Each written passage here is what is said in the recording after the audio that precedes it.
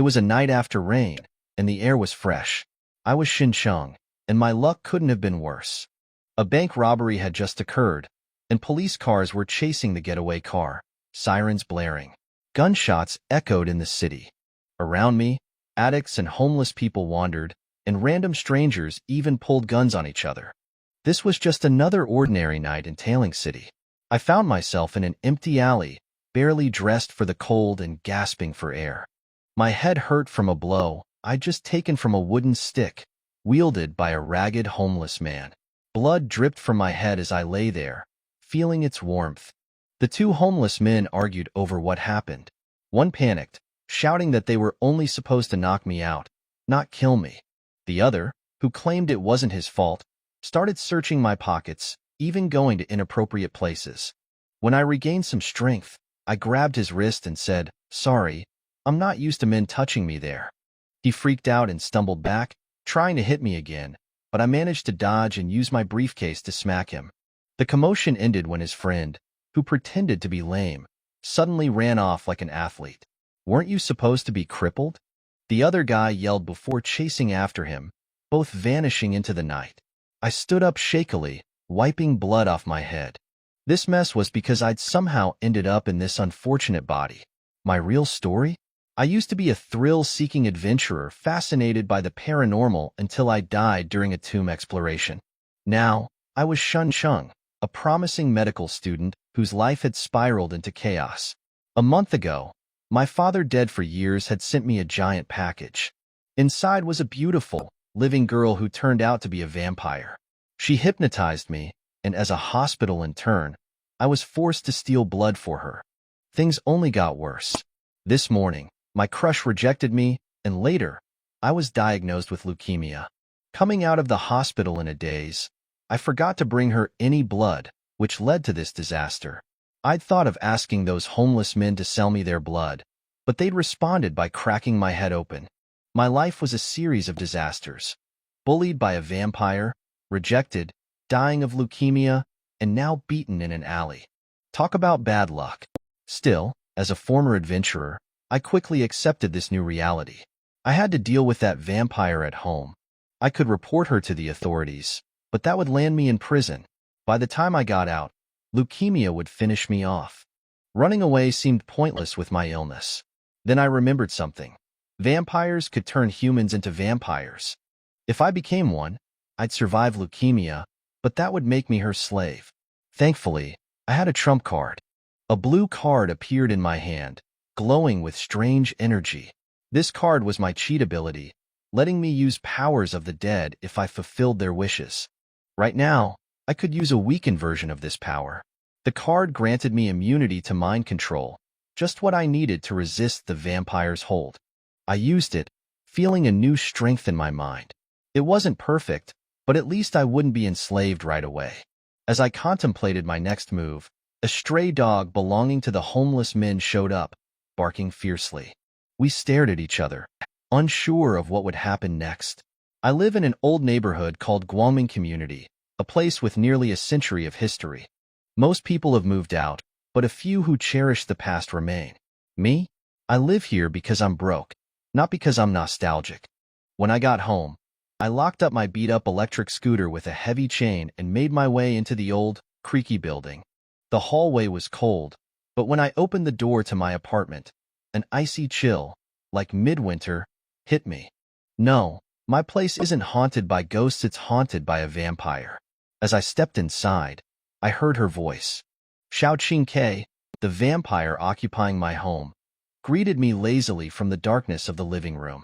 I couldn't help but tease her, calling her ghosty, which annoyed her as usual.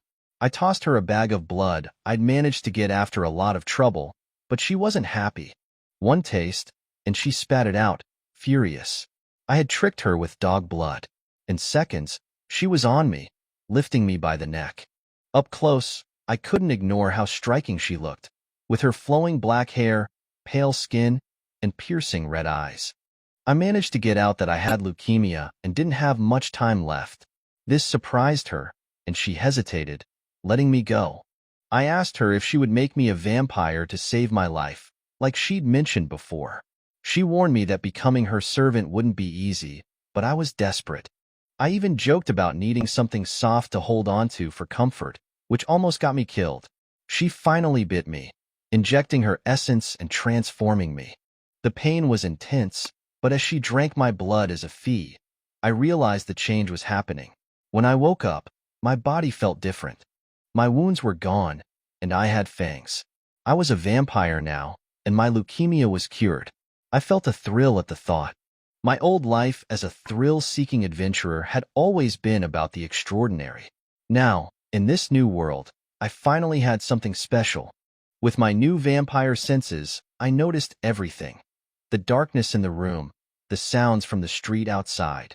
It was past 5 in the morning. I had been out cold for hours. Xiao Qingke sat on the couch, looking pleased with her new servant. She demanded my loyalty, but I couldn't resist teasing her. She tried to command me, but thanks to my upgraded power, I didn't have to obey. With my newfound strength, I lunged at her, prepared to fight. Years of adventures had taught me how to handle myself, and now, as a vampire, I was ready for anything. When Xiao Qingke realized something was off, she sprang up from the couch and lunged at me, her sharp nails aiming straight for my heart. I twisted just enough to avoid a fatal blow, but her hands still stabbed deep into my chest, narrowly missing my heart. I coughed up blood, but I didn't back down. Moving faster than she could react, I struck her neck with a knife hand blow, and suddenly her head went flying. Her decapitated body collapsed in front of the couch, while her head rolled across the floor, eyes wide with shock. "Weren't you supposed to control me?" she screamed from the ground. "How can you resist my power?" I just smirked. "Because you're weak." Her headless body twitched, trying to reattach itself, but I picked up her head by the hair. "So," I asked, "who's the boss now?" She glared at me, unwilling to admit defeat, but she tried to threaten me with something called the bloodline curse, which supposedly meant if she died, I would die too. At first, I doubted her, thinking it was another lie, but when I looked it up on my phone, I found plenty of stories from vampires suffering under this curse. It was real, after all. She seemed confident that I wouldn't risk it. I decided to teach her a lesson instead. I tied her head up in the living room and went to the kitchen, where I started making a big deal out of cooking. As I fried meat patties and listed off dishes, Xiao Qingchue's face turned pale. She finally broke, begging me to stop and spilling everything about her past. Turned out she was pretty new to being a vampire, only a few months in. She used to be just another university student, aiming for a laid-back life. She wanted an easy job, no stress, and a simple, happy existence. Hearing her backstory, I almost felt sorry for her. But for now, I knew one thing. If I had to deal with her, I had to be ready for more than just vampire curses. My life has become even more complicated since Xiao Qingke, a vampire, landed in my home. She told me her backstory, and it was a tragic one. Returning home during summer break, she found her father dead and her mother transformed into a vampire. Instead of killing her, her mother turned her into a vampire as well. From then on, Xiao Qingke was trapped under her mother's control and couldn't leave the house. Just a month ago, she drank some blood her mother brought, passed out, and woke up packaged as a delivery to my apartment. So, her mother was the one who sent her here. When I asked if she knew her mother's whereabouts, Xiao Qingke just shrugged, looking defeated. It turns out she, like me, is cursed by the bloodline curse, meaning if her mother dies, we both die. Great. Now we're both in the same sinking boat. I realized that even though turning into a vampire had saved me from leukemia and made me stronger, I wasn't free. I had to worry about this curse and Xiao Qingchue's mother, possibly even her grandmother or great-grandmother. What a family mess. Still, I refused to give up. My plan? Become the strongest, hunt down the vampire kings who created the curse, and break it. Simple, right? At dawn, I showered, marveling at my new muscular body. I wasn't the scrawny guy I used to be. Vampirism had its perks, like self-healing, super strength, and even hypnosis powers. But I needed to drink blood regularly now, at least every 3 days. Keeping my hospital job was crucial since it provided a steady blood supply. Xiao Qingke tried to sweet-talk me into letting her go, reminding me she cured my leukemia. I agreed she hadn't done anything too terrible, aside from using hypnosis to make me steal blood. I untied her head but, thinking twice, stuffed it into the freezer instead. Better safe than sorry. Her headless body went into the bathroom, locked up tight. I left for work at the hospital, struggling with the heat of the morning sun. Vampires hate the warmth, so I bought a hat and sunglasses to survive outside. The city was full of corruption and chaos, like something out of Gotham. At the hospital, I got into my routine. I dealt with patients, helped out a weeping wife who slipped me her number for house calls, and tried to ignore how surreal my life had become. 2 women walked into the office. One was Chen Ruoyan, a sweet nurse I used to have a crush on. The other, Bai Qiuning, a cold and distant research doctor who barely acknowledged anyone. Chen Ruoyan greeted me cheerfully, while Bai Qiuning acted like we were invisible. But when we left, Bai Qiuning did something strange. Alone, she picked up my pin, sniffed it, and even licked it, a blush spreading across her icy face. Xinchang and Chen Ruoyan walked side by side in the corridor of the hospital. She suddenly bent over and turned her head, looked at Shan Cheng's side face, and said with a smile, "Are you still angry because I rejected you yesterday? Didn't you agree to stay friends?" Her posture is cute, and being stared at by her beautiful big eyes, an average young person would really be unable to control herself. However, Xinchang felt that her rank was not low. What normal girl just rejected someone's confession yesterday and then smiled and wanted to continue being friends with someone today? This is at least the rank of a tea master. Seeing that Xincheng remained silent, Chen Ruoyan said in a coaxing tone like a puppy, "Okay, don't be angry. Haven't you been asking me to watch a movie? We'll go after get off work today." Xincheng glanced at her. "Shall I pay for the ticket? What if?" Chen Ruoyan couldn't help but smile. "Not only do you have to pay for the tickets, but you also have to pay for drinks and popcorn. This is an unspoken rule for inviting girls to watch movies." Xincheng nodded. "Okay, then you watch the movie and I'll watch you from the side." Chen Ruoyan pulled Xincheng's sleeves with her hands and said coquettishly, "What are you looking at me for?" Xincheng turned to look at her. "Let me see how thick-skinned you are." Chen Ruoyan's smile suddenly froze on her face. "Isn't it funny?" Xincheng explained. "I see how thick-skinned you are, but you are actually mocking you for being like a toilet that can only get in and out. You want me to buy everything." Chen Ruoyan laughed awkwardly. Xincheng slapped her hand away. "Don't contact me again. I'm afraid my girlfriend will misunderstand." Chen Ruoyan finally came to her senses and said in surprise, "When did you have a girlfriend?" "Future." Xincheng said a word and turned to leave, leaving Chen Ruoyan alone and messy in the wind. Director Zhang's name is Zhang Jiwen, and he is the medical director of the hospital. He is only 35 years old this year and can be regarded as young and promising. He has a wide network of contacts in the hospital, a good reputation, and is very handsome. He is the dream lover of many female doctors, nurses, and even female patients. As an intern, Xincheng also received a lot of help from Zhang Jiwen. Because of Xiao Qingke, his predecessor made continuous mistakes at work, and it was Zhang Jiwen who spoke for him so that he was not demerit. Arriving at the door of the office, Xincheng knocked on the door and opened the door after hearing the invitation. Zhang Jiwen is sitting behind the desk, wearing half-rimmed glasses. His handsome face is fairer than that of women. In ancient times, he would have been a handsome young man. "Director Zhang, do you have anything to do with me?" Zhang Jiwen put down the pen in his hand, stood up, and looked at Xincheng. Suddenly, he took out a document from the drawer and threw it on the table. He said dissatisfiedly, "Why didn't you tell me about such a big thing earlier?" When Xincheng took a look before leaving, he realized that the document turned out to be his physical examination report. It is really touching that a medical director cares so much about the health of interns. Although Xincheng has been cured of leukemia, he still pretends to be sad. "I'm sorry, but I don't want to trouble others." "How can you trouble others?" Zhang Jiwen stood up excitedly, walked around the desk to Xincheng's side, stretched out his hand to hold his shoulder. "We are colleagues, and colleagues should help each other." After saying that, he suddenly sniffed, as if he smelled something, and his eyes suddenly changed.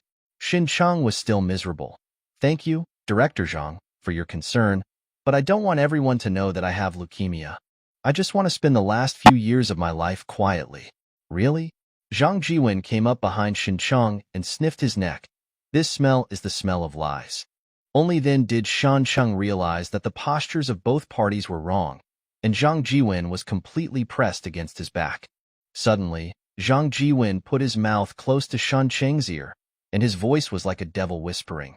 Who turned you into a vampire? Shincheng was shocked. He turned around suddenly and found that Zhang Jiwen behind him had disappeared. When he turned back, he saw that Zhang Jiwen had returned to his seat without anyone noticing, with his fingers crossed and a smile on his face. Shincheng stared at Zhang Jiwen. His first reaction was that Xiao Qingke told Zhang Jiwen his identity, otherwise it would not have been leaked so quickly. But if you think about it carefully, it's wrong. If it was Xiao Qingke who said it, then Zhang Jiwen wouldn't ask who turned you into a vampire? Don't be nervous, don't be afraid. When Zhang Jiwen saw Shincheng's fury, he smiled and reassured. I am also a vampire, the same kind as you. As he spoke, his eyes had turned blood red, and his two fangs were looming. Shincheng slowly put away his guarded posture. Director Zhang, the lover of the public, turned out to be a vampire. I guess many female doctors and nurses will be heartbroken, or maybe even more excited. He also didn't expect that Zhang Jiwen, who had such a good reputation in the hospital, could actually be a vampire. But it's normal to think about it. The hospital is the easiest place to come into contact with blood.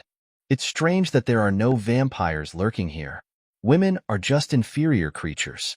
Zhang Jiwen seemed a little disgusted with women. After making a mockery, he asked the question again. Who turned you into a vampire? Shincheng answered half-truth. It's a vampire I just met not long ago. Because I have leukemia, I asked her for help. Zhang Jiwen's face darkened for a moment, then returned to normal, so fast that people thought it was an illusion. I see. No wonder the amount of blood in the hospital has been a bit inconsistent recently. It turns out you took it away. He picked up the medical examination report in his hand with a look of regret on his face. Originally, I was very optimistic about you and wanted to help you treat your illness. I didn't expect that other vampires would get there first. It's such a pity. Shincheng couldn't understand Zhang Jiwen's purpose, so he could only say, Thank you, Director Zhang, for your concern. I will compensate the hospital for the loss of blood. No, it's just a small matter. Zhang Jiwen put down the physical examination report and looked directly at Shincheng. Shincheng, I felt like old friends at first sight. I really hope to become a real family with you. I missed it like this. I really can't reconcile myself to you. Go back and tell your vampire friends to transfer you to me. Shincheng frowned and said, Isn't this not good? Nothing bad. Zhang Jiwen suddenly stood up. What future can a vampire who needs you to steal blood and support have? Come to me. I can provide you with endless resources. At this moment, Zhang Jiwen was interrupted by a knock on the door. He frowned slightly. Come in. A young and beautiful female nurse pushed open the door and was a little surprised to see Shincheng here. The next second her attention was attracted to Zhang Jiwen, nervous and shy. Director Zhang, you haven't had breakfast yet? I just made one here. Zhang Jiwen looked at the lunchbox in her hand and suddenly showed a gentle smile. Thank you. I happen to be hungry. You're welcome. If you like, I can make it for you every day. The female nurse did not expect that Zhang Jiwen would accept her breakfast. She walked over happily, took out the food from the lunchbox and put it on the desk. Zhang Jiwen came up behind the female nurse at some point and gently hugged her waist. The female nurse was startled. Director Zhang, there is someone else here. Shincheng, shall I go? The next second, he saw Zhang Jiwen open his mouth and bite the female nurse's neck hard. The female nurse's shy expression froze on her face. She struggled subconsciously, but her body was locked tightly, and she let out several vague screams. Shincheng's eyes turned cold, and he clenched his fists subconsciously. But he still resisted the urge to save people because he realized that there was a huge gap in strength between himself and Zhang Jiwen, and he couldn't even see the other's movements clearly. At the same time, Shincheng also remembered that the nurses in the hospital changed very quickly, and there were always some young and beautiful nurses who would suddenly leave and disappear. Now he finally knew where they had gone. In the blink of an eye, The female nurse lost too much blood and passed out. She probably never imagined that she would be unlucky for no reason just by delivering breakfast to her crush. Zhang Jiwen let go of his bloody mouth and pushed the female nurse towards Shen Cheng. Let's take it while it's hot. Shen Cheng caught the female nurse with both hands and found that she was not dead but just hypnotized, so he gently placed her on the ground. Facing Zhang Jiwen's confused eyes, he shook his head and said, "I don't eat leftovers." Shen Cheng hesitated.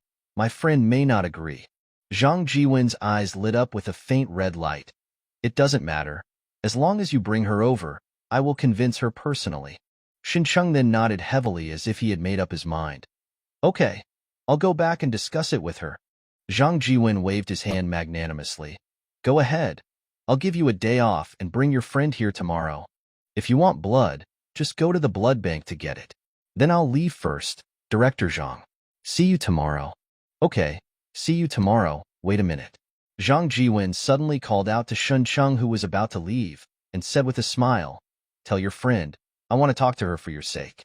If she does any small tricks, such as taking you away overnight, tailing city and the like, I will be very unhappy and will easily find you." Shen Cheng nodded. "I will persuade her carefully." After walking out of the office and waiting for the door to close, Shen Cheng's expression turned completely cold. He now has a 90% probability that he does not have leukemia at all. The physical examination report was forged by Zhang Jiwen in order to deceive himself into becoming a vampire. His grandma's.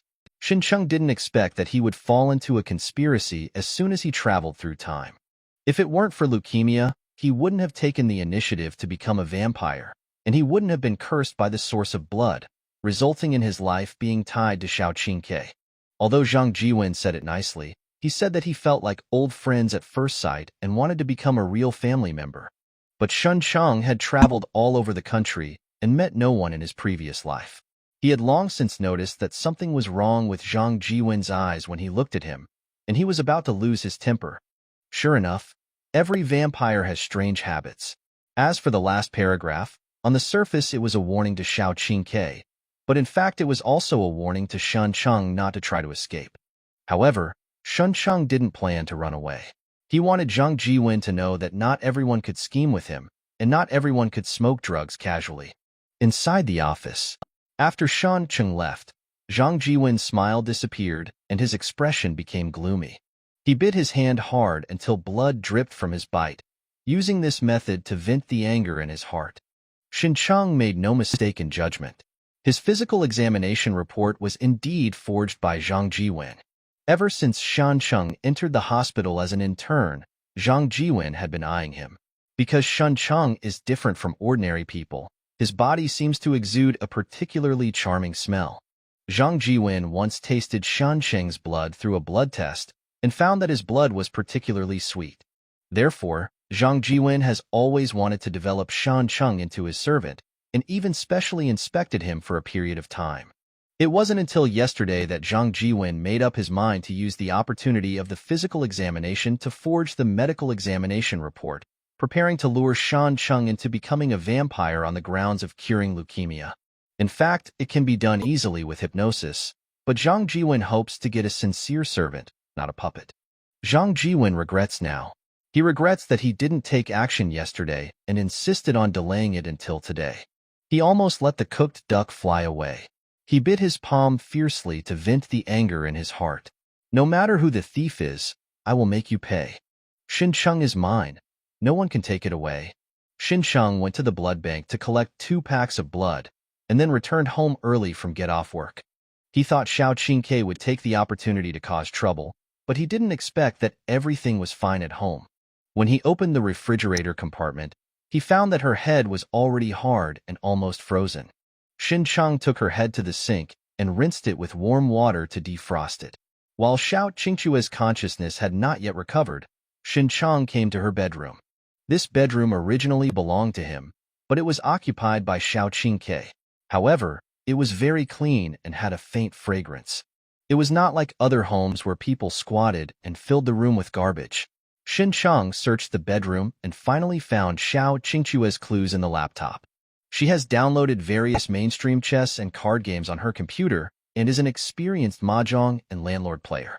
In addition, she also has writing software and is actually a novelist.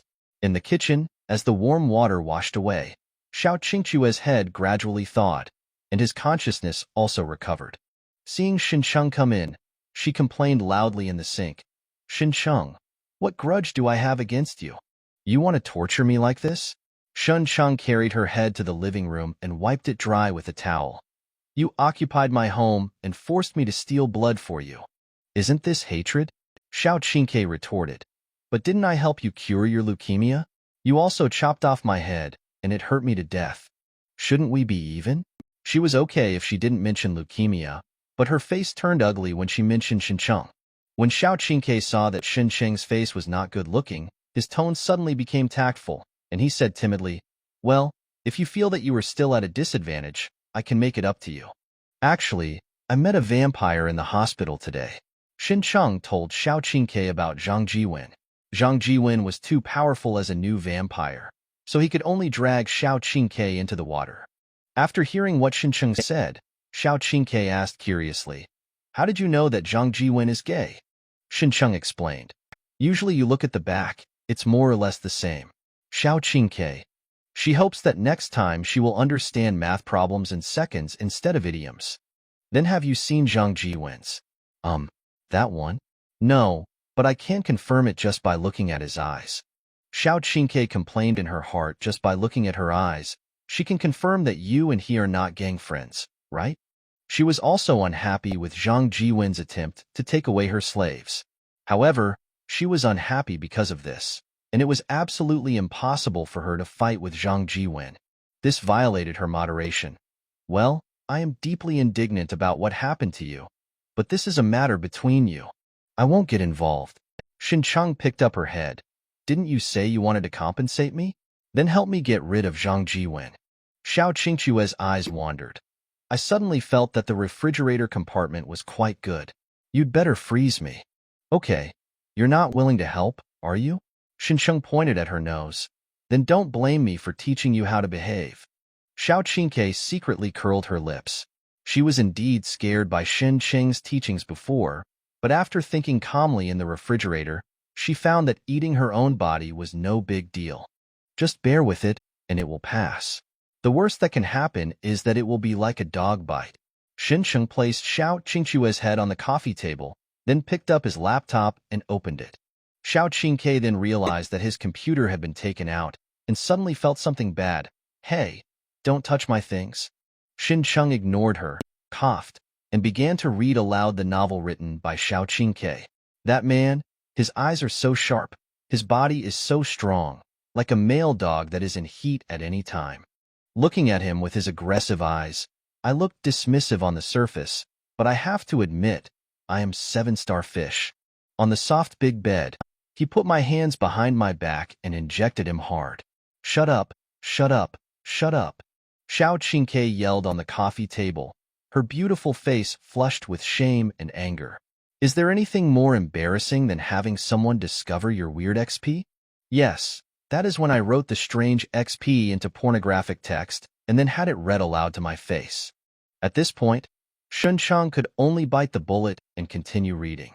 "I escaped from the place where I was imprisoned, but before I could escape very far, I was captured again. He beat me to my knees, and then forced me to be his star-wrath man. I was filled with puffs, I raged, I whined, I cried. But no one knows, and he doesn't know, but I actually enjoy it." After reading this, Xincheng felt more and more familiar. He thought about it carefully before finally remembering that this was a very famous contrast which pornographic article on the internet recently. The author is called Little Bird Likes to Eat Puffs and is a rising star in the pornographic world. The predecessor even took this little pornographic article and used his grappling hand to rush through it several times. The flood really washed away the Dragon King temple. "Shut up, please stop reading. Stop reading." Xiao Qingque had screamed hoarse and burst into tears. She finally understood what it felt like to be truly dead in society. At this moment, she wished she could hide in the cold room of the refrigerator and spend the rest of her life. Xincheng didn't have the nerve to say that I rushed over with your pornographic article. He closed the notebook and couldn't help but praise. I didn't expect that teacher Zyquek seemed to be lazy, but in his heart he was so slutty. The pornographic article was written so well.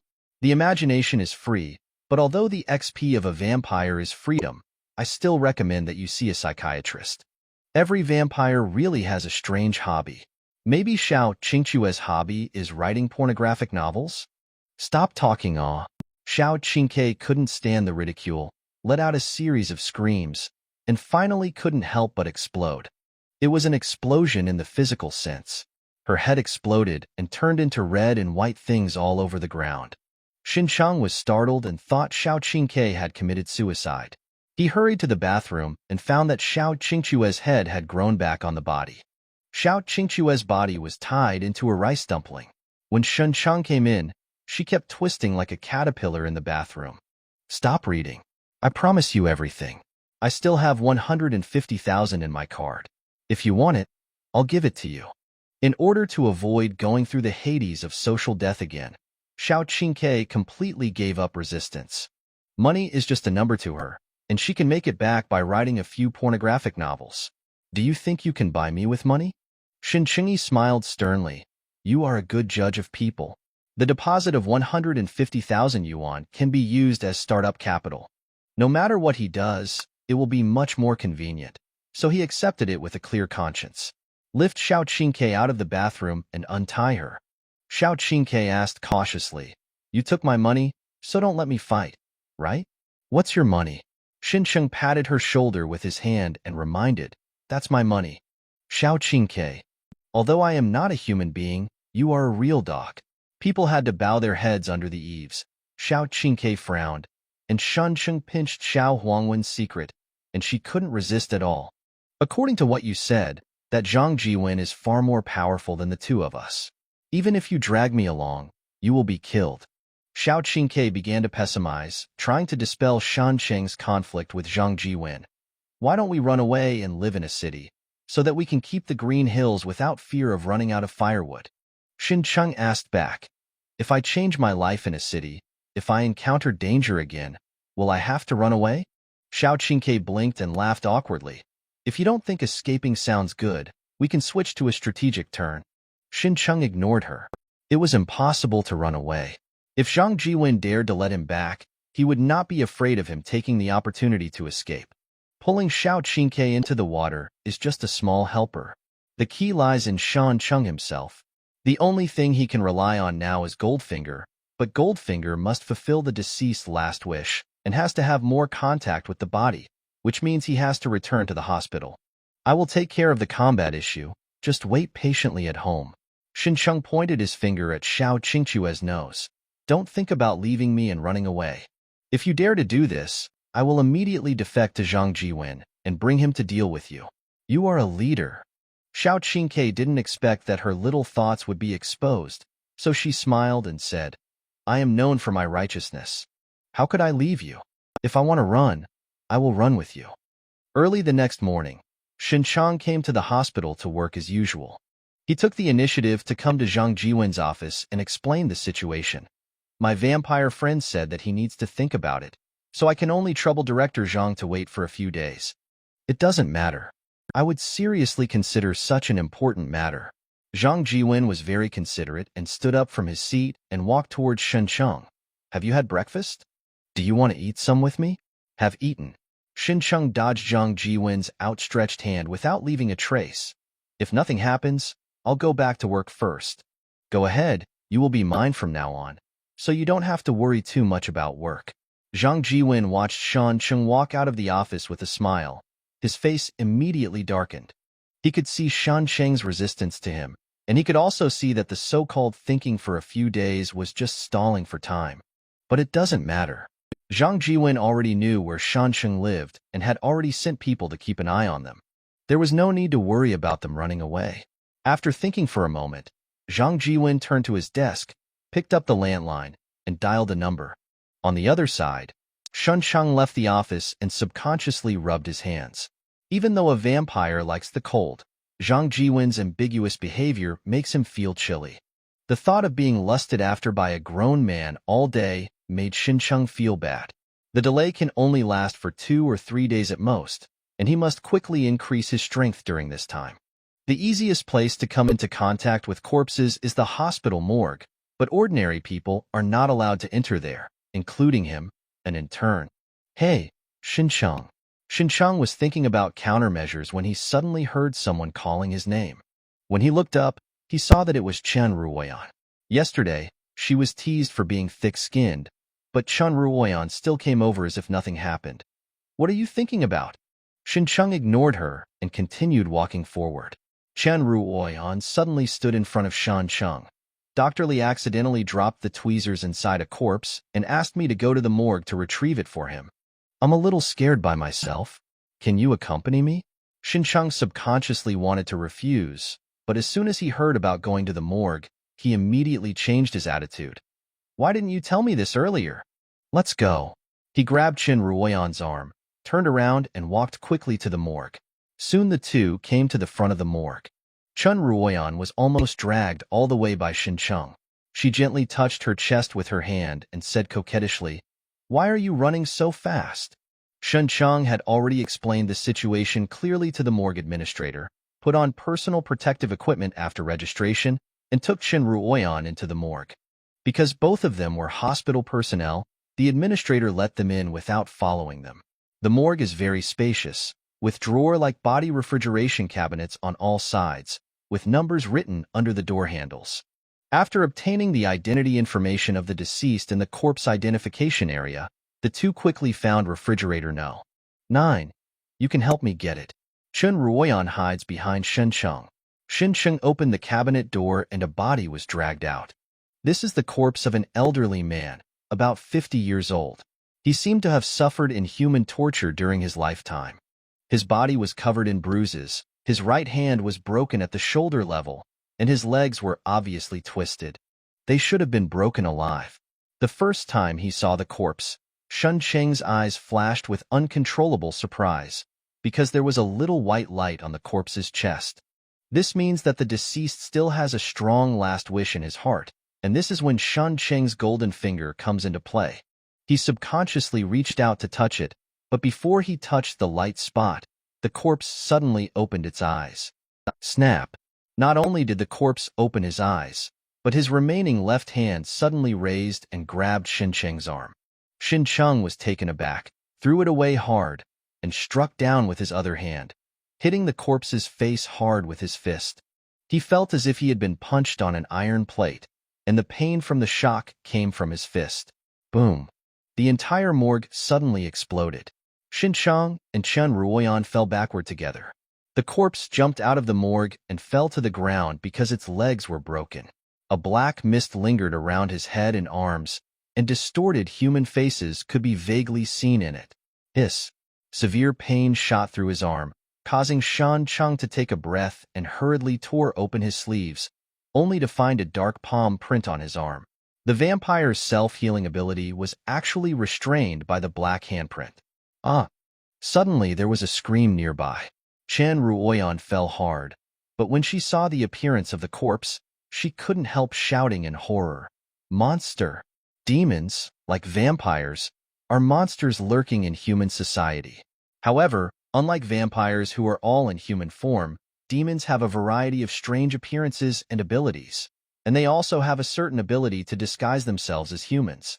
The demon in front of him couldn't walk with its legs. It supported the floor with one hand, jumped up like a frog, and pounced on Xincheng and Chen Ruoyan. Xincheng realized that the black mist on the demon's body had a restraining effect on the vampire, and he did not dare to be touched by the opponent. He kicked Chen Ruoyan, sending Chen Ruoyan flying away, and he also ran back. The demon seemed to have spotted Xincheng and jumped towards him. Xincheng relied on the vampire's powerful physique to dodge around the morgue, but the demon's speed was not slow at all, or even faster. In the blink of an eye, Xincheng was forced into a corner with nowhere to hide. Facing the monster that was charging towards him, he turned sideways to avoid the opponent's hand, and at the same time made a very standard punch while leaning down. His fist hit the monster's jaw and knocked it away. At the same time as the contact, Xincheng's fist was also stained with black mist, which began to erode the flesh and blood. Xincheng immediately opened the morgue on the side, reached in, and closed the morgue hard.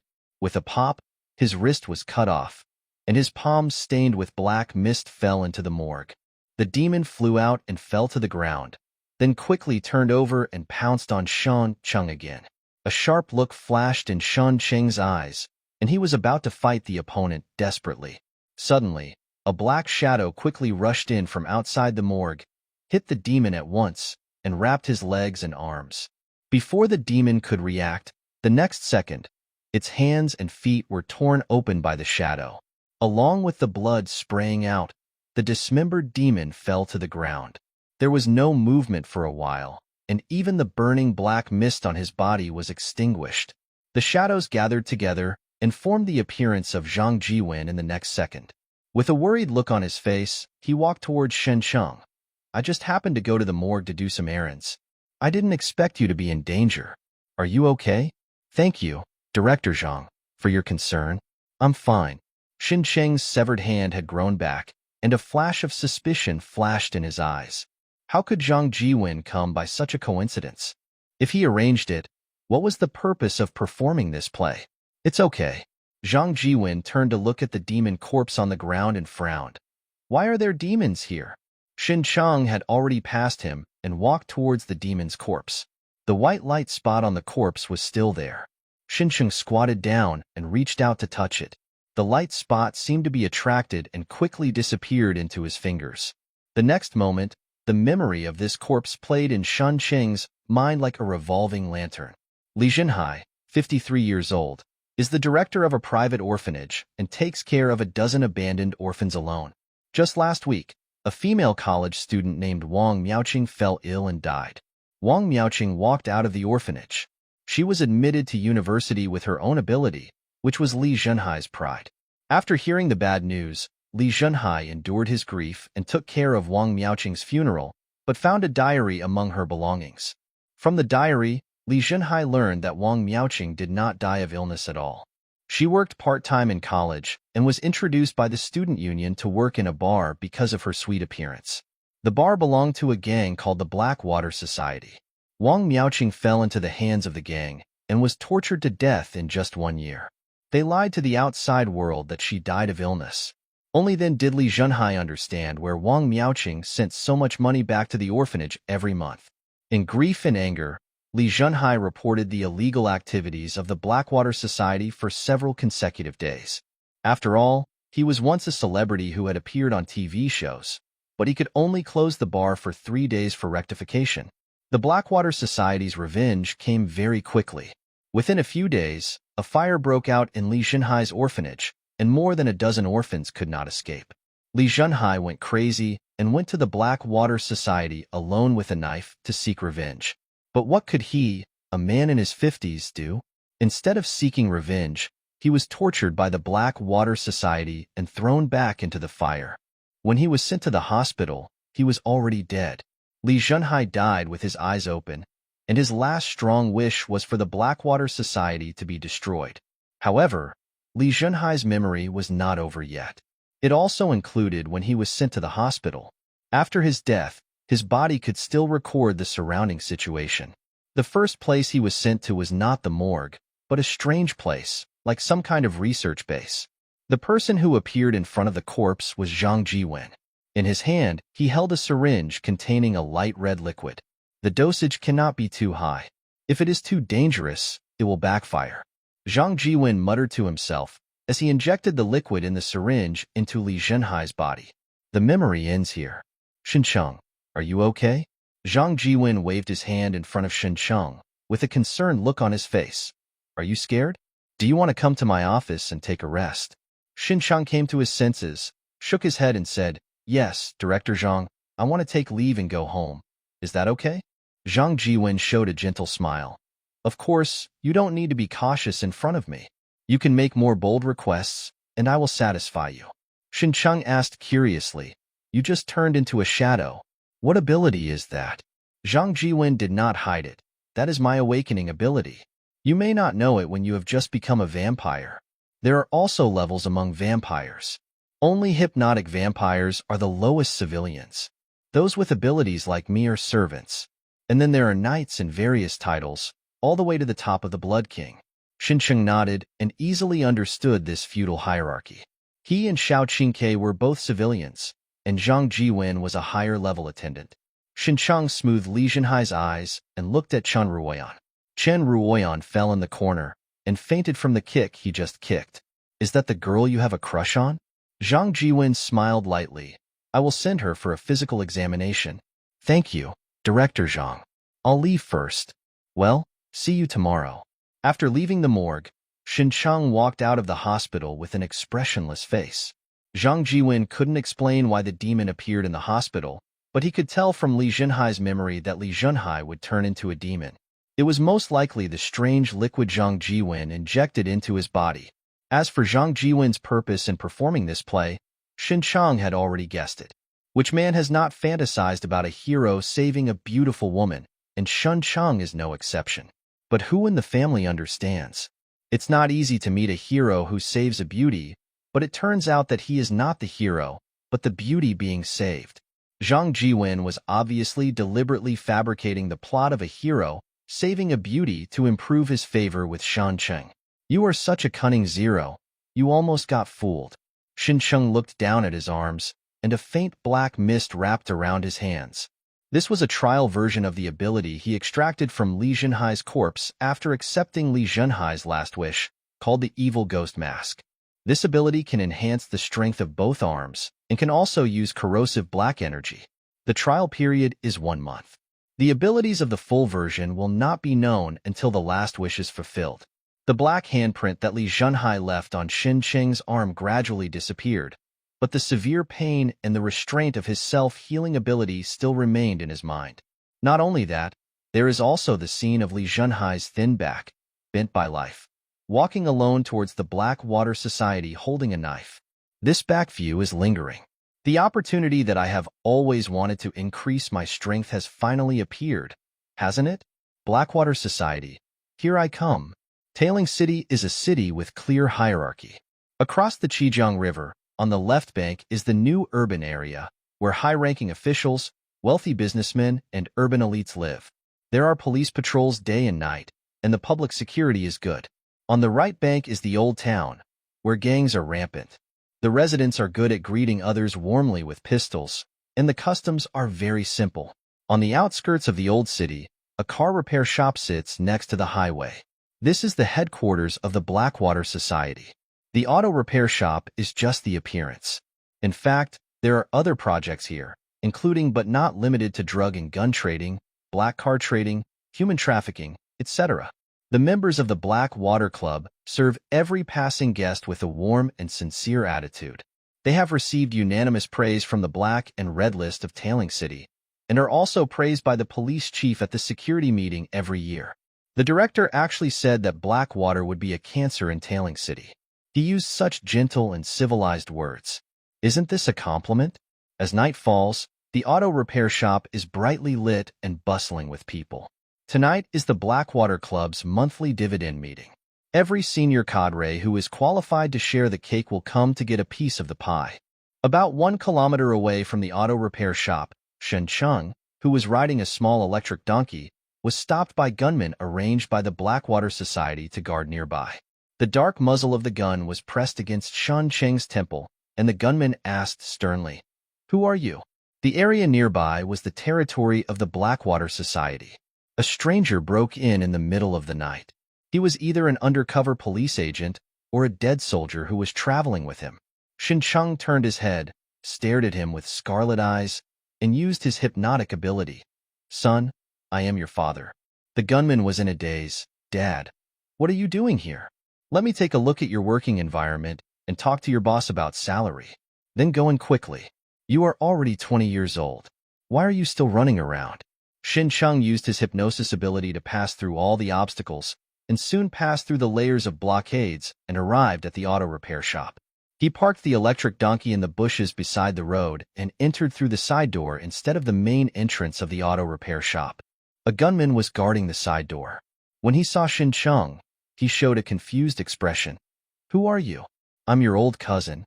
Don't you remember me?" Xincheng walked over enthusiastically and put his arms around the gunman. "Is the president in there?" The gunman was in a trance, feeling as if he did have an old cousin, and they were hanging out together. The president is sharing the profits, and there is a shortage of people in the kitchen. Please go in and help. Thank you, old cousin. I'll treat you to dinner later. Xinchang entered the auto repair shop and found that the space was open and had been transformed into a gathering place. Nearly 100 members of the Blackwater Club were scattered among them. Some were playing billiards, some playing cards, and others gathered in front of the bar. Drink wine. The soothing music made these gang cadres relax their vigilance, gather together, and talk loudly about their great achievements. In the eyes of this group of people, murder and arson are just commonplace things that are not worth mentioning. They must be more outrageous and inhumane in order to stand out in the gang. Only the central area remained a little serious, because Peng Hong, the president of the Blackwater Society, was leading a meeting with a group of senior cadres. Xincheng only glanced at it and did not rush forward because his hypnotic ability was not yet capable of large-scale hypnosis. When we came to the kitchen, it was already in full swing, with all kinds of delicacies piled on the table. Every time after the dividend meeting, the top executives of the Blackwater Club would have a dinner together. This was already a routine. The kitchen was so busy that no one even noticed Shun Cheng's unfamiliar face. He was dragged to work as soon as he came in. Taking advantage of the opportunity of working, Shun Cheng quietly came to the beer barrel that was half a man tall. When no one was watching, he poked a hole in the beer barrel with his sharp nails and poured in all the medicine powder he carried. Peng Hong was wearing a long mink coat, had a shiny slicked back hair, and had a dignified square face. I am 45 years old this year, which is the prime of my life. He leaned on the sofa, smoking a cigar, and enjoying the respectful or awe-inspiring looks from the cadres. The long table in front of him was piled with banknotes. This was only Blackwater's profit for the past month, but it was already almost as much as some large companies' earnings from a year's hard work. Therefore, the most profitable industries are often written in the criminal law. A beautiful young woman was standing behind Peng Hong, gently massaging his shoulders. The young woman had a smile on her face, but there was no light in her eyes, like a puppet without a soul. Last month, she was still a university teacher with a loving husband and a daughter who had just entered junior high school. Just because of an accidental encounter with Peng Hong, her husband has now turned into ashes. She also became Peng Heng's 59th mistress, and his daughter also had a godfather who would get into her bed. After the dividends were distributed, all the money on the table was collected, and the kitchen served steaming delicacies from land and sea, as well as beer. Everyone.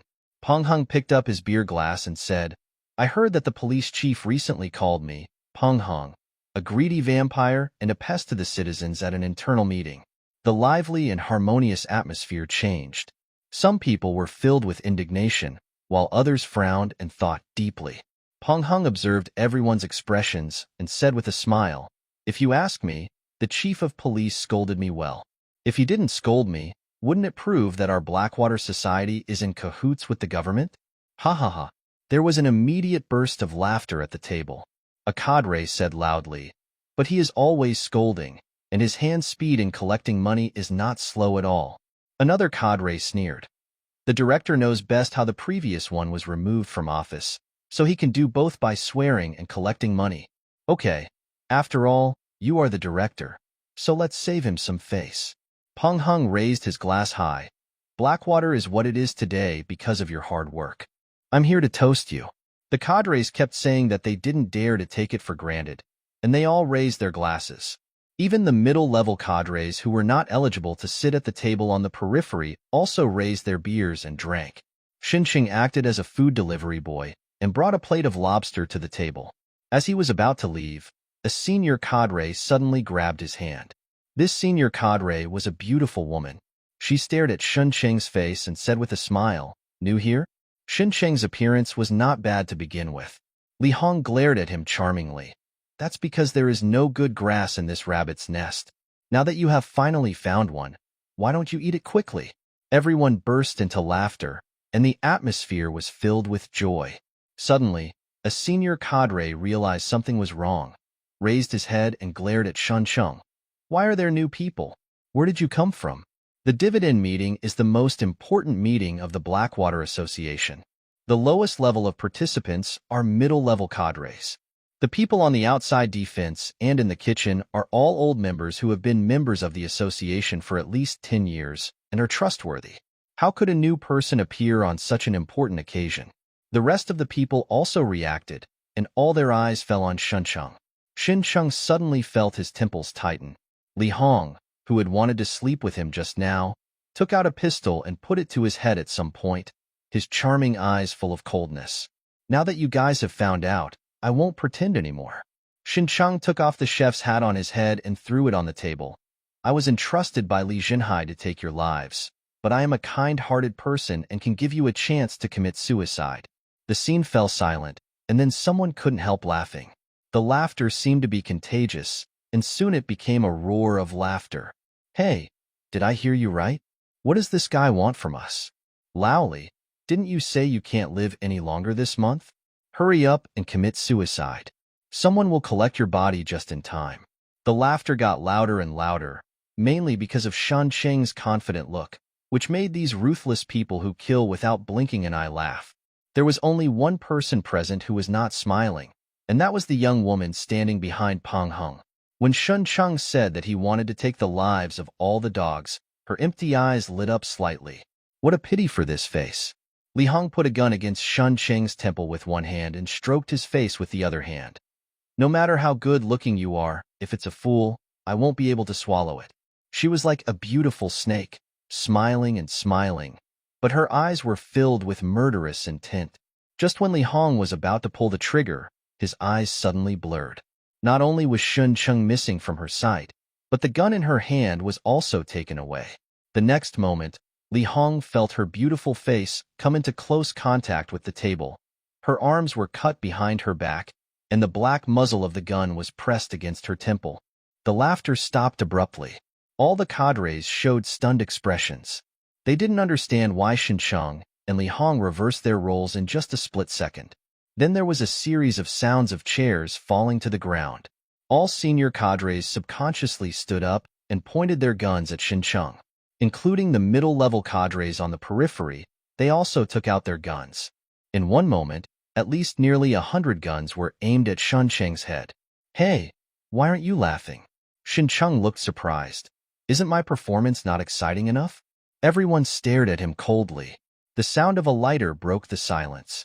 Peng Heng, who had been silent all this time, lit a cigar at this moment, crossed his legs, and asked unhurriedly, "Who is Li Jinhai?" Not only Peng Heng, but also other senior cadres have never heard of this name. A little old man. Li Hong, who was pinned down by Shuncheng on the table, spoke with a soft tone and a calm face, without any fear of being held hostage. He reported my bar, so I gave him a little revenge. Shuncheng looked down at her, and his voice became lower for the first time. You set fire to the orphanage as a small revenge? Li Hong sneered. Ask around. Is this serious? Shuncheng raised his head and looked around, and found that all the cadres had an expression of just for this little thing. He suddenly understood. These are a group of beasts in human skins, and even Zhang Jiwen appears gentler and more harmless than them. Young people, what can you do? Have you ever heard of the humorous purple sweet potato man? He can kill half the universe with just a snap of his fingers. Shuncheng raised his hand that was not holding the gun and snapped his fingers. I'm not as powerful as him. I can only paralyze you. Peng Heng frowned and stared at Shuncheng, and the others also looked like they didn't understand. Ouch! Suddenly, a senior cadre covered his stomach with his hands and groaned in pain. Like an invisible infectious disease, in the blink of an eye, ouch sounds came one after another, and everyone covered their stomachs, showing their masks of pain. The same goes for Peng Heng, but he held it back with amazing perseverance and glared at Shuncheng. Are you poisoning us? Sorry, after all, I am only one person and can only do this. Shuncheng did not fight head-on because he was a vampire, but used a clever method. Don't worry, I just gave you some powerful laxatives and aphrodisiacs. In fact, he also wanted to get some poison to kill all these people, but it was difficult to find it in a short time, so he had to use laxatives to make up for it. Along with the angry curses of the cadres and the unbearable popping sounds, the stench began to fill the air. There were also two male cadres who were all hot and couldn't control themselves. They hugged each other and began to chew. The effect of aphrodisiacs was terrifying. You don't have to worry either. Xincheng suddenly reminded. Aphrodisiacs are for pigs and have no effect on humans. Everyone subconsciously forgot about the pain and looked at the two cadres who couldn't control themselves and kissed. There are actually two crooks hiding in our upright Blackwater Club. President, don't worry about me. Li Hong endured the pain in his stomach, looked sideways at Xincheng, and even smiled charmingly. Kill me if you dare. Bang! The bullet instantly penetrated Li Hong's temple, shooting out a ball of blood. Li Hong's charming expression was frozen on her face. Her eyes widened, as if she couldn't believe till the end that Xincheng really dared to shoot. Everyone heard it. Xincheng spread his hands and looked innocent. She strongly asked me to kill her. I was just fulfilling her wish. What responded to him was fierce gunfire and countless bullets. The cadres took action in anger, and the entire auto repair shop erupted with gunfire and bullets flying randomly. However, this group of people was in a state of severe diarrhea at the moment and could barely stand, let alone shoot. Few bullets could accurately hit Xincheng, but instead accidentally injured several of his accomplices. Xincheng had already disappeared on the spot, his hands wrapped with black energy, and he rushed towards the nearest cadre at an extremely fast speed. Just as the opponent was about to dodge, Xincheng stabbed his claw into the chest, crushing his heart. He turned around and fired twice, hitting the heads of two other cadres, then dropped the corpse in his hand and pounced on the fourth man. The cadres screamed in panic and kept firing with the guns in their hands, but they could not hit the fast Xincheng. However, they themselves were unable to move due to diarrhea, and Xincheng harvested their lives one after another. If he is pulled out here, then the boss's career will be over, right? Peng Heng turned to look at the young man closest to him and urged, Mr. Wang, take action quickly.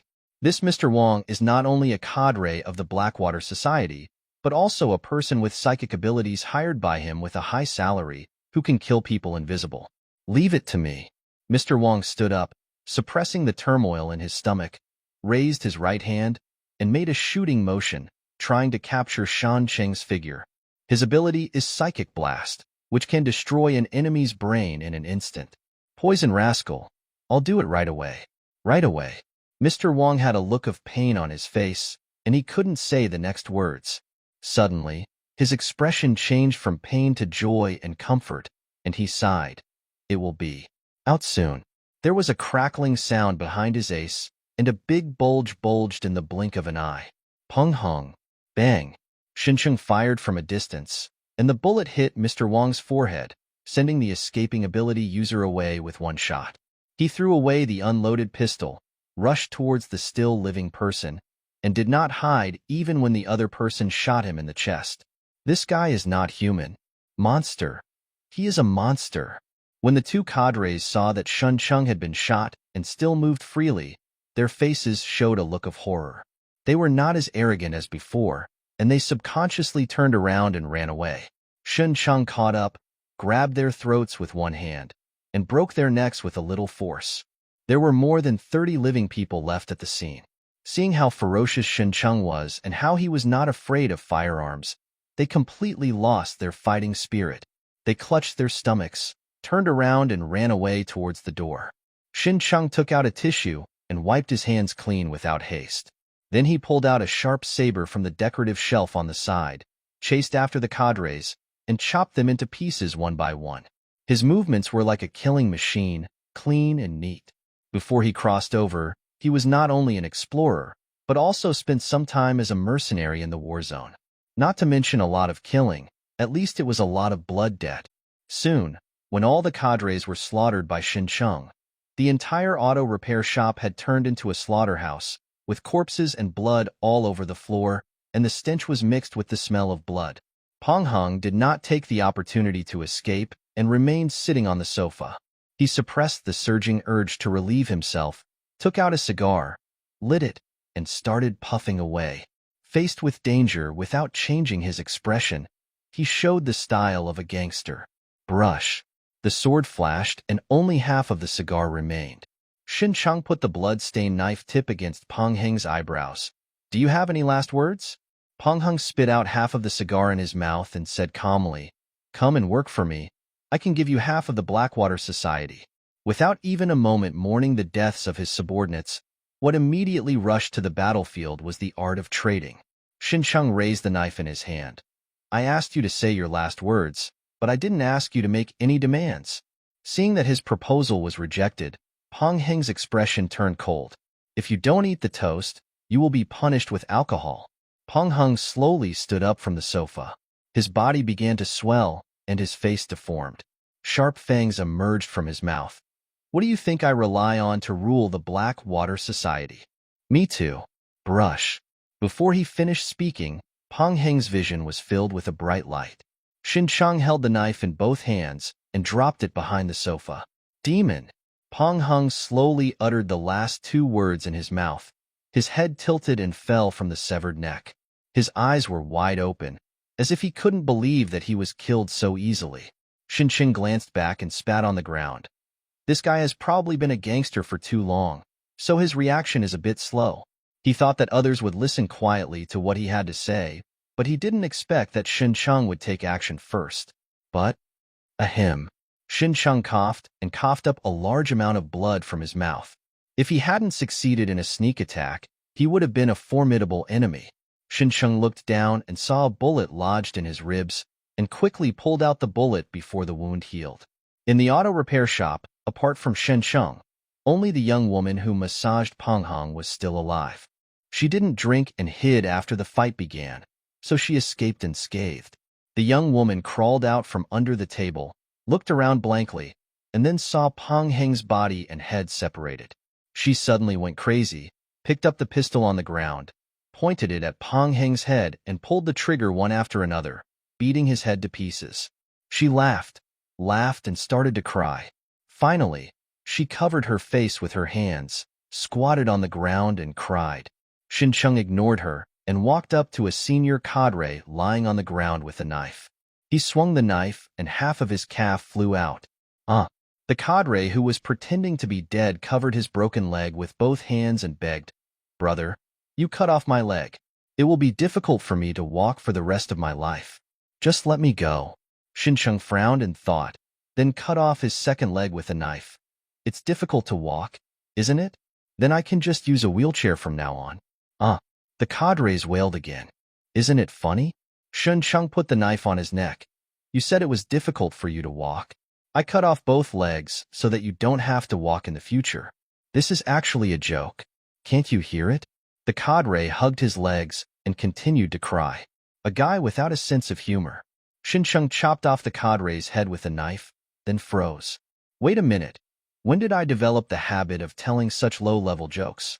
Xincheng frowned and thought, and suddenly realized the reason. Is this the habit I awakened after becoming a vampire?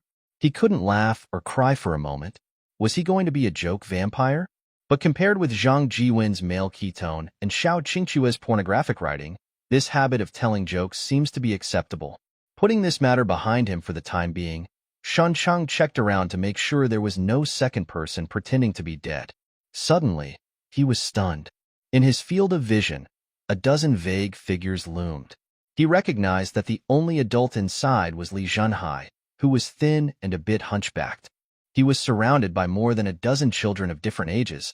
The oldest was 15 or 16 years old, and the youngest was only 3 or 4 years old. Li Zhenhai looked at Xincheng with grateful eyes, and then led a dozen children to bow to him. Xincheng didn't know how to react, so he could only smile. The children waved goodbye to him, crowded around Li Zhenhai, and gradually disappeared. Xincheng didn't know if this scene was an illusion. He just hoped that there really would be a paradise in this world where both good and good people could live. After the souls of Li Zhenhai and the children disappeared, there was a black card in his hand, with a ghost mask painted on the front, which could only cover his eyes and nose. This was Li Zhenhai and his children's reward for him after he fulfilled Li Zhenhai's last wish, the complete version of the evil ghost mask. Cards of different colors represent different levels. White is the lowest 1-star card, followed by 2-star blue, 3-star red, 4-star purple, 5-star gold, and then up to 6-star platinum. Black is a special card with no level. The card Xincheng drew from his predecessor last time was blue, with a 2-star ability to cut off shackles, and he could be immune to mental control that was 5 times higher than his own mental power. This time it's black without grade. With expectation, Shun Chung read the information in the card and found that it was a growth-oriented ability. Summoning an evil ghost mask and putting it on yourself not only enhances your physique and strength, but also allows you to feel the energy fluctuations and emotions around you. You can also use a negative energy called ghost energy. Moreover, the evil ghost mask is the resentment of Li Zhenhai and a dozen children in the orphanage, so it has the ability to absorb resentment. When Xincheng kills an enemy while wearing the ghost mask, he can absorb the enemy's resentment to permanently strengthen the ghost mask. Xincheng felt like he had won the jackpot by buying a lottery ticket. Just from the skill description of the demon mask, you could tell how much of a supermodel he was. Moreover, it is a growth-oriented ability, and the future is limitless. Xincheng held the black card between his fingers and flicked it forward. The card spun and flew in the air, gradually decomposing and turning into countless debris and disappearing. Along with the black ghost energy, an evil ghost mask appeared on Shan Cheng's face, only covering the upper half of his face. He opened his blood-red eyes, mist-like black ghost energy surrounded his body and arms, and his black hair was fluttering slightly. This appearance resembles an evil messenger coming out of the netherworld. The black ghost energy wrapped around his arms has a corrosive effect. Today in the hospital, Li Zhenhai used this power after he turned into a demon. It can restrain the vampire's self-healing ability. Xincheng clenched his fists and could feel that with the blessing of the evil ghost mask, his physique and strength had increased at least 3 times. He looked up and saw black resentment everywhere in the entire auto repair shop, with distorted human faces wailing in resentment. In particular, Peng Hong had the greatest grievance and was the strongest, but he fell down before he could take action, so he died the most unwillingly. Xincheng was not polite, opened his arms, and used the absorptive power of the evil ghost mask. All the resentment surged over uncontrollably, and the wailing human face above disappeared into his body, like a ghost swallowed by Hades. The grievances were swept away, and the originally gloomy auto repair shop returned to normal. Xincheng burped, and the information after absorbing the resentment appeared in his mind. Evil ghost mask. Nearly 100 people died at 2%, and with the addition of an ability user and a demon, it only upgraded to 2%, which is really stingy. However, this was not just experience value. Xincheng felt that his strength had been further enhanced after absorbing the resentment. After the young woman beat Peng Heng's head to pieces, she sat on the ground laughing and crying for a while. She suddenly raised the pistol and pointed it at her head. Just as she was about to pull the trigger, she felt her hand empty. She opened her eyes and found that the pistol had been taken away by Xincheng. She was only grateful to the young man who destroyed the Blackwater Society, but at this moment she still complained. "Why did you stop me?" "Because your pistol is out of bullets." Xincheng took out the empty magazine, replaced it with a new one, and handed it to the young woman. "Here, young woman. Are you the legendary benefactor?" She silently took the pistol and pressed the muzzle to her temple. Then, she saw Xincheng taking out his cell phone and pointing it at her. "You are busy with your business. In fact, I am a curious video blogger, and I just need material to commit suicide. Don't worry, you are so beautiful. I will definitely be able to help you." Fire. The young woman didn't know whether to laugh or cry. "I'm already dead. Why do I care about the fire?" Xincheng corrected her. "I meant to help you be cremated." The young woman looked constipated. "Then I really thank you. Isn't it funny?" Xincheng explained. Fire and fire sound the same, but they actually have 2 different meanings. I confused them together, which created a humorous effect. After being treated like this by Xincheng, the young woman lost her suicidal mood and threw the pistol on the ground. Young woman. She suddenly wanted to pick up the pistol and shoot Xincheng hard. Xincheng ignored her and started to deal with the aftermath. After the deaths of these gang cadres, many corpses had their last wishes written on them. However, their last wishes were to live, and Xincheng could not help them survive. He gathered all the bodies, then found some fuel from the kitchen, poured it around and lit it. By the time he and the young woman left, the flames had turned into a raging fire, burning the entire auto repair shop. The young woman stared at the burning fire in a daze. Suddenly she heard Xincheng greeting her. She turned around and met a pair of scarlet eyes. I don't know what happened to you. Since the Blackwater Society has been destroyed, just live well. After saying that, Shen Cheng handed her the box in his hand, which was full of banknotes. This money is enough for you to be worry-free for the rest of your life. After thinking about it, he took out the money that Li Hong had stuffed in from his crotch and stuffed it into the young woman's hand. Shin Cheng didn't leave any money for himself because he didn't bother to use the dirty money. If you don't have money, just ask her. The young woman did not refuse and took the box silently. Can you tell me your name? Xiao Qingke. My name is Zhang Meng. Zhang Meng kept the name Xiao Qingke firmly in her heart, but she didn't know that she had been hypnotized by Shin Cheng, and it wouldn't take long before she would completely forget him. After Zhang Meng drove away, Shin Cheng took out his mobile phone and dialed Zhang Jiwen's number. In the new urban area, in a high-end apartment building, the staple food is the blood of a 15-year-old girl, which is then paired with various brands of famous wines to finally create a special blood cocktail. This is one of Zhang Jiwen's few hobbies. The cell phone placed aside suddenly rang. Zhang Jiwen never distracted himself from answering the phone when he was working, but this time the ringtone was a bit special. He had set it specially for Shan Cheng. He immediately put down the drink in his hand and took his cell phone to answer it. Shin Cheng, what's the matter with calling me so late? Director Zhang, my friend has agreed. Shin Cheng tried to keep his voice calm. When can we find a time to meet? Real? Zhang Jiwen's voice suddenly rose, and he said in surprise. Okay. Without further ado, let's meet tomorrow and tell your friend that the conditions I have given will never let her down. I thought it would have to be delayed for a few days, but I didn't expect that I agreed so quickly. It seemed that the drama performed in the hospital today was very successful and successfully improved his favorability in Shan Cheng's heart. The two chatted for a few more words and agreed on a time and place to meet tomorrow. Just when he was about to hang up, Zhang Jiwen said with a smile, I'm looking forward to meeting you tomorrow, Shin Cheng. I can't wait to become family with you. Shin Cheng also smiled from the bottom of his heart. Yes, I'm also looking forward to meeting tomorrow.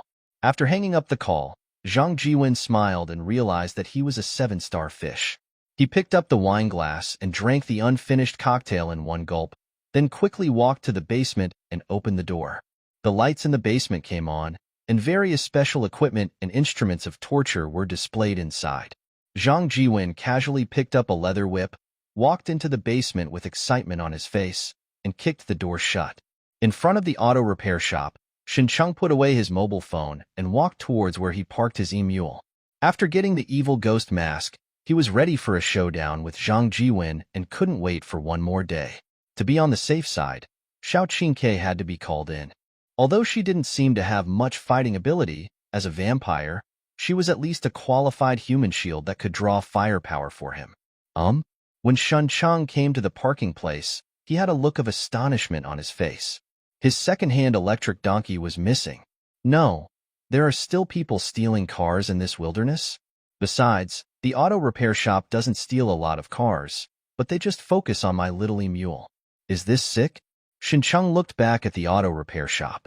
The fire had engulfed the entire auto repair shop.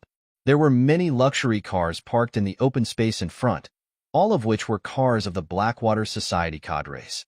But Shen Cheng never thought that his car would be stolen, so he didn't search the body for the car keys. Standing in the dark night, Shen Cheng felt messy in the wind. Why does this happen? After destroying the Blackwater Society and gaining powerful abilities, I should obviously feel happy. Dee-dee-dee-dee. The horn suddenly sounded. Shin Cheng turned around and saw that a heavy patrol motorcycle was speeding towards him. There were 3 people crowded in the car. They were all gunmen posted by the Blackwater Society to patrol nearby. He probably saw a fire in the auto repair shop, so he rushed back to see the situation. Seeing the motorcycle they were sitting on that looked very much like Aprilia, Shin Cheng immediately turned from sadness to joy and faced it head-on. Family members, you are finally here. The driver suddenly braked and stopped. The 2 well-trained gunmen behind him had already drawn their guns and pointed them at Shin Cheng. Stop! Why is the auto repair shop on fire? Shin Cheng wiped his face with his left hand, and an evil ghost mask appeared out of thin air, with black ghost energy surrounding his body and arms. As soon as he stepped on it, His whole body turned into a black shadow and rushed forward. The three people only felt their eyes blur. The next moment, the two gunmen sitting behind had been penetrated by Shan Cheng's black arms through their chests, and they were lifted up one by one. The rider who was about to draw his gun was stunned, especially when he saw Shan Cheng looking like a messenger from Hades.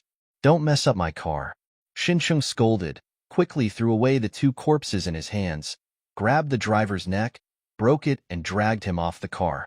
Fortunately, the seats were not stained with suspicious liquid. Shin Cheng wiped it with worry, then sat on it, started the motorcycle, and drove away. Although he lost his second-hand electric donkey, it was not a loss to find a motorcycle. After Shan Cheng left, a woman suddenly walked out of the dense bushes on the roadside, pushing a small electric donkey. This woman has long flowing hair, a delicate and beautiful face, and dark eyes that are deep and cold. The slim cut outlines a perfect figure, and the cold aura seems to be an insurmountable barrier, making people intimidated. If Shan Cheng leaves and comes back, he will find that this woman is Bai Qiuning, the famous iceberg goddess in the hospital, and the little electric donkey that Bai Qiuning is pushing is his lost car. Bai Qiuning looked at the direction where Shan Cheng disappeared and took a long time to look away. She slowly knelt down, pressed her fragile face against the seat of the little electric donkey, and gently rubbed it. It seems that in this way, I want to feel the warmth and breath of the little electric donkey owner. Early the next morning, Shan Cheng dragged Xiao Qingke out and went straight to the hospital. The meeting place agreed with Zhang Jiwen was in the hospital. Xiao Qingke wore a large coat and wrapped herself tightly, for fear of being exposed to the sun. Since becoming a vampire, she has either been imprisoned at home by her mother, or has been hiding in Shan Cheng's house as a squatter, never leaving the house once.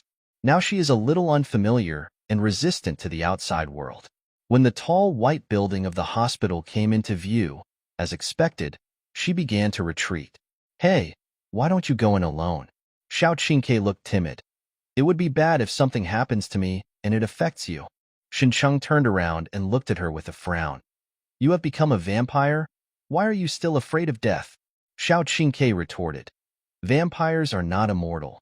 As long as the speed of damage exceeds the speed of self-healing, vampires can be killed." Shin Cheng has also seen this theory on the internet, but he is not sure whether it is true or not. "Who told you?" "My mother. Who else can I have besides her?" Shin Cheng looked at Xiao Qingke, who was unwilling to move, and suggested, "If you don't want to go in, then I will go in and surrender to Zhang Jiwen myself, and then bring him to settle the score with you. Why do you always want to lead the way?" Xiao Qingke took the initiative to roll up his sleeves and dragged Shan Cheng towards the hospital. "He's just from Nantung. If he dares to rob me, he's already unhappy. Come in with me." The meeting place agreed with Zhang Jiwen was in a newly built building in the hospital. Because it had not yet been put into use, there were no people here and it was quite quiet. When Shan Cheng took Xiao Qingke to a spacious hall on the 4th floor of the building, Zhang Jiwen was already waiting here. There was a large cabinet nearly 2 meters high beside him. Zhang Jiwen was dressed like a groom today, with a high-end handmade custom-made suit, a new hairstyle, light makeup on his face, and a rose on his chest. "You guys are here." He had a smile on his face, and there was no sign that he was so excited that he didn't sleep all night last night. Xiao Qingke turned around and glanced at Shin Cheng. "You see, people are dressing up like groomsmen and planning to marry you. Otherwise, just accept it." Shin Cheng understood Xiao Qingque's eyes and reached out to pinch her thigh hard. Xiao Qingke shivered in pain and slapped Shan Cheng's hand away with all his strength. Zhang Jiwen watched the interaction between the two. A faint haze flashed in his eyes, but the smile on his face became more cordial. "Miss Xiao, I have admired you for a long time. I am honored that you can come to the appointment today." Although Xiao Qingke degenerated into squatting at home, he did not really become a waste. When facing outsiders, he suddenly became frightened. She put her hands on her hips and did not give Zhang Jiwen any face. "You are honored, but I am very unhappy. There is no need to say polite words. Do you really like this rascal behind my back?" "Certainly." Zhang Jiwen's attitude became more upright, with a serious look on his face. "Shin Cheng and I hit it off, and I admire and value him very much. I am willing to pay any price for him. I wonder if you can part with me, Miss Xiao?" Then it depends on whether he is willing or not. Xiao Qingke looked back at Xincheng. Would you like to express your opinion? Xincheng walked directly towards Zhang Jiwen and answered with action. Zhang Jiwen didn't expect Shan Cheng to be so proactive and was overjoyed for a moment. Xincheng came to him. From now on, please take care of me, Director Zhang. Zhang Jiwen was so excited that Hongwen became excited. Okay. From tonight on, you are my most important family member. He subconsciously opened his hands to give Shancheng a hug, but Shancheng dodged it in advance, stood behind him, and brought up another topic. Director Zhang, what is this big cabinet next to you? It's time for you to change your title. Just call me Jiwen. Zhang Jiwen blinked at Shancheng and said mysteriously, there is a surprise for me hidden in this cabinet. You will definitely like it. Can you two wait until you return to cultivate your relationship? Xiao Qingke urged with a disgusted look on his face. Since Shancheng is willing, I won't stop you, but shouldn't you give me some compensation? If a vampire wants to transfer a captive to a captive, he needs the consent of the master. According to the rules among vampires, sufficient compensation must be given. Of course it's no problem. I'm ready. Things went smoothly beyond expectations, which made Zhang Jiwen feel comfortable and immediately made his own conditions. Miss Xiao needs Shancheng to go to the hospital to steal blood for you. She must not have her own channels. It doesn't matter. From now on, as long as I am still here, this hospital can provide you with blood for free, even if you want a living person. At the same time, I can also help you with the donation of the bright red dinner. Xiao Qingke was slightly startled. She heard her mother mention that the bright red dinner seemed to be a vampire organization, but I have never heard of it. What should I donate to this organization? Apart from that, the conditions given by Zhang Jiwen seemed to be okay. Xincheng stood behind Zhang Jiwen and noticed something was wrong with Xiao Qingchue's reaction. He carefully observed her expression and was suddenly shocked. Gone. Is this woman excited? How about it? Are you satisfied with my conditions? Zhang Jiwen looked confident. He believed that no embarrassed vampire could refuse his proposal. As for whether to implement it after agreeing, he found that Xiao Qingke seemed a little confused and was about to increase the stakes when he saw a surprised expression on her face. The next second, Zhang Jiwen felt a pain in his abdomen. He looked down and saw a pair of dark hands emerging from his abdomen. Xincheng succeeded in the sneak attack and tore Zhang Jiwen in half from the middle with great force. With a scream, Zhang Jiwen's blood spilled to the ground along with his internal organs, and the two halves of the body flew out and fell to the ground. The moment it landed, the two halves of the body turned into shadows, one shot towards Shancheng and the other towards Xiao Qingke. Xiao Qingke screamed, I didn't sneak up on you. Why are you looking for me? Even though she said that, she still showed her claws and scratched hard at the shadow coming from her. The shadow nimbly dodged her claws, and in an instant it went around behind her, aiming to wrap around her neck. Xiao Qingke had a premonition that the danger was coming from behind, and hurriedly threw herself on the ground. Although she was embarrassed, she managed to avoid the attack. On the other side, Zhang Jiwen's shadow repeated its old tricks and circled behind Shancheng at extremely fast speeds, trying to attack from the blind spot. As if there were eyes behind his back, Xincheng reached back and grabbed the shadow. Yesterday, Shancheng could not clearly see Zhang Jiwen's movements, but now with the blessing of the evil ghost mask, his speed was faster than Zhang Jiwen's shadow. The ghost energy wrapped around Shancheng's arm began to corrode Zhang Jiwen's shadow, causing him to cry out in pain. His shadow exploded like a sea urchin, attacking all around wildly. Xincheng had to throw away the shadow and distance himself. He does not have the ability to turn into a shadow like Zhang Jiwen. If his head is cut off, he will lose the ability to resist in a short time, so he must protect his body's vital points. The shadow fell on the ground, and another shadow that was attacking Xiao Qingke also ran back quickly. The two shadows merged together and turned into Zhang Jiwen's appearance. With a look of pain on his face, he looked down at his abdomen. There was a wound running from front to back, as dark as if it was stained with ink. Although the wound was slowly healing on its own, the healing speed was very different from usual, and severe pain continued to be felt from the wound. Zhang Jiwen looked up at Shencheng, who was wearing an evil ghost mask. He was surprised by his appearance and angry at his sneak attack on him. Xincheng, why?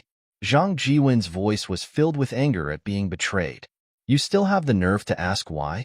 Xincheng's scarlet eyes were as sharp as blades. Change my medical records and arrange for monsters to attack me in the morgue. Do you think I don't know? You will definitely die today. I told you that no one can save you. Zhang Jiwen's face turned ugly.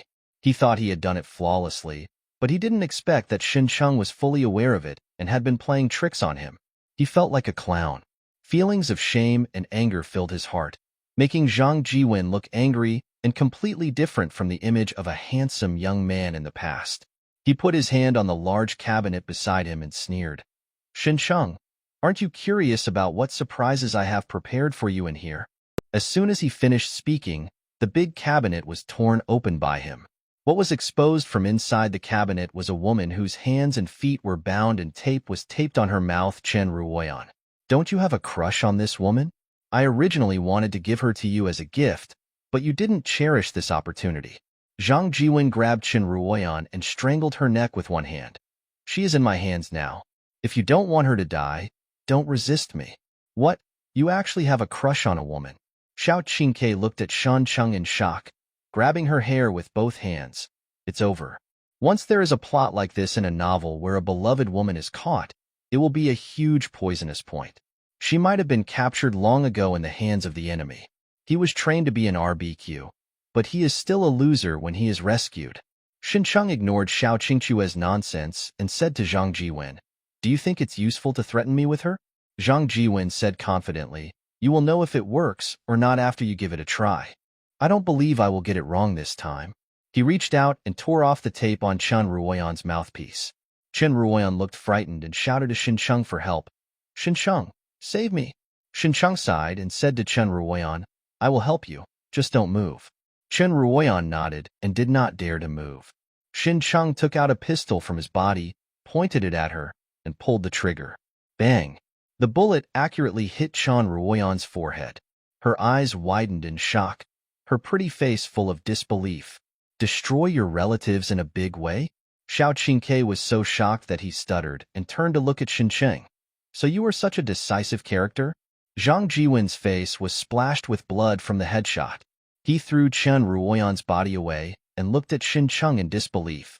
Isn't she the woman you had a crush on? You actually killed her? Xincheng put away the pistol and mocked. When you sent Chen Ruoyan to lead me to the morgue, didn't you think that I would see through that she was yours? Zhang Jiwen arranged for the demon to attack Xincheng in the morgue, so he had to ensure that he would enter the morgue, and Chen Ruoyan was the best candidate. Of course, this alone is not enough to make a conclusion, but Xincheng's ghost mask has the ability to sense surrounding emotions. In his perception, although Chen Ruoyan's face was full of panic, she had no fear at all. This alone was enough to prove that there was something wrong with her. Zhang Jiwen gritted his teeth and said, Aren't you afraid of guessing wrong? Is Chen Ruoyan innocent? Xincheng shrugged. Then I will apologize to her body. Xiao Qingke quietly gave him a thumbs up. Zhang Jiwen's expression had become extremely gloomy. He found that he had completely misjudged Xincheng. His past impressions and judgments about Xincheng were all wrong. He didn't know whether Xincheng's temperament changed drastically after becoming a vampire, or whether he had been pretending to be a pig and eating the tiger. He only knew that all his plans had failed. Xincheng, I have to admit that your performance is far beyond my expectations. Zhang Jiwen raised his hands and clapped them hard. But don't think you won now. The rooms around the hall were suddenly opened, and 4 doctors rushed out, who had already been lying in wait around them. These 4 people all have scarlet eyes and sharp teeth and claws. No need to guess. You know that they are all Zhang Jiwen's slaves, and they are all men, which also explains why Chen Ruoyan was not turned into a vampire. Of course, Xincheng knew very well that exposing Zhang Jiwen was just the beginning, and the final decision would depend on force. I'll leave these little devils to you. Xincheng dropped a word and rushed towards Zhang Jiwen alone. Hey, are you sure you're not joking? I'm just alone. Xiao Qingke shouted at Xincheng's back. When she saw the slaves surrounding Xincheng, she could only step forward to stop them. Xincheng's menacing approach made Zhang Jiwen's expression serious. He didn't know what adventure Xincheng got that made him look like a Hades ghost. He only knew that the other party's power was not what it used to be. The black mist that wrapped around his body even inhibited his ability to heal. The wound on his abdomen, it's not healed yet. But do you think you can defeat me this way? Zhang Jiwen's eyes were scarlet, and his 10 fingers turned into sharp claws. He waved his arm forward, and his 5 fingers were like sickles, slashing towards Shen Cheng's chest. It has been 7 years since he became a vampire. Zhang Jiwen is not complacent. Instead, he exercises all the time, hires a coach at a high price, and learns fighting skills. Even if he is not a vampire, he is still a genuine fighting expert. Xincheng stepped on his toes, stopped his forward motion, and turned sideways to avoid the claws. Zhang Jiwen's attack did not stop, and he used several rapid claw strikes in succession, quickly attacking Shen Cheng's neck, chest, and other vital parts. Shen Cheng's feet bounced on the ground, his body twisted, and he flexibly avoided all attacks. What? Zhang Jiwen was surprised, but he didn't expect that all his attacks would fail. The next second, Shen Cheng punched brazenly. Zhang Jiming clearly saw his movements, but had no time to dodge and was punched in the face. Bang! He was punched so hard that he fell on his back and was grabbed by the wrist and dragged back. Xincheng raised his left hand, pierced Zhang Jiwen's neck with his 5 fingers, and hit him hard in the abdomen with his right fist.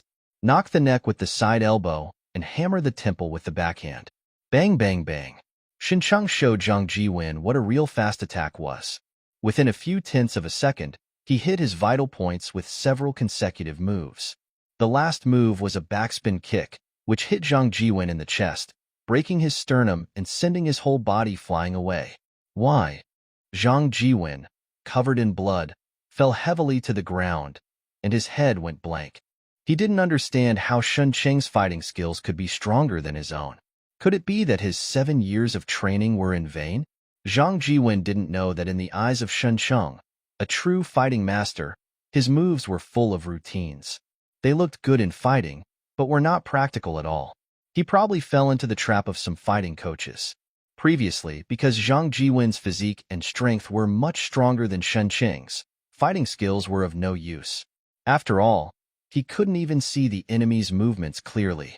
Now, enhanced by the evil ghost mask, Shen Cheng's physique and strength even surpassed Zhang Jiwen's. Coupled with his repeatedly honed fighting skills, beating Zhang Jiwen was of course as easy as killing a chicken or a dog. Zhang Jiwen looked miserable at the moment. His throat was pierced with 5 bloody holes, his temple was dented, and his sternum was kicked off. To a vampire, this kind of injury is no different than accidentally breaking the skin, and it can heal itself in the blink of an eye. But Shen Cheng left a dark ghost energy on Zhang Jiwen's wound, which not only prevented the wound from healing, but also eroded his body and caused him intense pain. What the Hades is this? Zhang Jiwen was horrified. When he saw Xincheng chasing after him like a demon, he hurriedly turned into a shadow, formed a sharp thorn, and stabbed Xincheng in the face. Xincheng raised his hand and slashed. The two collided, and the ghostly hand knife directly split the shadow in half. Zhang Jiwen let out a cry of pain. The shadow he transformed into is a special substance and is not afraid of physical attacks, even being chopped with knives and axes.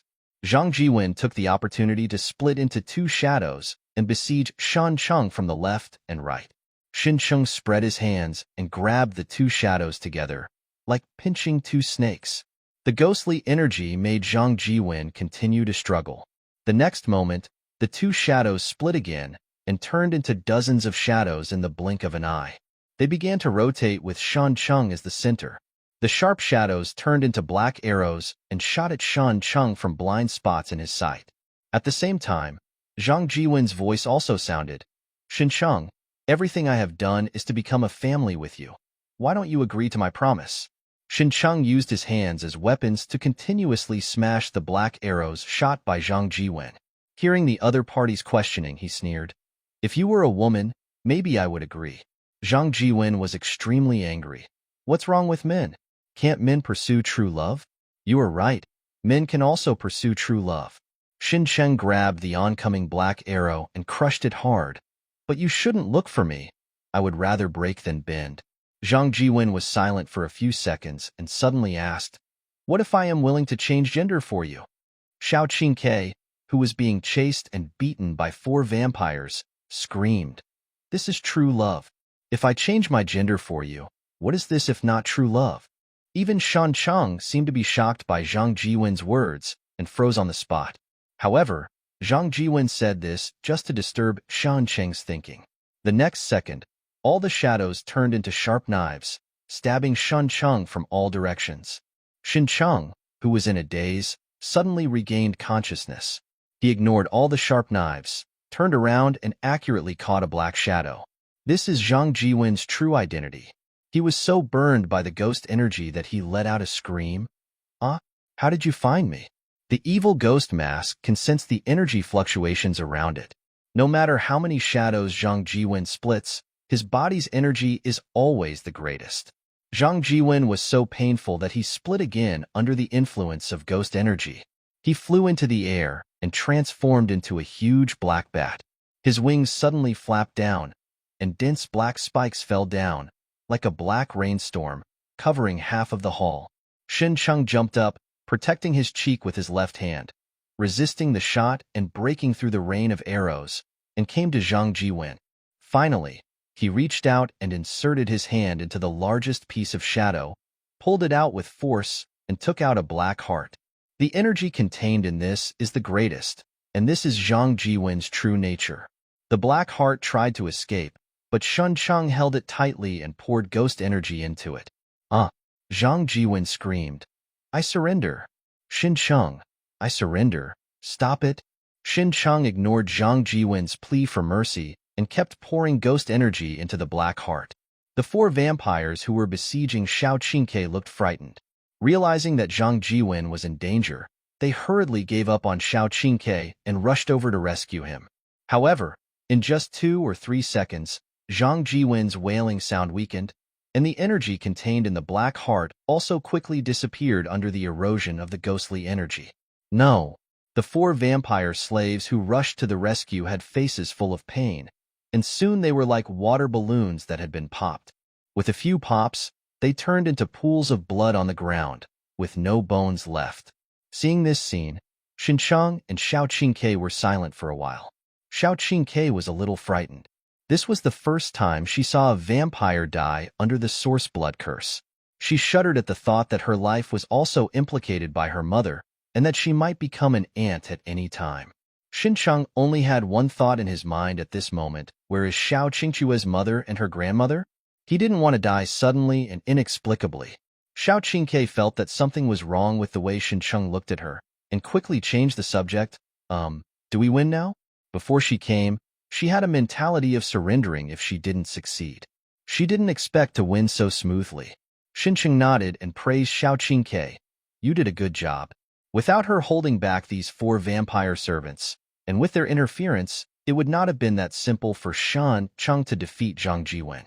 Xiao Qingke put his hands on his hips and raised the corners of his mouth slightly. "It's just average. They fell down before I even exerted any force."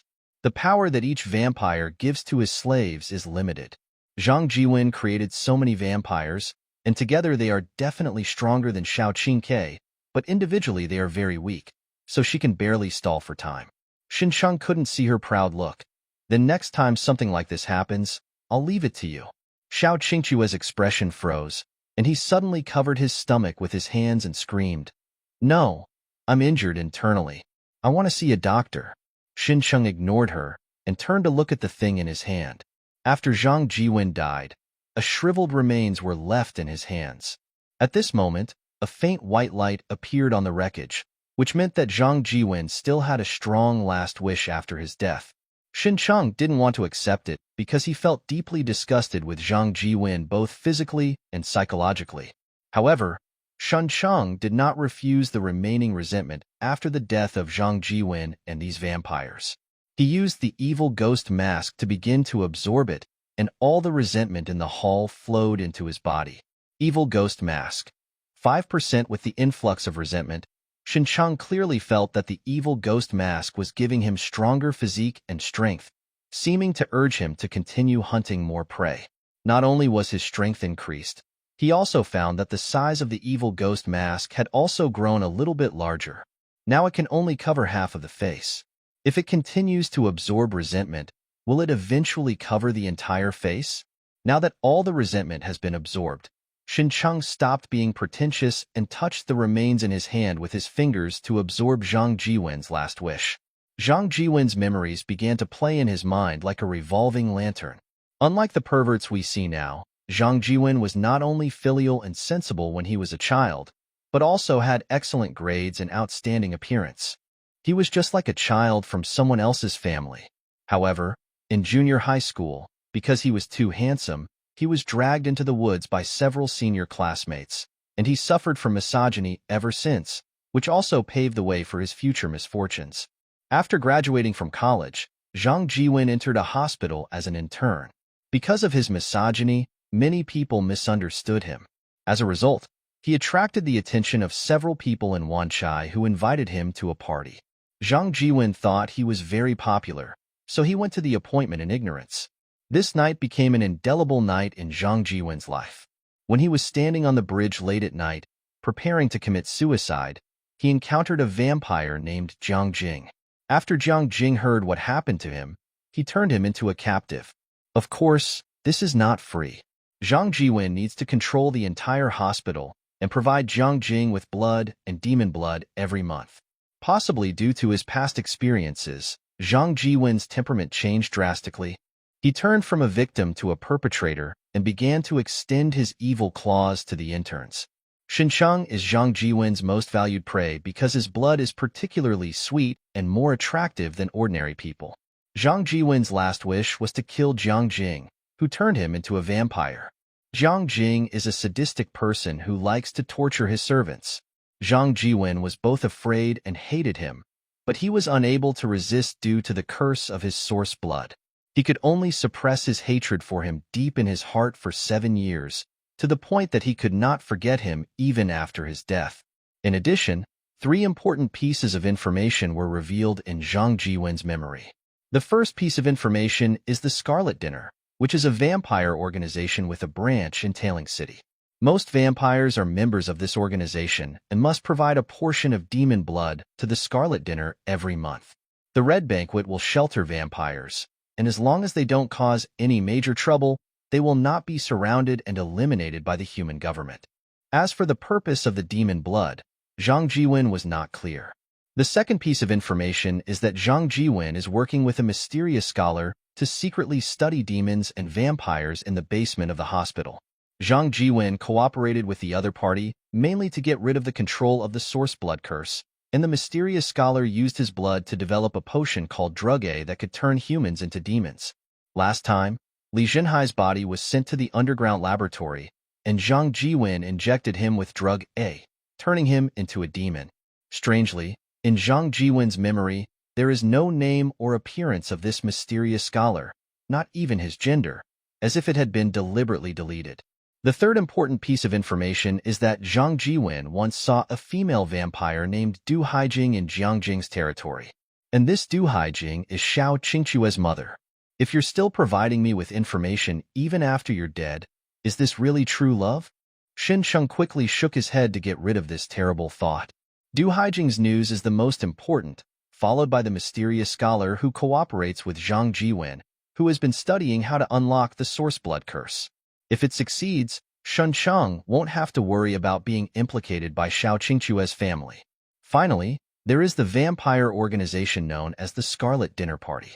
Xincheng has nothing to do with it now, but the organization's behavior sounds very domineering, and I just hope that we won't run into it in the future. Xiao Qingque came to Xincheng, who seemed to be in a daze, without saying a word to disturb him, and his eyes fell on his hands that were entangled with ghost energy. She didn't know where Xincheng's mask came from, but she only knew that his hands had a restraining effect on vampires, and Zhang Jiwen's scream just now was still vivid in her mind. This made her a little worried that Xincheng would use it against her, and at the same time she was a little proud. This guy is my servant, and his power is equal to my power. Seeing Xincheng still staring blankly at the wreckage in his hand, Xiao Qingque finally couldn't help but stretched out his hand and waved it in front of him. "What are you looking at?" Xincheng came back to his senses. I'm looking at your mother. Hey, why are you swearing? No, I mean I know the clues about your mother do Haijing. Xiao Qingke exclaimed. Then where is her old lady now? It's not clear yet. Xin Cheng threw away Zhang Jiwen's remains and got a blue card in his hand. This was the trial version of the ability he drew after accepting Zhang Jiwen's last wish. The back of the card has a beautiful pattern and a silhouette on the back. He read the information in the card and found that it was an ability called Sombra, which could turn himself into a high-speed moving shadow.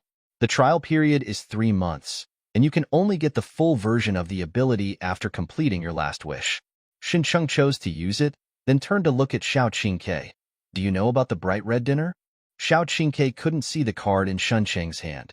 I heard my mother mention it. It seems to be a vampire organization. I don't know what the specific situation is. Xin Cheng didn't expect to learn any useful clues from this family's mouth. She might not know as much as she did. Just when Shun Cheng was about to discuss Du Haijing's matter with her, he suddenly heard screams coming from the distance. The two looked at each other and hurried to the window in the hall to look out. In the hospital building in the distance, many people were screaming and running out. Then, a demon with a dog head rushed out and threw a nurse to the ground. Xin Cheng was startled and instantly understood what was happening. In the underground research base of the hospital, several monsters transformed with a drug are imprisoned as experimental subjects. Drug was mixed with Zhang Jiwen's blood. He was very wary of the mystical scholars who collaborated with him, so he tampered with the drug. As soon as he died, several imprisoned demons would riot and kill the mystical scholars. I'm afraid the demon couldn't find the scholar and escaped from the underground research base. You wait here. After Shan Cheng left a word to Xiao Qingke, he immediately opened the window and jumped out. The moment he landed, Shun Cheng turned into a black shadow and dived into the ground, rushing towards the hospital building quickly. Halfway through, he put away the evil ghost mask, not wanting to be seen. In front of the hospital building, there were more than a dozen corpses lying on the ground, and several monsters of different shapes were eating at will. Bai Qiuning was fleeing with the crowd. Suddenly, something seemed to hit her foot, and she lost her balance and fell forward to the ground. Due to her usual aloofness in the hospital and her equal discrimination against everyone, her interpersonal relationships were in a mess and no one stopped at all. A few men took notice of the situation and wanted to come over to help, but when they saw the demon chasing after them, they suddenly felt that the big head was more important than the small one. So they all turned around and ran away. Bai Qiuning looked back and saw the demon rushing towards him. In its bloody mouth, the remaining pieces of flesh after eating the human body were still clearly visible. A trace of panic finally showed on her delicate and cold pretty face. Bang! The demon was kicked out, and Bai Qiuning stood there stunned, looking at Shan Cheng, who broke into her field of vision. Xin Cheng looked down at her. Are you okay? Bai Qiuning looked behind him. Be careful. The demon that was kicked away flew back at a faster speed after landing, and swung its claw at the back of Shan Cheng's head.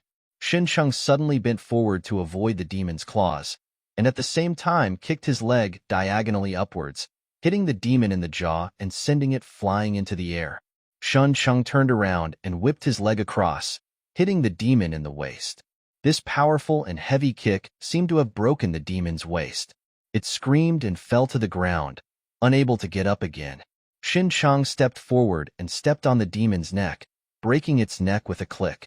This set of moves was so smooth that Bai Qiuning seemed to be stunned. Only then did Xin Cheng see clearly that the black figure turned out to be a woman wearing a black windbreaker. Her attack speed was so fast that while Xin Cheng was still struggling with the first demon, she had already neatly eliminated the other demons. This is a master, and his fighting ability may be even stronger than Zhang Jiwen's. The woman let go of the demon's corpse, took off the blood-stained white gloves on her hands, then turned and walked towards Xin Cheng. She is extremely beautiful, comparable to Bai Qiuning, who is known as the iceberg goddess. Xin Cheng didn't let down his guard because the other party was beautiful, but the woman bypassed him, came to Bai Qiuning, and stretched out her hand. Are you hurt? Qingsha, if you had come earlier, I wouldn't have had to run and fall. Bai Qiuning held the other party's hand and stood up from the ground. The woman named Ruan Qingsha smiled slightly. To put it another way, if I came earlier, You wouldn't be able to enjoy the hero saving the beauty. Bai Qiuning frowned slightly. Don't make such a joke with me. Sorry. You can pretend I didn't say it. Ruan Qingsha looked back at Xincheng. But your savior is right in front of you. Why don't you go over and say thank you to him? Bai Qiuning glanced at Xincheng and said with an expressionless expression, You know I'm male-phobic and I never talk to men. Xincheng heard it clearly, and then he understood why Bai Qiuning never communicated with men in the hospital. Zhang Jiwen has misogyny, and you have misogyny. Having you two in the hospital is a real treasure.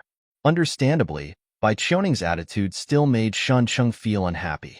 Although I didn't think too much when I rescued people, you didn't even say thank you. It seems that your parents died early and couldn't provide you with tutoring in time. Next time I see Bai Qiuning in danger, I will definitely choose to respect the fate of others and put aside the plot to help others. Xincheng was about to leave when he saw Ruan Qingsha walking towards him. Xincheng was on guard again.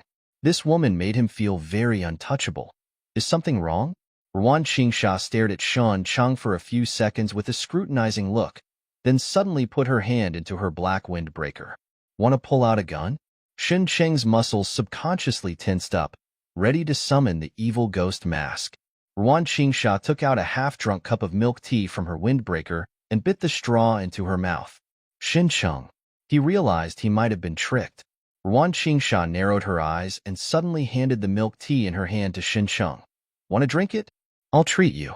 Xincheng took the milk tea and stuffed it into his mouth, not wanting to drink it. Ruan Qingsha, with quick eyesight and quick hands, quickly took the milk tea back and said in surprise, I was just being polite. Why did you take it seriously? Xincheng asked back. I'm just pretending. Why do you take it seriously? Ruan Qingsha was slightly startled and realized that she had also been fooled. The two of them looked at each other, and an idea came to their minds at the same time. Hey, interesting woman, man. You caught my attention. My name is Ruan Qingsha. I am Bai Qiuning's friend. Thank you for saving her. Is your friend mute? I want to thank you and need your help. You heard it just now. Ruan Qingsha, who knew she was at fault, could only defend her friend. She hates men, so she never talks to men. Xincheng said, I understand. A single-parent family. Ruan Qingsha. She felt that this man was a little bit more aggressive. Isn't it funny? Xincheng explained. She said she never communicated with men, so when I said she was from a single-parent family, I was mocking her for never having a father. Ruan Qingsha had to interrupt Xincheng. I understand. You don't need to explain. Bai Qiuning was not far away with her arms folded and her shoes tapping the ground. She seemed impatient with the waiting and urged, Qingsha, let's go quickly. Come right away.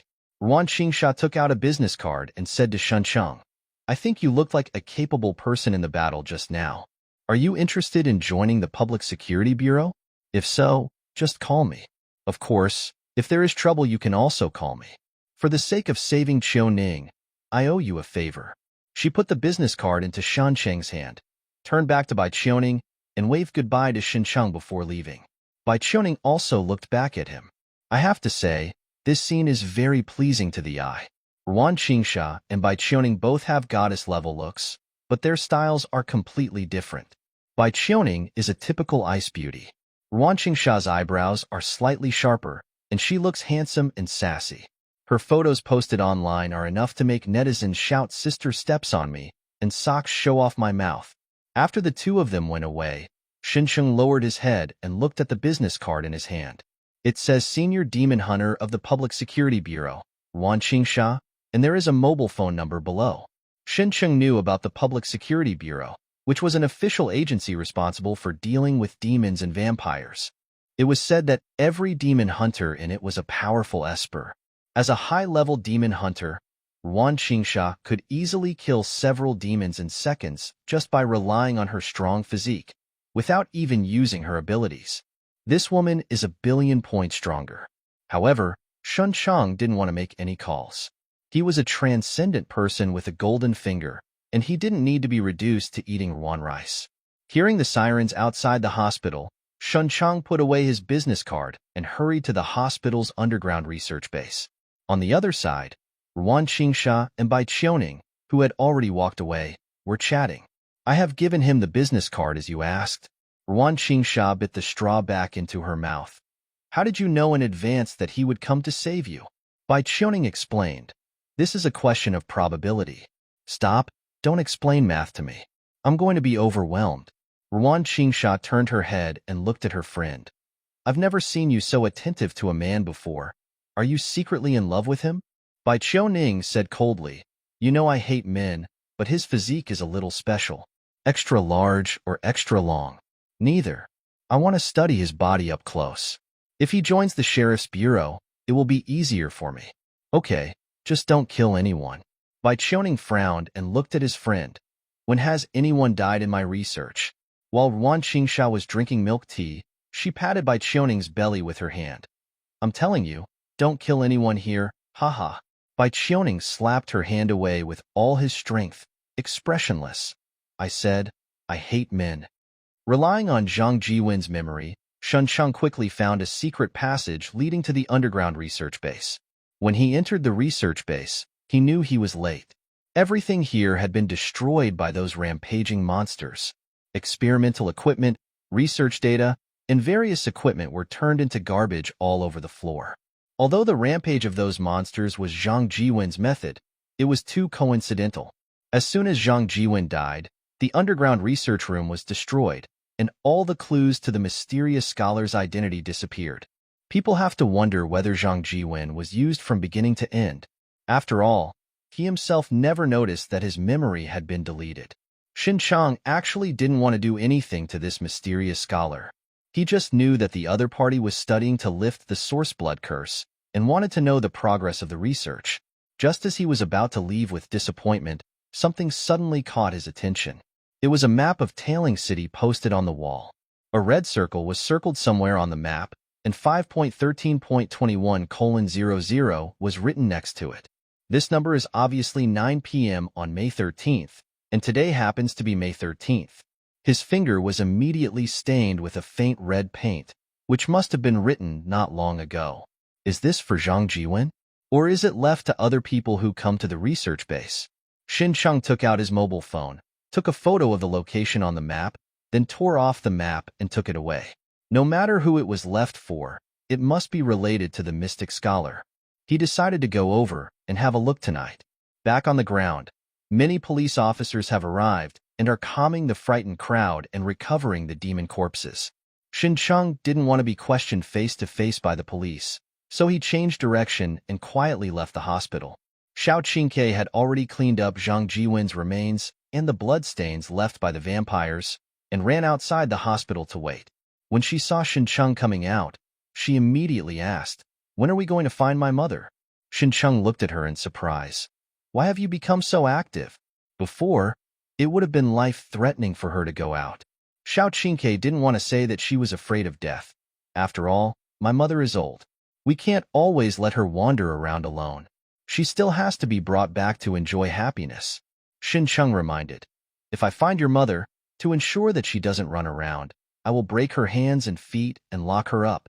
Xiao Qingke clicked her tongue and said, "So cruel?" Xin Cheng sighed. "Your mother forced you to do it." Xiao Qingchua's eyes widened. "Why are you scolding me? You really have no sense of humor." Xin Cheng explained. "I mean, I broke your mother's hands and feet because your mother was running around and forced me to do it. Can't you understand such a simple joke?" Xiao Qingke, "I beg you, please stop telling cold jokes. You are making me break out in a cold sweat on a hot day." Xin Cheng ignored her speechless look and didn't want to go to Jiang Jing for the time being. Jiang Jing is not only stronger than Zhang Jiwen, but is also a member of the Bright Red Dinner Party. Xin Cheng had just seen the power of Ruan Qingsha, a high-level demon hunter, and of course he would not think that he could run rampant in Tailing City with the help of the evil ghost mask. He decided to search the address on the map first to see if he could find the mysterious scholar, and then decide whether to go to Jiangjing. Tailing City at night looks like an isolated island. The brightly lit new urban area symbolizes the bustling area, like a bright island floating on a dark sea. And at the edge of the dark city, the street lights are sparse and dim. The buildings are low and old, and the streets are crooked and dim. It is a deep dark sea surrounding the island, and countless people are sinking in it. Xin Cheng rode the motorcycle he picked up last time and galloped through the dark streets. Occasionally, sporadic gunshots and sirens could be heard in the distance, which was the carnival of criminals at night. There was also a damaged supermarket on the street, and many homeless people were rushing in to buy goods for $0. Although he had only traveled through time for a few days, Xinsheng was already used to this scene. As long as you step into the role of America, you will feel that this is where it is. At least there are no LGBT monsters here. Xinsheng quickly arrived at the location circled on the map, a private warehouse. He parked his motorcycle nearby, took out a large chain and locked it, then turned and lurked toward the warehouse. In the alley next to the warehouse, a tall man with yellow hair blocked a beautiful little girl in the corner. "Please, let me go." The little girl begged for mercy with a frightened look on her face. "I'm still a student." Huang Mao chuckled and reached out to touch the little girl's fair face. "Uncle, I like students the most." The little girl's nose became sore and big tears fell down. Huang Mao was about to continue when he suddenly felt his shoulder being grabbed. He turned around suddenly and saw a strange man appearing behind him, as well as the fist swung by him. Bang! Xinsheng knocked Huang Mao unconscious with one punch, removed his limbs, and then turned back to the little girl and said, "Go home quickly. Don't wander outside in the middle of the night." The little girl nodded heartily and stretched out her little hand to grasp Xinsheng's sleeve. "Brother, I'm afraid. Can you take me home?" "Sorry, I still have something to do. You can go back by yourself." Xinsheng gently pushed her hand away and turned around to leave. "Brother, thank you for saving me, but you disturbed my eating. How should you compensate me?" The little girl's increasingly gloomy voice sounded from behind.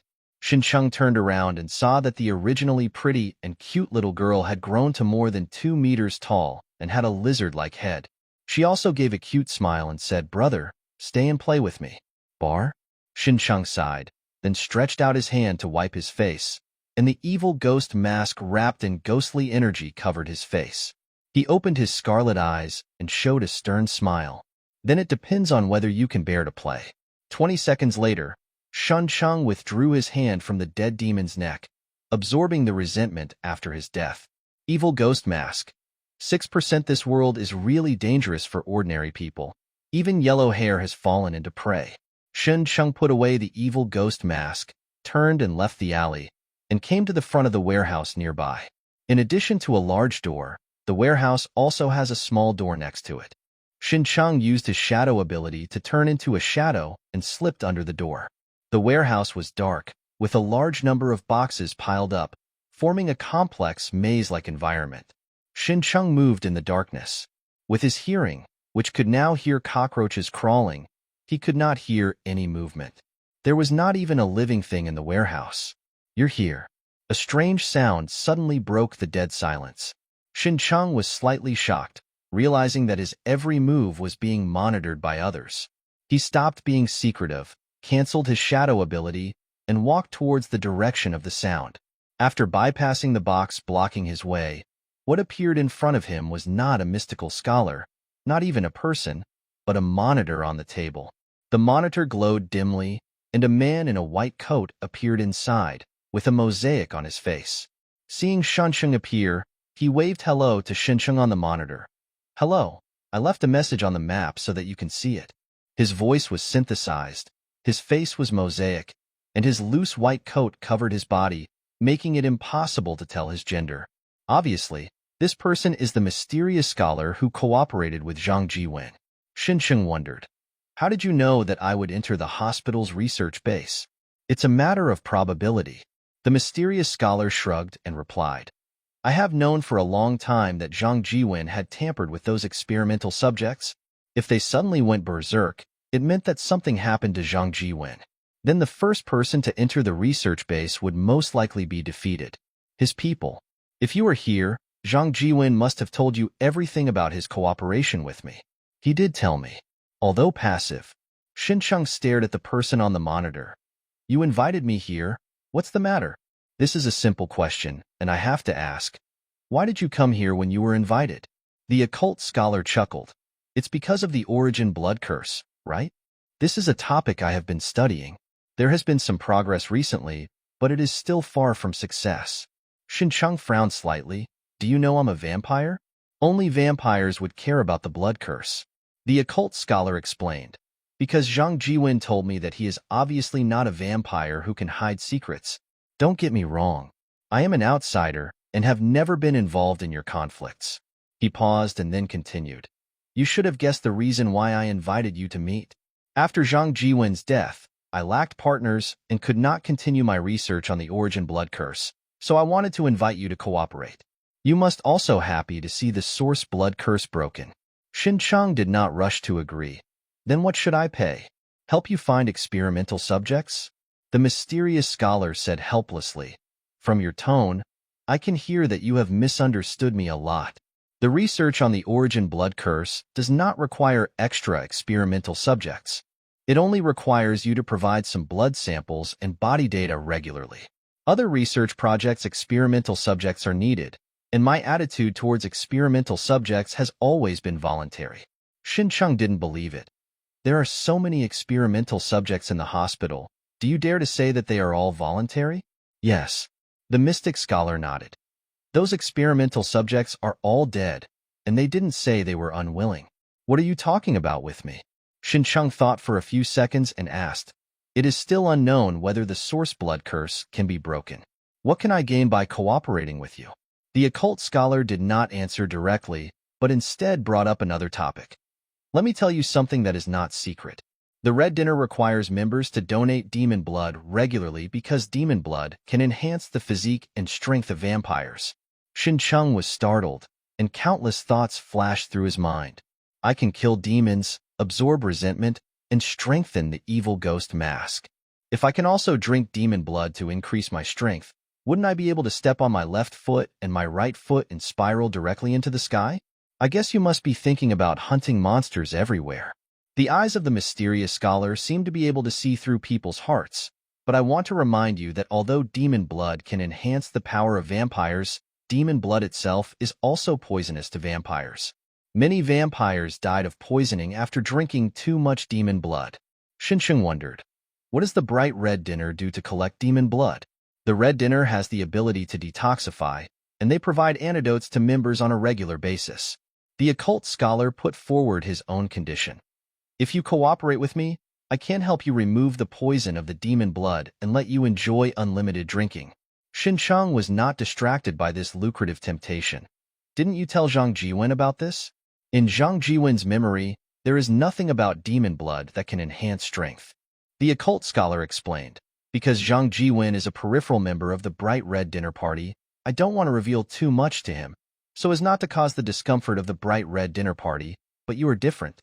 You are a new vampire and have not joined the Bright Red Dinner Party yet.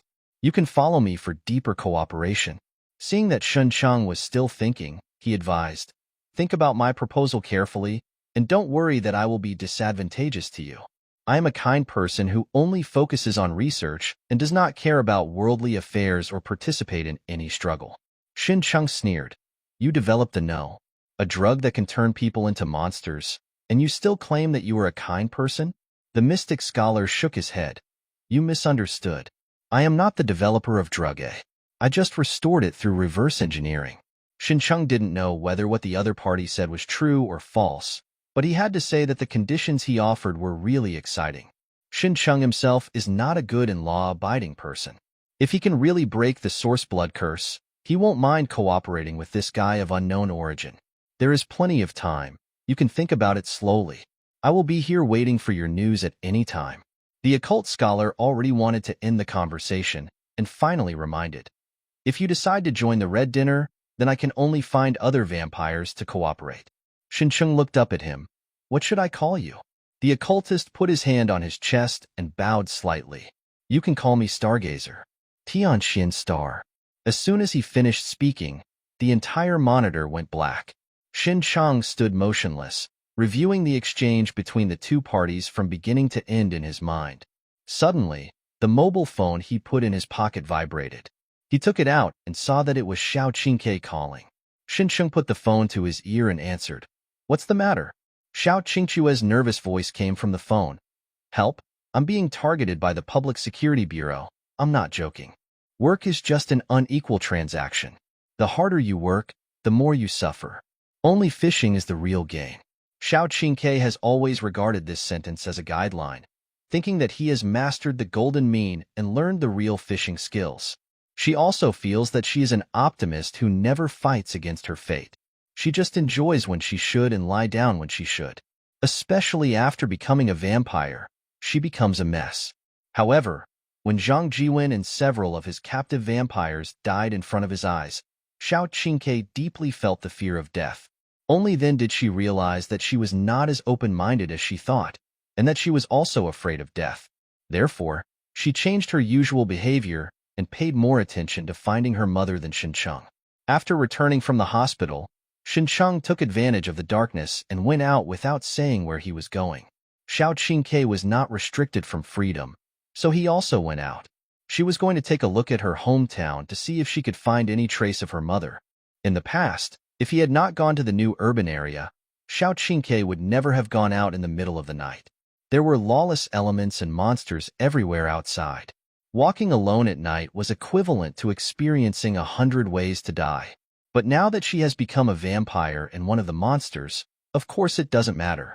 Because there was no transportation, Xincheng had taken away his savings, and the fee for writing a pornographic article would not be paid until next month.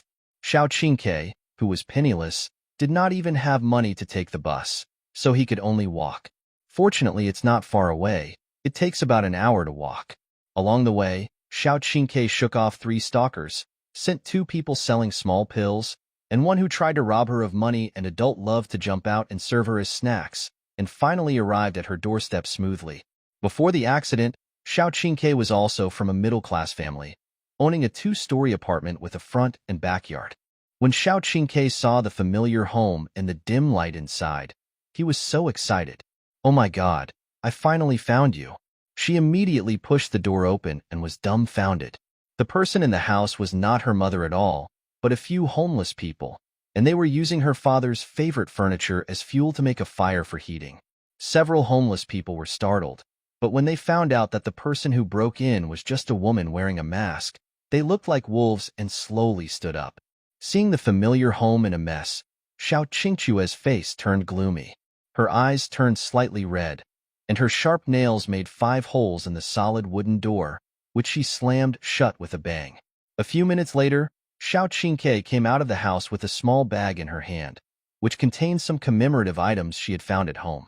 The homeless people also confessed that after observing that there had been no activity in the house for more than a month, they broke the door lock and used it as a den. This means that after her mother sent her to Xincheng's house, she never came back. In fact, not only Xincheng, but Xiao Qingke was also very curious as to why his mother sent him to Xincheng's house. Could it be that he wanted to bring the 2 of them together? I have never seen this kind of blind date. Drop. The sudden sound of a horn startled Xiao Qingke, who was thinking about it on the roadside. She turned around suddenly and saw a car following behind her. Sitting in the driver's seat was a young man with oily hair and a pink face, with a smile that he thought was handsome. "Beauty, why are you wandering out alone in the middle of the night? How dangerous it is. Where do you want to go? I'll take you there." The woman's clothes were not revealing, but from the back one could see that she had a great figure, and the young man couldn't help but come up to her and chat with her. Xiao Qingke, who was startled, said unhappily, "Go away and don't bother me." She continued to walk forward, but the car suddenly accelerated and stopped in front of her. The young man in the driver's seat also got out of the car and stared at Xiao Qingke with a cynical expression.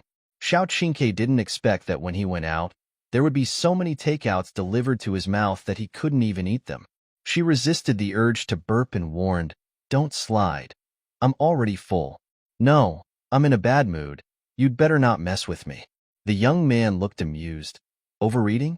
How many people did you eat tonight?" Xiao Qingke suddenly became alert. "I thought I was going to have a romantic encounter, but I didn't expect to run into a beast." The young man subconsciously sniffed and could smell the strong smell of blood on Xiao Qingchue's body. Also, when she turned back suddenly when she was frightened just now, her slightly red eyes proved her identity. "I am Yang Sheng, the demon hunter from the Public Security Bureau." The young man took out an ID from his pocket and waved it in front of Xiao Qingke to identify himself. "I want to check your membership card now." Xiao Qingke didn't know what a membership card was, but she was smart. She didn't say she didn't know. Instead, she answered, I left my membership card at home. I didn't bring it with me. Yang Sheng narrowed his eyes slightly, and the corners of his mouth couldn't help but curl up. If you didn't bring it, then you are not a member of the Red Dinner Party now. Xiao Qingke sensed danger from his expression. She threw the bag in her hand at Yang Sheng, then turned around and ran away. She had heard of the security bureau too many times. The demon hunters there were all talented people. She didn't want to be caught and tortured, so surrendering was impossible for her. Yang Sheng dodged the bag, and the smile on his face had become extremely exaggerated, even a little perverted. There's still half an hour left. I can have some fun. He bent down and took out a pistol specifically for dealing with vampires from the car, then strode after Xiao Qingke.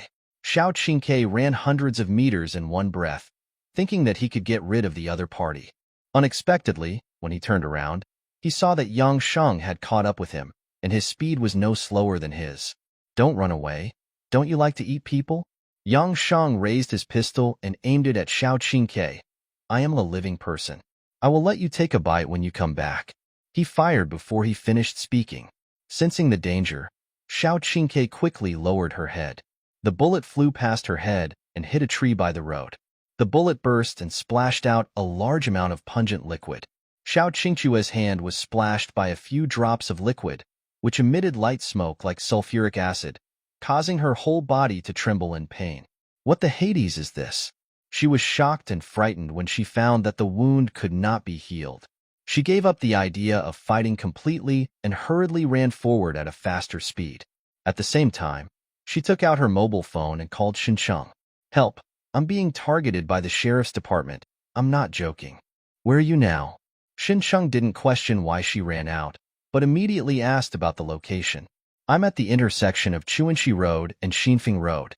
In addition to Xiao Qingque's voice, there were gunshots ringing out from time to time on the phone. Xincheng closed his eyes and recalled the map of Tailing City. Fortunately, he read the map several times tonight in order to find the warehouse. After a few seconds, he opened his eyes. There is a bridge at the end of Chuanxi Road. We will meet there. I know, Dada. I seem to have been shot, Brother Chung. For the sake of all vampires, please give me a hand. We'll be there in 5 minutes. Xincheng had already arrived at the place where the motorcycle was parked outside the warehouse. The big iron chain seemed to have been pried open, but for some reason the motorcycle was not lost. Xincheng didn't have time to care about this. After jumping on his motorcycle, he rushed towards Chuanxi Road as fast as possible. Chuanxi Road. Xiao Qingke huddled up with her head in her arms and hid behind the trash can. Why are you hiding, cutie? Yang Sheng walked over slowly and kept shooting at the trash can. When the bullets were empty, he started to change the magazine. Your whole family is the cutest one. Taking advantage of Yang Sheng's opportunity to change the magazine, Xiao Qingke directly lifted the entire trash can and aimed it at him and smashed it hard.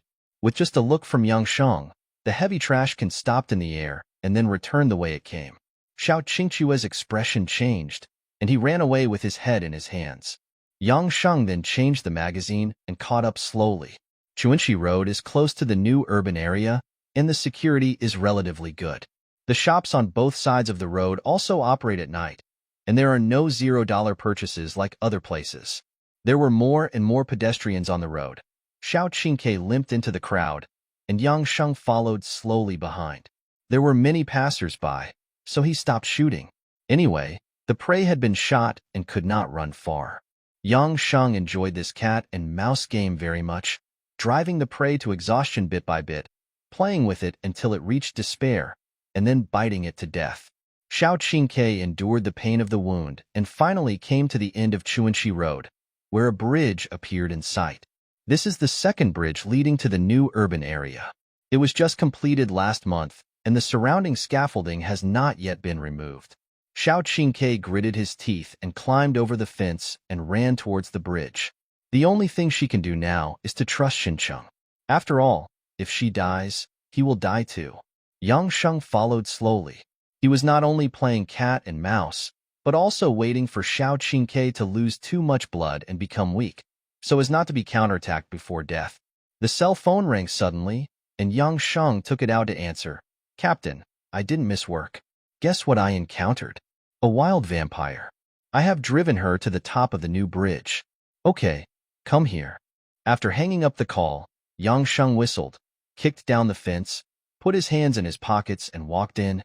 The cold wind howled on the bridge, and there were no lights. Xiao Qingke limped along in the darkness, leaving a trail of blood on the ground behind him. Her face was pale, her arms and legs were weak, her body was cold, and the place where she was shot was still bleeding. The vampire's powerful self-healing ability had no effect at all. Xinchang just said to meet on the bridge, but did not specify where. Xiao Qingke could only keep walking forward until the gunfire rang out again. Xiao Qingke was shot in the knee and fell to the ground with a thud. Keep running? Aren't you a good runner? A teasing voice sounded behind him. Xiao Qingke propped himself up and turned around, only to find that Yang Sheng had stopped at least 5 meters away from him. He couldn't even try to fight back desperately. She said with a bitter face, "What grudge do I have against you? Why did you chase me all over the street? There is really no hatred." Yang Sheng took out his gun and aimed at Xiao Qingque's head.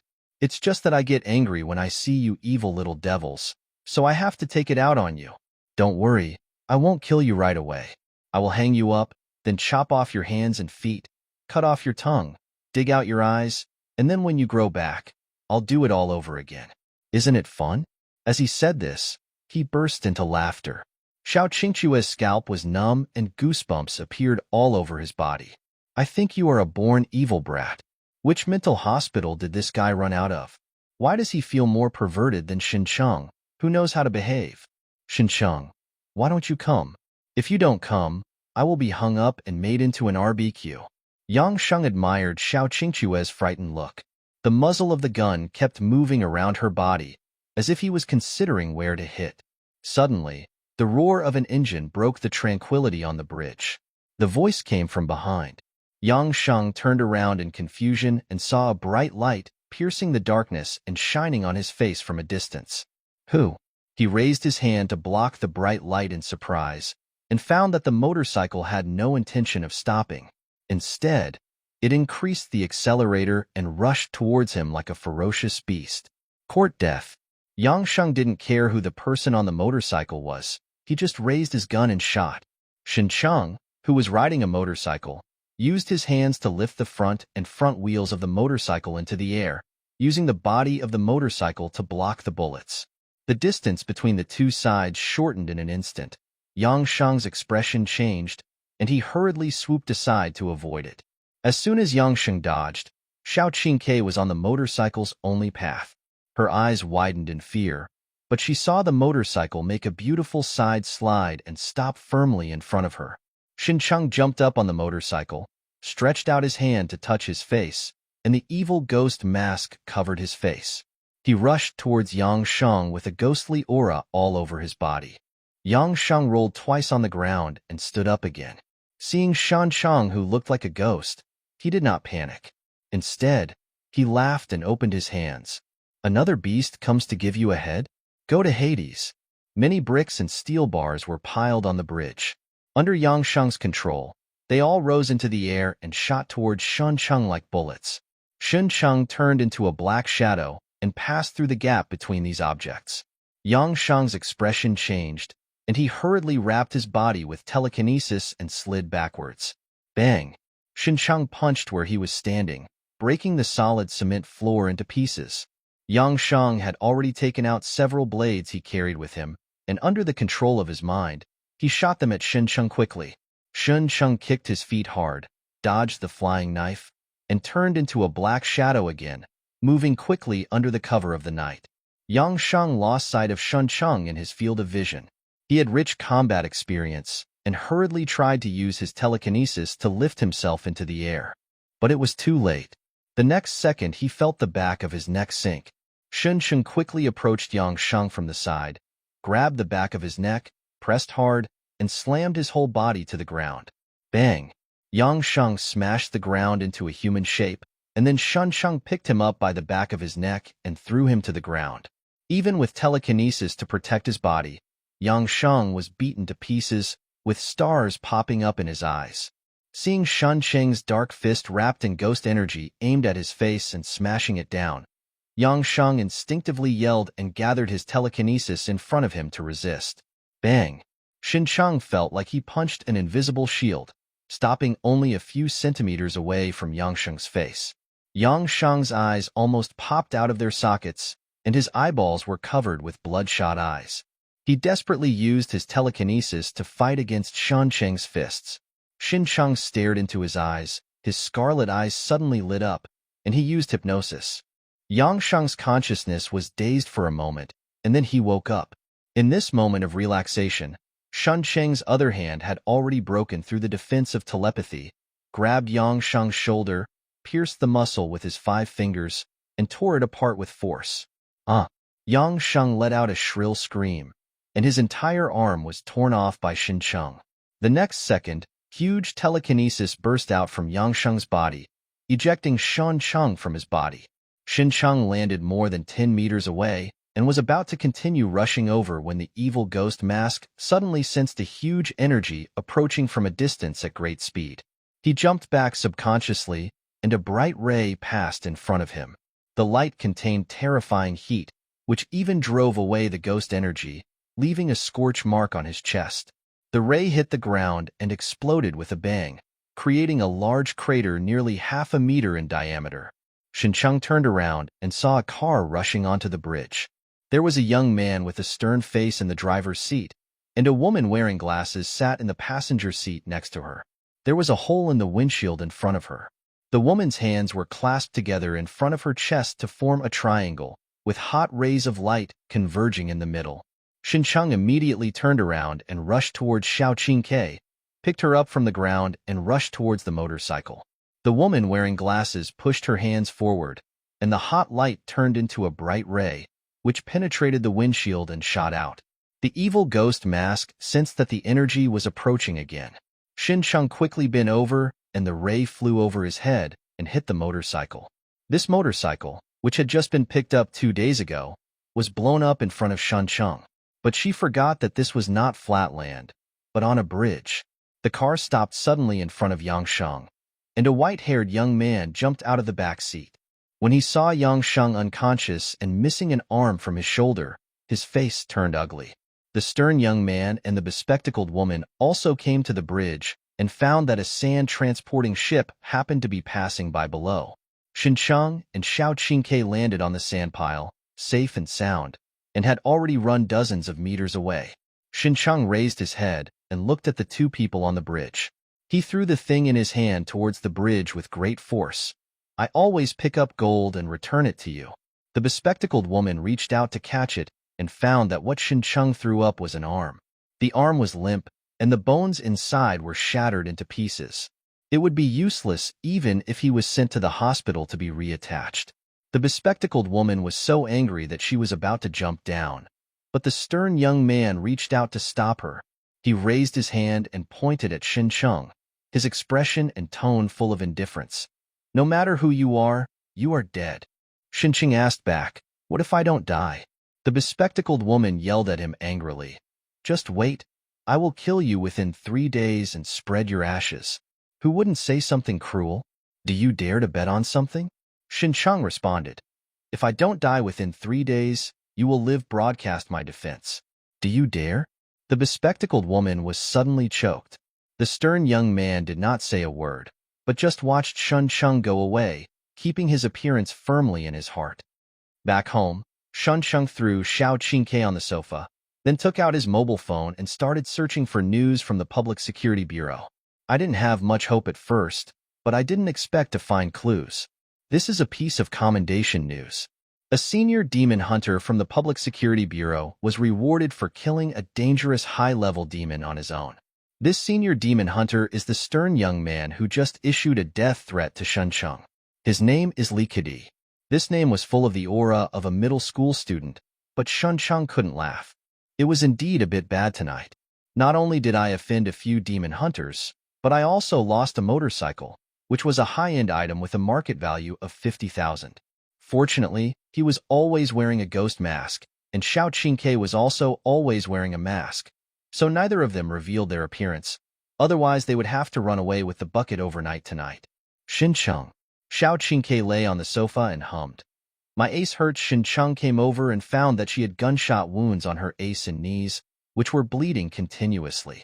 It stands to reason that vampires should not be afraid of bullets. For example, Shin-chung was shot many times during the last group meeting to destroy Blackwater, and all the bullets stuck in his body were squeezed out by his body. But this time the enemy is the sheriff's department, and it wouldn't be surprising if they have weapons that can cause real damage to vampires. Shin-chung grabbed Xiao Qingque's pants with both hands and was about to take them off, but she grabbed him tightly. "Let go and let me check the wound." "No." She buried her head in the sofa and shouted in a muffled voice, "I would rather die than surrender." What does it mean when he says don't do it? Of course, he is trying to punish me severely. Shin-chung pulled hard and took off Xiao Qingque's pants. She let out a scream and subconsciously tried to struggle, but Shin-chung grabbed her hands and clamped them behind her back, suppressing her tightly on the sofa. "Don't move."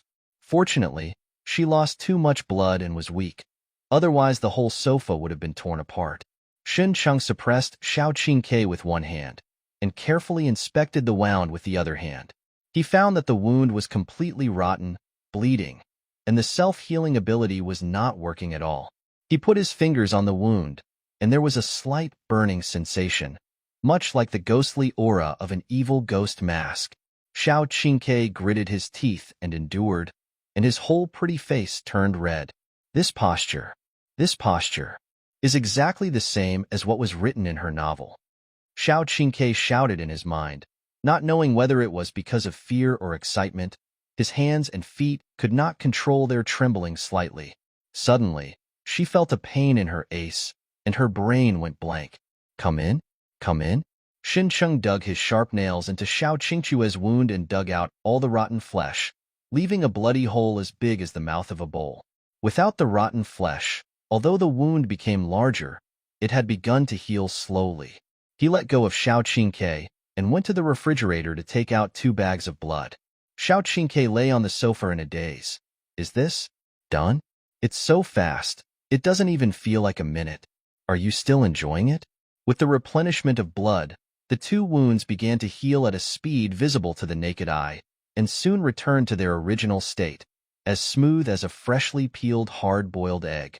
At the same time, I also felt very embarrassed having my ace checked by this guy.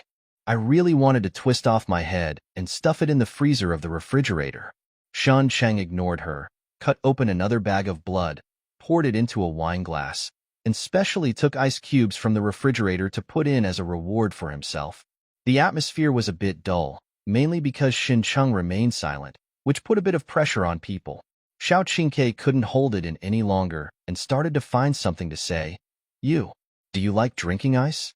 Although vampires like cold and are afraid of heat, they prefer blood with warmth, especially the sticky, moist and hot blood that has just flowed out of the blood vessels.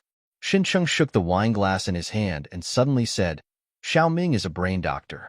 Every time he sees a patient, he always asks a question. Do you know what it is?" Xiao Qingque tilted her head. "What are you talking about?" Shin-chung looked at her and said, "Is your brain sick?" Xiao Qingque was shocked by this joke and laughed awkwardly. But she reacted the next second. "No. Are you calling me mentally ill?" "Not too stupid," Shin-chung said angrily. "If you are not mentally ill, why are you going out in the middle of the night?" He did not restrict Xiao Qingque's freedom, mainly because this guy stayed at home and refused to go out before. Who would have thought that she would suddenly run out in the middle of the night? If something happened, Shin-chung wouldn't even have time to write a suicide note. "It's none of my business. I was walking fine on the road, but that lunatic suddenly targeted me." Xiao Qingque felt a little aggrieved and told Shan-chung everything that happened tonight. Shin-chung was still a little angry, but after hearing Xiao Qingque say that she was going out to find her mother, she didn't get angry at her. It's rare that she has some initiative. It's better than staying at home and showing off. But Shin-chung still warned, "Next time you go out, remember to tell me in advance. If you run around again, I will cut you into pieces and stuff you in the refrigerator to freeze." Xiao Qingque's heart skipped a beat.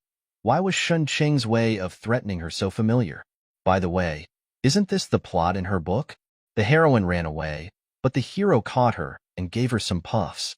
Then he threatened that if she dared to run around, he would cut her into pieces and freeze her. Xiao Qingchua's eyes changed when she looked at Xincheng. Xincheng frowned and said, I'm talking to you. Why don't you say anything? Nothing. She held her head in her hands and shook it, trying to get rid of all these messy thoughts in her mind. Demon hunter Yang Shang recognized Xiao Qingke as a vampire, and the few words he talked to her revealed very important information. There should be some kind of peace agreement between the Public Security Bureau and the Bright Red Dinner Party. In Zhang Jiwen's memory, the Bright Red Dinner Party can protect members from government attacks, which also confirms this conjecture. The Bright Red Dinner will issue membership cards to each member. Vampires without membership cards will be attacked by witchers. And Yang Shang's method of identifying vampires. A guess suddenly appeared in Shuncheng's mind. He put down his wine glass and said to Xiao Qingke, Go to the toilet and brush your teeth. Brush them clean. Xiao Qingke looked confused, but at Shuncheng's urging, he ran to the toilet and brushed his teeth several times. After she came out, Shuncheng came to her. Open your mouth. Why do you have to open your mouth? Xiao Qingke frowned her beautiful slender eyebrows, and suddenly a bright light flashed in her mind. In her novel, the male protagonist orders the female protagonist to brush her teeth and then open her mouth. The female protagonist thinks that the male protagonist wants to kiss, so she closes her eyes and opens her mouth, but the male protagonist. This plot is hailed as a classic by countless readers. Could it be that Shuncheng wants to recreate a classic? Xiao Qingke looked at him with a shocked look on his face. Isn't it, buddy? Do you really think of yourself as the protagonist of a pornographic novel? Xincheng urged.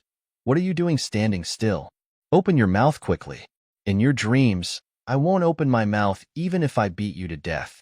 Xiao Qingke hurriedly covered her mouth with her hands, looking like she would rather die than surrender. Xincheng? I just asked you to open your mouth. Is it necessary to react so violently? He grabbed Xiao Qingchua's hands and opened them with force. Xiao Qingke struggled desperately, just like the forced heroine in the novel. No, I will bite you. I really will bite you. Speak as if you haven't been bitten by me.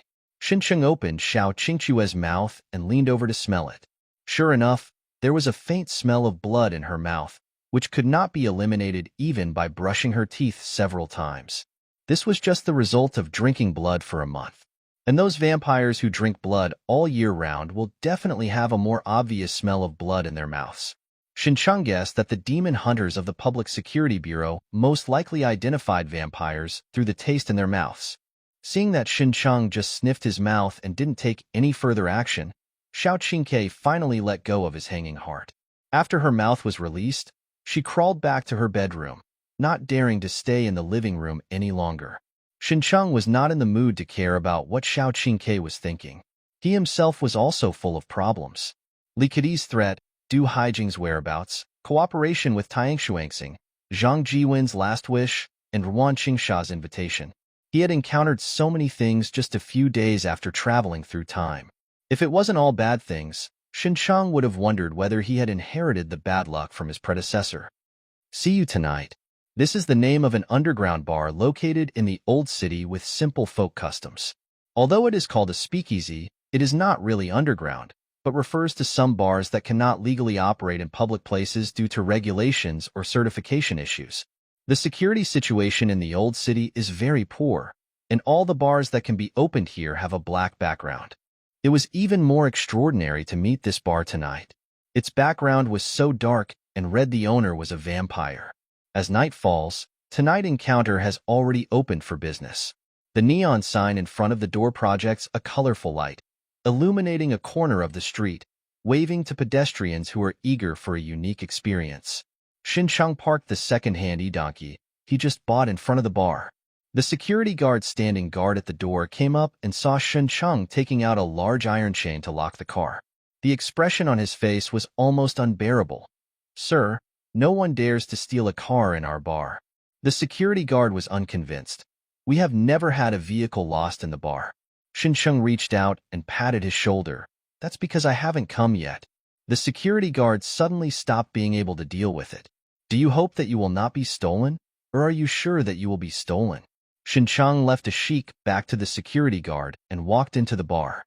The owner of this bar is a vampire. Only a few people know this, and Xincheng is one of them.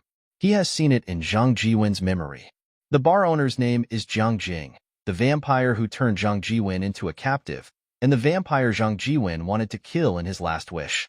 Of course, Shen Chang came here today not to duel with Jiang Jing, but to find out the whereabouts of Xiao Qingqua's mother. Of course, he also wanted to test Jiang Jing. Shen Chang used He Ying's ability very smoothly. If he didn't help Zhang Jiwen get rid of Jiang Jing, He Ying's probation period would only be 3 months. Pushing open the heavy glass door, the rhythm of music instantly filled my ears. On the spacious public dance floor, many figures are twisting their bodies to the rhythm of the music. The air is filled with the strong smell of perfume, tobacco, and various cocktails. The charming melody makes people feel like they are in an exotic night. At the bar, several tall bartenders were skillfully making cocktails. A group of laughing and playing people gathered around them, and the wine glasses in their hands collided with loud music. Shen Cheng walked to the bar, found an empty seat, sat down, and asked the bartender for a glass of beer. According to Zhang Jiwen's memory, Jiang Jing would go to the bar every Friday night. Only at this time could he be found here, and he was usually elusive. But except for Jiang Jing's cronies and servants, it is not that easy for others to see him. While Shen Cheng was drinking beer and waiting for an opportunity, he suddenly saw an acquaintance. Bai Qiuning. This beautiful ice goddess is sitting in a booth drinking alone. In this noisy bar, she is like a special landscape, attracting many eyes. Shen Cheng didn't know why Bai Qiuning appeared alone in such a place. He only knew that she would definitely cause trouble. Just like brightly blooming flowers, even if you admire them alone, they will definitely attract bees and butterflies. When this idea came to Shen Cheng's mind, he saw several gangsters with colorfully dyed hair walking towards Bai Qiuning. Bai Qiuning said something expressionlessly, as if refusing, but the gangsters didn't take it seriously, and instead forced themselves to sit down happily. They were far away, and the noisy environment in the bar meant that even with Shen Cheng's hearing, he couldn't hear clearly what they were saying. He only knew that they were definitely not friendly. In the past, Shen Cheng would definitely have stepped forward to rescue him, but now he was indifferent. He still remembered that after he rescued Bai Qiuning in the hospital, the other party didn't even say thank you. His emotional intelligence was too low, and he didn't know how to behave at all. Then let society teach her how to behave now. Those gangsters seemed to have said something frivolous. Bai Qiuning suddenly stood up, picked up the wine glass and poured it on the other guy's face. Taking advantage of the opponent's opportunity to dodge, she quickly ran out of the booth. Shen Cheng was about to watch the excitement when he saw Bai Qiuning running straight towards him. "Are you diverting trouble to the east?" Shen Cheng immediately got up and ran elsewhere. Bai Qiuning chased after her, and those gangsters also chased after her. People from the 3 parties chased each other and began to circle in this lively bar. Soon, Shen Cheng successfully got rid of Bai Qiuning. Just as he was about to move to another place to sit, he suddenly felt someone pulling his shoulder from behind. Turning around, Bai Qiuning hit someone with the ball, threw him into his arms, and hugged him hard with both hands. At the same time, the gangsters also pushed through the crowd and rushed out. Bai Qiuning pointed at them and said to Shen Cheng, "Husband, they are the ones bullying me." The gangsters all looked at Shen Cheng. Shen Cheng had to take back what he just said. This woman not only had low emotional intelligence, but also had low character. He spread his hands to the gangsters and said, "Everyone is very smart at first glance. It should not be difficult to see that this lady is deliberately looking for me to be her shield." The gangsters all looked at Bai Qiuning. Bai Qiuning continued to hug Shen Cheng and said with a low eyebrow, "Husband, I know you are angry that I came to the bar in the middle of the night. If anything happens, can we go home and talk about it? You can beat me and scold me if you want." The gangsters all looked at Shen Cheng. Shen Cheng was not interested in playing any more word games and pushed Bai Qiuning down until she bent over and raised her buttocks. The swaying waves made the men around them stare straight in the eyes. Shen Cheng originally thought that Bai Qiuning would be unable to pretend after being slapped, but unexpectedly, she hugged Shen Cheng's waist tightly with both hands and let out a bone-crushing moan from her red lips. "Ah, husband, please point. Are you kidding us?" The gangsters couldn't stand it anymore. They felt like dogs with their mouths full of expired dog food. Shen Cheng pulled Bai Qiuning behind him and raised his hand to catch the fist thrown by a gangster. He pulled hard, and the gangster lost his balance and fell forward. He hit his abdomen with his knee, and instantly turned into shrimp and drank the spit out all the wine. The three gangsters behind shouted and rushed forward. Shin Cheng's fist was as fast as lightning, and he punched the gangster on the left first in the nose, making his face red. The right hand was thrown out like a long whip, and the back fist was counterattacked, knocking down the gangster who took out the dagger on the right. The last gangster picked up a chair and threw it at him. Shin Cheng did a side spin kick, smashing the chair into pieces, and also kicked the gangster 5 or 6 meters away. When the onlookers saw Shin Cheng solving the battle so handsomely, they felt as if they were watching a movie. They whistled one after another, and some beautiful women gave him secret glances and blue kisses. Shin Cheng felt a chill on his forehead and turned around to see Bai Qiuning taking out a silk handkerchief and wiping the non-existent sweat for him. He slapped Bai Qiuning's hand away. "Don't you have male hatred syndrome?" Bai Qiuning put away the handkerchief, and her expression returned to its former coldness. "I don't regard you as a man." Shin Cheng. He suddenly put his arms around Bai Qiuning's waist, pulled her to him, lowered his head, and kissed her. Bai Qiuning turned away. Shin Cheng smiled. "Since you don't regard me as a man, then what are you hiding from?" Bai Qiuning frowned and looked at him. "Can you kiss someone of the same adult love?" Shin Cheng retorted. "I don't think of you as a woman either." Bai Qiuning. Shin Cheng explained. "Don't you understand?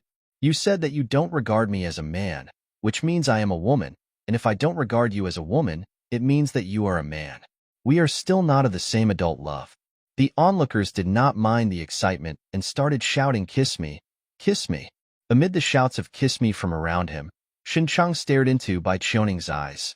"You know, I always pay attention to the voice of the masses. I have no idea." Bai Qiuning lowered his eyebrows and said coldly, "Let me go."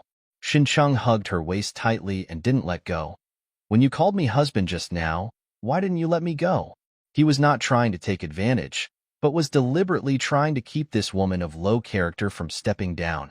Bai Qiuning, who felt wronged, remained silent and just held Shin Cheng's chest with both hands to prevent him from going any further. At this moment, an inappropriate voice suddenly sounded. "You two can go home if you want to be intimate, but you have to settle the bill for causing trouble in the bar first."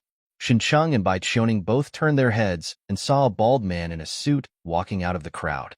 When the onlookers saw the bald man appear, they dispersed one after another, not even daring to stay and watch. Shin Cheng saw this bald man in Zhang Jiwen's memory. His name was Jun. He was Jiang Jing's servant and confidant, and the actual person in charge of the bar. He let go of Bai Qiuning and pointed at the 4 unconscious social youths on the ground. "I want to correct you. They are the ones causing trouble. We are just forced to defend ourselves. I don't care who of you is right or wrong." Jun said in a tone that left no doubt, "You have to abide by our rules here. If you lose, you will be hospitalized. If you win, you will be compensated." Shin Cheng did not argue with him about right or wrong, but said, "I want to see your boss. There are a lot of people wanting to see our boss." Jun dismissed it. "Do you think you are qualified?" Shin Cheng opened his scarlet eyes. "What do you think?" Jun and Shin Cheng looked at each other for a few seconds, still maintaining their arrogant posture, but did not refuse again. "Forget about losing money." He turned to look at Bai Qiuning. "She also wants to see my boss? It has nothing to do with her." Shin Cheng closed his eyes and stretched out his hand towards Bai Qiuning. "You are the one who caused the trouble. Pay compensation and get out of here." Bai Qiuning was slightly startled, then raised his finger and pointed at Jun. "Didn't he say there was no need to compensate?" Shin Cheng said, dissatisfied. "I have my own rules. If you break other people's things, you must pay for it." Bai Qiuning silently took out his wallet and took out all the thousands of dollars in it. "I owe you a favor today." She put the money in Shin Cheng's hand, then turned and walked out of the bar. Shin Cheng put the money in his pocket, turned to Jun and said, "Let's go see your boss." Jun was stunned for a moment. "Where's the money?" "What money?" Shin Cheng frowned and looked at him. "Didn't you say you don't need to compensate?" Jun also frowned. "Didn't you say that if you break other people's things, you have to pay for it?" Shin Cheng shrugged. "I didn't say I had to compensate you. I just gave you an apologetic look. Is that enough?" Jun. He didn't value the few $1,000s, but thought this man was despicable. On the other side, Bai Qiuning came outside the bar alone. She first took out her mobile phone and transferred the remaining balance to the gangsters who had been beaten. A beating of 5,000 yuan each was not considered a loss. Then, when there was no one around, she took out the handkerchief she had just used to wipe Shun Cheng's sweat, held it in her hands as if holding some treasure, slowly covered her face, and then took a deep breath. Bai Qiuning closed her eyes tightly and kept smelling Shun Cheng's scent on the handkerchief. A seductive flush appeared on the pretty face of the iceberg goddess. Under the leadership of Hu Jun, Xinchang came to the 4th floor of the bar. This is a private area and is not open to the public. As soon as you enter the gate, a spacious hall appears in front of you, with 2 curved stairs on both sides, like a pair of embracing arms. Xinchang subconsciously looked for Jiang Jing's back, and suddenly noticed the strong wind coming from behind. He turned around suddenly and blocked Hu Jun's sneak attack with his forearm. Hu Jun showed a surprised expression. He didn't expect that his punch without sparing any force was actually blocked. "No way, buddy," Xinchang said in surprise. "You want me to share some of the few thousand yuan with you? Why do you need to get so angry?" "You." Feeling insulted, Hu Jun cursed and kicked Shan Cheng in the stomach. Xincheng jumped back to dodge, and Hu Jun strode to catch up. He got into a boxing stance and punched continuously like lightning. Xincheng dodged flexibly, but at the same time he was forced to keep retreating. Hu Jun uttered obscene words, and his fist as big as a casserole struck Xincheng's face mercilessly. Snap! Xincheng did not hide anymore, but tightly grasped Hu Jun's fist with his arm wrapped in ghost energy. He raised his head and asked coldly, "What can you find in the toilet?" Hu Jun was stunned for a moment. "Correct answer." Xincheng's lips quirked. "You are really good at seeking death." He grabbed Hu Jun's fist and pulled hard. His other hand reached forward and pinched Hu Jun's armpit. "Lower your waist and use both arms at the same time." Hu Jun was startled and subconsciously tried to break away, but he felt his feet leave the ground and his body was pulled into the air. Xincheng lifted Hu Jun above his head, threw him over his shoulder, and hit the ground hard. Bang! Hu Jun was thrown so hard that his back became numb, and a foot appeared in his field of vision. He hurriedly rolled away. Bang! Hu Jun rolled around a few times and quickly got up, but he didn't expect that Xincheng had already caught up with him. With a click, Hu Jun's neck broke, and he rolled and fell out, hitting a pillar under the stairs before stopping. Xincheng was about to continue his pursuit when he suddenly heard applause. He looked up and saw a young man with dyed gray hair coming down the curved stairs, clapping as he walked. This gray-haired young man is Zhang Jiwen's superior, a vampire with the title of Knight Jiangjing. He smiled and praised, "Yes, it's really a pleasing battle. You don't need to be nervous. This is just a test. After all, not everyone is qualified to see me. So that's it." Xincheng looked at Hu Jun. "I thought your bar couldn't pay wages, so he wanted to steal my little money." Hu Jun's neck had recovered. He got up from the ground and glared at Xincheng angrily, with both fangs exposed. "What the Hades are you talking about?"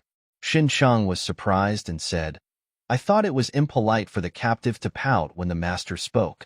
Didn't anyone teach you?" Jiang Jing came down the stairs and was already sitting on the sofa in the hall. He seemed to deeply agree with Shan Cheng's words. "That's right. When the master is talking, the captive should keep quiet." "Hu Jun, what do you think?" Hu Jun's bald head broke out in cold sweat, knowing that Jiang Jing was dissatisfied with his loss to Xincheng. He said nothing again, but still stared at Shan Cheng with unconvinced expression on his face. Jiang Jing then turned to look at Xincheng. "First of all, where did you know me?" He had no intention of inviting Shan Cheng to sit down.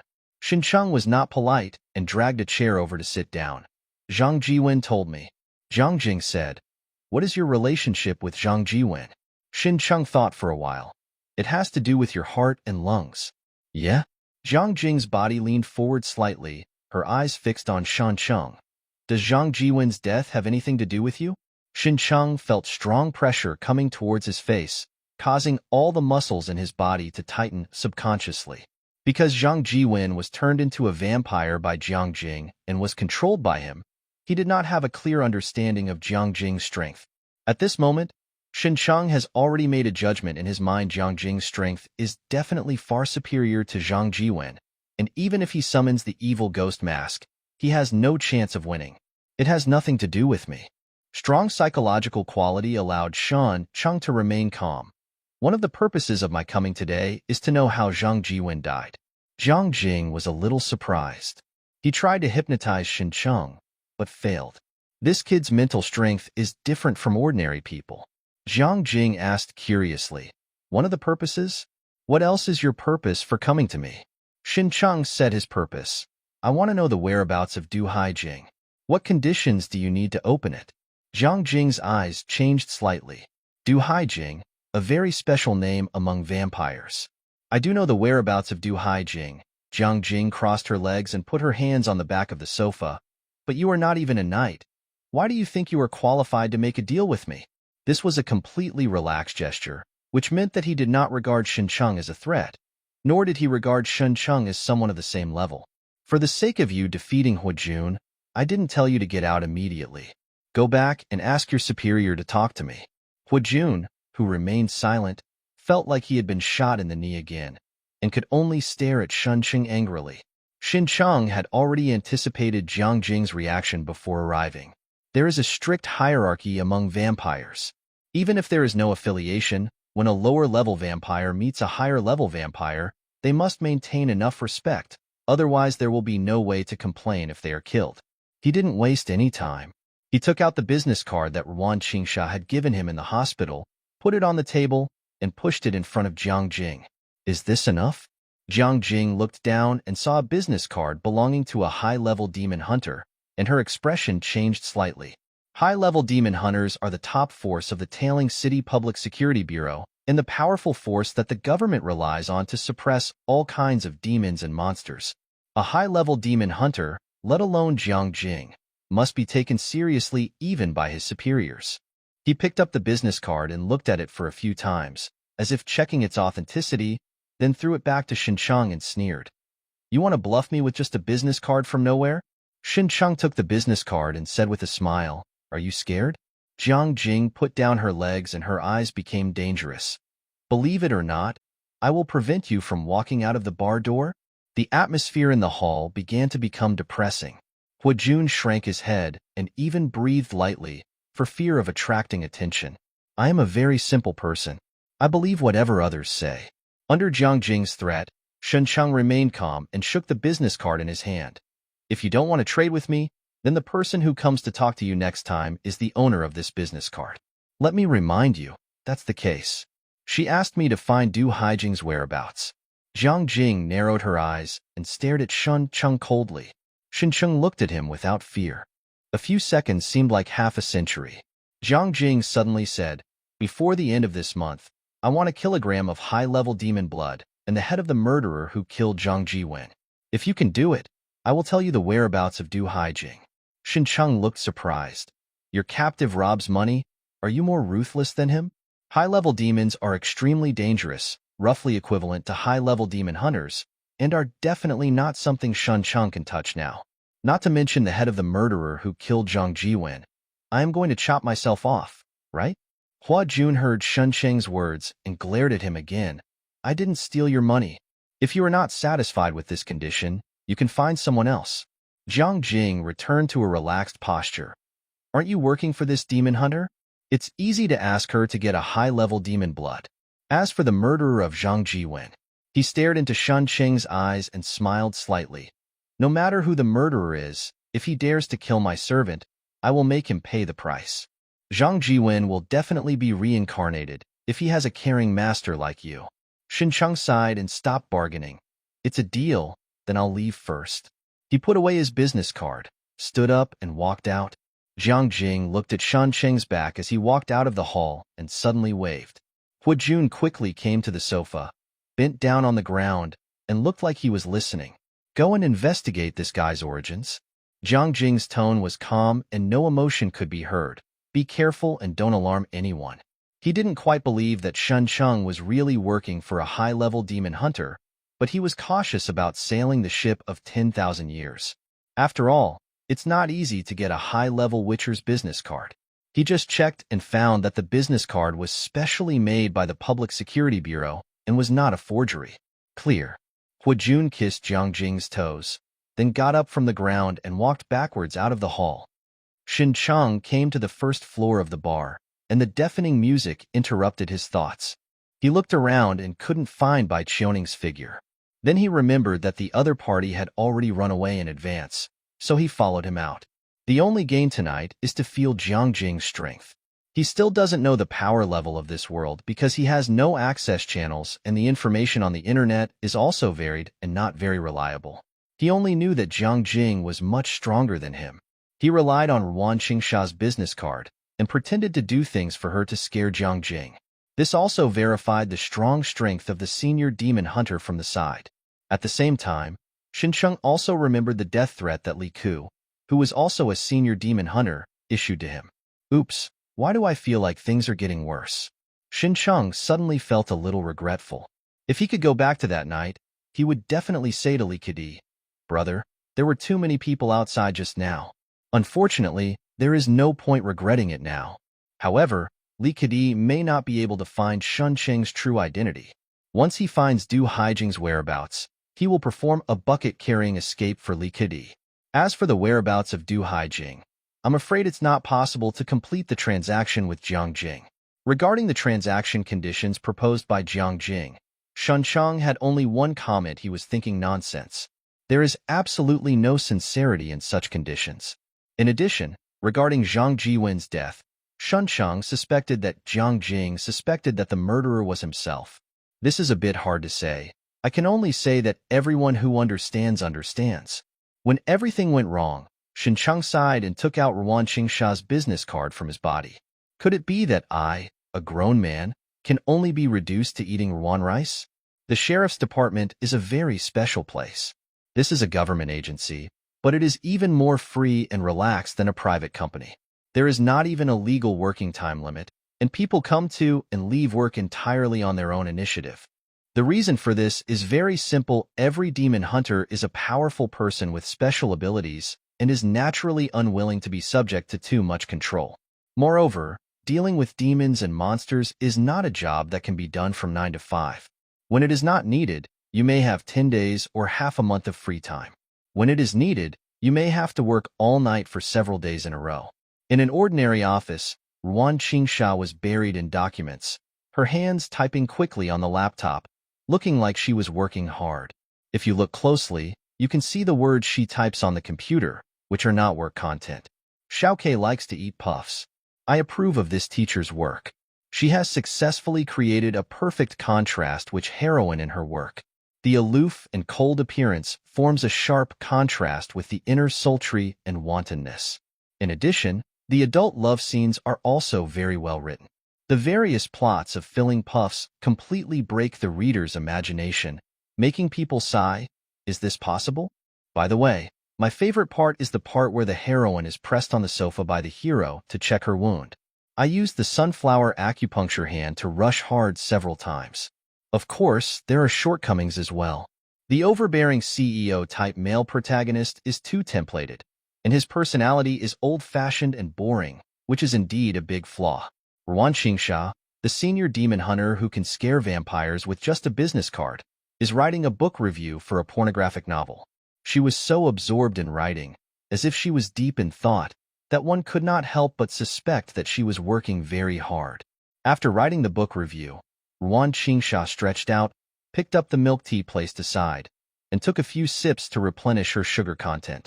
At this moment, the mobile phone placed aside suddenly rang.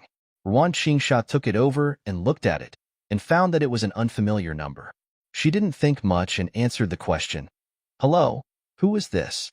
Xincheng?" It took Ruan Qingsha 2 seconds to remember that Shan Cheng was the interesting man she met in the hospital last time. However, this man seemed to be targeted by her friend, so she held a 3-second silence for him in advance, hoping not to be fooled. "What? You're at the door of the sheriff's station." Ruan Qingsha glanced at the messy office. On the left, several boxes were piled with milk teacups. On the right, there were a large number of comic books. There were also various expensive figures and toys in the cabinets. This is more like a doghouse than an office. She gave up her plan to let Xincheng visit her kennel. Then just wait a moment. I'll have someone pick you up and take you through the onboarding procedures. Okay, please. Xincheng put down his phone and looked up at the majestic building in front of him. Tailing City Public Security Bureau. 3 days have passed since I met Jiang Jing.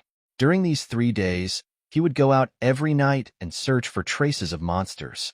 On the one hand, it is to hunt monsters and use resentment to upgrade the evil ghost mask. On the other hand, it is also to prepare a cost to admire Bateman, to help the victims fulfill their last wishes and obtain new abilities. Some people must say that you don't look like Batman, but Batman has a mask, and I also have a mask, and Batman has a car, and I also have a car. So I equals Batman. The formula holds. It's a pity that I got nothing after 3 days. Xincheng found that he was still too naive. Although the world was full of monsters and monsters, they were not really everywhere like homeless people. He stayed up all night for 3 consecutive days and didn't even encounter a single demon. We have met many corpses with strong wishes, but they are all ordinary people and can only provide them with useless abilities such as moving bricks, delivering food, standing upside down and gluing and so on. He still wants to know the whereabouts of Du Haijing, and he also wants to undo the curse of origin blood. If he doesn't have strong strength as a backing, he can only think about it. He might as well go home with Xiao Qingke and lie down together, acting like a pair of ghosts. Never mind. Faced with this cruel reality, Xincheng thought about it and finally lowered his proud head and chose to have a bite of Rouen rice. By joining the Security Bureau, you can come into contact with demons more frequently. If you encounter a demon hunter or a demon corpse with a strong last wish, you can also gain their abilities. In addition, there should be a lot of secret information hidden in the Sheriff's Bureau that could help him learn more about vampires. Of course, along with the benefits, there are also risks. To him, a vampire, the Public Security Bureau was like a dragon in a tiger's den. Once his identity was discovered, it would be like a straight man entering the base by mistake, and the only outcome would be partial snow. But compared with the benefits, this risk is nothing. Xincheng was a wandering explorer in his last life. He had the gene of adventure engraved in his bones and liked to make things difficult for himself. There is also another option, which is to cooperate with the mysterious Stargazer, but that has to wait until he figures out whether the demon blood can really enhance physical fitness. After waiting for a few minutes, a female secretary wearing a skirt came out of the Public Security Bureau. She stood at the gate and glanced around. Her eyes immediately locked on Xincheng, and she walked straight over. "Beautiful boy, Captain Ruan said that someone wants to join the Public Security Bureau. Is it you?" "It's me. What do you call this beauty?" "Just call me Lu Ying. Come with me." The two shook hands briefly, and Xincheng followed Lu Ying into the door of the Public Security Bureau. The interior of the Public Security Bureau was very quiet, not as busy as expected, and there were no rumored ferocious demon hunters or demons who were hung up as specimens.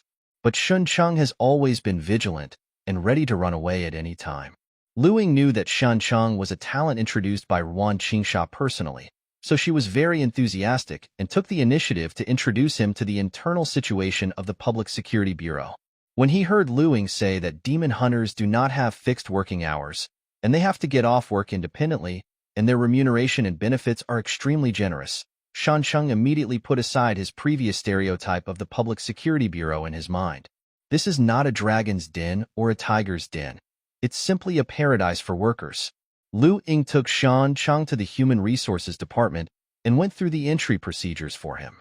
There was no interview or review in the whole process, and it was as smooth as lubricant. Just when Xincheng was gradually relieved, he saw a group of people walking into the personnel department. The leader was still an acquaintance Li Kedi. Li Kedi, a senior demon hunter. Not long ago, a death threat was issued against Xincheng, saying, "I'll kill you within 3 days." Although 3 days had passed, making his threat look like a Gotham nightmare, Xincheng did not dare to take it lightly at all. Li Kedi was once awarded for annihilating a high-level demon on his own. His strength is equivalent to that of the king at the top of the canyon, far surpassing Xincheng, who is now a silver player. So now he can only secretly develop in the jungle, and must not be exposed to Li Ke's enemy, otherwise it will break at a touch. Li Kedi was not only alone, But also followed behind him was a woman wearing glasses and a white-haired young man, both of whom were acquaintances on the bridge that night. Yang Sheng, whose arm was torn off by Shin Cheng, was not there. He didn't know whether he was recovering from his injuries or was buried. Shin Cheng lowered his head, tried to reduce his sense of presence, and silently said, "Don't come here and don't come here," in his heart. But soon he realized the existence of Murphy's Law. The more afraid something will happen, the more likely it is to happen. He raised his head, looked at Li Kedi, and silently said in his heart, "Come here, turtle grandson." Li Kedi suddenly turned his head and looked this way. There were obviously many people in the office area of the Human Resources Department, but he just noticed Shan Cheng and Lu Ying and walked straight towards them. Shin Cheng. At this moment, he felt like an ultimate Digimon who could throw knives. Seeing Li Kedi coming over, Lu Ying, who was originally generous, suddenly became reserved and said hello in a low voice. "Good morning, Captain Li." Li Kedi just glanced at Shan Cheng and asked Lu Ying, "Is he a demon hunter here to join the job?" Lu Ying braced herself and replied, "Yes." Shin Cheng's heart suddenly lifted. But soon, he discovered that Li Kedi's attention was not on him, and neither was the bespectacled woman or the white-haired young man. He knew that these three guys did not recognize him. The corners of his mouth almost couldn't help but twitch.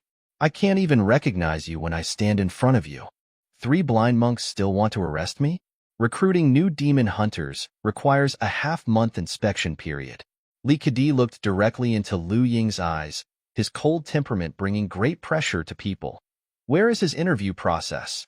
And where is the review report? Lu Ying did not dare to lie, so she could only stutter. "No, no, no." Li Kedi snorted coldly. "I have reiterated over and over again that all matters in the Bureau must follow formal procedures, especially the recruitment of demon hunters. We must avoid the lesson of being mixed in by demons last time. Are you trying to trick me? Did your words fall on deaf ears?" This cold snort made Lu Ying's legs go weak, and she was sweating profusely. Shin Cheng frowned slightly and said, "I can accept the interview. After he puts on the evil ghost mask, his voice will change significantly, so there is no need to worry about being heard." Li Kedi turned to look at him, his tone unquestionably domineering. "Did I let you speak?" Shin Cheng looked directly into his cold eyes. "I've been a little constipated recently, and it's all because of you." Li Kedi was slightly startled. "What does it have to do with me?" Shin Cheng laughed. "Yes, what does it have to do with you?" Li Kedi. The entire office area was quiet. "Isn't it funny?" Shin Cheng looked around and had to explain. "On the surface, I was talking about constipation, but in fact, I was mocking him. If I don't talk, what does it have to do with him?" Finally, there was a snicker all around. The employees in the Human Resources Department who were watching the meal did not expect that the newcomer was having so much fun. At the same time, they also admired his courage to confront Li Kedi head-on. Let alone ordinary people, even the employees of the Public Security Bureau would be speechless when stared at by Li Kedi's oppressive, cold eyes. The bespectacled woman standing behind Li Kedi, who was chewing gum carelessly, looked at Shan Cheng in a dangerous way. The white-haired young man looked around. Wherever he looked, no employee dared to look at him. Being ridiculed in person, Li Kedi did not get angry, but silently kept Shin Cheng's face in his heart. He looked at Lu Ying again, who arranged for him to join the job. Lu Ying lowered her head and remained silent. "Who is it?" Li Kedi's tone was calm, which could also be said to be indifferent. "Don't make me say it a second time." Shin Cheng looked at this scene, and an idea came to his mind according to the classic plot.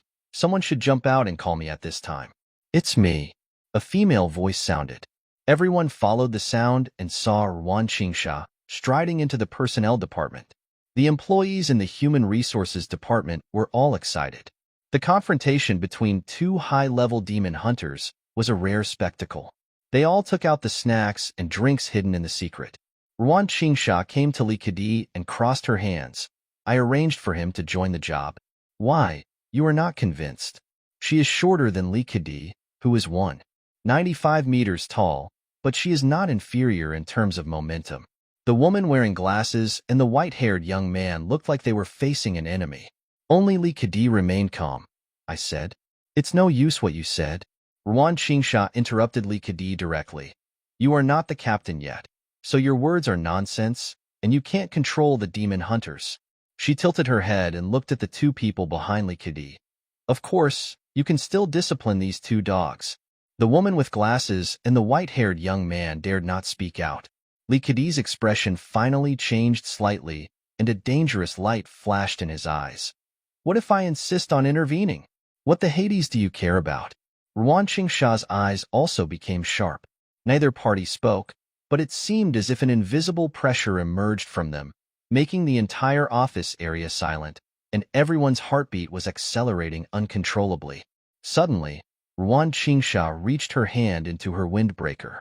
Except for Shan Cheng, everyone was startled by her move, including Lee Kedi, who subconsciously took half a step back.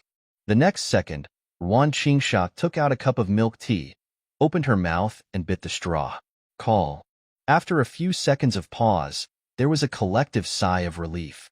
A female employee reached out to wipe the cold sweat from her forehead and whispered, "I was scared to death."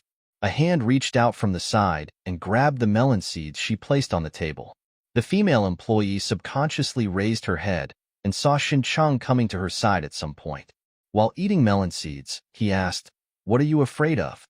He didn't know what the meaning of Ruan Qingsha's action of taking out milk tea was, and why she startled everyone. He seemed to be scared by her when he was in the hospital.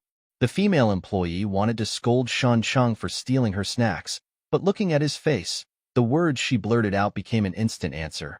"Captain Ruan, I have pulled out a gun and injured the previous director in public before."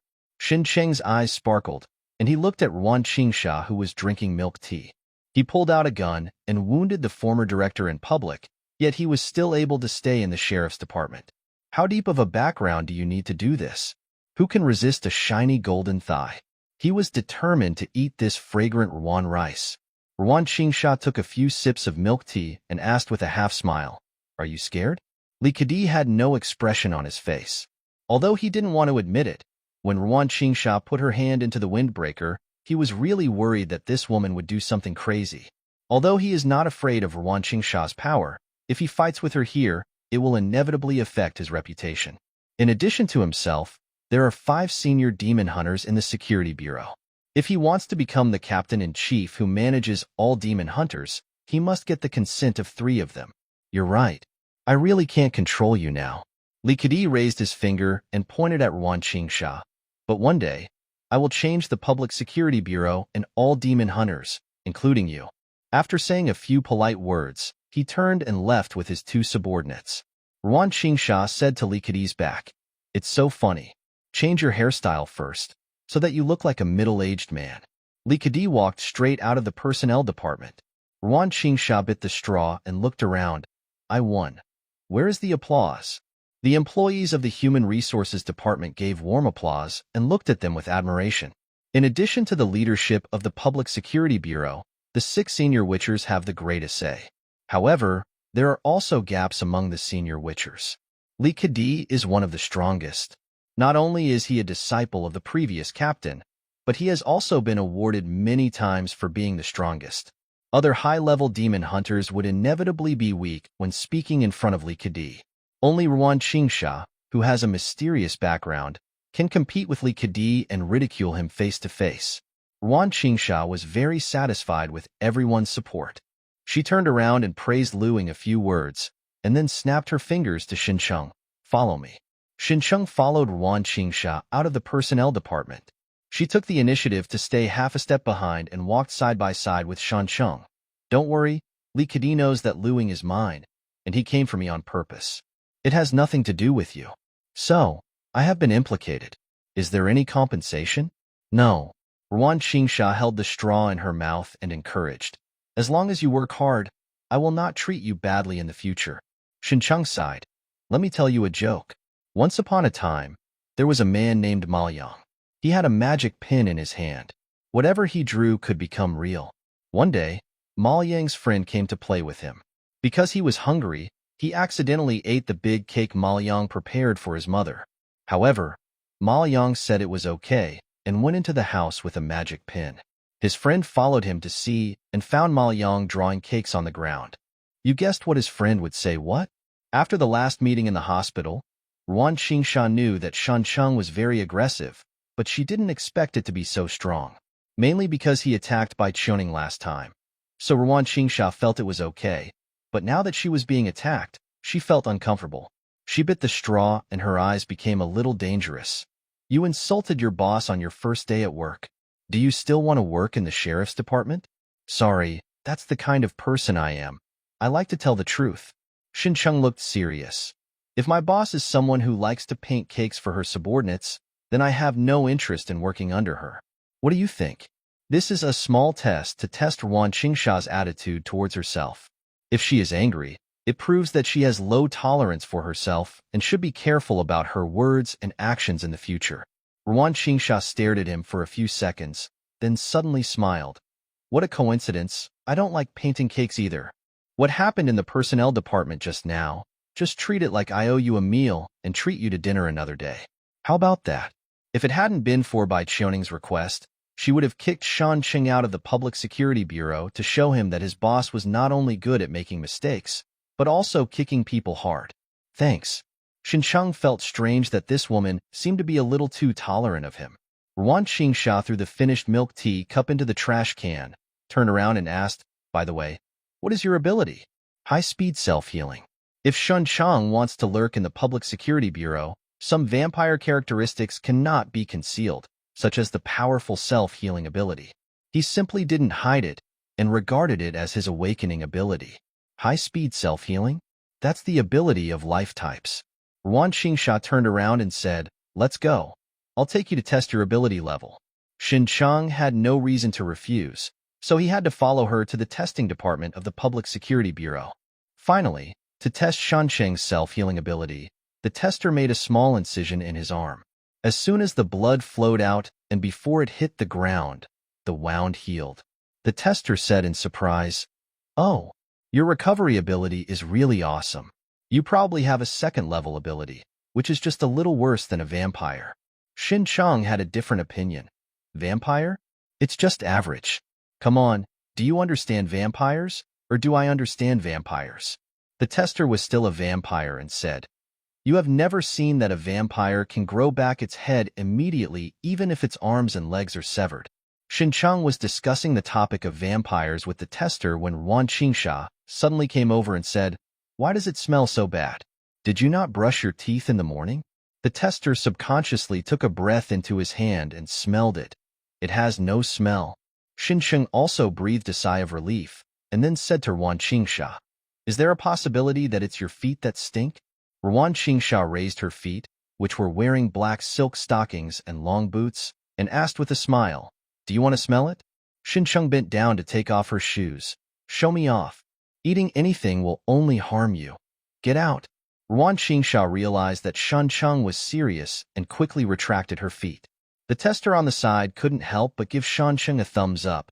He is a role model for us. He also wanted to show off his black stockings, but he didn't dare to say it. Shin Cheng was secretly relieved. He was sure that Ruan Qingsha suddenly brought up the topic of bad breath because she was taking the opportunity to smell the taste in his mouth to judge whether he was a vampire. Sure enough, the previous guess was correct. The smell of blood in the vampire's mouth was a flaw. Fortunately, after Xiao Qingke was injured, he never drank blood again. Instead, he used injection to avoid leaving a taste in his mouth. Otherwise, he would be exposed at this moment. After a round of testing, Shan Cheng's high-speed self-healing was determined to be a life type, and its strength was level 2. The power of this world is idealistic and does not have a scientifically rigorous system. Every ability comes from the holder's inner firm belief. Different beliefs will derive different types of abilities. So far, there are many types of abilities officially recorded, among which the 5 most common ones are life, spiritual consciousness, protection, destruction, and chaos. Life is the ability related to the body. Shin Cheng's physical strengthening and rapid self-healing are the most typical type of life. Spiritual consciousness is an ability related to the spirit. The most common ones include hypnosis, telekinesis, consciousness interference, etc. Guardian can gather the power of belief. Destruction is good at manipulating energy, and chaos can change reality. In addition to these 5 more common types, there are also types such as desire, fear, joy, creation, order, etc., but they are smaller in number and less common. In addition to different types, the intensity of abilities is also divided into 6 levels, from level 1 to level 6, which is simple and clear. The Witchers privately chose a relatively middle-class codename. Level 1 Awakening, Level 2 Elite, Level 3 Extraordinary, Level 4 Master, Level 5 Ace, and Level 6 Legend. After leaving the testing department, Shencheng asked Ruan Qingsha, "Am I considered an elite demon hunter now?"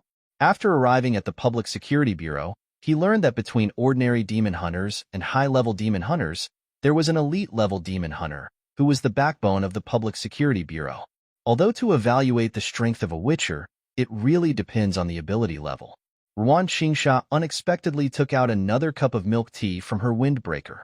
However, there is also a gap between abilities. Some abilities are particularly powerful. Even if they are only awakened, their combat effectiveness is about the same as that of elites. She bit down on the straw and said rudely, "Your high-speed self-healing is, to say the least, a pure sandbag. You can't even count your future as promising." Shincheng was not hit. High-speed self-healing is only his weakest ability. The evil ghost mask is his current strongest state. But compared with high-level demon hunters, there should be a big gap. He asked tentatively, "Then what is your ability?" "You'll find out later." Ruan Qingsha did not answer this question, but said, "You happen to be a life type? Then join my great life god cult. Don't hide behind and let off fire like a witch." "Sorry, I am already a loyal believer in the multi-turret cult, and I suffer from a severe phobia of lack of firepower, so I like to shoot off cannons." "You heretic." Although he was tested to have elite-level abilities, Shencheng is still an ordinary demon hunter. The promotion rules within the Public Security Bureau are based on ability level and merit. Both are indispensable. Shencheng has just joined the Public Security Bureau. No matter how strong he is, he still has to start from the newbie. After the test, he thought Ruan Qingsha would take him to familiarize himself with the work of a demon hunter, but he didn't expect that she would take him to meet someone. When asked who the person he wanted to see was, she mysteriously said that she would know when he got there. Shincheng followed Ruan Qingsha into the elevator and went deep underground. He underwent several inspections along the way, and finally put on protective clothing and entered a cold place. This place is about the size of a basketball gym, with a wide space, bright lights, and even display cabinets surrounding it. No, only then did Shencheng see clearly that these cabinets were actually morgue cabinets, with demon corpses lying in them in various shapes. There were actually some with Kunkin heads and abalone heads, which allowed Shencheng to see the diversity of demons in appearance. Not only that, there was a layer of black cloud-like resentment floating in the sky above all the corpses, with a large number of demons wailing and rolling inside.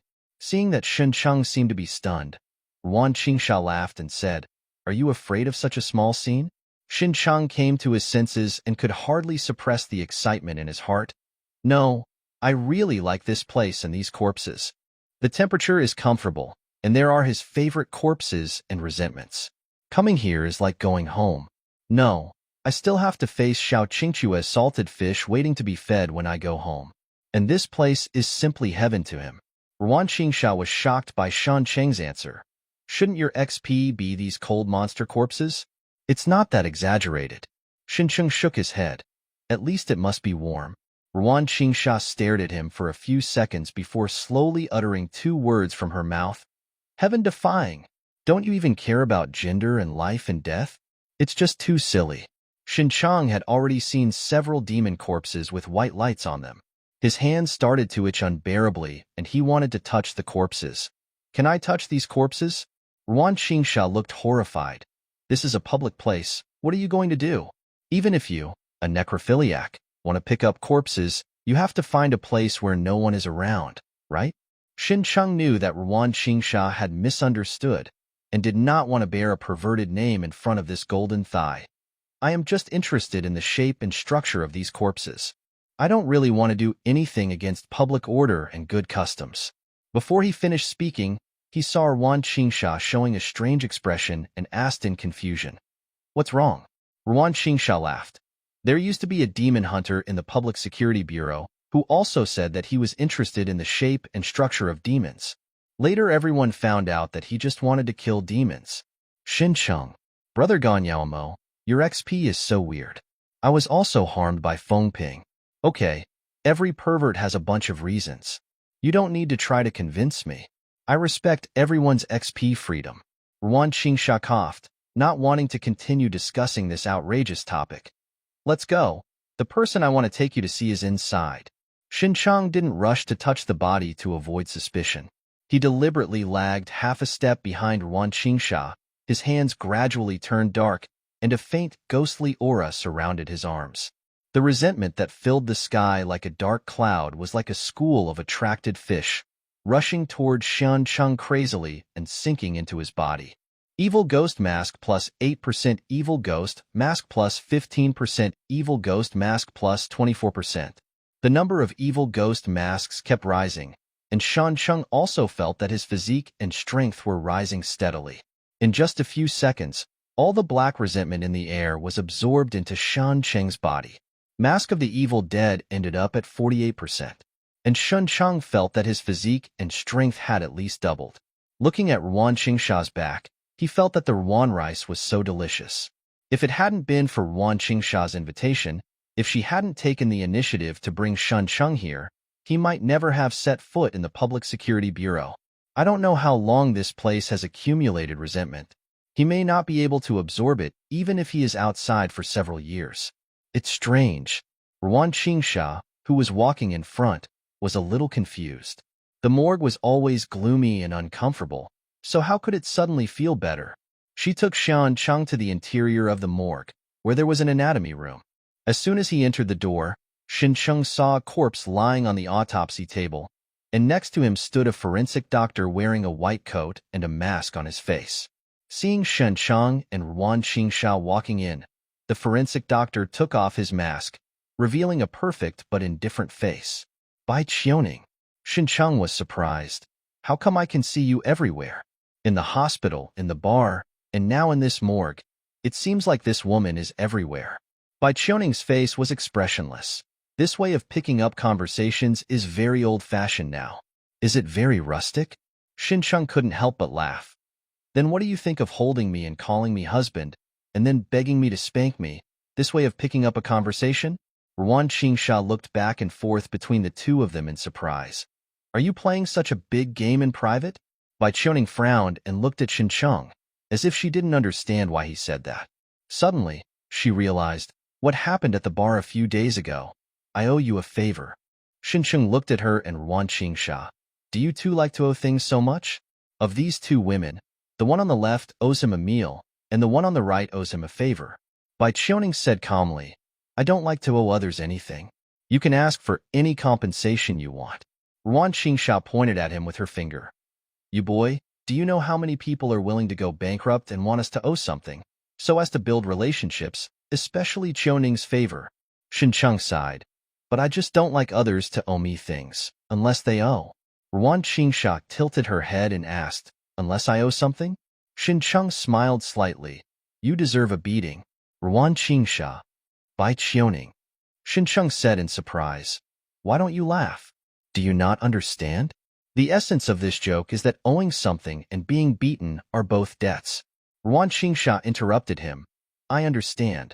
No need to explain. You dare to be rude to your boss on your first day at work. I think you deserve a beating. Bai Qiuning looked at Ruan Qingsha and expressed doubts in her eyes. Why did you bring this man here? Ruan Qingsha looked back. Didn't you want me to recruit him to join the Public Security Bureau?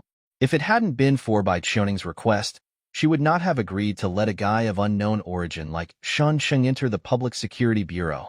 Along the way, she seemed to be chatting with Xincheng, but in fact she was testing and judging this person's character and inner nature. Bai Qiuning was a little helpless. She just wanted to observe Xincheng secretly and do some small research, and had no intention of communicating with him face to face. She has always believed that truth is hidden in life, not in words. Xincheng didn't care about the eye contact between the two. His attention was completely attracted by the corpse on the autopsy table. The corpse was completely charred and black, like crispy roasted chicken that had been overcooked, and its original appearance was completely unrecognizable. And this roast chicken, no, It was the chest of this corpse, and there happened to be a faint white light. Seeing Shan Cheng staring at the corpse intently, Ruan Qingsha suddenly said in horror, "You can't be obsessed with such a corpse, can you? You misunderstood me too deeply."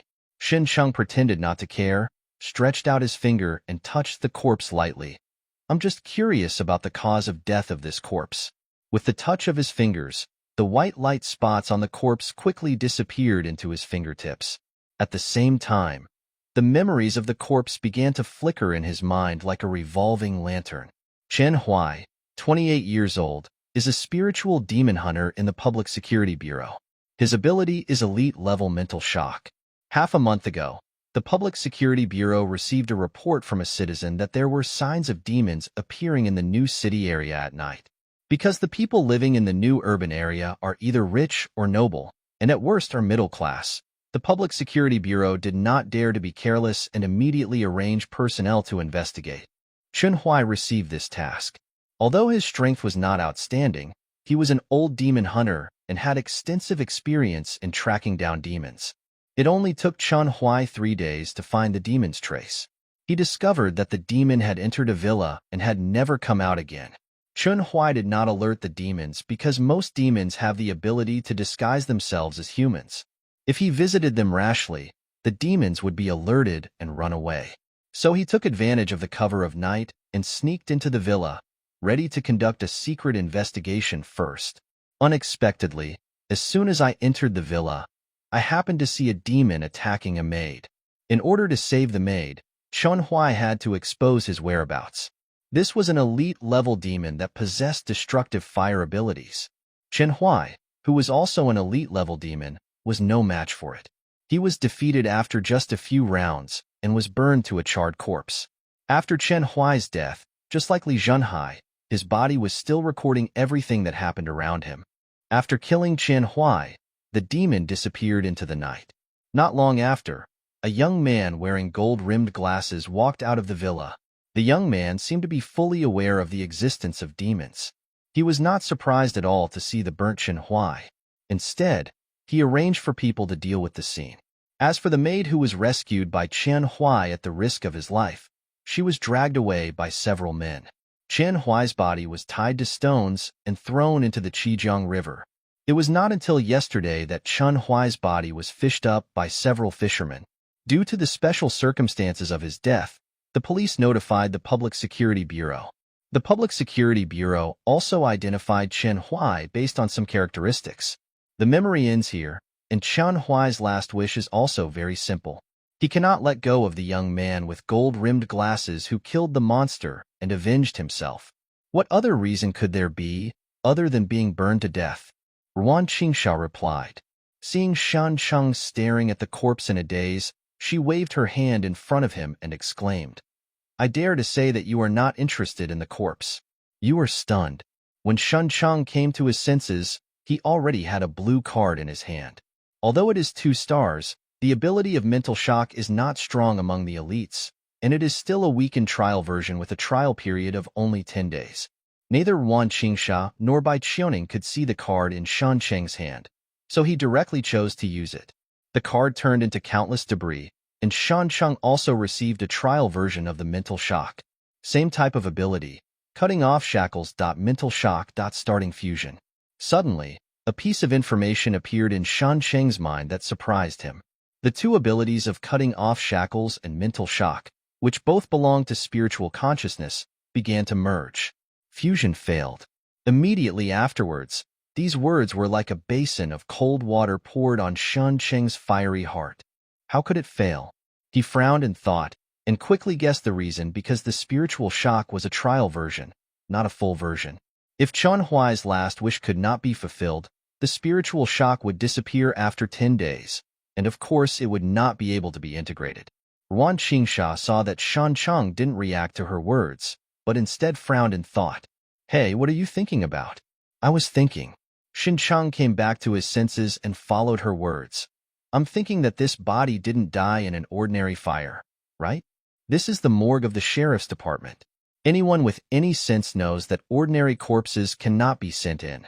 Ruan Qingsha shook her head in disappointment. I thought you would have a wise opinion after thinking about it for a long time. But this is the result? I'm not done yet. Xinchang continued. Of course I know where this place is. The corpse that can be brought in is either a demon or a demon hunter. This corpse has no other external injuries except burns. There are no signs of fighting. His murderer, the battle must have been resolved in a very short time. There were water stains everywhere on the body, and there were marks on the torso. It must have been tied to a stone and thrown into the river after death. It seemed that the body was soaked for only a few days. It's about to be discovered. It must have been washed to the shore by the undercurrent or caught by a fisherman. After saying that, Xincheng looked at Ruan Qingsha, who looked surprised. Am I right? Ruan Qingsha stared at him for a few seconds, then suddenly turned to Bai Qiuning and asked, Is this kid a forensic doctor in the hospital? Bai Qiuning shook his head. It's surgery. Although her face was cold, the fluctuations in her eyes revealed the surprise in her heart. Xincheng asked Ruan Qingsha, What do you think of my high remarks? Ruan Qingsha looked at him for a few seconds, took out her mobile phone, took a look, and said in surprise, It's already this time. It's time to eat. This change of topic was too blunt. Xincheng smiled contemptuously. Weak? Ruan Qingsha was a little embarrassed and pointed to Bai Qiuning with her eyes. Old Bai, this kid is so arrogant in your territory. Fight him. Bai Qiuning said calmly. He is right. Ruan Qingsha. It's not that we don't work hard. It's that our teammates don't live up to expectations. Why did you vote all of a sudden? Xincheng didn't hold on to it. It was not a good thing to offend his boss when he first joined the job, not to mention that he had to continue to eat Ruan rice. Ruan Qingsha was very satisfied with Shan Cheng's knowledge, but Bai Qiuning was not very knowledgeable and began to chase people away. I have to continue working. If you have nothing to do, please leave. Okay, you go about your business. Ruan Qingsha patted the dissection table with her hand and said to Xincheng, I happen to be investigating this case. Come with me. She originally invited Xincheng to join the Public Security Bureau just to deal with Bai Qiuning's request, not because she had any interest in Xincheng. But Xincheng just took one look at the corpse and analyzed it clearly, and it turned out to be absolutely correct. This powerful analytical ability finally made Ruan Qingsha a little interested in Xincheng. Of course, Xincheng wanted this, and he agreed immediately without even a moment's hesitation. Now he can't wait to kill the demon that killed Chen Huai, fulfill Chen Huai's last wish, get the full version of the spiritual shock, and see what the result will be after the fusion of cutting off the shackles and the spiritual shock. After Ruan Qingsha said goodbye to Bai Qiuning, she turned around and walked out. Xincheng deliberately lagged a few steps behind. When he was about to walk out of the anatomy room, he looked back at Bai Qiuning. You just said you owed me a favor, so answer me a question and you'll be cleared, okay? Bai Qiuning nodded. You can ask. Xincheng asked, I heard that demon blood can strengthen a vampire's physique. Is this true? That mysterious stargazer wants to cooperate with Xincheng on the condition that he provides non-toxic demon blood. Xincheng must first find out whether there is such a thing. Bai Qiuning was the most highly educated among the people he could come into contact with. Since she could work in the Public Security Bureau, she should have some knowledge about demons and vampires. Demon blood can indeed strengthen the vampire's physique.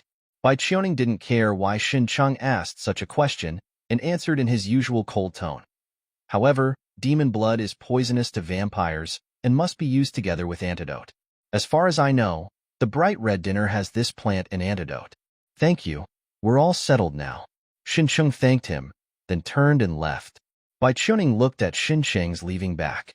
His pretty face, like an iceberg, suddenly melted like the spring breeze, revealing a beautiful smile. Xincheng came to the morgue outside and found Ruan Qingsha waiting here. When she saw Xincheng coming out, she didn't ask what Xincheng and Bai Qiuning were talking about behind her back. She raised her hand and snapped her fingers. Elbow? Xincheng looked around and saw that there were still several demon corpses with last wishes remaining on them in the morgue. He did not rush up to touch them rashly to avoid being suspected by Ruan Qingsha. He decided to wait until Chen Huai's last wish was fulfilled. Anyway, these corpses were placed in the morgue and would not escape in a short time. Ruan Qingsha was going to drive in the underground parking lot, and Xincheng could only wait for her at the door of the Public Security Bureau. Soon, a fiery red sports car appeared in front of Xincheng. Ruan Qingsha, who was sitting in the driver's seat, took off her sunglasses and looked at the second-hand electric donkey under Shan Cheng's ace. Is this the one you drive? Do you have an opinion on electric transportation, which has the largest market share? Xin Cheng didn't feel inferior at all. It's not that a sports car is unaffordable, but that a small e-mule is more cost-effective. This is true because it is easy for him to lose his car. If he loses his e-donkey, he just buys another one. If he loses his sports car, he will have a cerebral hemorrhage. Ruan Qingsha put on her sunglasses again. Get in the car. Xin Cheng didn't show any pretense. He found a place to park the e-donkey and got into the passenger seat. Ruan Qingsha stepped on the accelerator, and the sports car roared like a dragon and rushed out quickly, at a speed that was almost life-threatening. She pushed the accelerator to the bottom and was racing on the road, making other cars look like they were walking at a snail's pace. While she was driving, she squinted at Shun Cheng's expression, as if she wanted to see fear on his face. This was considered a small test, and she didn't want a coward to be with her, yelling at anything. Under Ruan Qingsha's gaze, Shun Cheng yawned. Even his body relaxed. As an explorer in your previous life, if you didn't know how to drive a car, your colleagues would always advise you to go for a spin. Not only drag racing, but also skydiving, rock climbing, high-altitude gliding, deep-sea diving, and underground cave exploration are all projects that he has long been tired of. Ruan Qingsha was quite satisfied with Shan Cheng's performance and slowly reduced the speed of the car. Xin Cheng turned to look at her flawless profile. I have a question. Can one person have two abilities? Impossible. Ruan Qingsha said categorically. Everyone's ability is the manifestation of the belief in the heart. The purer the belief, the stronger the ability to awaken. If you are distracted to practice the second belief, not only will you not get the second, this ability will make your original ability disappear. A person who is not pure enough cannot use pure power. Xin Cheng asked strangely. I remember that vampires seem to be able to awaken other powers besides hypnosis. Ruan Qingsha has long been familiar with the situation of monsters, and the answer came out of her mouth. Hypnosis and high-speed self-healing are both innate talents of vampires, not counting the ability to awaken. The same goes for demons, who are born with the ability to disguise themselves as humans. Xin Cheng feels that he is different because he now has more than one ability. Of course, as a person who has worries, if he is the same as others, wouldn't the worry be in vain? Then how to upgrade the ability? Practice more things that are consistent with your beliefs. Xin Cheng didn't know what belief he had in his heart. Was it an adventure? Ruan Qingsha drove Shan Cheng into the new urban area and told Shan Cheng about Chen Huai's case on the way. Not long after, the sports car stopped in front of a villa. Xin Cheng looked up and found that the villa was actually the place where Chen Huai was killed. He showed no abnormality and just asked Ruan Qingsha, "Where is this place?" Ruan Qingsha got out of the car and said, "Aren't you very good at guessing? Then guess where I am taking you here." Xin Cheng looked back at Chen Huai's memory. If Chen Huai died in the hands of a demon, the prerequisite is that he discovered the traces of the demon. You just said that Chen Huai was an experienced demon hunter. Will he do anything after he discovers the traces of the demon? Report it? Is this the place where you report it? Ruan Qingsha's casual expression turned into surprise. What else? Xin Cheng looked up at the villa and continued. After the demon kills someone, he probably won't do anything like dumping the body. Someone is obviously helping the demon cover up. If Chen Huai finally reported the location of the demon's whereabouts, it would be in this villa. Inside.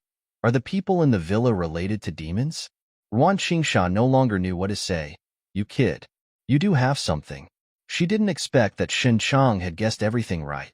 After Chen Huai discovered the traces of the demon, he did report the specific location, which was this villa. The last message he left to his colleagues was to sneak into the villa to find out what happened. So far, there was no news until the body was found. Due to emotions and reasons, everyone in this villa is under serious suspicion. The two came to the villa and Ruan Qingsha pressed the doorbell. Xin Cheng stood aside and asked doubtfully, "Since Chen Huai has already reported his location, why did you come here today? Shouldn't we have come over to investigate immediately after Chen Huai disappeared? I'm not the first one here." Ruan Qingsha looked at the closed door in front of her. This villa is the property of a counselor named Wang in Tailing City. The person living here is his eldest son. The Witcher who came to investigate before couldn't even get in. Now it is confirmed that Qianhuai has been killed, so I have to come forward personally. Soon, an impatient voice rang on the doorbell. Dog of the sheriff's department, get out of here. Don't bother me anymore. After saying that, he hung up without giving any chance to communicate. Xinchang turned to Ruan Qingsha and said, "It seems it won't work if you come forward in person." "It's okay. I knocked on the door and they came out." Ruan Qingsha seemed to have expected this situation. She stepped forward, raised her hands, pressed on the door, and pushed hard. Boom! The two heavy iron doors immediately flew out and hit the fountain in the front yard of the villa, breaking the fountain with force. "Xincheng, help! There's a female Tyrannosaurus next to me. I'm not kidding." When Xincheng came back to his senses, he found that Ruan Qingsha was already walking into the villa, and he quickly followed her. He looked at the damaged fountain and the two gates that had turned into scrap iron, and his heart was beating 100 million times faster. If he summons the evil ghost mask, he can also open the locked door. However, it is simply impossible to destroy the door and fountain with just one push like Ruan Qingsha. The power gap between the two sides is too great. The most important thing is that Xincheng doesn't even know if this is Ruan Qingsha's full strength, or just the tip of her iceberg.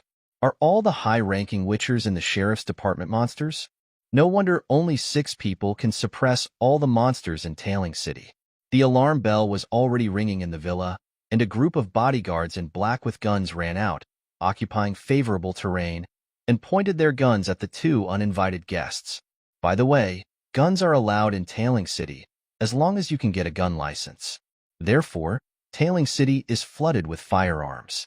Whether it is gangsters or bodyguards who look after homes and homes, everyone can shoot a gun. It is said that some private schools have begun to cultivate students' awareness of gun ownership. There is even a Big V who openly declares on the internet, he will not be chaotic if everyone has a gun. A strong man in a suit with a scar on his face walked out of the villa. He stood on the steps and shouted condescendingly, "Dogs from the Public Security Bureau, are you so brave that you even dare to break into Congressman Wang's home? This guy has such a stinky mouth." Ruan Qingsha raised her finger and pointed at him, turned to Xincheng and said, "Go and give him a slap." Xincheng rolled up his sleeves and prepared to step forward. Ruan Qingsha held Xincheng's shoulders and pulled him back. "I'm kidding you. We are here to handle the case, not to stir up trouble." She raised her head and said to Scarface on the steps, "I am Ruan Qingsha, a senior demon hunter. Ask Wang Hongyun to come out." Hearing the words senior demon hunter, Scarface's expression changed significantly. The arrogance and hostility in his eyes disappeared, replaced by solemnity. He was silent for a few seconds before replying, "Ms. Ruan, Mr. Wang is out for something. Why don't you come back another day?" Compared with just now, his attitude has changed significantly, and he is completely arrogant and respectful. "Not at home? It doesn't matter." Ruan Qingsha walked straight into the villa. "I'll just wait here for him to come back." Xincheng followed her. Scarface subconsciously wanted to reach out to stop him, but Ruan Qingsha's identity stopped him abruptly. He could only watch the 2 uninvited guests walking into the villa. The dozens of bodyguards around them didn't even dare to point their guns at the 2 of them, let alone shoot them. As soon as you enter the door, you will see a luxuriously decorated hall with luxurious carpets, mahogany furniture, art hanging on the walls, and exquisite chandeliers. On the spiral staircase on one side of the hall, there was a young man wearing gold-rimmed glasses standing. He said apologetically, "I'm sorry, Ms. Ruan. I'm feeling a little unwell, which is why who said I wasn't at home." This young man is obviously the owner of this villa, Wang Hongyun, who is also the eldest son of Congressman Wang. Xincheng recognized Wang Hongyun at a glance as the young man with gold-rimmed glasses who appeared in Qianhuai's memory. After the demon killed Qianhuai, he ordered the people in the villa to dispose of Qianhuai's body. Unexpectedly, I saw the suspect as soon as I entered the door. Ruan Qingsha rudely walked to the main seat in the living room and sat down, crossing her long legs. "Come down, you should know why I came to you." Wang Hongyun coughed lightly, slowly came down the stairs and sat in the guest seat. The scar-faced man outside the door had already followed, standing behind Wang Hongyun, looking at Xincheng and Ruan Qingsha with unfriendly eyes. I have long heard that among the 6 senior demon hunters of the Public Security Bureau, there is a heroine called Valkyrie. She is not only outstanding in ability, but also beautiful. Wang Hongyun looked at Ruan Qingsha and praised her. After meeting her today, I can see that she is indeed as famous as her reputation. No, it should be said that her reputation is far inferior to her meeting her in person. There was no falseness in this compliment. He was considered a veteran in the world of women, but none of the socialites or female stars he had played with could compare to Ruan Qingsha's beauty. Unfortunately, this kind of woman is too dangerous.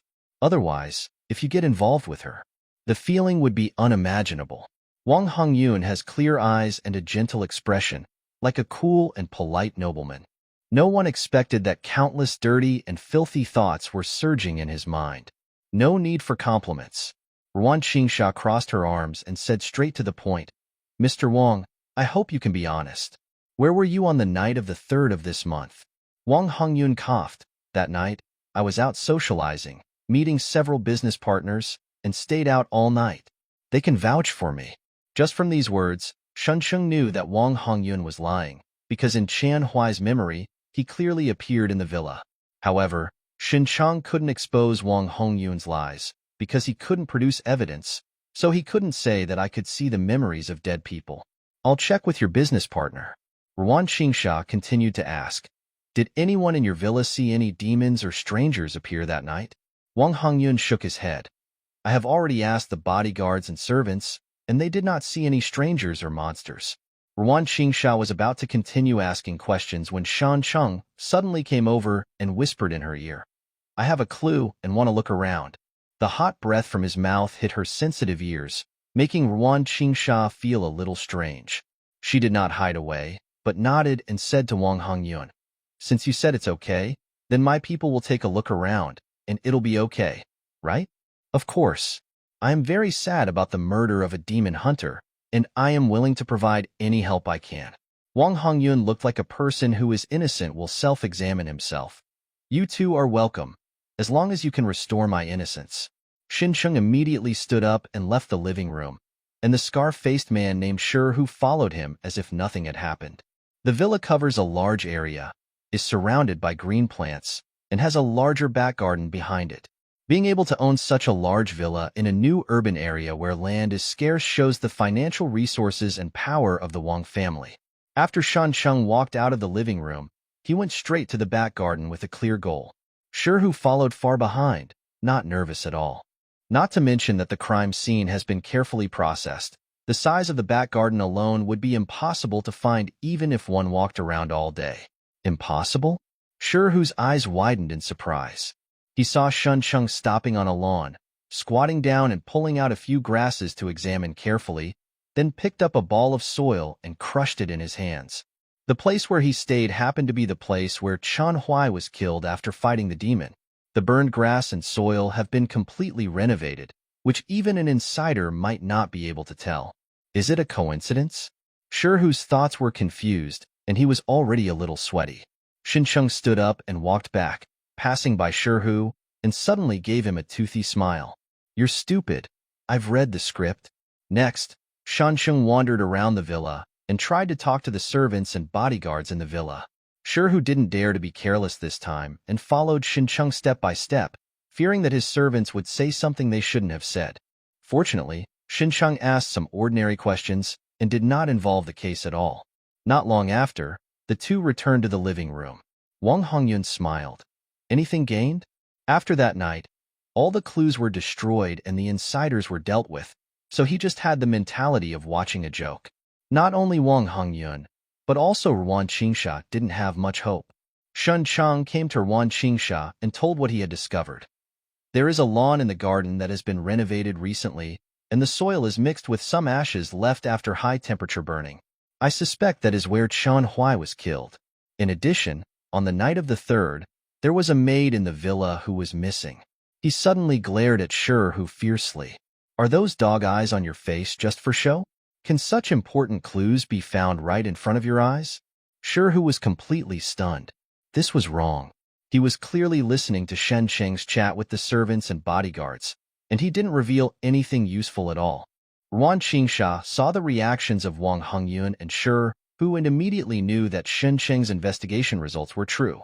There was no time for surprise, so she immediately asked, Wang Hongyun, what else do you have to say? Wang Hongyun's face was gloomy.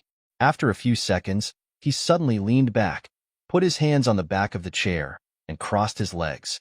What are you talking about? Do you think you can just find someone and fabricate false evidence to slander me? Seeing that he could no longer pretend, Wang Hongyun finally tore off the cloak of hypocrisy, revealed his true colors, and directly labeled Shen Cheng's discovery as perjury. You don't want to say it, do you? Ruan Qingsha stood up. It seems that I have to take you back to the Public Security Bureau to experience what the great memory recovery technique is. Shi Hu immediately stood in front of Wang Hongyun, looking like he was facing a formidable enemy. Wang Hongyun also had a solemn expression. Ms. Ruan, do you have to become an enemy of our Wang family for the sake of a little demon hunter? Whether you are from the Wang family or the Li family, it's all the same in my eyes. Ruan Qingsha looked at him condescendingly, with contempt in her eyes. In my case, there is only one rule: if you do something wrong, you have to pay the price. Xinchang couldn't help but look at Ruan Qingsha's side face. He didn't expect that she could say such handsome lines. You do have to pay a price for doing something wrong. But do you think you can convict me just by saying nothing? Wang Hongyun stood up slowly. The Wang family will not tolerate me breaking the law and will never let me suffer any injustice. He took out his cell phone and threw it on the table. Before you stepped into the villa, my father already knew about it and personally explained the situation to the director of the Public Security Bureau. At this time, you should also receive the call. As soon as she finished speaking, Ruan Qingsha's cell phone rang. She chose to answer and hung up after listening for more than 10 seconds without saying anything. The corners of Wang Hongyun's mouth were raised high, showing the face of a winner. You two, please leave without sending me away. Ruan Qingsha didn't move. She just looked calm and didn't know what she was thinking. Shi Hu took a step forward. You two, please go back. Don't make it difficult for me. Shen Cheng took out his cell phone, found a video, and held it up in front of Shi Hu. In the video, a pug was barking at him. Shi Hu frowned and said, What do you mean?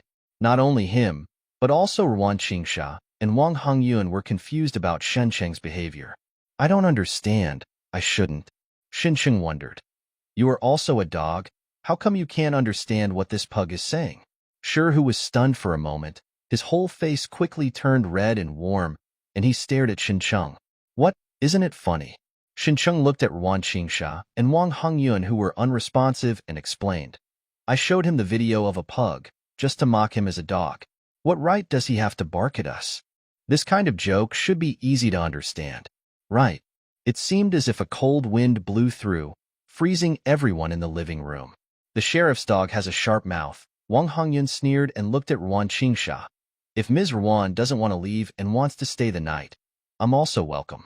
Ruan Qingsha looked at him calmly and suddenly reached into her windbreaker. What are you going to do? Wang Hongyun pretended to be calm, but there was an unsuppressible tremor in his voice. Shi Hu stood in front of Wang Hongyun again, but cold sweat broke out on his forehead. The psychological pressure brought to him by the senior demon hunter was too great. Ruan Qingsha took out a cup of milk tea from her windbreaker, bit her straw, and snapped her fingers at Shen Cheng. Let's go. Shen Cheng frowned slightly and followed Ruan Qingsha away. It wasn't until both of them walked out of the villa that Wang Hongyun and Shi Hu breathed a sigh of relief. They both found that their clothes were soaked in cold sweat. If a high-level demon hunter gets angry, he can easily kill everyone in their villa. Oh, a high-level demon hunter? Wang Hongyun sat back on the chair and smiled contemptuously. It's just a dog of power. He looked down at his hands and squeezed them hard. And I am the one who holds the power. On the way back, Shen Cheng and Ruan Qingsha were silent. Back to the underground parking lot of the Public Security Bureau, just when Shen Cheng was about to get off the car, Ruan Qingsha suddenly said, Do you think I'm a coward? Shen Cheng looked back at her. The person who dared to shoot the former director was actually a coward? Guess why it's my ex? Because he colluded with the devil, so I dared to shoot him. Ruan Qingsha laughed at herself. The Wang family has been rooted in Tailing City since the founding of the Federation. The family has produced more than a dozen mayors and governors of 2 state capitals. They have connections all over the political and business circles and can even recruit the Public Security Bureau. The director called me, so I was really scared. If you do something wrong, you have to pay the price. Xincheng stared into her heroic eyes. When I heard you say this just now, I thought you were the kind of person who couldn't tolerate any sand in his eyes and vowed to fight evil to the end. Ruan Qingsha couldn't help but laugh. I saw this in a Xiaohuang novel. I thought it was very cool, so I took it and used it. Please don't copy it from me. She sighed again. Society cannot tolerate people who truly cannot tolerate sin. Then let this matter go. Otherwise, even if we have the evidence, Wang Hongyun can easily get away with it. After all, Chun Hui died at the hands of a demon. Ruan Qingsha said helplessly. As long as they don't rebel, the Wang family can do whatever they want within the rules. Do you know what a political and business family is? Xincheng nodded silently, pushed open the car door, and walked out. Suddenly he turned around and asked Ruan Qingsha, "There is a kind of ball made of coal. Do you know what it is?" Ruan Qingsha asked curiously, "What is this?" Xincheng smiled slightly. "These are coal pellets." Ruan Qingsha. Xincheng waved goodbye to her, then turned and left. That's right, this is not over yet. Chun Hui's mental shock trial version only lasts for 10 days, so within these 10 days, Xincheng will take action to solve the matter. Ruan Qingsha reminded him of something: the Wang family can do whatever they want within the rules. So, how should you respond when I step outside the rules? Late at night, 2:30, Xincheng rode his second-hand electric donkey across the bridge over the Qijiang River and entered the new urban area. Although the new urban area is a bustling area, there were no people on the streets at 2:30 in the night.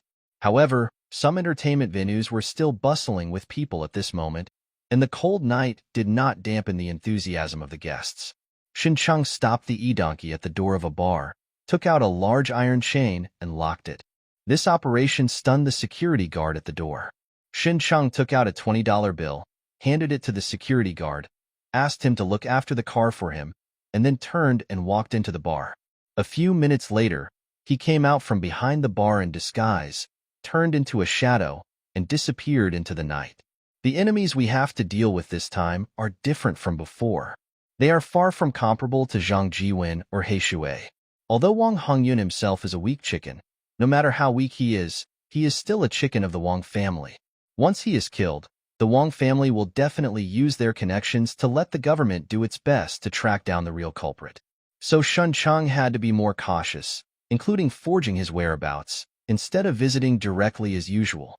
He turned into a black shadow and crossed half of the new urban area before arriving in front of the Wang family's villa.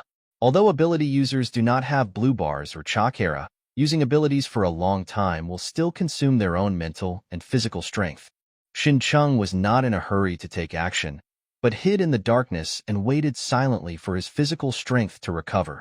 He waited until 3 o'clock in the night before he turned into a black shadow again and climbed in along the wall of the villa without worrying about being seen by the surveillance camera.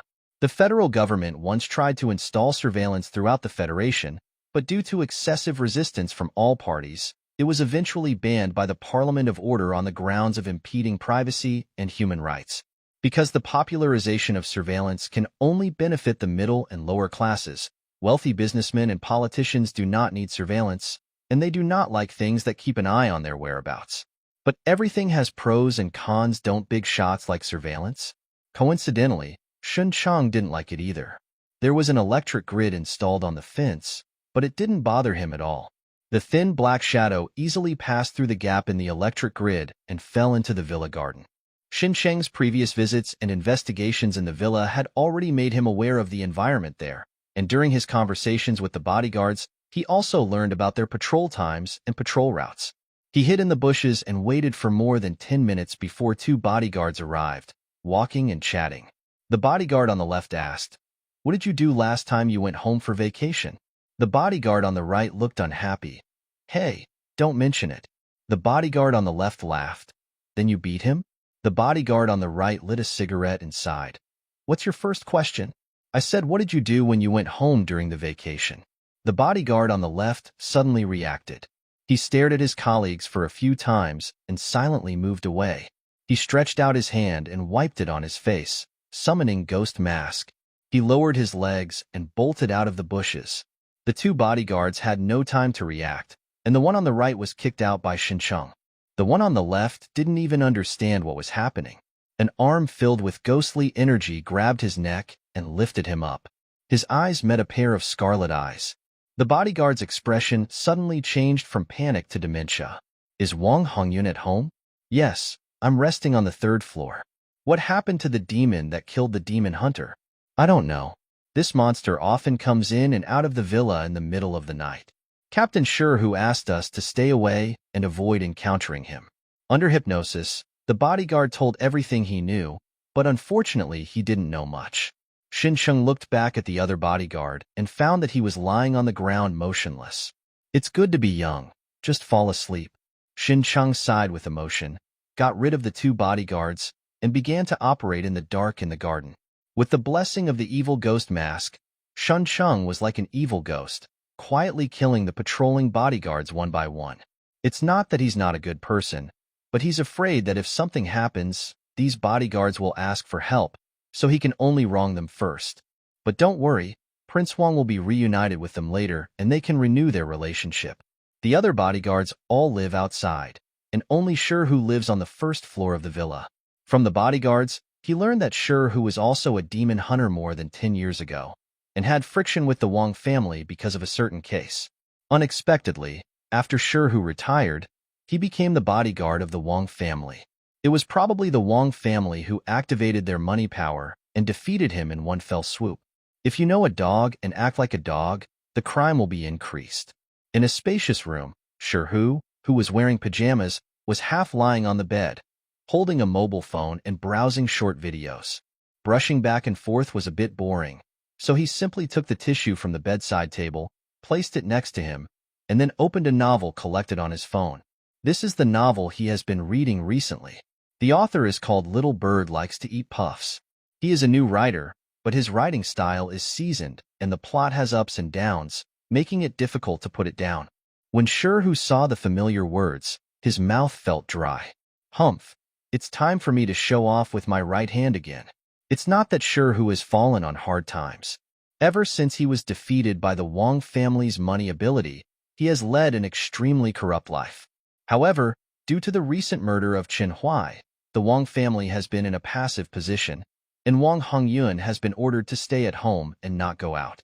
As Sherhu's personal bodyguard, he was also forced to go to jail with the man. He couldn't call the woman over for in-depth communication, so he could only comfort himself by pretending to be cool with his right hand. However, before Sherhu could create an atmosphere, there was a sudden knock on the door, which startled him. Something's wrong, boss. A panicked voice sounded outside the door. Another demon hunter sneaked in. What? Sherhu was taken aback, hurriedly opened the quilt, jumped out of bed, and strode to the door. Just when his hand was about to touch the door handle, he suddenly realized something was wrong. The door of the villa is locked at night and cannot be opened from the outside. Brutal damage will trigger the alarm. So how did this guy get in now? In addition, the voice sounded very unfamiliar and did not belong to any of the bodyguards at all. Sherhu's reaction must be said to be very fast. Unfortunately, Xincheng was faster than him. Bang! The solid wood door suddenly shattered, and a dark hand penetrated the wooden board and stabbed into Sherhu's stomach. Ah! Sherhu screamed in pain and hurriedly jumped back to distance himself. Boom! The entire door was smashed, and Xincheng rushed in from the outside, like a ferocious predator with a dark ghostly aura, heading straight for Sherhu. Sherhu endured the severe pain in his abdomen and used his ability immediately. His soft skin quickly hardened and shone with metallic luster. He is a life-type ability user with elite-level abilities Steel Skin. After the whole body is hardened, he can become invulnerable. He can block bullets for Wang Hongyun at critical moments. Seeing Xincheng charging at him in a menacing manner, Sherhu, who had not yet been drained of his body by the wine, roared and chose to confront him head-on. Xincheng raised his hand to block Sherhu's left hand, but did not make any resistance to his right hand. Phew! Sherhu's hardened right hand stabbed into Xincheng's chest smoothly. In the flash of lightning, Shen Cheng's right hand was like a dragon coming out of the sea, grabbing Shihu's neck. Shihu subconsciously wanted to hide, but found that the arm he stabbed into Shen Cheng's chest was tightly clamped by the chest muscles. Pooh! Shihu screamed in pain. His arm was pinched by Shen Cheng, and he was pushed into the air and hit the wall behind him. Boom! A big crater was knocked out of the wall, and numerous cracks appeared around it. Shihu was completely trapped inside the wall. All 5 of Shen Cheng's claws pierced into Shihu's neck, but if you look closely, you can see that they only penetrated a little bit and were blocked by the steel skin. Shihu squeezed out a sentence from his throat. "You can't kill me." "Really? I don't believe it." Shen Cheng's eyes glowed red. All the strength and ghost energy in his body concentrated on his arm, and he pinched it hard. Puff! Blood splattered everywhere, and Shihu's throat was crushed by Shen Cheng. He opened his eyes wide in astonishment, and a ferocious, evil ghost mask was reflected in his eyes. Shen Cheng raised his hand, pulled out Shihu's arm inserted into his chest, and took a step back. Shihu's lifeless body was still embedded in the wall, like a hung piece of art. The reason why he adopted this fighting method of exchanging injuries for injuries was because he wanted to resolve the battle quickly, to avoid being held back by Shihu and letting Wang Hongyun run away. Facts have proved that Shen Cheng's decision was correct. Shihu was worthy of being an elite demon hunter. With his invulnerable steel skin, he was already much stronger than Zhang Jiwen. If Shen Cheng hadn't absorbed so much resentment in the morgue of the Public Security Bureau, and his physique had more than doubled, he wouldn't have been able to break through Shihu's defense. After Shihu died, a black resentment floated out from his body, which was absorbed by Shen Cheng. Evil Ghost Mask plus 49% Shen Cheng took another look at Shihu's hanging body and found that there was no last wish. Hatue, a salted fish without dreams. Shen Cheng spat, then turned and left. The 3rd floor of the villa. Wang Hongyun, who was sleeping, suddenly woke up. He frowned slightly, not sure if it was an illusion, but he seemed to vaguely hear Shihu's shout coming from downstairs. But Wang Hongyun didn't make a fuss. He knew he was safe now. There are dozens of well-trained bodyguards around the villa. If the doors and windows of the villa are forcibly broken, an alarm connected to the nearby police station will sound. Shihu is guarding downstairs. No matter how good Shihu is, he can still hold off for more than 10 minutes when he encounters an enemy, right? In just 1 minute, Wang Hongyun can escape through the secret passage. So, what is there to be afraid of? Wang Hongyun couldn't fall asleep again after lying down, so he got up, walked out of the bedroom, and went to the living room to drink some water. As soon as he walked out of the room, he shivered subconsciously. Hiss! Why is it so cold? The air conditioners in the villa operate day and night to maintain a normal temperature. Do you need me to turn on the air conditioner? Open it. It's not too cold. Wang Hongyun answered subconsciously, and then his whole body stiffened and he turned around abruptly to look back. In the darkness, a hideous ghost face was looming, and a pair of scarlet eyes lit up an ominous red light. A ghost? Wang Hongyun was so frightened that he fell backwards and fell on the carpet. Do people like you believe in ghosts? Shen Cheng stepped forward and looked at him condescendingly. If there is really a ghost, then I won't be the only one coming to see you tonight. Wang Hongyun recovered from his fright and realized that the man in front of him was wearing a scary mask, not a real evil ghost. He suddenly turned around and rushed towards the bedroom while rolling and crawling. Before he could run a few steps, Shen Cheng caught up with him and grabbed the back of his neck. Help! Help! Wang Hongyun screamed in horror. Shen Cheng picked him up and threw him against the wall. Wang Hongyun slipped from the wall and fell to the ground. His face was red and warm in pain. His mouth was wide open, and he could hardly breathe. Shen Cheng came over, grabbed Wang Hongyun's neck, lifted him off the ground, forced him to look into his eyes, and used hypnosis. Wang Hongyun's consciousness fell into blur, but returned to normal after more than 10 seconds. Strange. Shen Cheng was very puzzled that hypnosis didn't work on Wang Hongyun.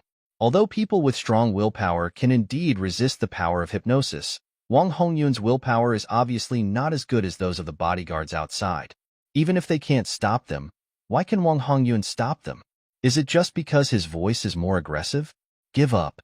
Wang Hongyun resisted hypnosis and actually recovered from his panic. I have received hypnosis training since I was a child, and this trick is useless to me. Some children of aristocratic families are afraid of being hypnotized into stealing important secrets, so they have been trained in specific methods since childhood. Therefore, even if their willpower is not strong, their resistance to hypnosis is very high. Really? I don't believe it. Xincheng showed Lu Yu's face and sneered. I also have a new type of hypnosis that I created. Do you want to try it? Wang Hongyun said confidently. Then let me see your new hypnosis. Look at it. Xincheng grabbed one of Wang Hongyun's fingers, squeezed it hard, and clicked. The fingers were twisted tightly against the back of his hand. Ah! Wang Hongyun let out a shrill scream and cursed loudly at the same time. Aren't you talking about a new type of hypnosis? I said this is hypnosis. This is hypnosis. Why? Don't you accept it? Xincheng grabbed Wang Hongyun's second finger and broke it hard. Ah! Wang Hongyun's screams echoed in the villa, but unfortunately his bodyguards had already fallen asleep. Are you going to tell me? Are you going to tell me? Xincheng broke off Wang Hongyun's fingers one by one. As a child of an aristocratic family who was born with a silver spoon in his mouth, Wang Hongyun grew up with the compliments and care of those around him. He had never experienced such torture. The severe pain made him go crazy, and Shun Cheng's questioning made him go crazy even more. You don't even ask me, what am I going to say? Only then did Shun Cheng react. I'm really sorry, I forgot to ask. Woo. Wang Hongyun looked at his twisted fingers and burst into tears. He was sure that Shun Cheng was torturing himself on purpose, with more or less personal emotions. Xincheng pinched Wang Hongyun's face and forced him to look at him. Tell me what's going on with that monster that often haunts your house. Where is he now? You. Wang Hongyun was surprised. He was not stupid. As soon as Ruan Qingsha's 2 demon hunters left, this guy came back, and they all came towards the demons. Sheriff's Department. Demon Hunter. How dare you? Wang Hongyun roared in his heart, but he didn't dare to show it on his face for fear of being killed and silenced. Seeing Wang Hongyun's silence, Xincheng thought he was adamant and refused to speak, so he immediately reached out and grabbed his feet. Don't want. Wang Hongyun screamed in horror. I said, that monster is my brother, and he is now locked in the basement of the villa. Your brother? Xincheng looked surprised. He originally thought that the demon was raised by the Wang family, but he didn't expect that it turned out to be a direct member of the Wang family. Your Wang family turned out to be demons in disguise. Demons are born with the ability to disguise themselves as humans. If direct members of the Wang family are demons, doesn't it mean that other members of the Wang family are also demons? No, we are not monsters. Wang Hongyun did not dare to take the blame. My brother was originally a human being, but he became a demon through other methods. Xincheng suddenly remembered something and frowned. Drug no? Eh? This medicine can turn humans into monsters. The mysterious stargazer once reverse-engineered the no. A drug, and Zhang Jiwen also used it to turn Li Jinhai's corpse into monsters. Wang Hongyun shook his head. It is indeed a drug that can turn people into monsters. I don't know if it is the same thing as you were talking about. Why did you turn your brother into a monster? This is a long story. Then let's make a long story short. After Wang Hongyun confessed, Xincheng found out that his younger brother was named Wang Ziyu. He had cancer at a young age and could not be cured even with money. An ordinary person would have to wait for death, but the Wang family is not an ordinary family after all. A relative bought a magic potion that can turn humans into monsters. Just like when Shun Cheng thought he had leukemia and immediately chose to become a vampire in this world. Once he suffers from some kind of terminal disease, changing his race is also a life-saving method. After Wang Ziyu turned into a demon, he was indeed cured of cancer. At the same time, he also developed a rejection reaction to the magic potion. Sometimes his mind became unclear, and he ran out to attack people in the middle of the night. Wang Hongyun had no choice but to lock his brother in the basement. Xincheng's lips quirked. I can't tell, but you are still a good brother who cares about your younger brother. Wang Hongyun looked sad. I don't dare to let outsiders know about this kind of scandal in my family. This has also led to some tragedies. I am very sad about this. Xincheng only believed 30% of Wang Hongyun's words, and was even less interested in his hypocritical appearance. He reached out and lifted him up from the ground. "Take me to see your brother." Wang Hongyun had already resigned himself to his fate. He shouted and yelled upstairs, almost urinating. But the bodyguards downstairs made no move at all. Either the entire army was annihilated, or all members rebelled. Of course he believed it was the former. Following Wang Hongyun's confession, Shunsheng found a secret button beside the bed in the bedroom. After pressing it, the entire heavy bed slowly folded away, revealing a secret door underneath. After the secret door opens, there is a spiral staircase. Shunsheng carried Wang Hongyun, whose legs had been broken, with one hand and walked down the stairs. Following the footsteps, the lights on both sides of the stairs automatically turned on, lighting up as bright as day. However, it was extremely quiet here, with only the sound of footsteps coming back and forth, which made it seem a bit eerie. Shunsheng brought Wang Hongyun in front to prevent some traps from being set up. It turned out that he was overthinking. This was also Wang Hongyun's secret escape route. If a trap was placed, he would be the only winner. We went smoothly all the way to the basement of the villa. The space here is open. On the left is a secret passage leading to the garage. On the right is a prison. It is dark inside and seems to be holding something. The footsteps alarmed the things inside, and a chuckle suddenly sounded. "My dear brother, why did you come to visit me when you didn't sleep in the middle of the night?" Wang Hongyun remained silent. His fingers and two broken legs were so painful that he turned pale and was sweating profusely. Shunsheng answered for him, "Because my brother can't sleep because he misses you." The sound of chains being dragged was heard in the prison, and soon, a young man of about 20 years old appeared next to the prison door. This man is Wang Ziyu. His appearance is somewhat similar to Wang Hongyun, and his hands and feet are covered with chains. He saw his brother being held in the hands of a man wearing a devil mask and looked surprised. "Brother, what's wrong with you? Who are you? Let my brother go." Wang Hongyun looked up at the young man in the cell and whispered, "This is my brother. Do whatever you want." "Brother, what are you talking about?" Wang Ziyu grabbed the metal railing with both hands and said sadly, "I am your biological brother. How can you bring outsiders to harm me? The brotherhood between us for many years." Halfway through, he couldn't hold back his laughter. "Wang Hongyun, why are you in such a desperate situation? Have your enemies come to your door?" "Ha ha ha." Shunsheng looked at Wang Hongyun in surprise. "Don't you brothers have a very good relationship?" Wang Hongyun whispered, "He is mentally unstable now." "Good relationship? Don't disgust me." Wang Ziyu, who was laughing, suddenly roared. "Have you ever seen an elder brother who turned his own brother into a demon and locked him up forever?" Wang Hongyun sighed. "Why should I lock you up? You know it in your heart. Don't keep blaming your faults on others." Wang Ziyu stared at him coldly. "Then how did you trick me into taking the blame for you when you broke your father's vase when you were a child?" Wang Hongyun fell silent for a moment. Wang Ziyu laughed again. "Dear brother, do you want me to save you? As long as you beg me, I will save you immediately." Wang Hongyun's lips moved, as if he was struggling with something. Shunsheng finally noticed that the relationship between the brothers was not harmonious. "Let's do this. I will resolve the conflicts between brothers for you." The two brothers looked at him at the same time. Shunsheng expressed his proposal. "I will kill you all at the same time. So the probability of you being reincarnated at the same time is very high. Then, you will be reincarnated as brother and sister or siblings. Go directly to the orthopedic route. Love each other. Won't the conflict be resolved?" Wang Hongyun, "Then I really thank you." Wang Ziyu laughed a little nervously. "It is indeed a good idea. How about you explore the way for us first?" As soon as he finished speaking, he opened his mouth, and a stream of hot flames spurted out from his mouth. Shunsheng directly threw Wang Hongyun in his hand. After all, Wang Ziyu still had no idea of killing his brother, so he shut up in time and let Wang Hongyun hit the cell door. "Do you think I'm locked in here and can't get out?" Wang Ziyu's eyes turned into vertical pupils, his body expanded rapidly, and his skin was covered with layers of scales.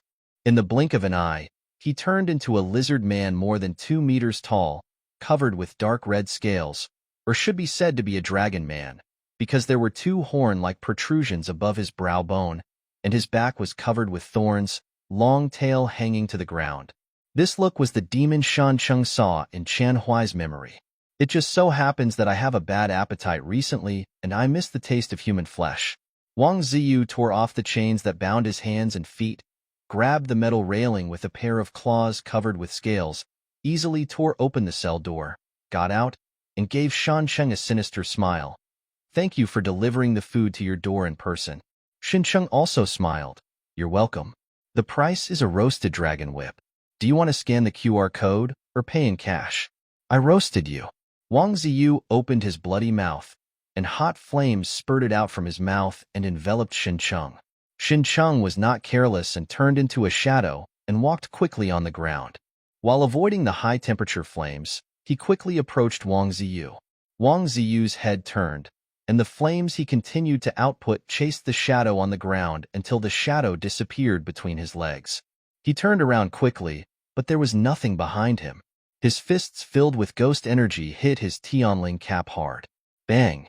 Wang Ziyu's head was almost knocked into his chest, and his head was buzzing.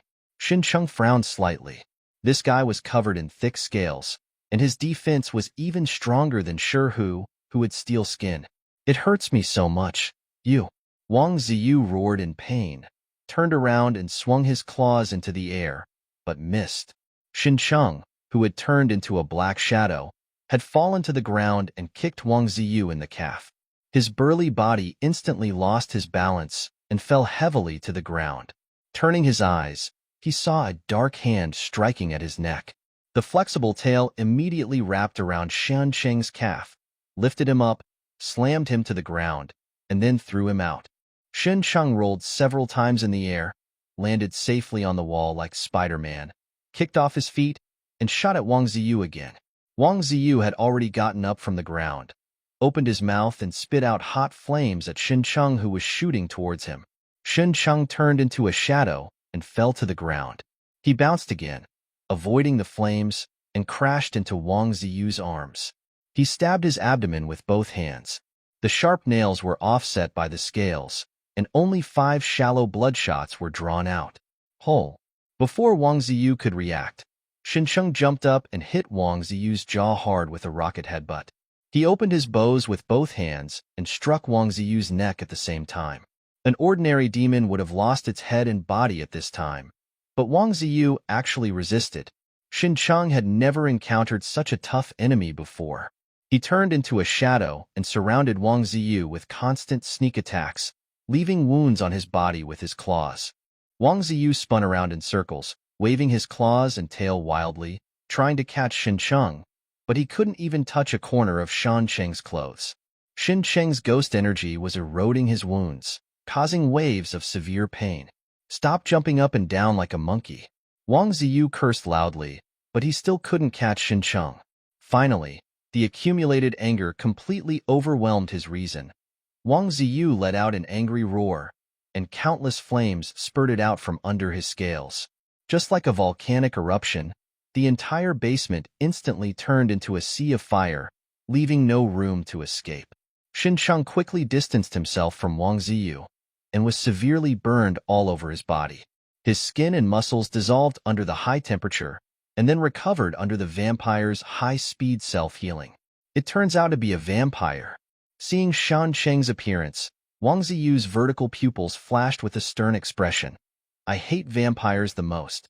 He continued to erupt with flames all over his body and strode towards Shan Cheng.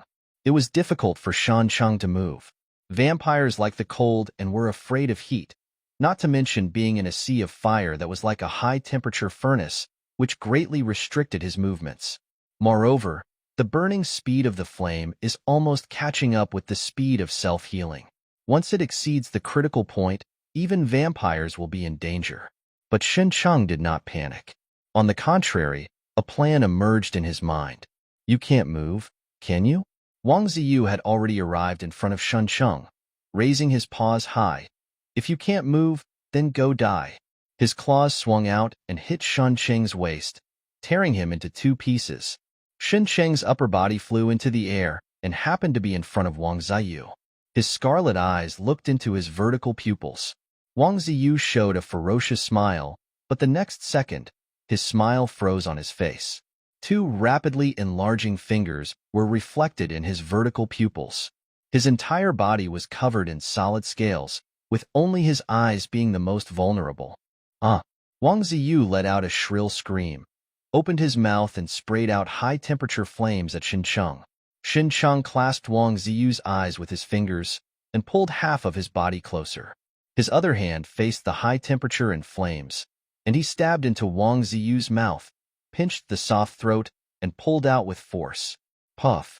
The larynx, esophagus, and trachea were pulled out by Xincheng, and the aorta was torn to pieces.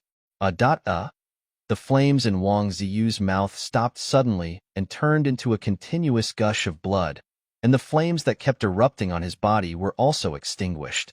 He opened his eyes wide in astonishment, covered his face, and fell down. Until his death, he did not understand how he suddenly lost despite having the advantage. As soon as Wang Ziyu died, the sea of fire that enveloped the entire basement was extinguished. Xincheng's torn lower body quickly grew back. He dropped the pipe in his hand, and his burned black arms were restored to their original appearance.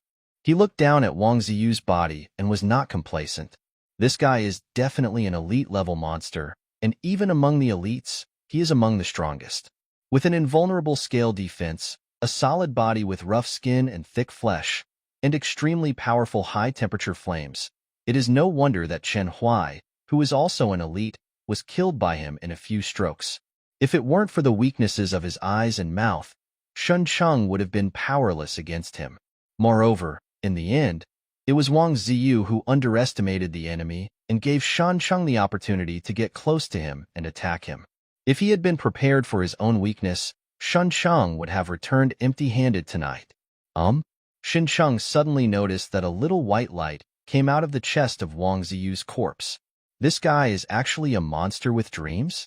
He quickly squatted down and reached out to touch Wang Ziyu's body. The white light was immediately attracted and penetrated into his fingertips. At the same time, Wang Ziyu's memories began to play in Xincheng's mind like a revolving lantern. What should the life of a second-generation high-ranking person be like? To describe it in one sentence, it is unpretentious and boring. Especially for the second generation like Wang Ziyu, who was determined to have no inheritance rights early on.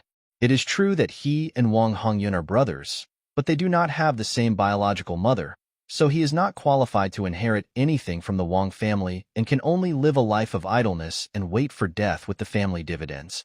And Wang Ziyu did the same. He enjoyed wealth and glory that ordinary people could hardly imagine, and then he began to pursue excitement, starting to steal, kill, and burn. But no matter what trouble he got into, the Wang family could always easily settle it for him. The only price he paid was a few scoldings from his father, which indirectly indulged his behavior. So, Wang Ziyu ran all the way to his own death and finally offended someone he shouldn't have offended. At a banquet, a drunk Wang Ziyu actually harassed the daughter of a high-ranking federal official. The Wang family is the local boss of Tailing City, but at the federal level, they are just a humble local family. That big shot can crush them with just one finger. In the end, Counselor Wang came in person to apologize, and the big shot did not want to cause trouble, so he barely saved Wang Ziyu's life. But Wang Ziyu also had his limbs broken and was imprisoned, never allowed to be released. After being imprisoned for a period of time, Wang Ziyu was unwilling to spend his whole life in bed, so he begged a very special uncle at home to turn himself into a vampire and heal his broken limbs. That's right, the Wang family, a prominent family in Tailing City, actually also hides a vampire. But the uncle did not turn Wang Ziyu into a vampire. Instead, he brought a businessman named Zhang Yongkong to Wang Ziyu and turned him into a demon with a magic potion.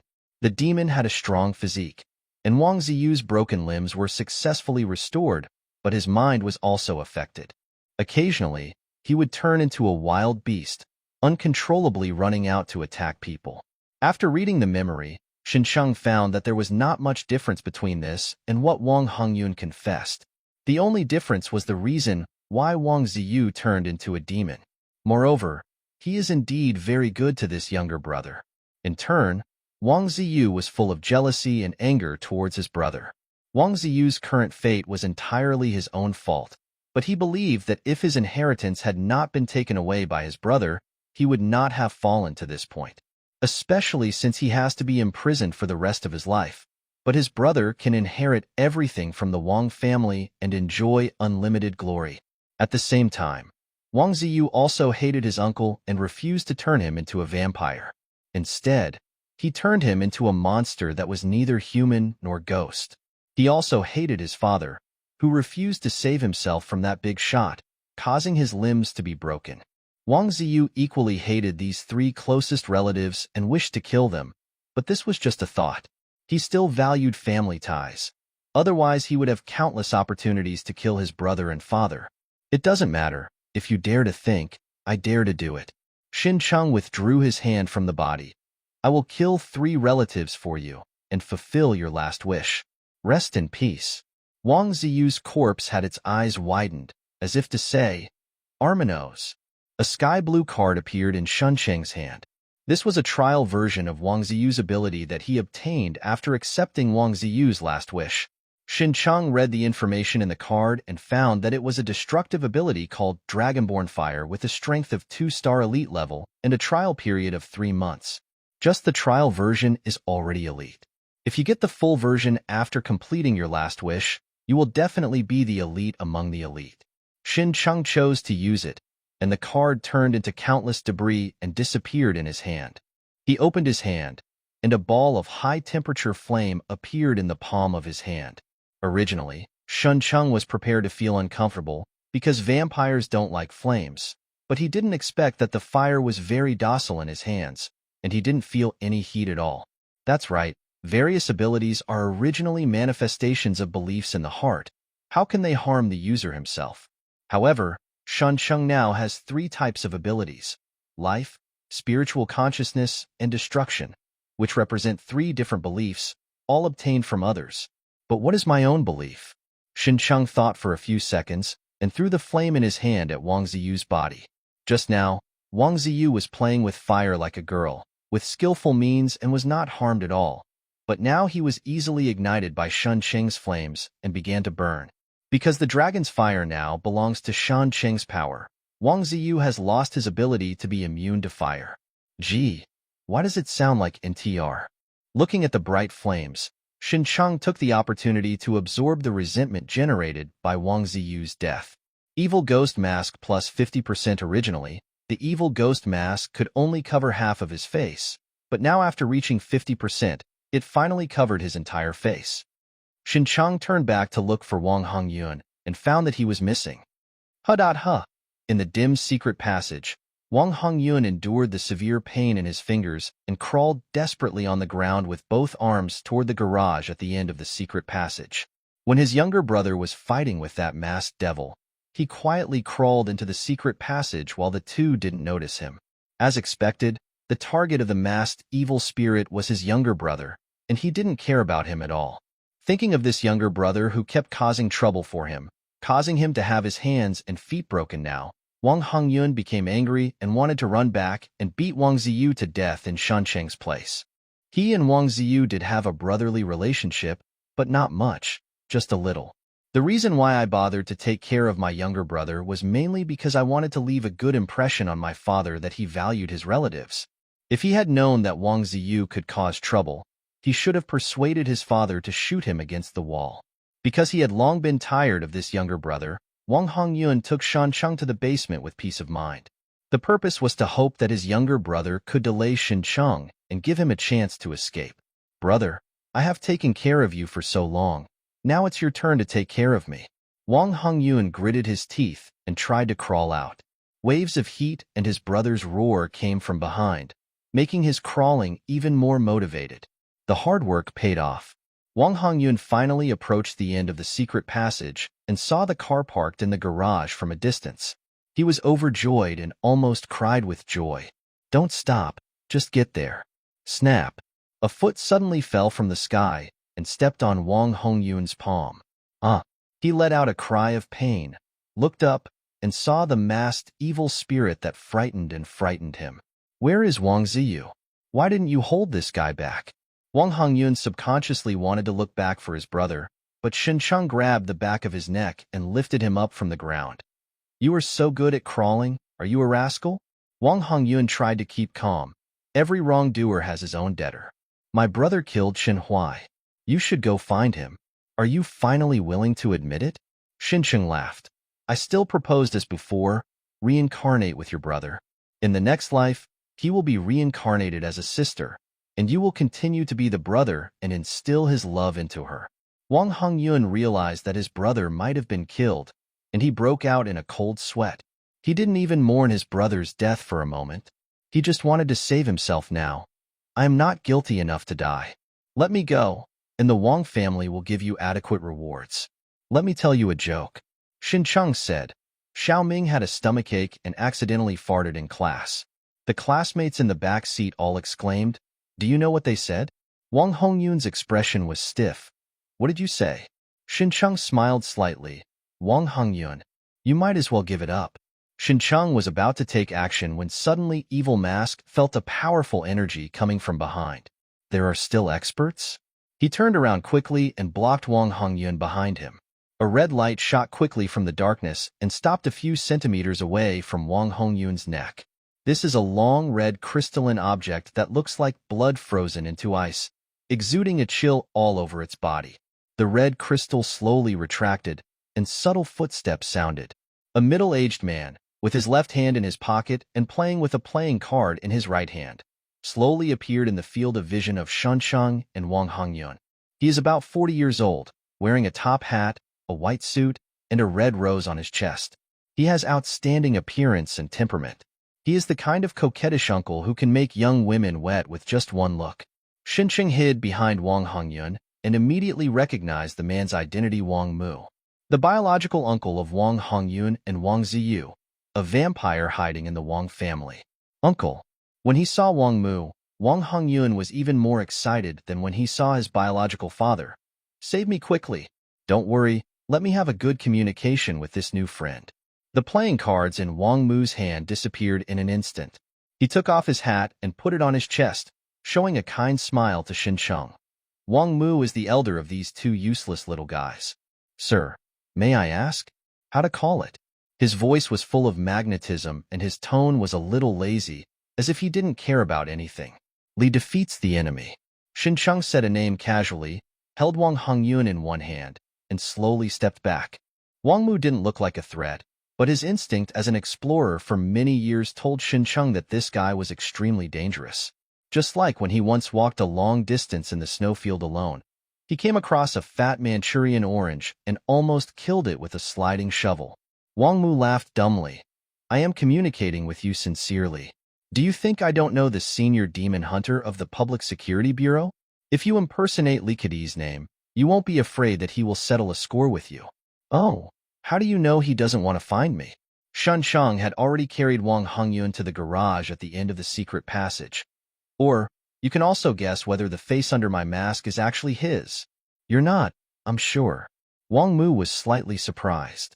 While communicating, he tried to hypnotize Xincheng, but failed. The opponent's mental resistance is unusually high.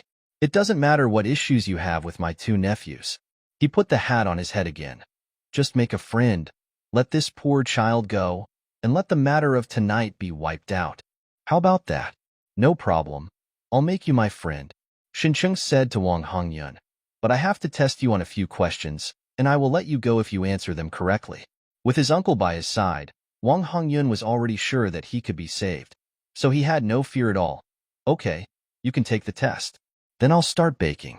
Xincheng's 5 fingers pierced the back of Wang Hongyun's neck, and flames ignited in his hands, instantly spreading to his whole body.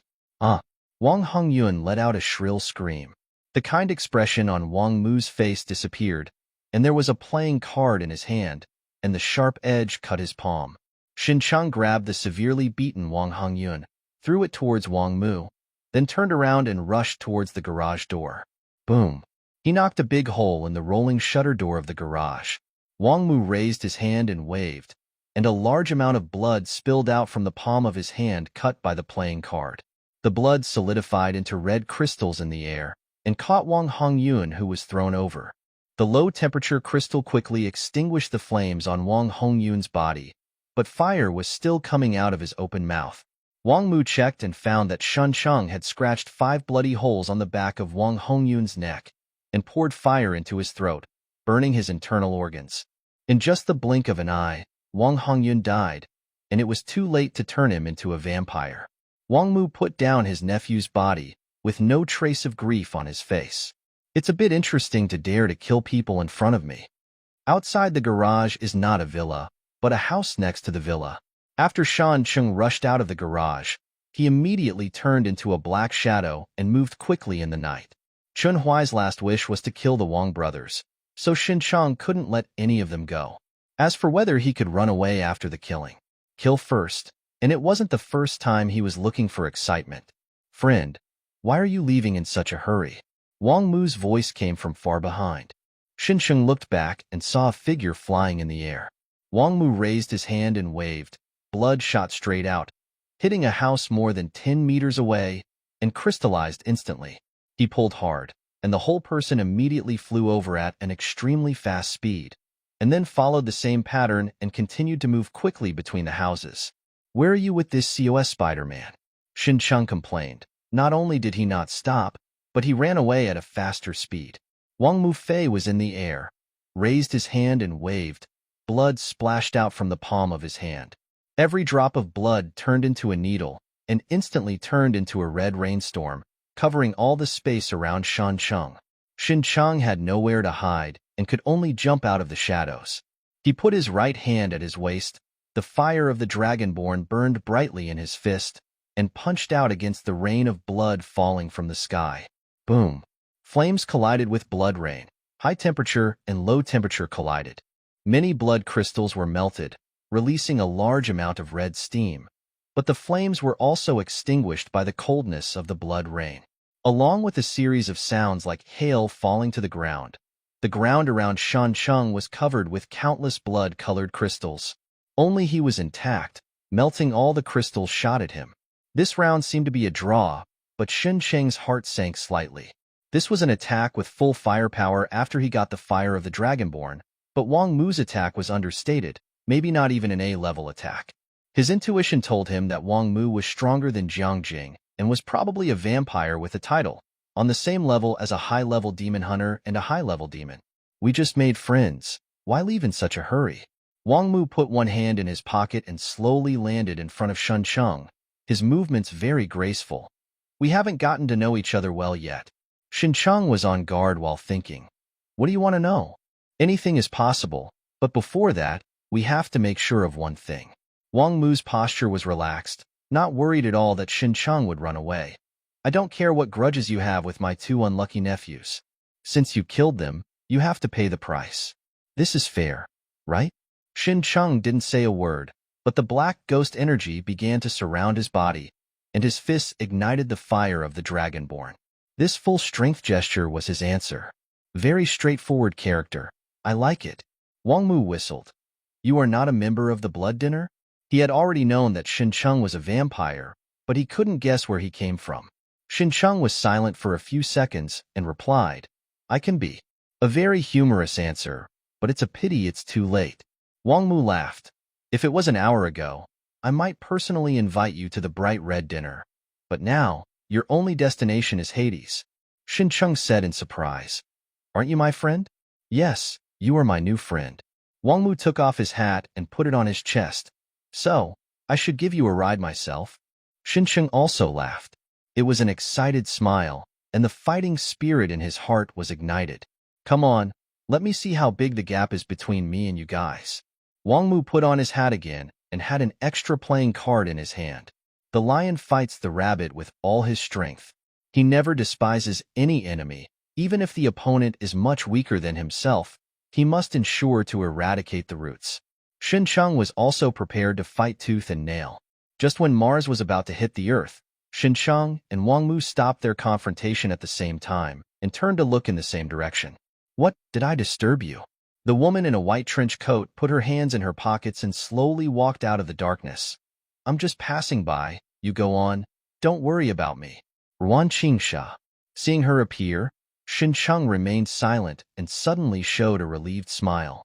Woman, surrender is your lie. In the parking lot, he really thought that Ruan Qingsha was afraid of the power of the Wang family and gave in. She didn't care. But she appears here at this moment, obviously with the same idea as Xincheng. Your Wang family can do whatever they want within the rules, right? So when I take out the rules, how should you respond? If I had known she was coming tonight, I wouldn't have said anything about this in the parking lot. Doesn't this give her a handle? Hey, look, who is here? Wang Mu showed a warm smile. Ms. Ruan, I haven't seen you for a long time. You still have the same style. Each other. Wang Mu stared at her, then glanced at Xincheng and asked in a suspicious tone, Are you two accomplices? No. Xincheng and Ruan Qingsha spoke at the same time. Wang Mu clicked his tongue twice. I also want to believe that you are not accomplices, but you even refute with such a tacit understanding, it is really difficult not to doubt. But your suspicion is unreasonable. Ruan Qingsha shrugged. If I am an accomplice of this masked man, then I should find a mask and wear it like him. Wang Mu praised. As the most powerful woman in Tailing City, Ms. Ruan, what difference does it make whether she wears a mask or not? The smile on Ruan Qingsha's face has disappeared. Then you think that I must be your enemy? Wang Mu smiled helplessly. I dare not. I believe, Ms. Ruan, that you are innocent. That's it.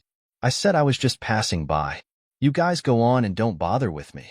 Ruan Qingsha took out a cup of milk tea from her windbreaker. Do you mind if I watch? Wang Mu still had his smile on his face, but his originally dark eyes had begun to turn red.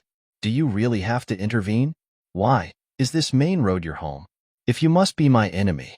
Hee. Ruan Qingsha bit the straw and sneered. I am speaking to you in a nice tone now. You must cherish it. The smile on Wang Mu's face has disappeared. The two sides looked at each other and said nothing more. With Xincheng acting as a transparent person next to him, Evil Ghost Mask could clearly feel two extremely powerful energies bursting out from Ruan Qingsha and Wang Mu respectively, invisibly confronting each other. In just 10 seconds, it seemed as long as the past half-century. Suddenly, two invisible energies disappeared. Wang Mu put a smile on his face again. Ms. Ruan, you and I are old friends, but you are still so merciless. Faces earned by oneself, not by charity from others. If it makes sense, I'll note it down. Wang Mu looked at Xincheng again, his smile still the same, but the smile was no longer in his eyes. You are very lucky, but no matter who you are, I will find you and kill you. Xincheng also laughed. Then you have to queue up. There's Li Kadi waiting in front of him, so you should get in line behind him. Wang Mu is a very straightforward person, or a very straightforward vampire. Seeing that Xincheng was saved by Ruan Qingsha, he immediately turned around and left without any hesitation. After Wang Mu left, Ruan Qingsha turned to look at him. You are very brave. You dare to fight against the vice president of the bright red dinner party. Xincheng was surprised. In Wang Ziyu's memory, he only knew that Wang Mu was a vampire, but he didn't expect that he was also the vice president of the bright red dinner party. He should only be the vice president of the Tailing City branch, but this status is already at the top among all the vampires in Tailing City. Tell me, who are you? Ruan Qingsha bit her straw. You'd better think carefully. I'm not as easy to talk to as Wang Mu. Even so, her tone was light and not aggressive. Of course, Xincheng would not reveal his true identity and could only deal with it. I am a partner of justice. Partners of justice? Ruan Qingsha couldn't help but laugh out loud, but she didn't know what she thought of, and her eyes changed slightly. Are you the Starsea Ranger? The Starsea Rangers are a group of knights who believe in justice. Regardless of origin, or even race, they only act according to the justice in their hearts. They eliminate violence and bring justice, and take it as their duty to eliminate evil and uphold justice. Such a group of knights has given the federal government a huge headache, because the knights are not allowed to abide by the law and have their own rules and beliefs. Everything they do is dancing on the nerves of the federal government. The most common thing that Rangers do is to assassinate high-ranking officials who do evil, and they even assassinated the federal president who started a war. Not only in human society, but also in the eternal empire of vampires and in the demonic land and dragon domain, there are traces of Starsea Rangers. Only the Starsea Rangers could make the three major forces reach a consensus on hating them. Xincheng also knows what kind of group the Starsea Rangers are. On the internet, their fans can be said to be all over the world. Ruan Qingsha's words reminded Xincheng that Starsea Ranger was an excellent vest. He put it on unceremoniously and said solemnly, "It doesn't matter what my identity is. I only act for the justice in my heart." He didn't feel embarrassed or shy. He crossed his arms and said calmly, "I just like it cool. Do you have any objections?" "I don't have any opinion, but—" Ruan Qingsha looked Xincheng up and down, then she said with a crooked corner of her mouth, "You're a boy who doesn't even have hair, so I'm not as knowledgeable as you." Ruan Qingsha called out to Xincheng, "You robbed my head. Shouldn't you share the information?" Xincheng thought for a moment and did not refuse. He told Ruan Qingsha everything he had learned from the Wang brothers. The magic potion, the reason why Wang Ziyu was turned into a demon, and the businessman named Zheng Yongkong who sold the magic potion. "I have been looking for the source of the magic potion, but unfortunately I can't find any clues about the drug dealer." Ruan Qingsha asked curiously, "How did you force it out from the Wang brothers? You even know Zheng Yongkong's appearance. She has caught many people buying magic potions, but these people are unable to confess any information about the drug dealers and will forget it once they want to tell it." This resulted in her investigation into the magic potion making little progress. Xincheng saw Zheng Yongkong in Wang Ziyu's memory, and he didn't ask about it at all. "Of course I have my own way. Is it convenient to disclose it?" "Inconvenient. Walk slowly." Ruan Qingsha seemed to have misunderstood something. She did not ask any more questions, but stretched out her hand towards Xincheng. "Demon Hunter Ruan Qingsha, there may be opportunities for cooperation in the future." Xincheng also stretched out his hand and shook her gently. "It will happen." After confirming that she really didn't mean to arrest him, Xincheng turned around and turned into a black shadow and left quickly. Ruan Qingsha looked at the direction Xincheng was leaving and felt a little heat on her cheeks. Although she is an expert in pornographic literature and a master of collecting pornographic films, this is her first time appreciating it in person. As the saying goes, don't be afraid of being thick or short, just be afraid of being slender. This mysterious guy actually has the ability to make women both love and fear him.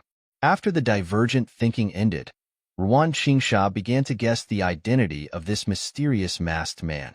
The most suspicious person is Xincheng, who has just joined the Public Security Bureau.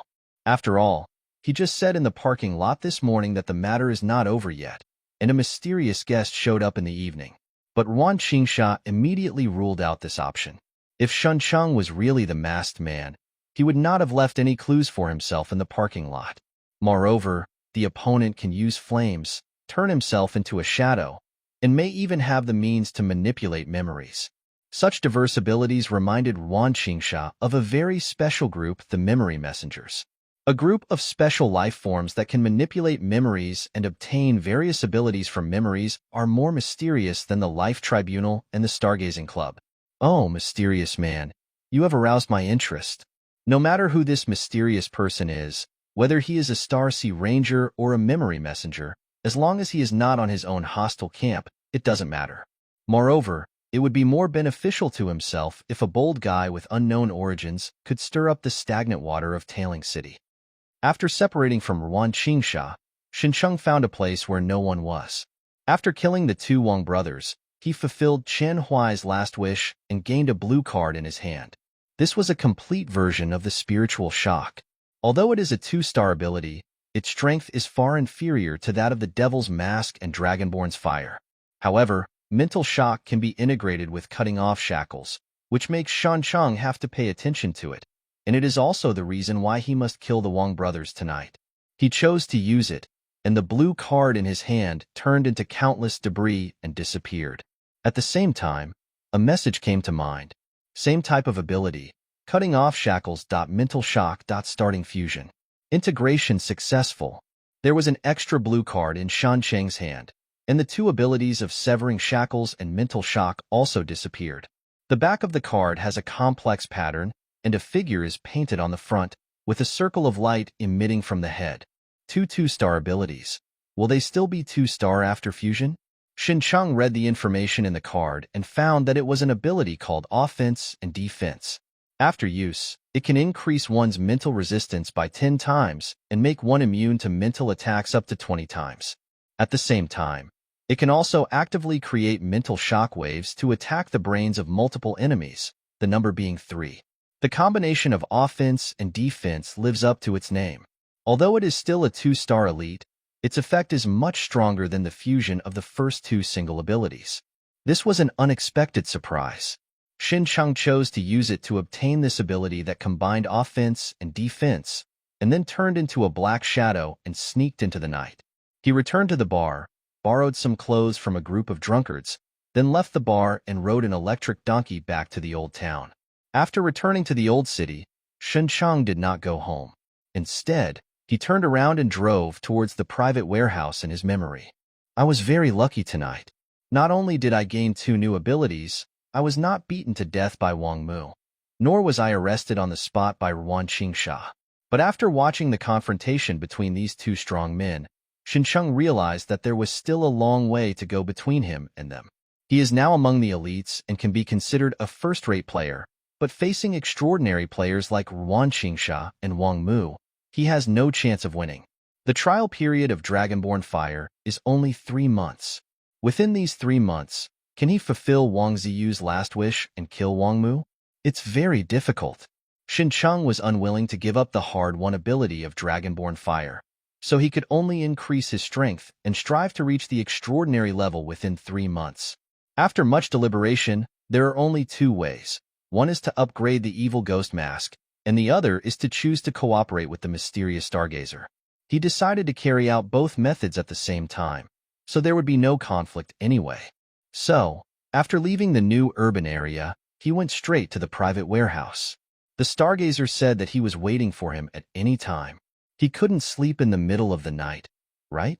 Not long after, Xincheng arrived at the private warehouse. This time, he was not as cautious as when he came last time. He pushed the door directly and came to the center of the warehouse. A monitor is here, and when Xincheng arrived, the monitor automatically lit up. Tiang Xuanxing, a stargazer wearing a white coat and mask, appeared on the screen and smiled slightly. Friend, you made the right choice. Although he had expected it, Xincheng was still surprised. You knew I would come?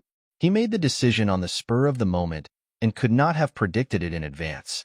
Unless this guy had been secretly watching his every move, that would be terrible. You must be worried about me spying on you or following you now. Tiang Xuanxing seemed to be able to see through people's hearts. Don't be afraid. I don't have that much free time. I can predict your arrival in advance. This is just a matter of probability. He explained it, and Xincheng probably understood it. Through various calculations, this guy figured out the time when he would most likely choose to cooperate, and then waited here in advance. I don't know if it's true or not, which makes Xincheng, an undergraduate student, confused. I come here with sincerity. Now that he decided to cooperate, Xincheng stopped dragging his feet. I will provide you with blood to conduct research on the source blood curse, and you will provide me with non-toxic demon blood. This is the content of the cooperation, right? Sorry, I didn't make it clear before.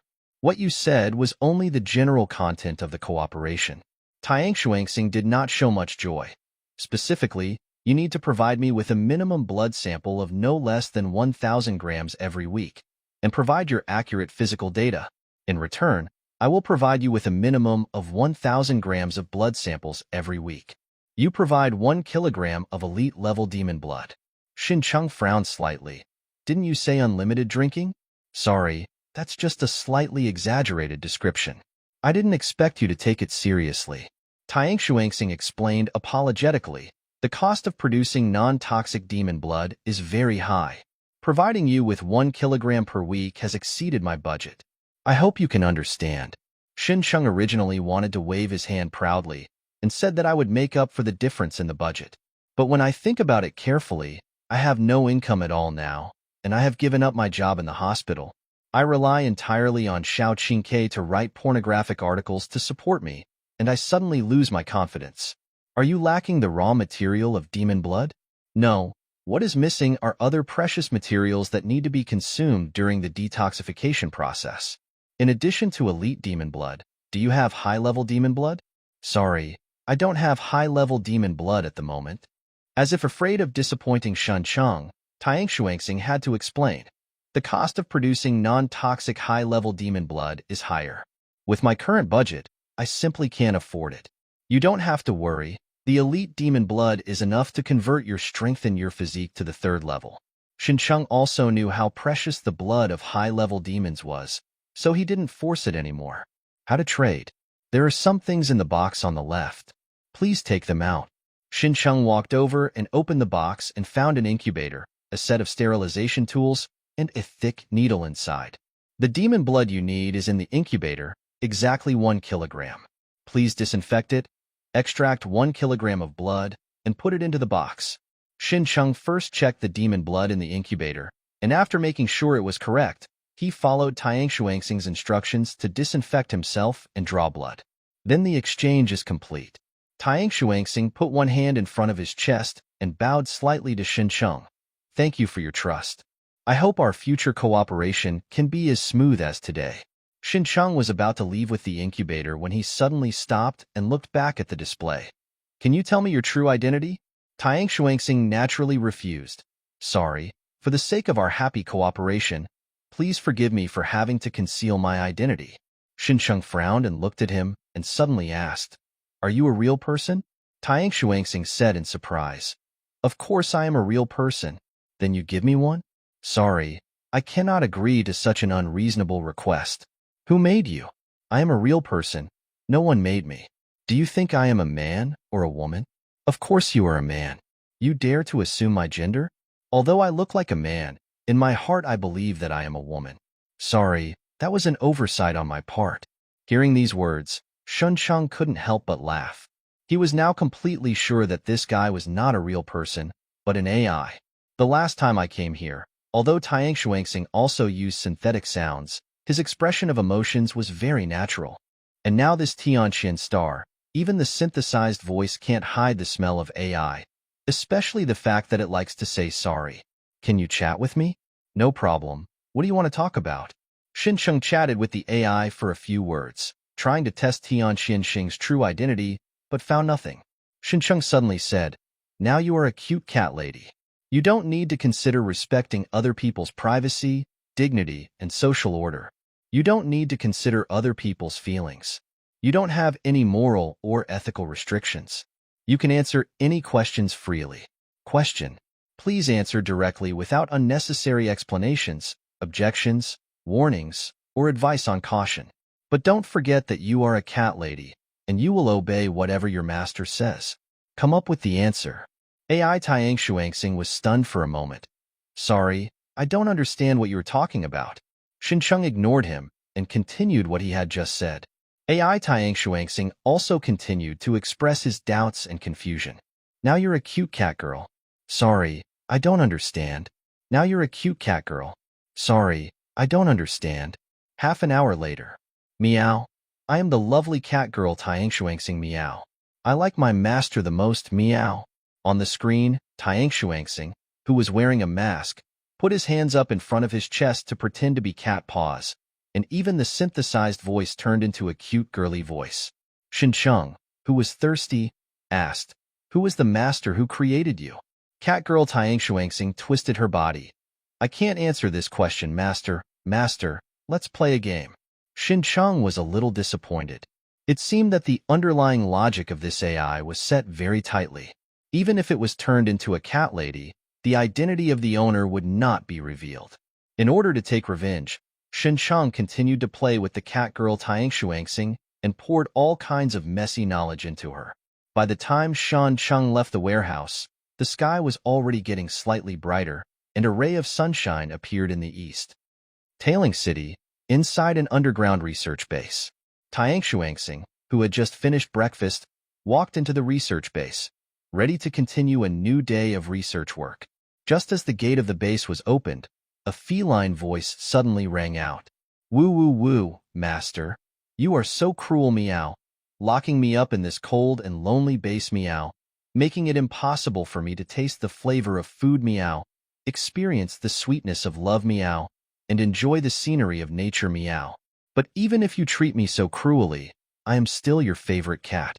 In the base, There was a person who looked exactly like Tiang Shuangxing, with a pair of cat ears on his head and a long cat tail behind his ace. He was wearing extremely revealing clothes and was twisting his ace on the table. Tiang Shuangxing. When Shuncheng returned home, it was already 7 o'clock in the morning. Hearing the sound of the door opening, Xiao Qingchue's bedroom door did not move. She would only come out to ask Shuncheng for food when she was hungry. Otherwise, she would not take the initiative to leave the den and hide in the bedroom coding or playing cards. Shuncheng put down his backpack and took out the thermal box from the bag.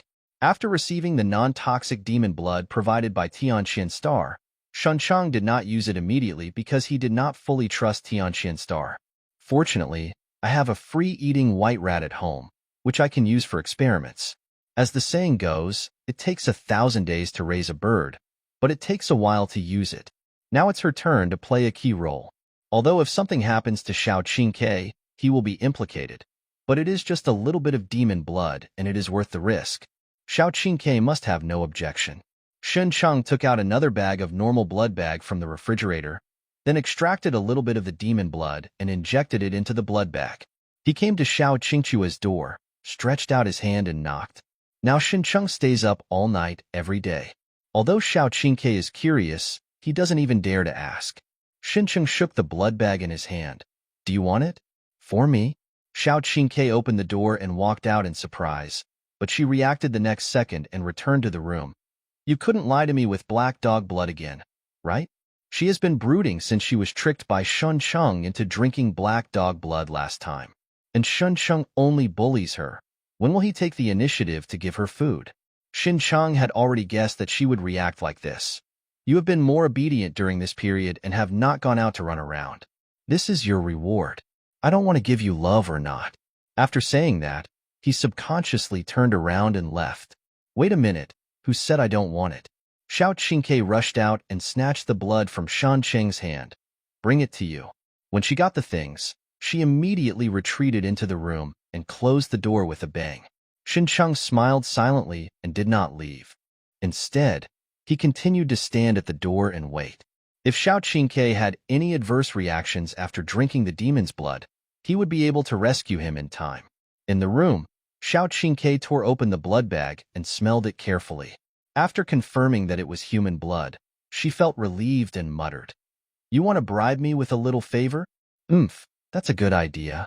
She was a graduate from a prestigious university, so it was impossible to tell that Shuncheng was playing a trick of suppressing and rewarding her at the same time. It was just that she couldn't beat Shuncheng, so she had to stay low and strive for a meal, board, and lodging.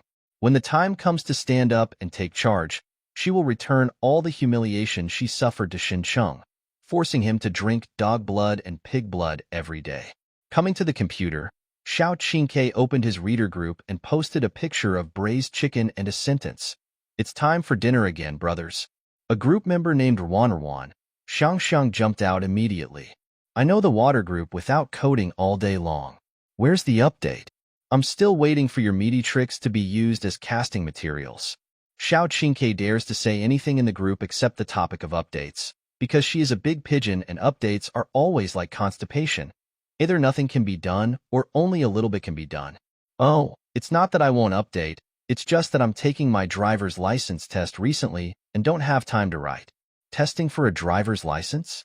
I saw you playing Mahjong on a fake account at 3 a.m. last night, and you didn't log off until this morning. Is Mahjong fun?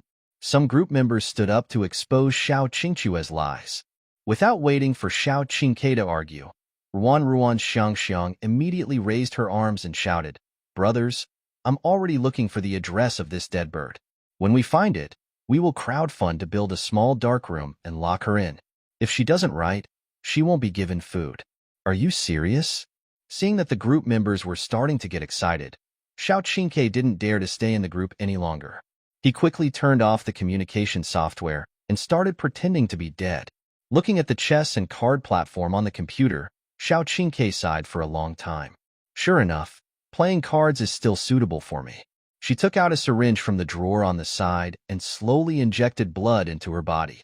After Shuncheng said last time that witchers could detect the smell of blood from their mouths, she abruptly changed her habit of drinking blood with her mouth and adopted the injection mode like Shuncheng. Although she wouldn't be able to taste the sweetness of blood, she didn't want to be chased by a witcher for several streets every time she went out, nor did she want to get shot in the ace again. After injecting the blood, Xiao Qingke felt full and full of energy, so he played a game of mahjong with great interest, preparing to kill everyone. However, as soon as mahjong started, Xiao Qingke felt something was wrong with his body, and his limbs and torso were feeling slightly warm.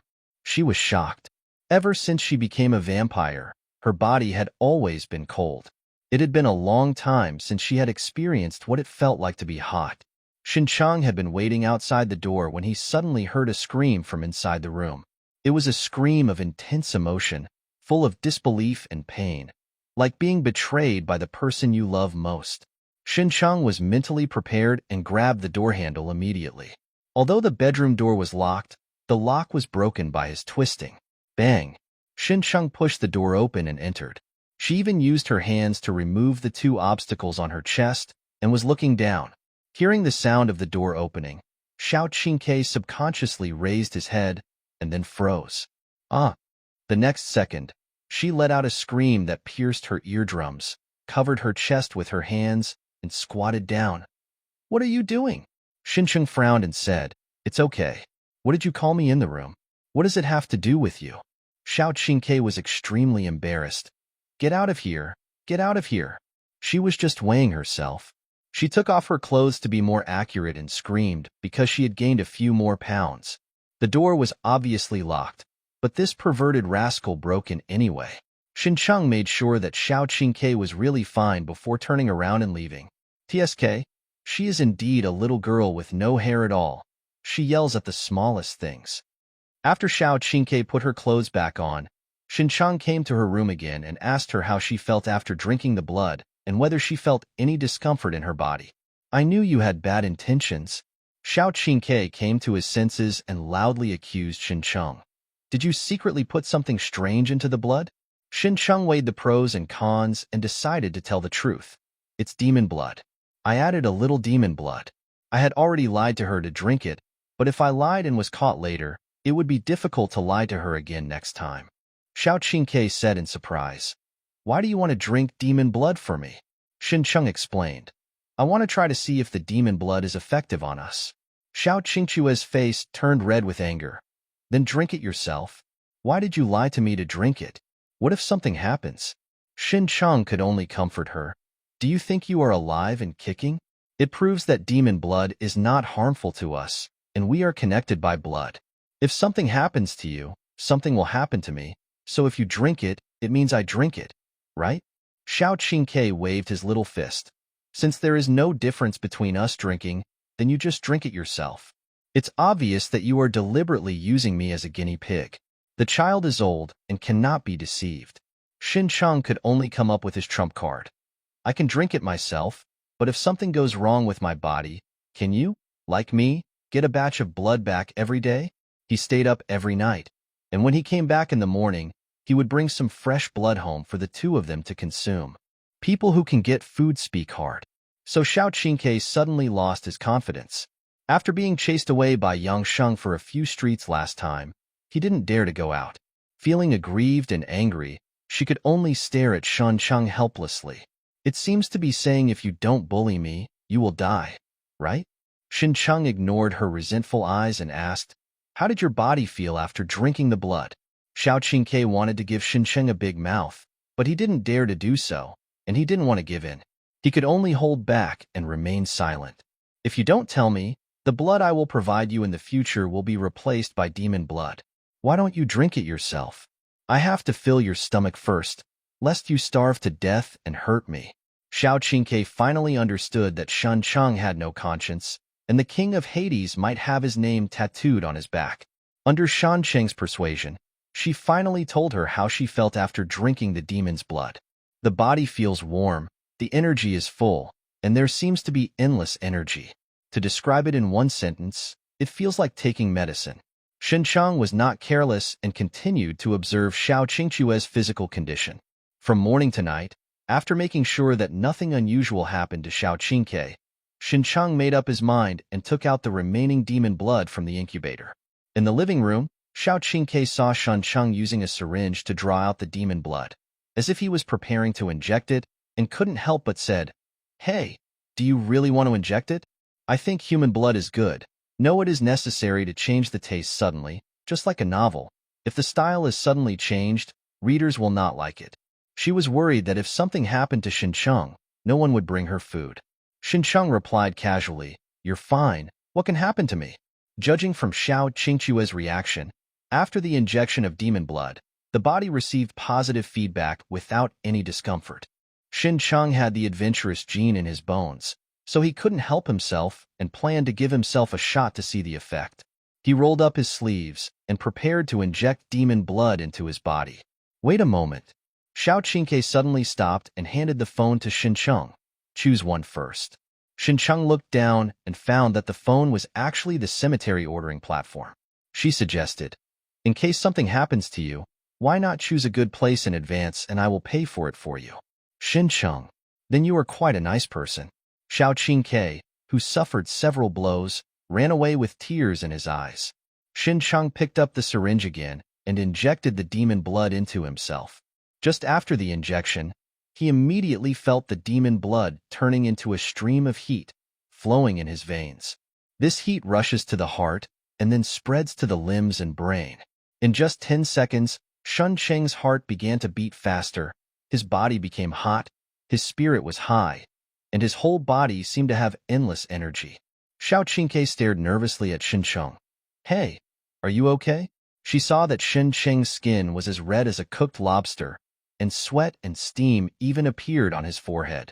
For vampires who like cold and fear heat, this is simply torture. Xincheng ignored Xiao Qingke.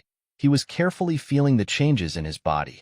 The body is hot, the mind is excited, and the energy is high. In addition, how come there is no strengthening of the body?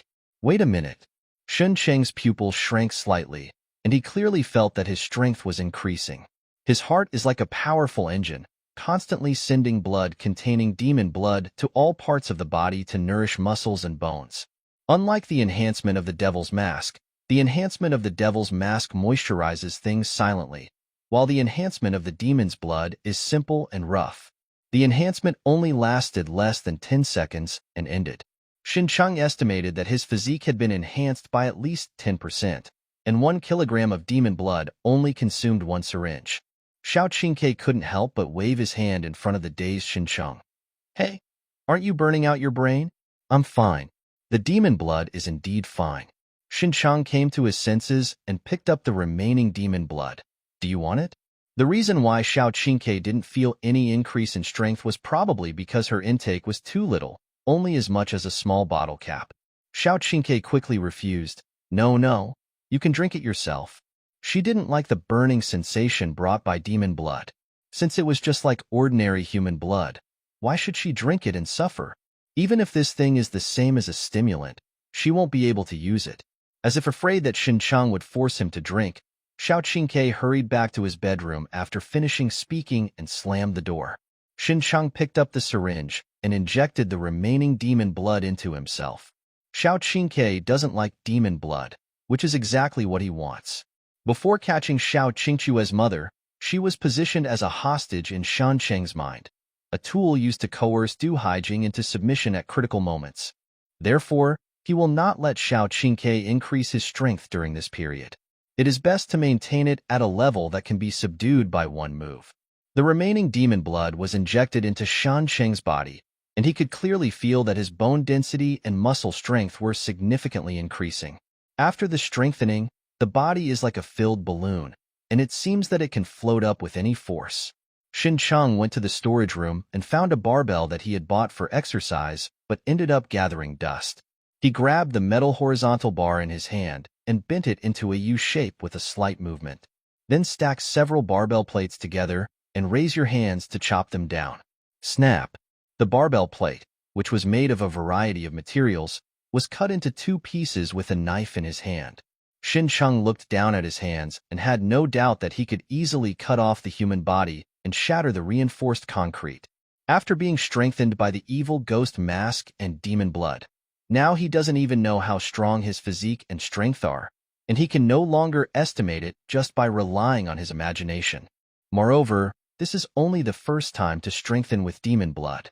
According to Tiang Shuangxing, the elite demon blood is enough for him to strengthen to the third level, which is the extraordinary level. The strengthening effect was so obvious that Shen Cheng even had an urge to return to the warehouse and ask Tianxian Star to provide him with more demon blood. After weighing the pros and cons, I finally gave up the idea. Since it has been negotiated, it should be abided by.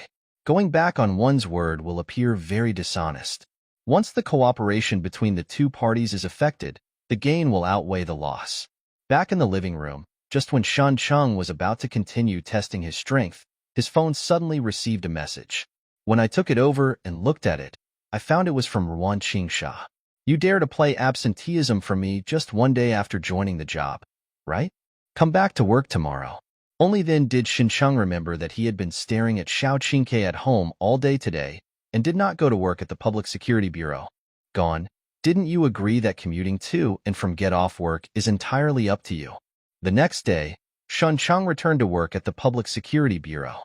After all, he hadn't finished the sweet Ruan rice yet, and there were still so many corpses waiting for him to touch in the morgue. Moreover, if it weren't for Ruan Qingsha, he might not have been able to escape from Wang Mu's hands the night before yesterday. Facts have proven that it is very satisfying to have a strong and wealthy woman protecting you. There is a saying that goes well.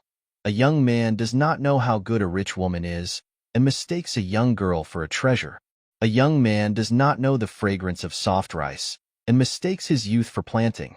As long as the rich woman can grasp it, she can move into a big villa overnight. With gratitude to the rich woman, Xincheng entered the Public Security Bureau and met Luing, who had previously handled the entry procedures for him. Luing took the initiative to come over and greeted her very enthusiastically.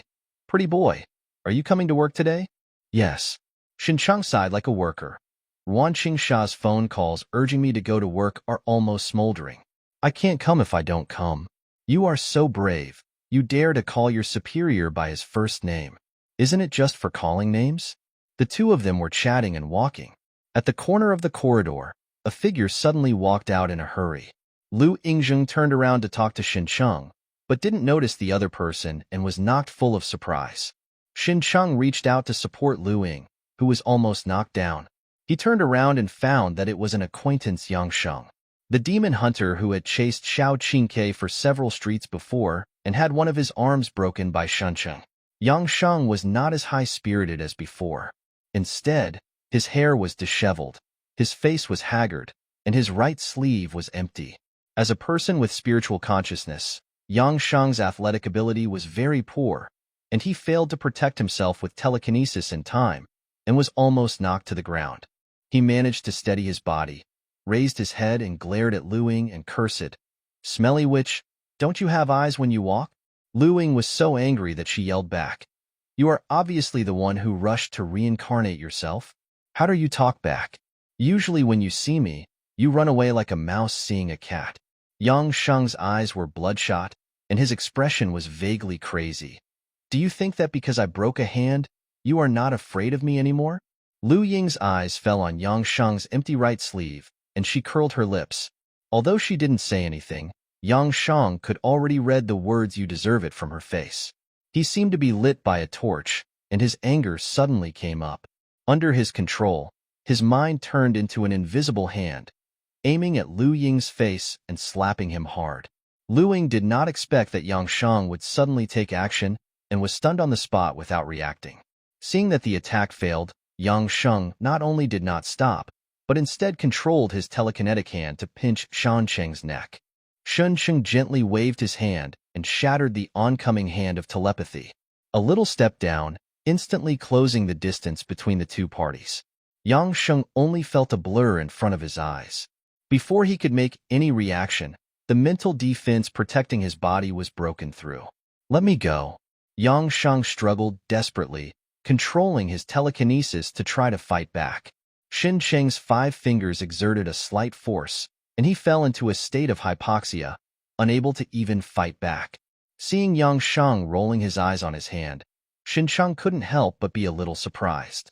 The last time he met Yang Sheng, Xinqiang had to rely on evil ghost masks and black shadows to deal with him, and finally relied on hypnosis to break through Yang Sheng's telepathy defense. But now, he easily subdued Yang Sheng without even using all his strength. Is it because he has become weaker, or because he has become too strong? Stop! A sharp shout suddenly sounded. Xinqiang turned around and saw the white-haired young man who had been following Li Kedi before, striding over with an angry look on his face. Xinqiang threw Yang Sheng towards the white-haired young man with all his strength. The white-haired young man quickly raised his hands to catch Yang Sheng, but was knocked back and took a step back. He was shocked. Was this guy so strong? Ahem. Yang Sheng gasped for breath. At that moment, he almost thought he was going to be strangled to death. After confirming that Yang Sheng was not injured, the white-haired young man raised his head and glared at Xinqiang. Do you know what it is to attack a colleague? He was the one who started it. Xinqiang smiled. Do you want to sentence us to fight each other? Lu Ying reacted and rushed forward to testify. Yang Sheng hit me first and suddenly wanted to hit me. The white-haired young man's expression froze slightly, and he could only explain helplessly. I'm sorry, Yang Sheng has been in a bad mood recently. Then lock him up and don't let him out to bite anyone. Xinqiang said a word, turned around and left with Lu Ying. Jiang Hui, get out of the way. Yang Sheng pushed Jiang Hui away and shouted at Xinqiang's back. What's your name? He didn't recognize Xinqiang at all as the masked devil who woke him up several times in his sleep. Xinqiang didn't look back. I don't talk to people who can't play with their mobile phones while eating. Lu Ying understood and burst into laughter. Yang Sheng's face was distorted, and he yelled and was about to rush forward, but Jiang Hui stopped him firmly. After waiting a little further away from the two of them, Lu Ying turned her head and looked at Xinqiang, as if little stars were twinkling in her eyes. Pretty boy, I didn't expect you to be so good. Do you want to have a meal together at noon? I know a restaurant nearby is delicious. Of restaurants. With experience, Xinqiang discovered that Lu Ying's purpose was not simple. This woman wanted to sleep with him. If it was before time travel, Xinqiang might just go with the flow and do it first as a courtesy. But now, only demons and corpses can interest me. Mere women can no longer interest me at all. Let's talk about it at noon. Maybe I have to go out to work. By the way, who is that one-armed man? Why is he so grumpy? Xinqiang changed the topic and asked about Yang Sheng's situation. Gossip is human nature, and Lu Ying is a master of gossip. She has long been unable to hold back her desire to share, and she immediately started talking like beans poured out of a bamboo tube. The 6 senior demon hunters of the Public Security Bureau all have the right to form their own teams, and Yang Sheng is a member of Li Kedi's team. He has just joined the Public Security Bureau for less than half a year. He is a newcomer with great potential and a somewhat carefree personality. Because Lu Ying was close to Ruan Qingsha, Yang Sheng deliberately made things difficult for her several times, and she always avoided him when she saw him. Not long ago, Yang Sheng was seriously injured by a mysterious masked man and lost an arm while capturing a vampire. Since then, Yang Sheng's temperament has changed drastically, especially since Li Kedi could not find the whereabouts of the mysterious masked man. Yang Sheng, who was unable to take revenge, became a little irritable and crazy, and has come into conflict with many demon hunters. There is also the white-haired young man Jiang Hui, and a woman with glasses named He Qiuyun, both of whom are capable men in Li Kedi's team. Although it's a bit politically incorrect to say that. Lu Ying clasped her hands together. I hope that the mysterious masked man is safe or dies where he is. He must not be caught, and don't give Yang Sheng a chance to take revenge. Xinqiang, then I really thank you. After separating from Lu Ying, Xinqiang came to Ruan Qingsha's office and knocked on the door. He was a little nervous, fearing that Ruan Qingsha would recognize him as the masked man from the night before. After hearing a voice coming from the office, he pushed the door open and entered. Ruan Qingsha was busy at her desk, her hands typing quickly on the keyboard. She said without raising her head, "Sit down, I have some work to do here." Xinqiang sat down on the sofa nearby, looked around, and found that Ruan Qingsha's office was extremely clean and tidy, as beautiful as new. I didn't expect that she has such a casual personality and loves to be clean so much. Looking up, Ruan Qingsha was wearing glasses, and her originally handsome and sassy eyebrows became quiet, soft, and full of femininity. She pursed her thin, pink lips and her eyes were a little solemn, as if she had encountered a problem at work. Go to Hades, you stinky idiot. Your mother will die suddenly tonight. And your father will eat your mother's ashes mixed with rice tonight and dance the third grade on your family's ancestral graves. Ruan Qingsha quickly typed this sentence on the screen, clicked to send, and blocked the person who was chatting with her without waiting for a reply. Then, she closed her laptop, took off her glasses, and gave Shansheng a teasing smile. He saved the beauty on the second day of work. I invited you to work, not to pick up my girls. Shincheng didn't expect the gossip from the Public Security Bureau to spread so quickly. Don't get me wrong, it's not me picking up your girl, it's your girl picking up on me. No need to explain, I understand. Your XP is for corpses, and you are not interested in living people. Ruan Qingsha leaned back on her chair and suddenly changed the topic. The night before yesterday, the Wang family suffered a disaster. Wang Hongyun and Wang Ziyu were both killed. Counselor Wang went crazy and asked our Public Security Bureau to hunt down a man wearing a villain. The mysterious man with the ghost mask, do you know about this? Shincheng's heart suddenly tightened, but he didn't panic. His expression showed 3 parts surprise and 1 part surprise. Who did this good thing? No, I mean, who was so arrogant? She picked up the windbreaker she had put aside, stood up and put it on herself. Let's go. Accompany me to investigate a case. Shincheng originally wanted to find an opportunity to go to the morgue and touch the body today, but there was no particularly suitable reason at the moment, so he could only follow Ruan Qingsha out of the office. What case? Catch a drug dealer. Shincheng was slightly surprised. Could it be that he was going to catch Zheng Yongkong, who was selling magical medicine? He only told Ruan Qingsha the name the night before yesterday. She had a clue today? The two walked out of the office and met a demon hunter. When the demon hunter saw Ruan Qingsha coming out of the office, he immediately asked, Captain Ruan, have you used up the office? Can you? In Ruan Qingsha's dangerous eyes, he swallowed back the second half of his "can you return it to me" sentence. Can you lend it to me? What do you mean? Am I such a stingy person? Ruan Qingsha said very generously, just take it and use it as you like. The Witcher smiled awkwardly but politely. Shincheng felt that there was a smell of MMB in the other person's smile. Arriving at the underground parking lot and getting into Ruan Qingsha's fiery red sports car again, Shincheng fastened his seatbelt and asked, Captain Ruan, what drug dealer needs you to catch personally? Ruan Qingsha couldn't answer the question. You are now considered a member of my team. It's too awkward to call you Captain Ruan. Let's change it to something that is both close and respectful. Shincheng didn't resist. After all, he was eating her Ruan rice now, so he deserved respect. He thought for a moment and said, Lauda? Ruan Qingsha nodded, the corners of her mouth raised slightly, as if she was very satisfied with this title. The sports car was like a bunch of flames, speeding along the highway. After entering the new city, it passed several traffic police cars and finally stopped at a roadside restaurant. Ruan Qingsha took Shancheng into the hotel and sat down by the window on the second floor. Shincheng looked around and asked in a low voice, Is the drug dealer hiding here? Ruan Qingsha poured herself a cup of tea. No. Shincheng wondered. Then what are we going to do? Seeing Shancheng's lustful expression, Ruan Qingsha laughed and said, I owed you a meal before, and now I can make up for it. If you don't eat, forget it. Shincheng believed in his own way of looking at people that Ruan Qingsha would not be so boring. She must have deep meaning in doing this, so he simply stopped asking. Not long after the two sat down, a young man who looked like a restaurant owner came to them. Captain, long time no see.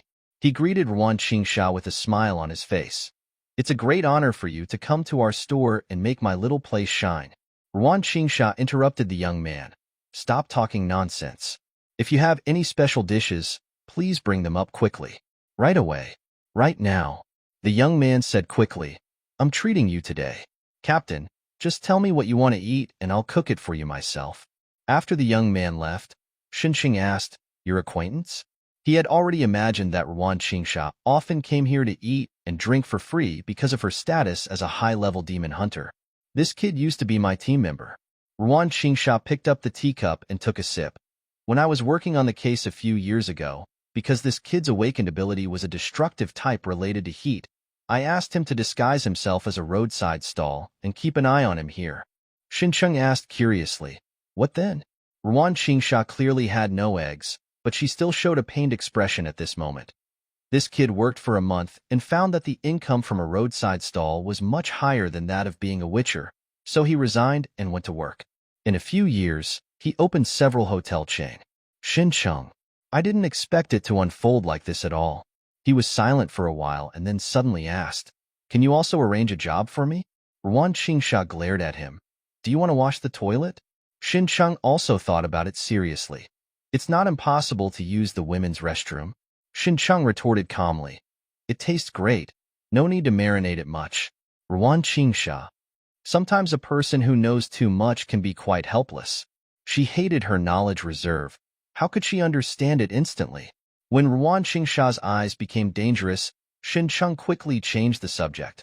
I remember that people who awaken destructive abilities have a strong desire for destruction, don't they? Then when he opens a restaurant, he is not afraid of quarreling with the guests. If you can't control your desire for destruction when you get into an argument with a customer, you will directly switch to selling human meat barbecued pork buns. Ruan Qingsha pointed to the direction of the kitchen with her eyes. See for yourself. The hotel kitchen is equipped with a large piece of glass so that the environment inside can be seen from the outside. Xincheng turned around and saw the restaurant owner holding a knife in both hands, aiming at a pig's head on the chopping board and slashing it. Oh la la la la. Die, die, die. It turns out that he uses this method to control his desire for destruction. It seems that opening a restaurant is really suitable for him. Xincheng looked back at Ruan Qingsha. Can every defect and ability be overcome? Ruan Qingsha poured herself another cup of tea.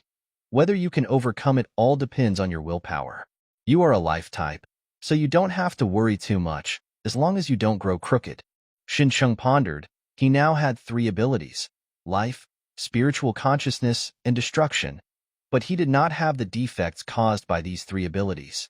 The only thing I couldn't control after becoming a vampire was that I liked telling cold jokes that weren't funny at all. Not long after, the restaurant owner brought out all his specialty dishes one by one. Eat as much as you can. No need to be polite to me. I was just treating you. Ruan Qingsha greeted Xincheng, but she moved so quickly that her chopsticks almost started to smoke. She eats very fast, but she doesn't gobble it up, but cleanly, just like those high-quality mukbang broadcasts on the internet, which can arouse the greed of the audience. Xincheng has become a vampire and cannot digest ordinary food. He poops as much as he eats. But for people who love delicious food, it is simply a holy body for natural foodies, and there is no need to worry about overeating or getting fat. Xincheng was also aroused by Ruan Qingsha's appetite. He picked up his chopsticks and prepared to feast. Even if he couldn't digest it, he could still have a taste. But as soon as he picked up the chopsticks, Ruan Qingsha put down the chopsticks. Here they come. Xincheng wondered. What's coming? That drug dealer. Ruan Qingsha looked out the window. He is already here. Xincheng followed and looked outside. Opposite the hotel was a high-end private fitness club. A luxury car stopped at the door. A muscular middle-aged man got out of the car and entered the fitness club. Zhang Yongkong, a merchant who sells magic potions. Xincheng recognized him at a glance because he had seen Zhang Yongkong in Wang Ziyu's memory.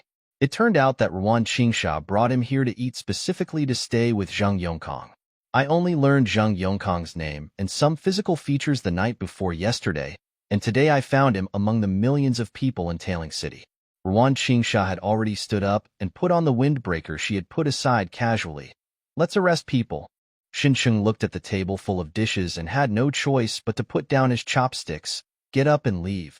The hotel owner thought that the reception was not good enough and hurriedly came to greet him. The unfinished dishes will be packed and delivered to my home. He raised his head and found that Ruan Qingsha had crossed the road and quickly followed. The two of them came to the entrance of the fitness club. When the security guard on guard saw that they were strangers, he immediately stood in front of them and said, "Two of you. Do you have your membership card?" Ruan Qingsha took out her ID. "We are demon hunters from the Public Security Bureau, and we are going in to investigate the case." Unexpectedly, the security guard was extremely tough. "Sorry, I have to ask the supervisor for instructions." Bang! The marble floor under Ruan Qingsha's feet cracked, and a deep footprint appeared. "Get out of the way." Please come in. The security guard bent down and extended his hand in a standard welcoming gesture. Xincheng felt that he had learned another trick and was about to follow him in, but Ruan Qingsha raised her hand to stop him. Let the security guard take you to the back door to block it. Don't let him escape. In the fitness club, Zhang Yongkang changed his clothes and walked out of the locker room. He is 40 years old this year, with a square face. He exercises regularly and looks handsome and has an outstanding temperament.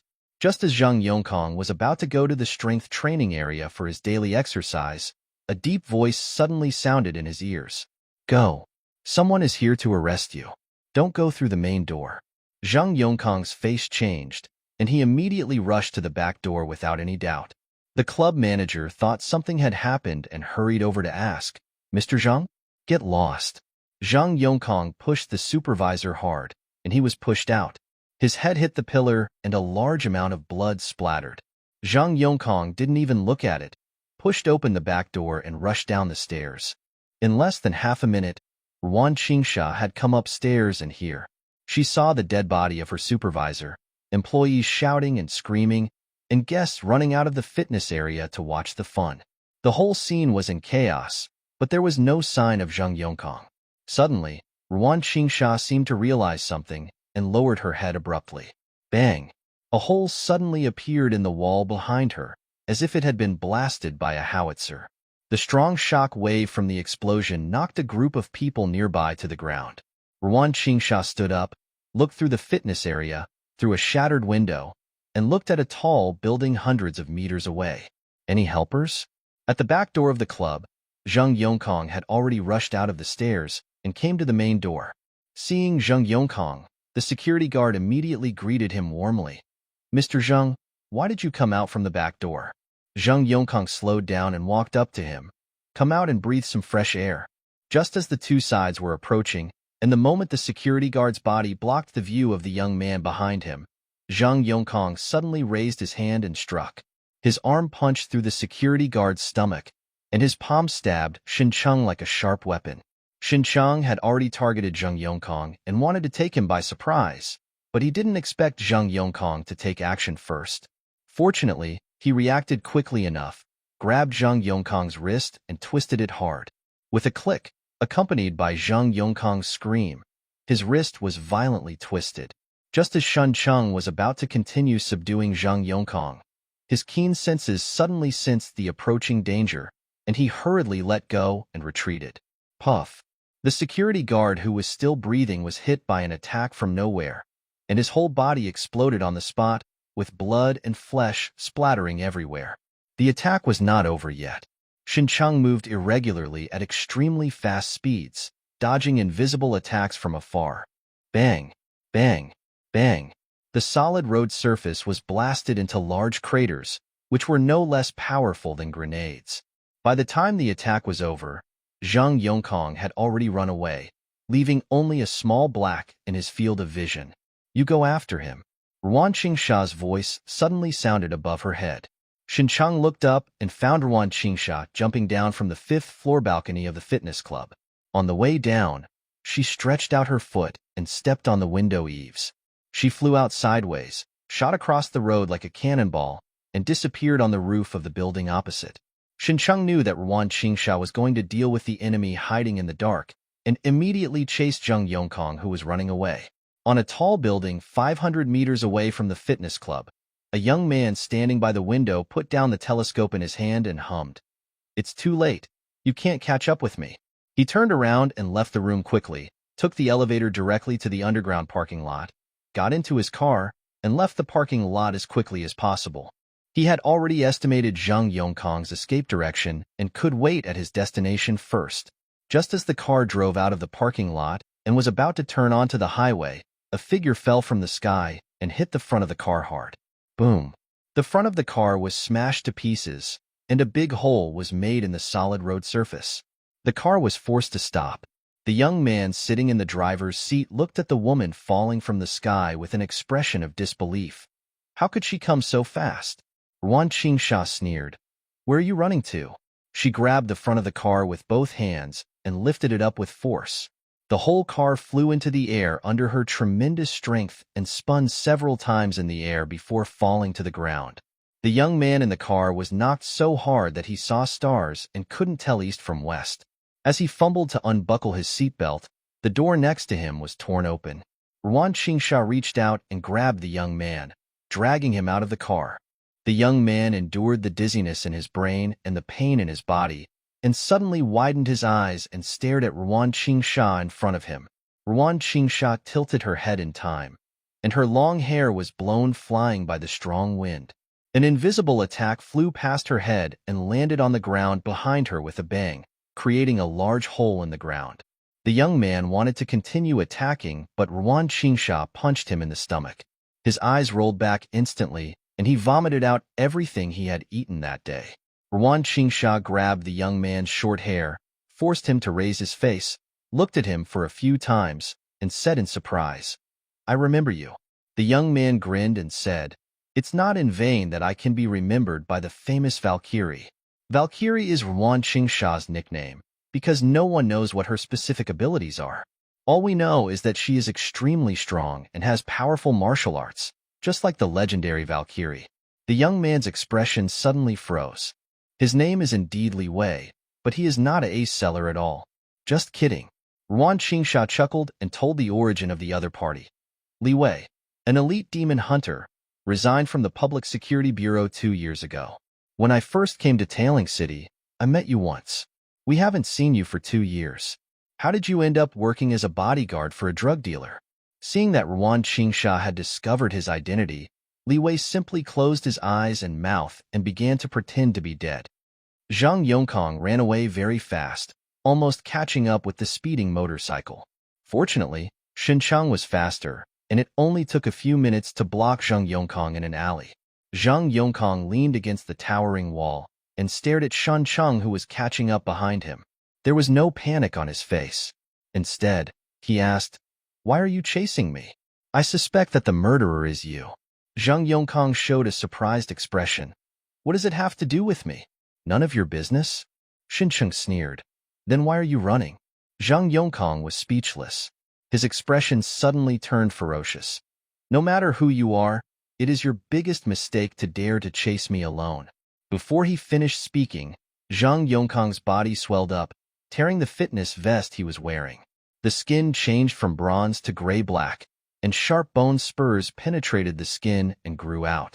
In the blink of an eye, Zhang Yongkong changed from a 1.8-meter tall man with a Chinese character face to a monster over 2 meters tall, with gray-white bone spurs growing out of his back and shoulders.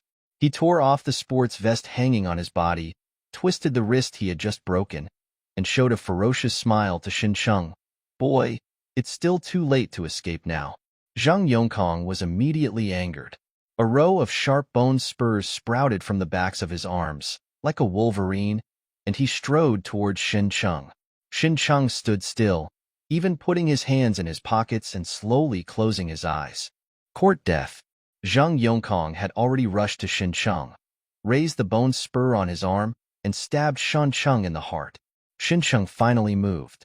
Just a simple turn, lift your leg, and spin kick.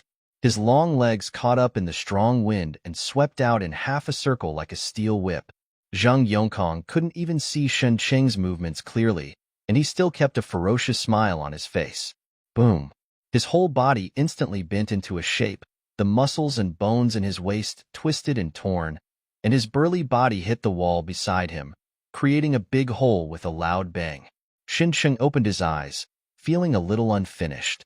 He hadn't summoned the evil ghost mask yet, and this kick was far from his limit, and he had already easily mastered Zhang Yongkong. It's time to find an opponent to test the results of strengthening. A name came to Xincheng's mind: Jiang Jing. Jiang Jing's arrogant attitude left a deep impression on Xincheng, which made him itchy and couldn't wait to have an in-depth communication with the other party. Zhang Yongkong stopped moving after being kicked. When Xincheng dragged him out of the building, he was already half dead. His waist was broken by a kick from Xincheng. Even if he was sent to the hospital, he would have to spend the rest of his life lying in bed. Not long after, Ruan Qingsha came over with someone in her arms. "Good job. I'll go back and add chicken drumsticks for you." Ruan Qingsha praised Shen Cheng and threw Li Wei in her hand to Zhang Yongkang. Li Wei, don't pretend to be dead. Who is your boss? Li Wei slowly opened his eyes. Captain Ruan, let's stop here. Don't investigate any further. You can't afford to offend the people behind this matter. Ruan Qingsha took out a cup of milk tea from her windbreaker and bit the straw. How dare you conclude that I can't afford to offend you if you don't tell me? Li Wei closed his eyes again. No need to waste your efforts. I will never reveal anything you want.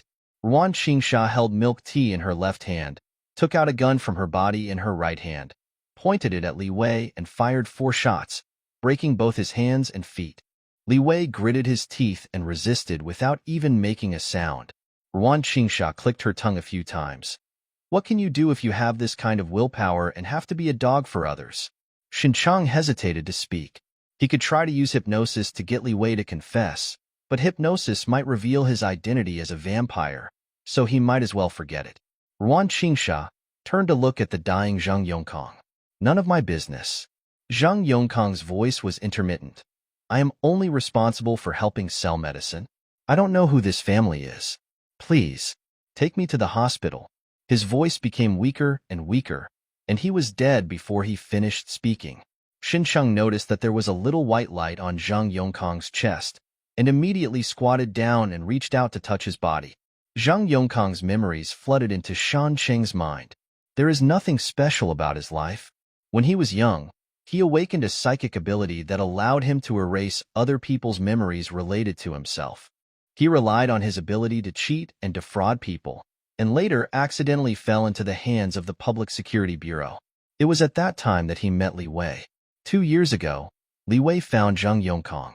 Under his coercion and inducement, Zhang Yongkang had to use his ability to help Li Wei sell a drug that can turn people into demons. Zhang Yongkang did not lie. He really did not know the source of the magic potion. It had always been Li Wei who provided him with the supply. Li Wei is his bodyguard and the person who monitors him.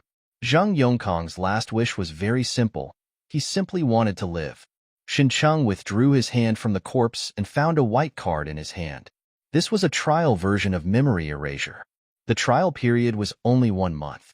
He couldn't fulfill Zhang Yongkang's last wish, so this ability was completely useless. Ruan Qingsha asked meaningfully from the side. What did you find? Xincheng suddenly became a little wary. Instead of being a cost detective like before, he just replied, It's neither cold nor hot. This body temperature is just right. Don't tell me, you want to do it while it's hot? Lauda, can your thoughts be more pure and healthy? Don't be so perverted. People who like corpses have no right to say that about me. Ruan Qingsha took out her mobile phone and called the logistics department of the Public Security Bureau and asked them to deal with the aftermath. 10 minutes later, several cars parked outside the alley, and a dozen logistics personnel from the Public Security Bureau got out of the cars.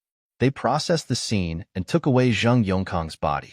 They escorted Li Wei into the car and prepared to take it back to the Public Security Bureau. Xincheng wanted to leave with Ruan Qingsha, but she refused.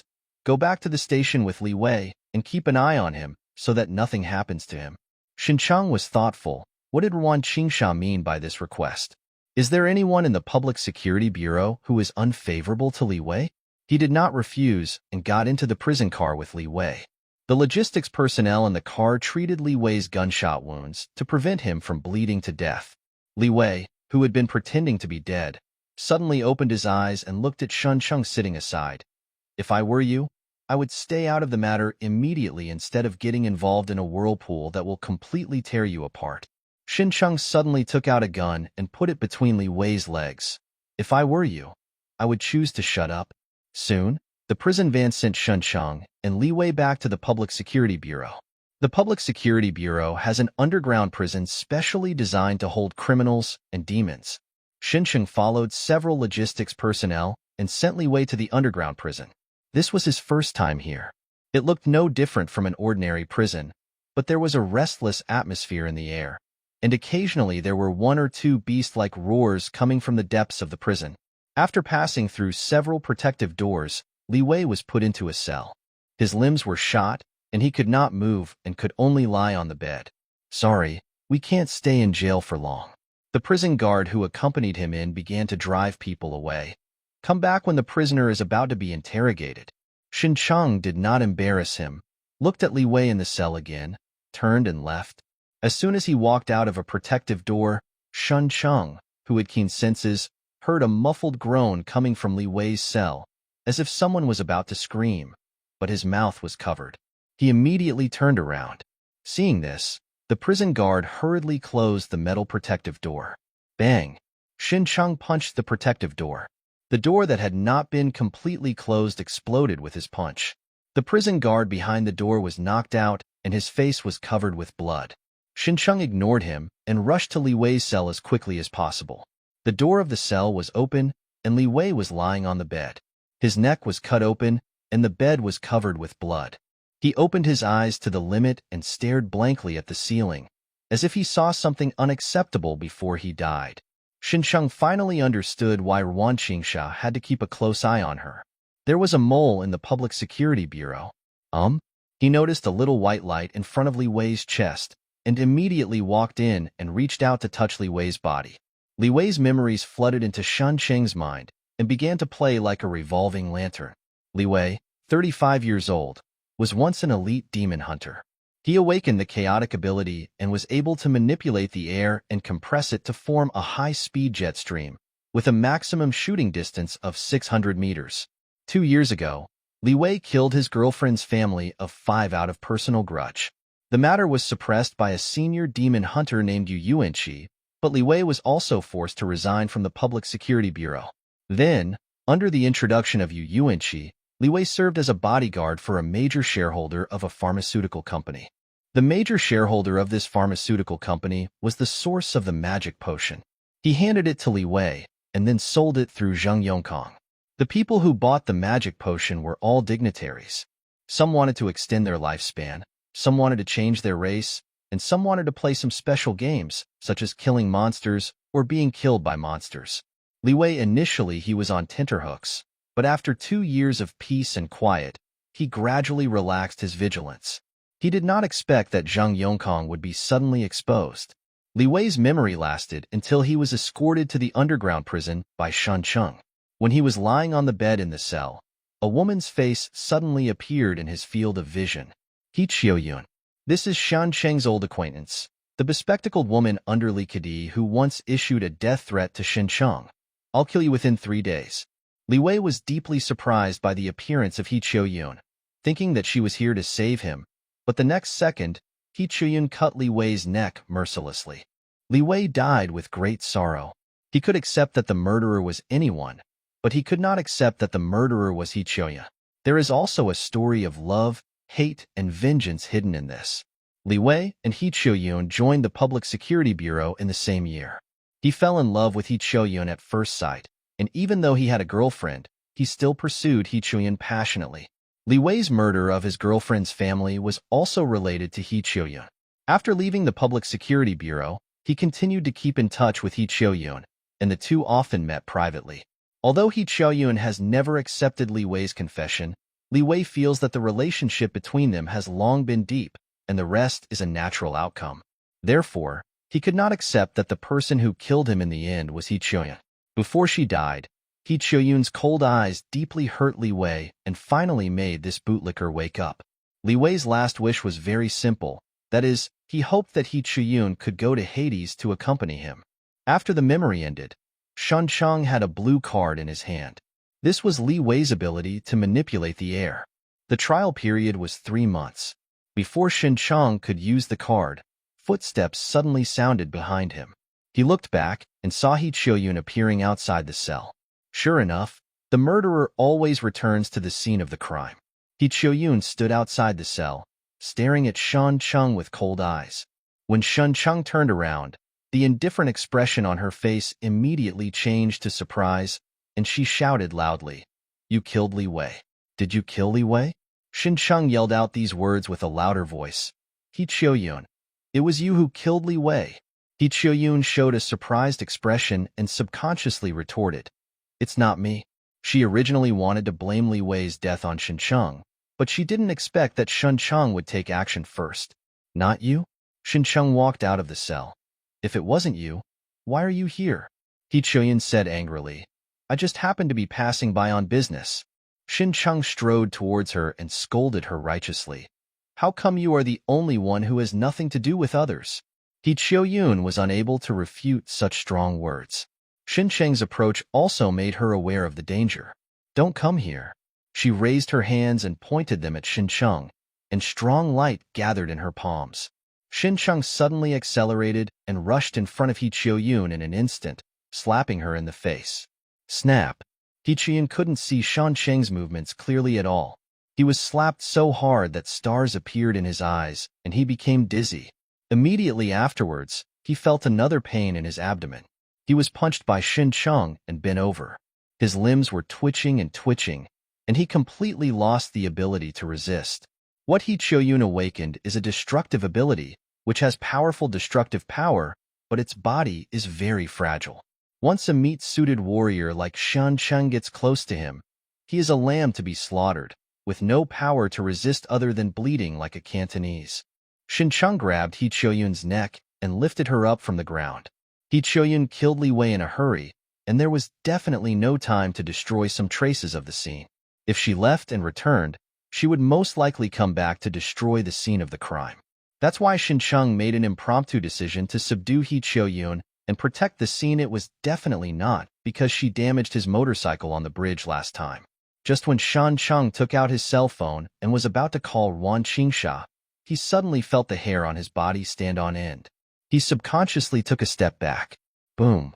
The floor he was standing on suddenly exploded, as if a big hole was made by some huge force. He Qiuyun, who was held by Shin Chung, also broke free from his hand and flew out of thin air. Shin Chung turned back suddenly and saw a man appearing 10 meters behind him. This man was about 35 years old and had an ordinary face, the kind that would disappear if he was thrown into a crowd. But no one in the entire Public Security Bureau dared to look down upon this face, because his name was Yu Yuanqi, one of the 6 senior demon hunters in the Public Security Bureau. He Qiuyun flew over out of thin air and landed in Yu Yuanqi's hands. Are there any accomplices? The distance of 10 meters passed in an instant, and Shan Chung poured all his strength into his arm, like a powerful and heavy machete, aiming at Yu Yuanqi's face and slashing hard. Bang! His palm knife seemed to hit something invisible, and was blocked by force when he was still more than 10 centimeters away from Yu Yuanqi. Yu Yuanqi showed a surprised expression, as if he didn't expect that Shin Chung would dare to take action against him. He chuckled. Young man, it's better not to be too arrogant. As soon as he finished speaking, a huge force hit Shan Chung head-on. Shan Chung crossed his hands to resist, and his whole body was suddenly knocked away and flew more than 10 meters away in the corridor. Just as he was about to land, a hand as white as jade suddenly appeared and gently pressed on Shan Cheng's back, catching him. Wan Qingsha appeared behind Shan Chung, supporting him with one hand, looking at Yu Yuanqi, and mockingly said, How can you call yourself a young man if you are not angry? Don't impose your old-fashioned ideas on others. I'm only 35 years old, so I'm not old. Being ridiculed by Wan Qingsha in person, Yu Yuanqi was not angry at all. Instead, he asked doubtfully, I asked He Qiuyun to go to the prison to do something. Why did he start a fight with your people? Wan Qingsha gently pushed Shan Chung on the back. Say, I escorted Li Wei to the prison, and when I was about to leave, I suddenly heard Li Wei calling for help. Shin Chung raised his finger and pointed at He Qiuyun. When I rushed back, I saw her killing Li Wei. You're talking nonsense. He Qiuyun had recovered and shouted angrily at Shin Chung. I was just passing by, and I saw you alone in the cell. You killed Li Wei. Li Wei died very simply, with no shouting at all, and she was very sure that no one saw her when she did it. Li Wei is actually not dead. Shin Chung suddenly smiled. The Li Wei you killed was just a substitute. He Qiuyun showed a shocked expression. It's impossible, he obviously. Shin Chung asked, Obviously what? He Qiuyun realized that he had been fooled and kept silent. I believe He Qiuyun is not the murderer, and she has no motive for killing. Yu Yuanqi suddenly took over the conversation. Criminals like Li Wei should commit suicide out of fear of crime. His words were understated, but his tone was decisive, as if he had finalized the matter. Shin Chung sneered. Why didn't you say that he shot himself 6 times in the back? Yu Yuanqi smiled faintly. I said he committed suicide, So he committed suicide. Do you have any objection?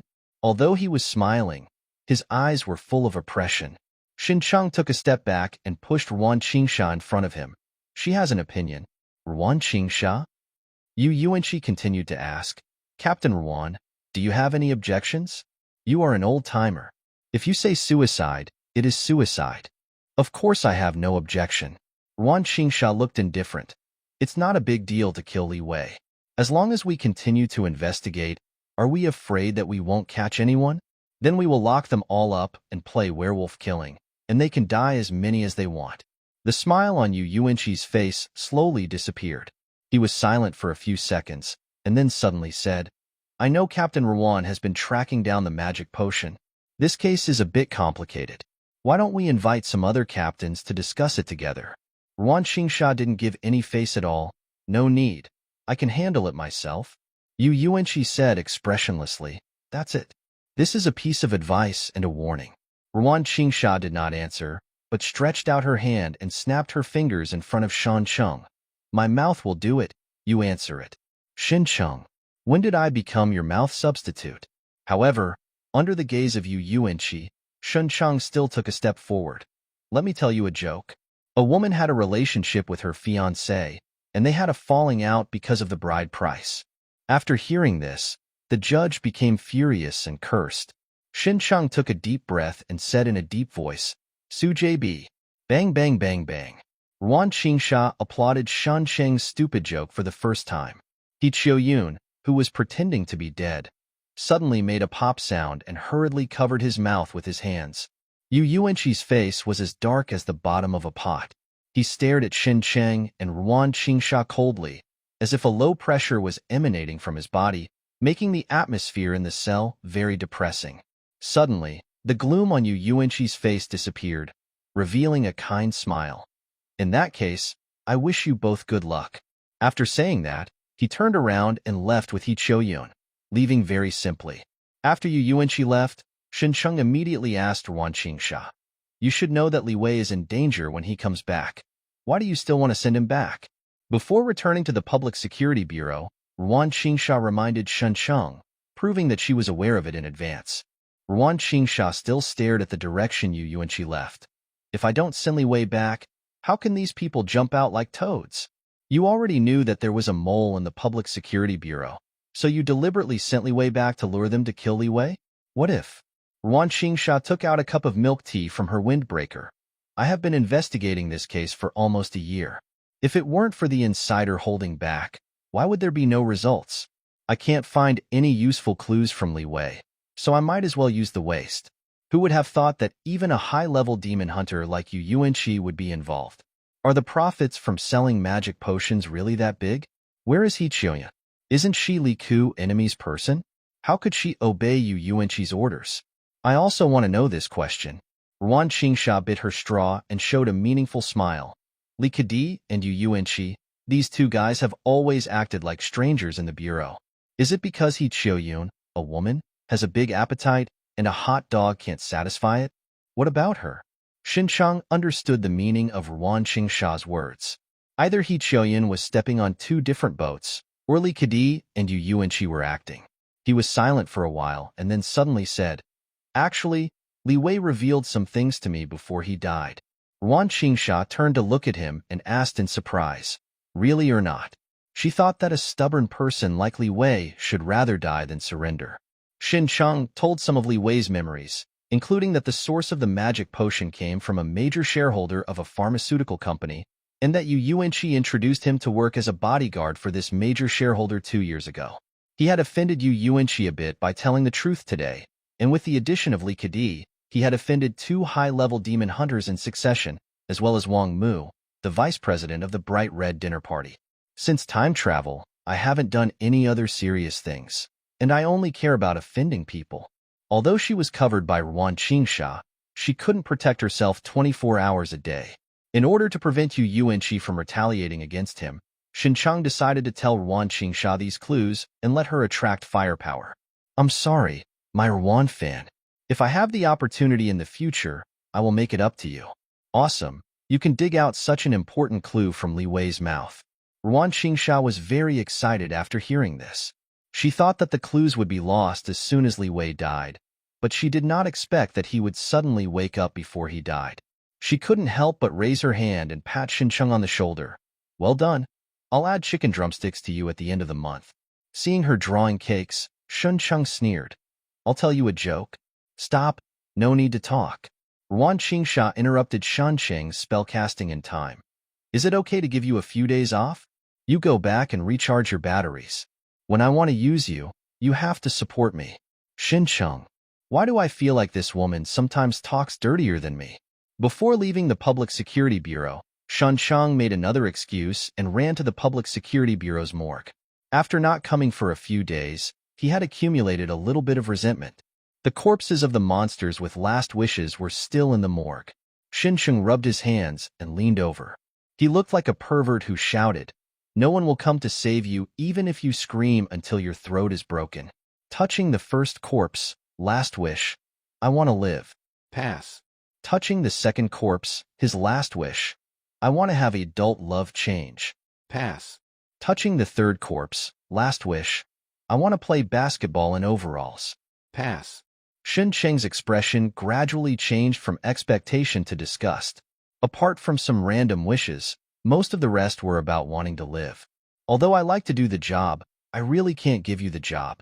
Touching the last demon corpse with a last wish, Shancheng had no expectations, but this corpse turned out to be different. There were large gaps in the corpse's memory, as if it had been artificially deleted, leaving only a small fragment. This small piece of memory fragment was also very confusing. Xincheng sorted it out by himself and could only barely conclude that this demon needed strength to do certain things, so he sold his memory and ability in exchange for it from a mysterious person. A brief moment of great power. There is only a small clear scene in my memory. The demon disguised himself as a human and walked into an inconspicuous hotel. In the elevator, he used the floor buttons as his keyboard and pressed a special number. 4973. The elevator began to turn upside down, as unpredictable as the Wanhua mirror, and finally opened with a ding. Outside the elevator turned out to be a quiet bar. A woman in purple clothes was sitting in front of the bar. When she heard the sound, she slowly turned around, revealing a blurry face, with only a pair of golden eyes very clear. She was looking at the demon, or in other words, looking at Shancheng, who was spying on this memory. Are you dot peeping at me? A charming voice suddenly sounded in Shancheng's ears. He was startled and instantly broke away from the memory of the demon and found that there was no second figure in the morgue. But the words just now were extremely clear, clearly ringing in his ears. This strange situation made Shancheng frown slightly and reached out to touch the demon's body again, only to find that the demon's memory was completely gone. The demon's last wish was for Shancheng to retrieve his lost memories for him, but not only did he lose his memory, he also lost his abilities. In other words, there was no reward for fulfilling the demon's last wish. You came to me for free? Xincheng decisively refused. However, this was the first time he encountered this kind of memory loss. And what about the woman's voice that just spoke in my ear? He frowned and thought, and suddenly there was a notification from his phone. He took it out and saw that a strange woman named Junyun had added him. Junyun. I'm sorry, brother. I added the wrong person. Xincheng replied smoothly. It's okay. Just delete it. Junyun. Since we are so destined, why not make friends? Xincheng. Okay. Junyun. What does my brother do for a living? Xincheng. I sell tea. Junyun. That you can't help me. The corners of Shancheng's lips quirked up. A tea witch like you is still trying to trick me? Junyun suddenly made a smiley expression covering her mouth. You are peeking at me, right? Just wait for me and don't let me catch you. Otherwise you will have good juice to eat. Xincheng. He suddenly realized that this was the woman who had just spoken in his ear. Not only can the other party see him through memory, but he can also find his mobile phone number immediately? Xincheng only felt his scalp numb and sweating profusely. Is it haunted in broad daylight? Just when he was about to send a message immediately to find out, he found that the other party had deleted him. What are you doing? Suddenly, a cold voice sounded from behind. Xincheng turned around suddenly and saw Bai Qiuning in a white coat appearing not far behind him. He stared at Bai Qiuning with suspicious eyes. Could it be that this woman was behind all this? What's that look in your face? I've already returned the favor to you by answering the question. Bai Qiuning's beautiful eyebrows wrinkled slightly. If you have nothing to do, don't stay in the morgue. Only then did Xincheng remember that Bai Qiuning was the forensic doctor of the Public Security Bureau, so it was normal for him to appear here. It's nothing. I'll leave right away. Bai Qiuning saw Xincheng looking worried and left the morgue. She took out a note from her body and wrote down a line she likes touching corpses, and she suspects it is a habit awakened after becoming a vampire. Putting the notes away, Bai Qiuning suddenly showed a smile. What a coincidence. I also like corpses. We are really a match made in heaven. Xincheng didn't care much about the magic potion case. After all, he joined the Public Security Bureau just to eat delicious Rouen rice, not really to investigate the case. He is more concerned about Du Haijing's whereabouts, which is the real matter that determines his life and death. Now only Jiang Jing has been in contact with Du Haijing and knows where Du Haijing may be. The conditions Jiang Jing offered were 1 kilogram of high-level demon blood and the murderer of Zhang Jiwen. But Xincheng could not fulfill either of these two conditions. After joining the Public Security Bureau, he learned that the number of high-level demons was very small, and there were probably only a few in the entire Tailing City. The Public Security Bureau did not collect the corpses of high-level demons. Jiang Jing's conditions were completely insincere and were purely to create problems for Xincheng. However, Xincheng, who was born as a problem solver in a small town, is best at solving problems. When you encounter this kind of unsolvable problem, you only need to change your approach to solving the problem. If you can't solve the problem, then solve the person who asked the question. Therefore, Xincheng prepared to treat Jiang Jing as a question and did it ruthlessly. But before that, he needs to upgrade again. Old Town, private warehouse. Xincheng came here for the third time. Compared with the nervousness and vigilance of the previous 2 times, he was full of anticipation at this moment. The non-toxic demon blood was like a resource that had just been successfully downloaded, but had not yet been decompressed, deeply attracting him. Entering the warehouse and coming to the center surrounded by countless boxes, a familiar monitor came into view. When Xincheng stepped here, the monitor also lit up, and Tiang Xuanxing wearing a mask appeared on the screen. Xincheng looked at the Tianxian star on the screen, and suddenly took out a piece of dogtail grass from behind and waved it in front of the screen. Meow, meow, meow. It looks like this time it's a real person. Xincheng dropped the dogtail grass and was a little disappointed. Why don't you let your AI come out? It's being recommissioned. Tiang Xuanxing's tone was vaguely dissatisfied. I won't hold you accountable for ruining my AI. The fact that you showed up here on time proves that the demon blood is very effective on you. Xincheng nodded and did not rush to ask for the demon blood. How far has your research on the source blood curse progressed? Is there anything special about my blood? He had seen in Zhang Jiwen's memory that his blood seemed to be particularly attractive to vampires. It's a long process to undo the source blood curse. My research has just begun.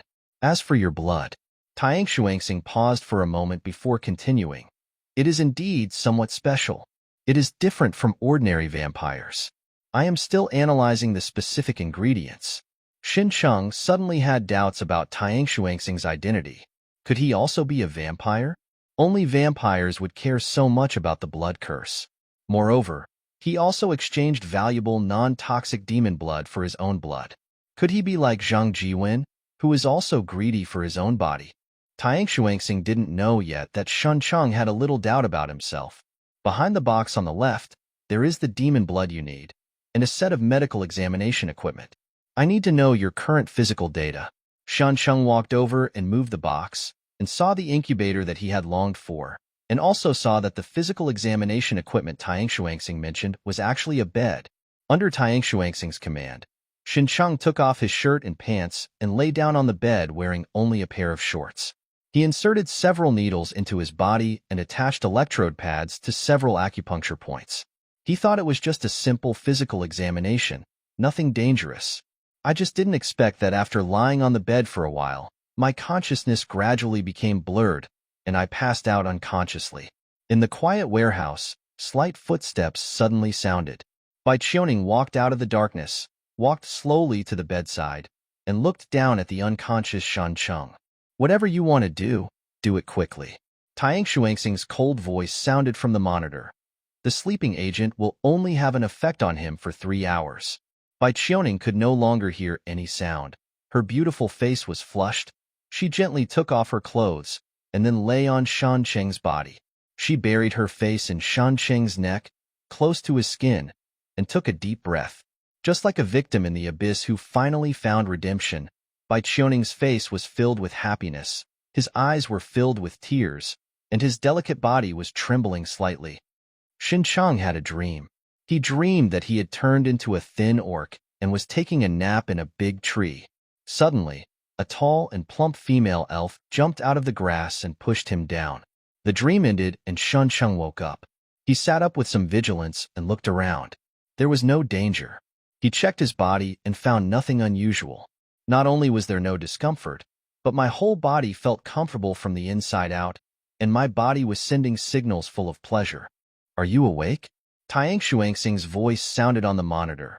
It seems that you are mentally exhausted. I released sound waves that can soothe your body and mind, and you fell asleep. You slept for a total of 3 hours, 5 minutes, and 7 seconds. Xin Cheng frowned slightly, a little doubtful. Really?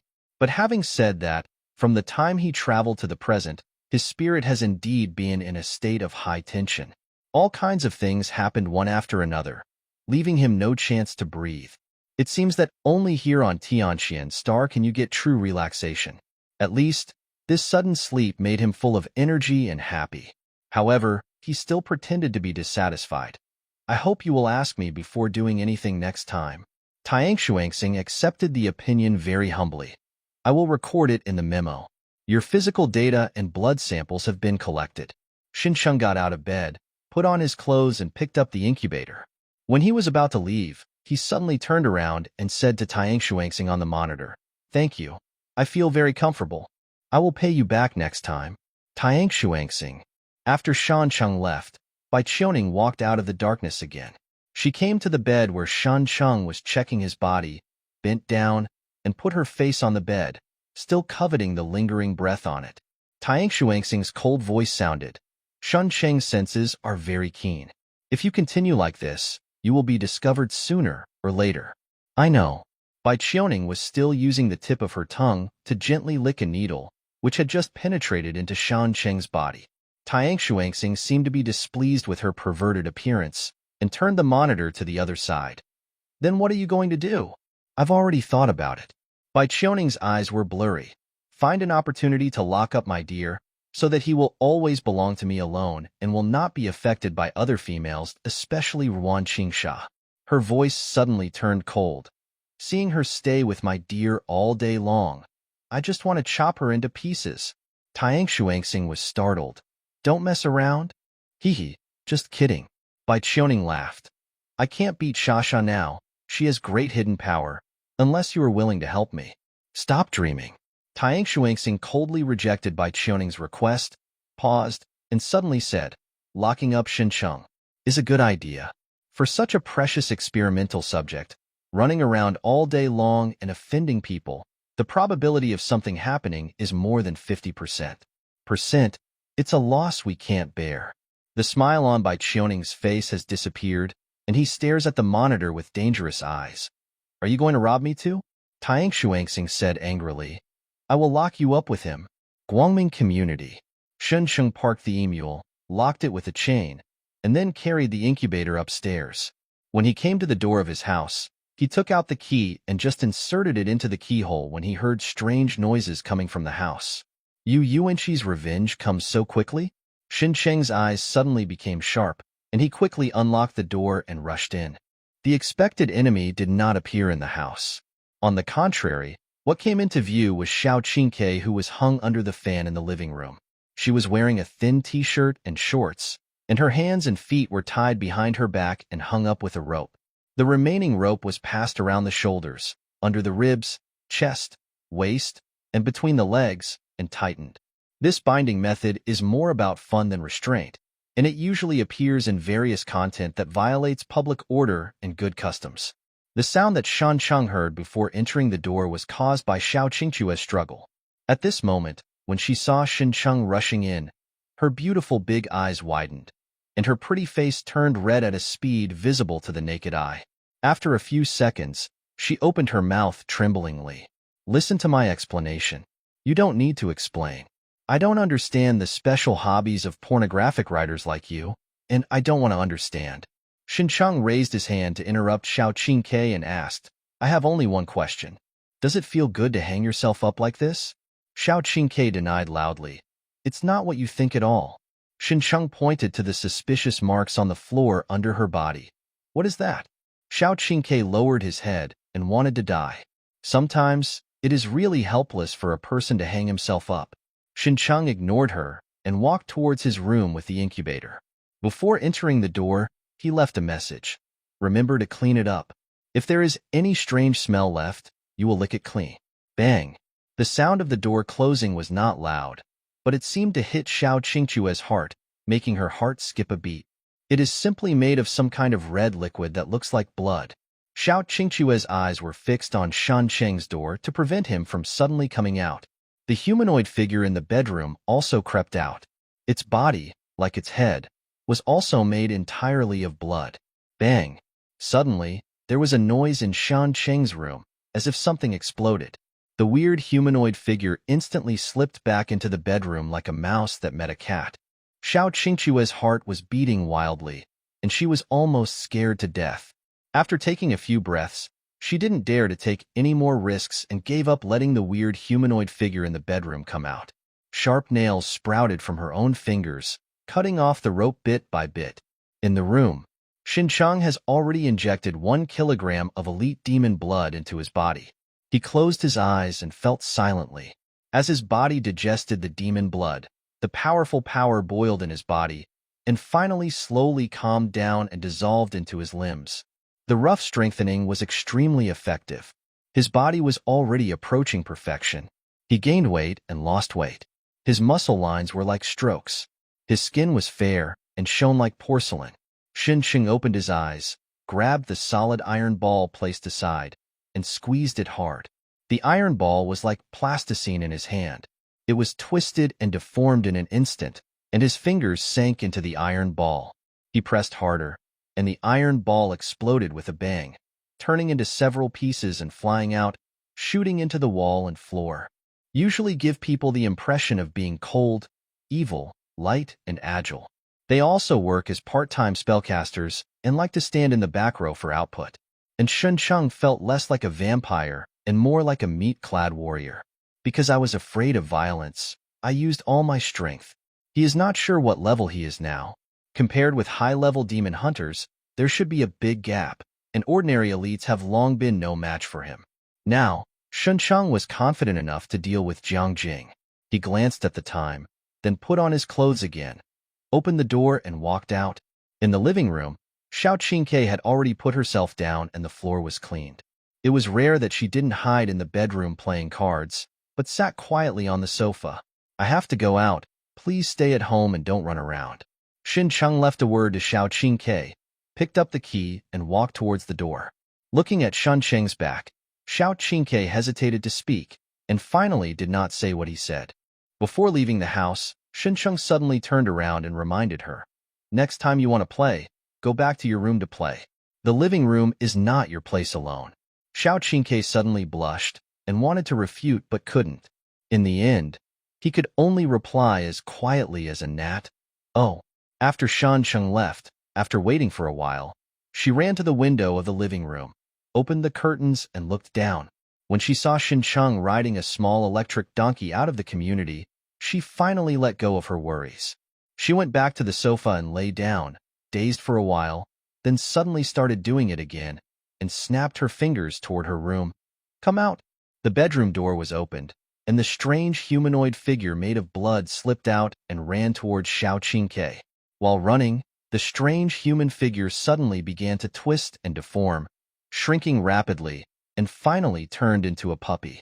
The puppy jumped on the spot, jumped into Xiao Qingque's arms, and crawled around like a baby. Xiao Qingque reached out and touched it.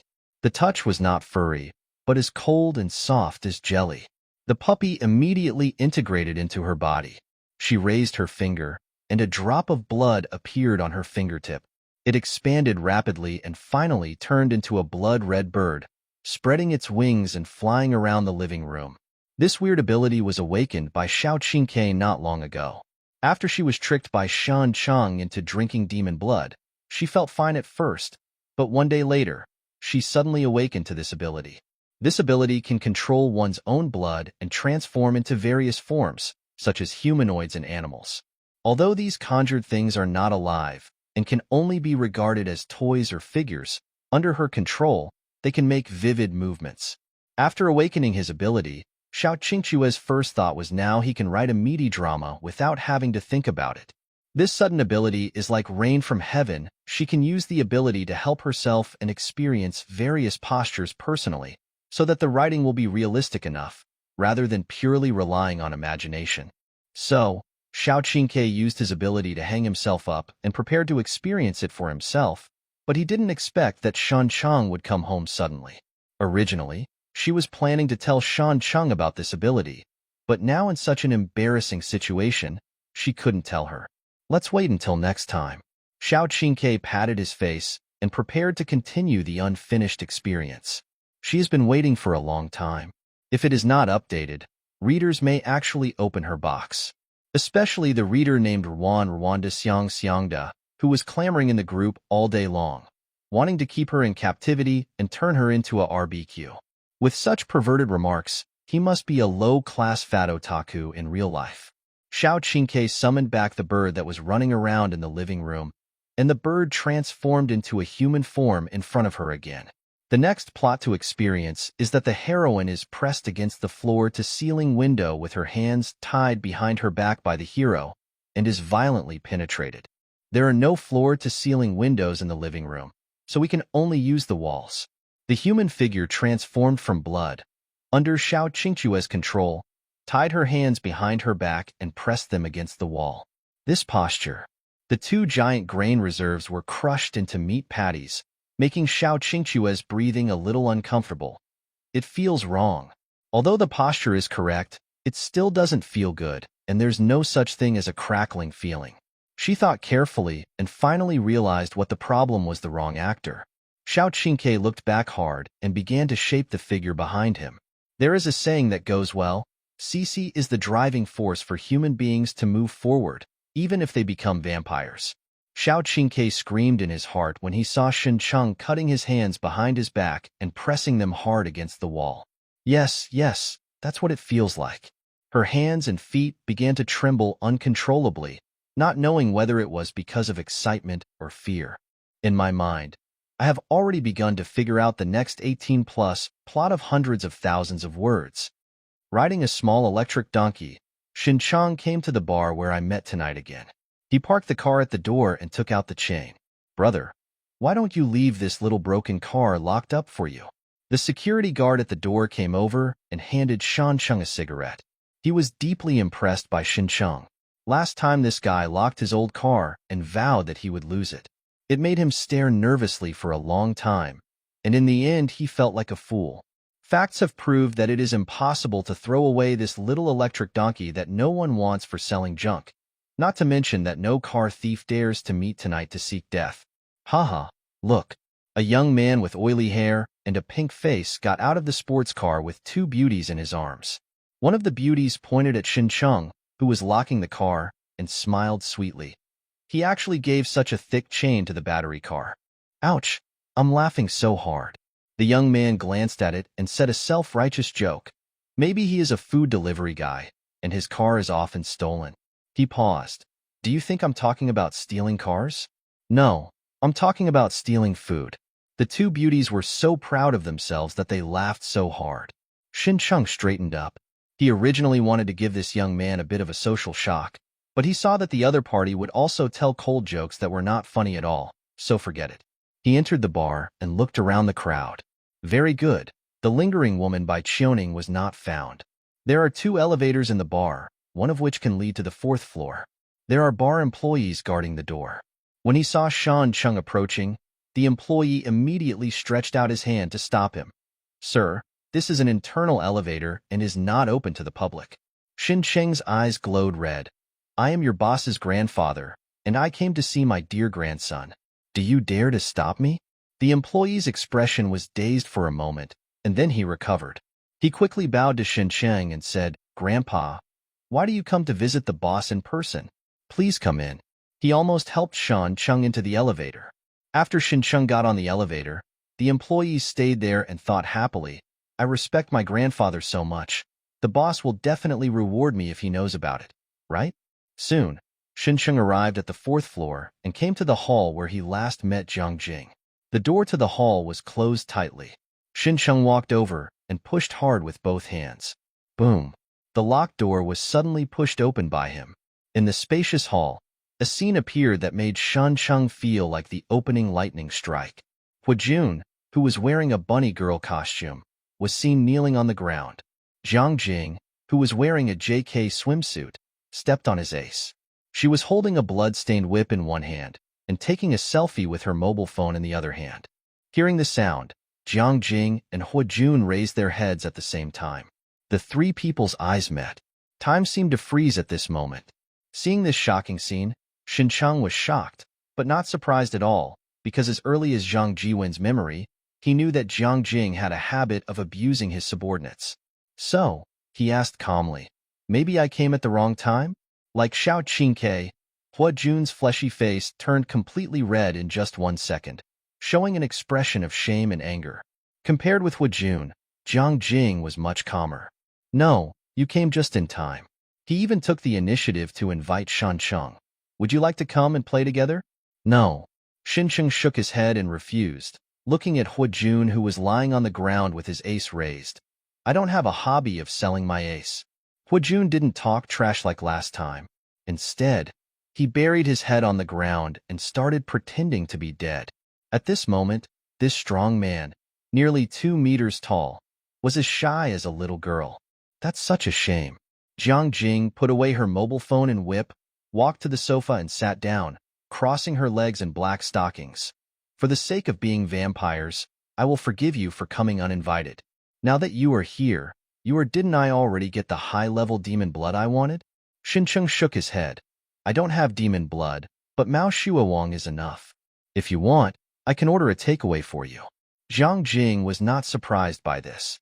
Even he himself couldn't get high-level demon blood. What about the murderer who killed Zhang Jiwen? I have fulfilled this request. Shin Cheng tapped himself with his hand. I have brought the murderer here.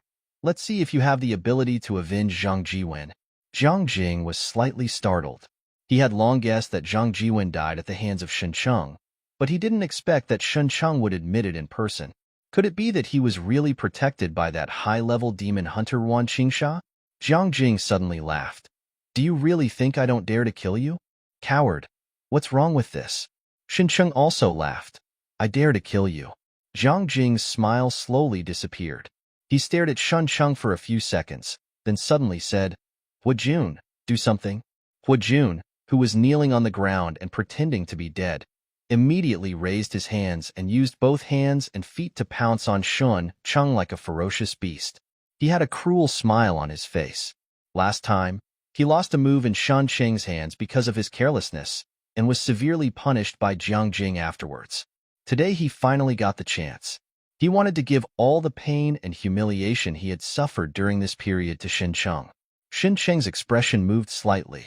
Who can calmly face a strong man wearing a bunny girl's clothes rushing towards him? Hu Jun, who had red eyes and sharp teeth, jumped into the air, showed his sharp claws on his hands, and rushed down towards Shin Cheng. Shin Cheng didn't do any fancy tricks, he just raised his hands and made a boxing motion. Then punch.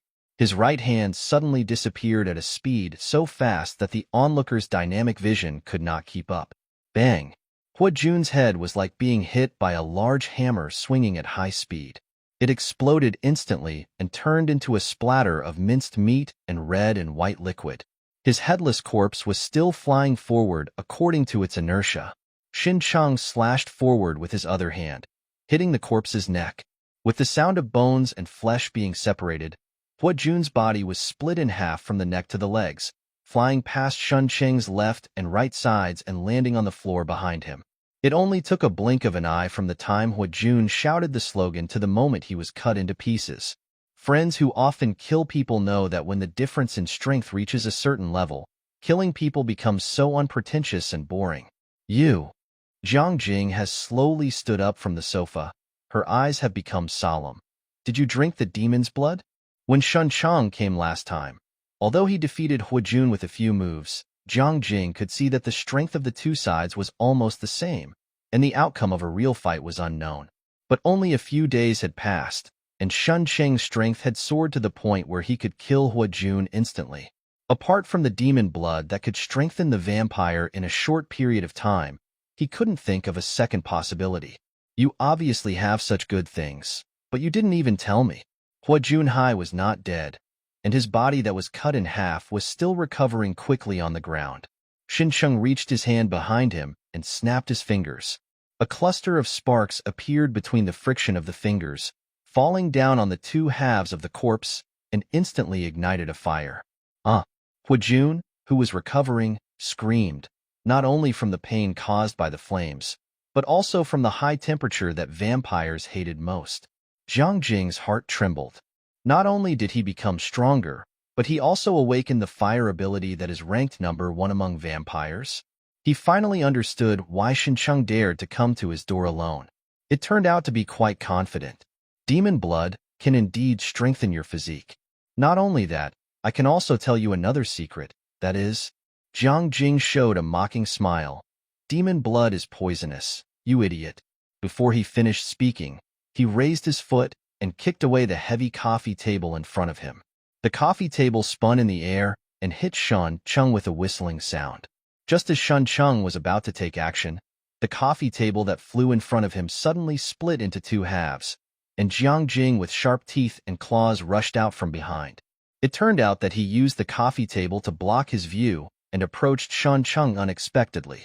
Jiang Jing stabbed Shun Cheng's heart with her claws, while her eyes lit up red, trying to hypnotize Xincheng and interfere with his movements. Xincheng looked up at Jiang Jing, his eyes also glowing scarlet, and he used his offensive and defensive abilities.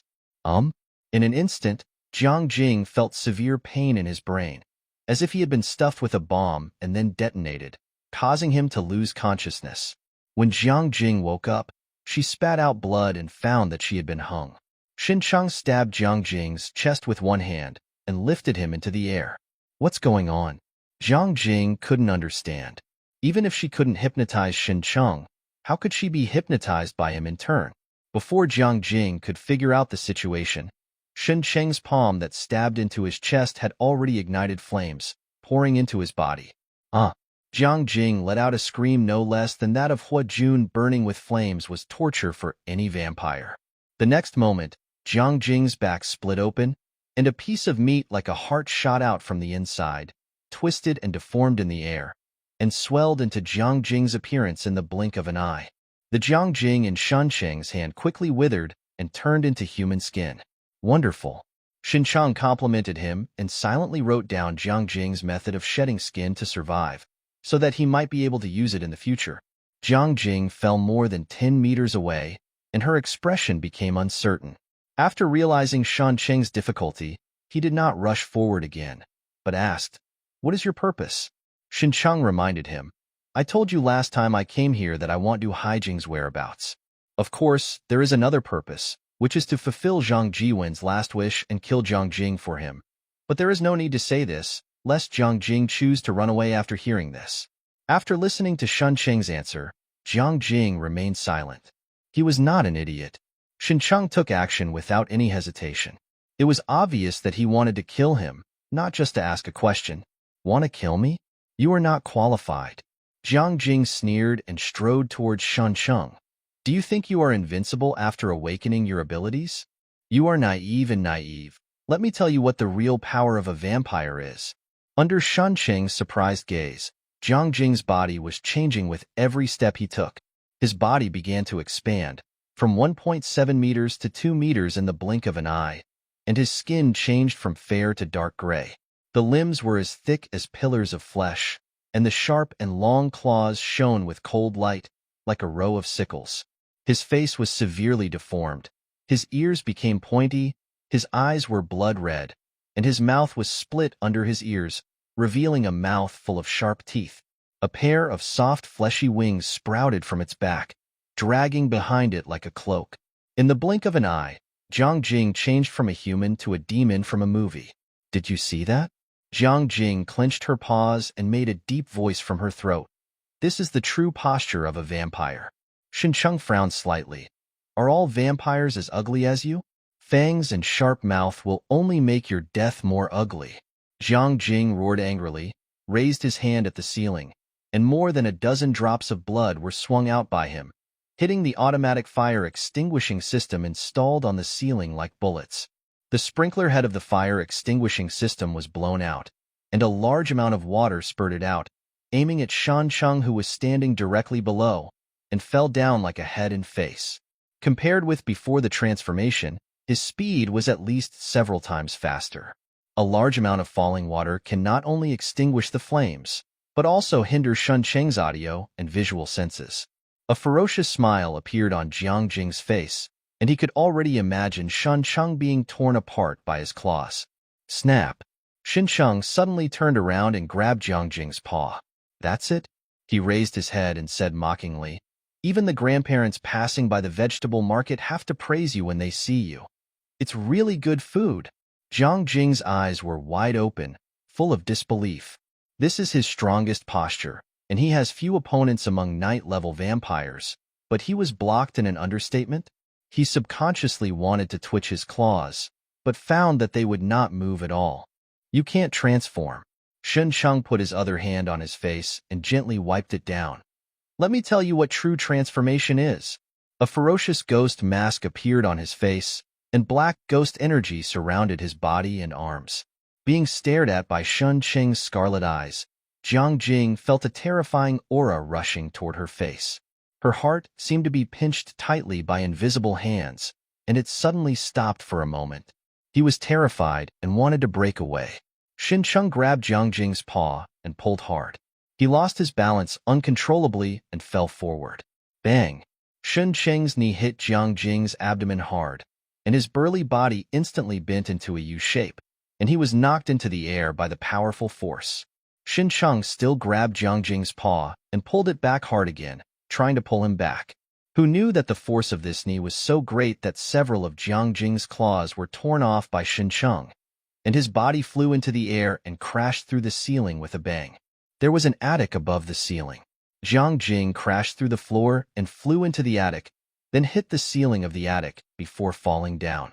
Before he could fall, Xincheng had already jumped into the attic and kicked Jiang Jing in the air as he fell.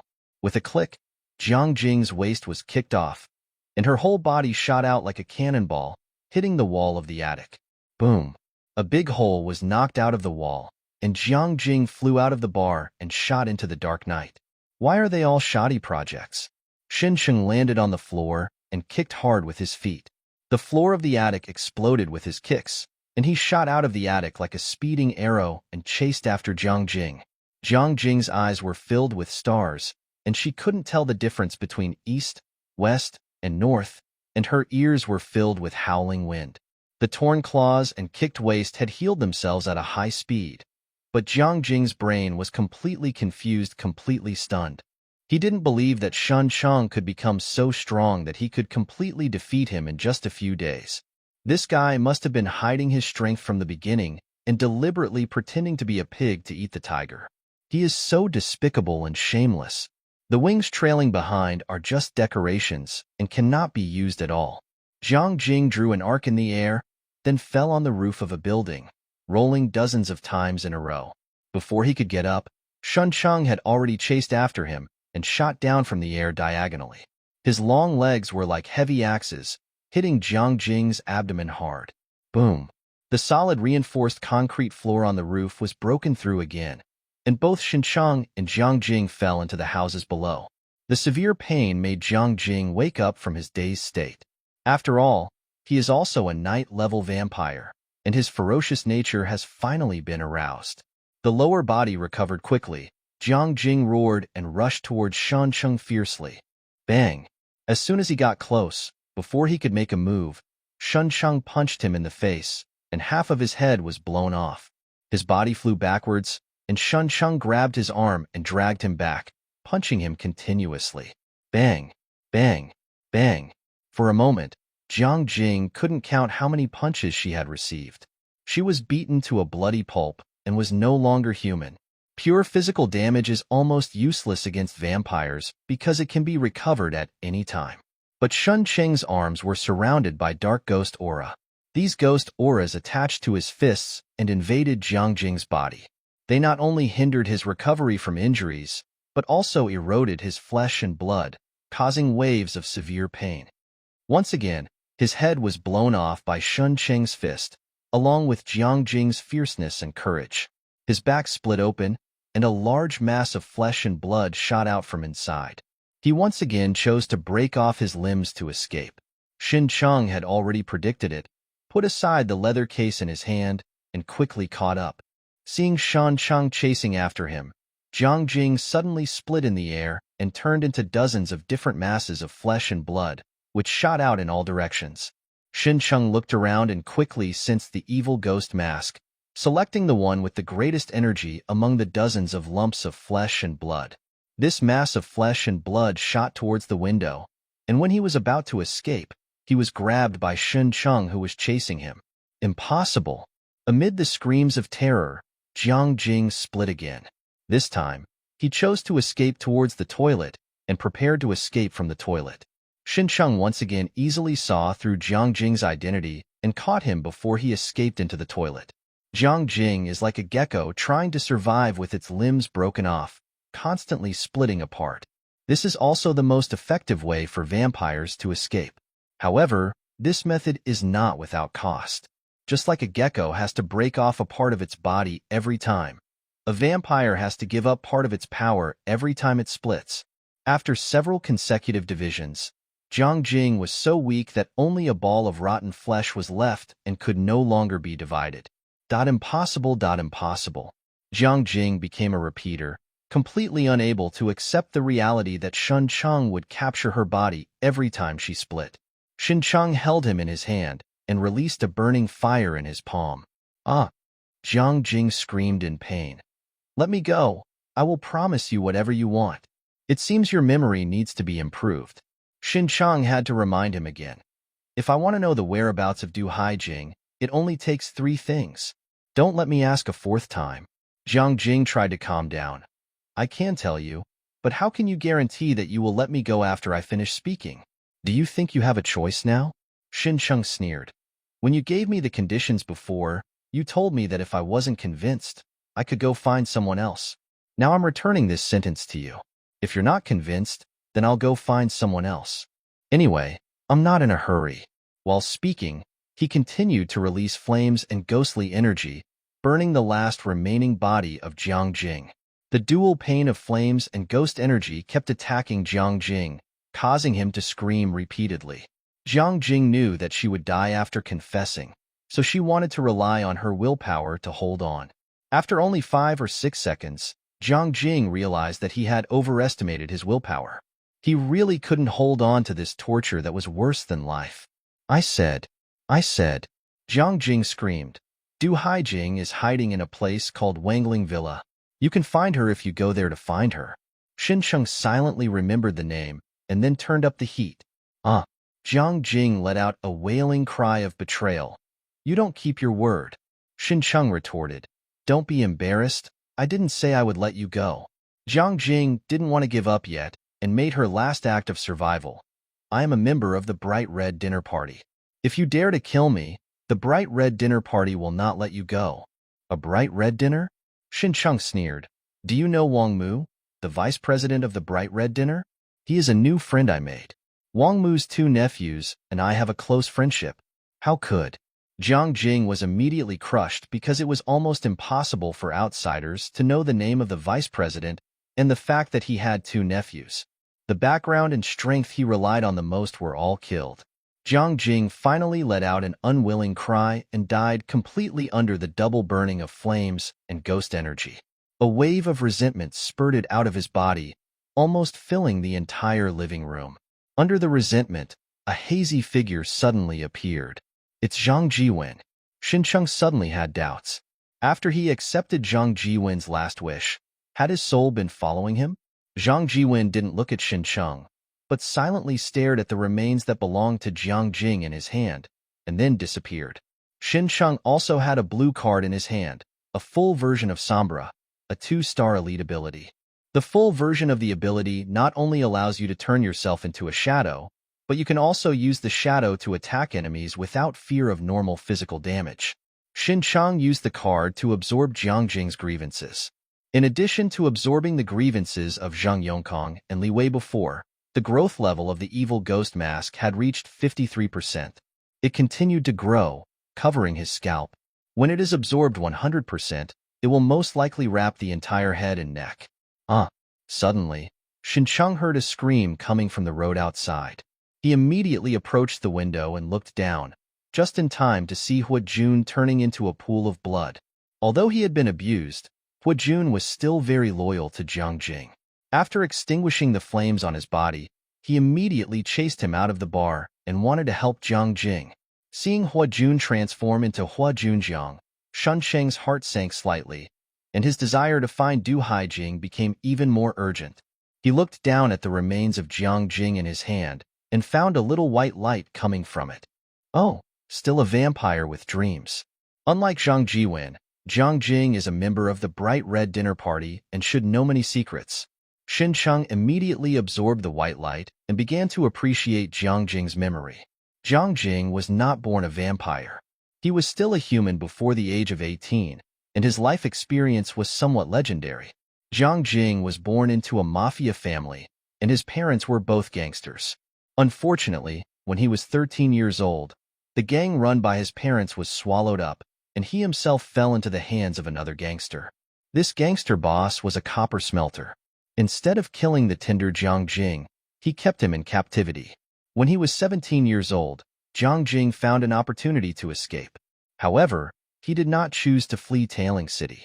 Instead, he embarked on a road of revenge to deal with a huge gang. It's either the government, another bigger gang, or an inhuman being. Jiang Jing chose the last path. Like Shun Cheng, he took the initiative to become a vampire. This is not easy, because vampires are very picky about their slaves and will not accept just any trash. After going through numerous hardships and tests, Jiang Jing finally became a vampire, who was an official of the Scarlet Dinner. Because of his outstanding talent, Jiang Jing received intensive training from his master and became a knight-level vampire in just a few years. He personally destroyed his enemy's family and carried out various dangerous missions for the Scarlet Dinner many times. He eventually became an official member of the Scarlet Dinner. His job was to collect human blood and demon blood for the Scarlet Dinner. This is why he ordered Zhang Jiwen to take control of the hospital. Reason: probably because of the unbearable experience of being held in captivity, Jiang Jing also awakened his hobby of torturing people after becoming a vampire. His memory is full of all kinds of unsightly scenes, so I will skip this section. In addition, Shan Cheng also obtained a very important piece of information in Jiang Jing's memory, which was about the true form of vampires. The human form is a disguise that vampires are born with, but they actually have a true form. But not every vampire can make his true form appear, because the true form will give vampires powerful power. Therefore, every vampire who can master the true form is a strong man with a title. For example, Wang Mu, the vice president of the Bright Red Dinner Party, has mastered the true form. Jiang Jing's ugly appearance after his previous transformation was not his true form. It was just bragging. Although his pseudo-form can be strengthened to a certain extent, it is far from his true form, and his ugly appearance will be spurned by beauty-loving vampires. This is also thanks to Jiang Jing's own awakened physical strengthening ability, which was able to give birth to this pseudo-form. Then there is the whereabouts of Du Haijing. Jiang Jing was dishonest before her death and gave Shunqing a false address. Wangling Villa is the property of the Wang family and is also the branch headquarters of the Bright Red Dinner Party in Tailing City. If Xincheng believed Jiang Jing's words and foolishly ran to Wangling Villa alone, it would be like a mouse running into the cat's nest. The mouse, am about to rush into the street. In the vampire circle in Tailing City, Du Haijing is a vampire with independent characteristics. She is also a vampire who holds a title and has mastered the true form. She likes to live alone. She once fought with the president of the bright red dinner party and escaped unscathed. Jiang Jing's owner had a personal relationship with Du Haijing. So Du Haijing once visited the bar and happened to be met by Zhang Jiwen.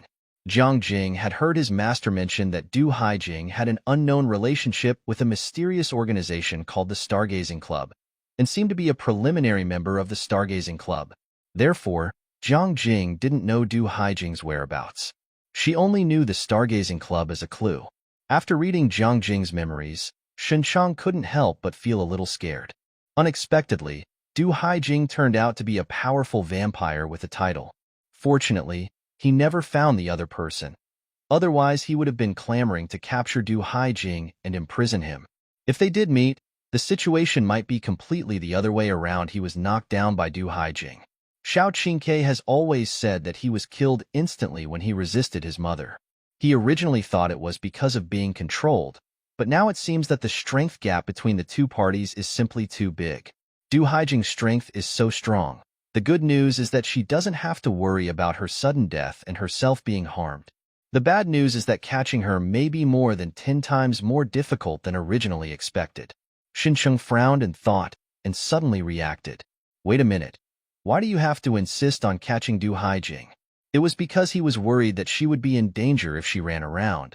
But if Du Haijing was so strong and would not die suddenly, then the prerequisite for catching her would no longer exist. After thinking about this, Xincheng's mind suddenly opened up. Du Haijing sent her daughter to her home, and used the name of her deceased father to say that there was no adultery between the two, and even the dogs didn't believe it. In this case, wouldn't he be Du Haijing's relative? At least it is also the position of a lover's son. With his mind open, Xincheng seemed to see the second fragrant soft rice waving at him. Wait a minute, I'm a man. It's embarrassing enough to eat one serving of Rouen rice. How can I eat a second serving at the same time? My dignity will never allow it. Xincheng shook his head and put the thought of eating a second soft meal behind him. No matter what, first find Du Haijing, and at least ask her why Xiao Qingke was sent to her home. There should be no danger. With Du Haijing's strength, if he really wanted to harm Xincheng, there would be countless opportunities to kill him when he was weak. After accepting Jiang Jing's last wish, Xincheng also had a blue card in his hand. This is Jiang Jing's ability, Life-type Physical Enhancement, 2-star Elite level. Why are all the cards drawn in the card pool filled with this kind of stuff? This is to make him develop into a meat-armored warrior. Xincheng chose to use it. The card dissipated in his hand, and his body began to strengthen again. Same type of ability, Black Shadow. Physical Strengthening. Beginning of fusion. The information about ability fusion appeared in Xincheng's mind for the second time. Yes, Black Shadow is also a life-type ability, turning itself into a special kind of life form. And Xincheng's previous guess was not wrong. Abilities of the same level and type would merge with each other. Fusion failed. This is also normal, because Jiang Jing's physical enhancement is now a trial version, and he must fulfill his last wish before he can get the full version. Jiang Jing's last wish was very simple. Just save his daughter from the bright red dinner and send her out of Tailing City. After becoming a night-level vampire, Jiang Jing married a female vampire under the arrangement of her master, and finally gave birth to a daughter. The daughter was born a vampire, and was sent to the bright red dinner party for intensive care soon after she was born. She will also be a member of the bright red dinner party in the future. This seems to be a good road, but Jiang Jing knows that her daughter is not very talented and will only become the marriage partner and fertility machine of other vampires in the future. Spending a short life. Female vampires will shorten their lifespan after giving birth. The more children you have, the shorter your lifespan. Therefore, Jiang Jing would rather her daughter leave the bright red dinner and live a carefree life as an unknown ordinary vampire. No matter how perverted Jiang Jing is, he is at least a loving father. Xincheng's hand ignited the flame again, completely cremating Jiang Jing's remains. Then he walked to the bedroom of this house and pushed the door open. From the moment he fell into this house, he heard obvious gasps in the bedroom. The bedroom door was pushed open, and screams immediately sounded inside. On the bed next to her, a father spread his hands to protect his wife and daughter behind him. Don't come here. Seeing the evil ghost wearing a mask approaching, The father's expression was distorted with fear, but he did not abandon his wife and daughter and run away alone. Xincheng came to the bedside, took out his wallet, and took out all the money in it. This is the compensation for repairing your house. After putting down the money, he turned and left. The family of three stared blankly at his leaving figure, completely confused about the situation. Xincheng and Jiang Jing were having a heated fight, but the people in the bar were still immersed in the loud music and were not aware of the battle between the two vampires above their heads. However, when Xincheng came to the door of the bar, he couldn't find his little e-donkey. Only the security guard was standing at the parking place. The car thief appeared, waved his hand, and took away the little electric donkey, leaving only a broken chain, as if mocking Xincheng's innocence and childishness. Do you think I can't steal it if you lock it? Xincheng froze on the spot. The good mood he had just defeated Jiang Jing suddenly disappeared. He had been cautious since the last time he was stolen. Over time, he gradually relaxed his vigilance.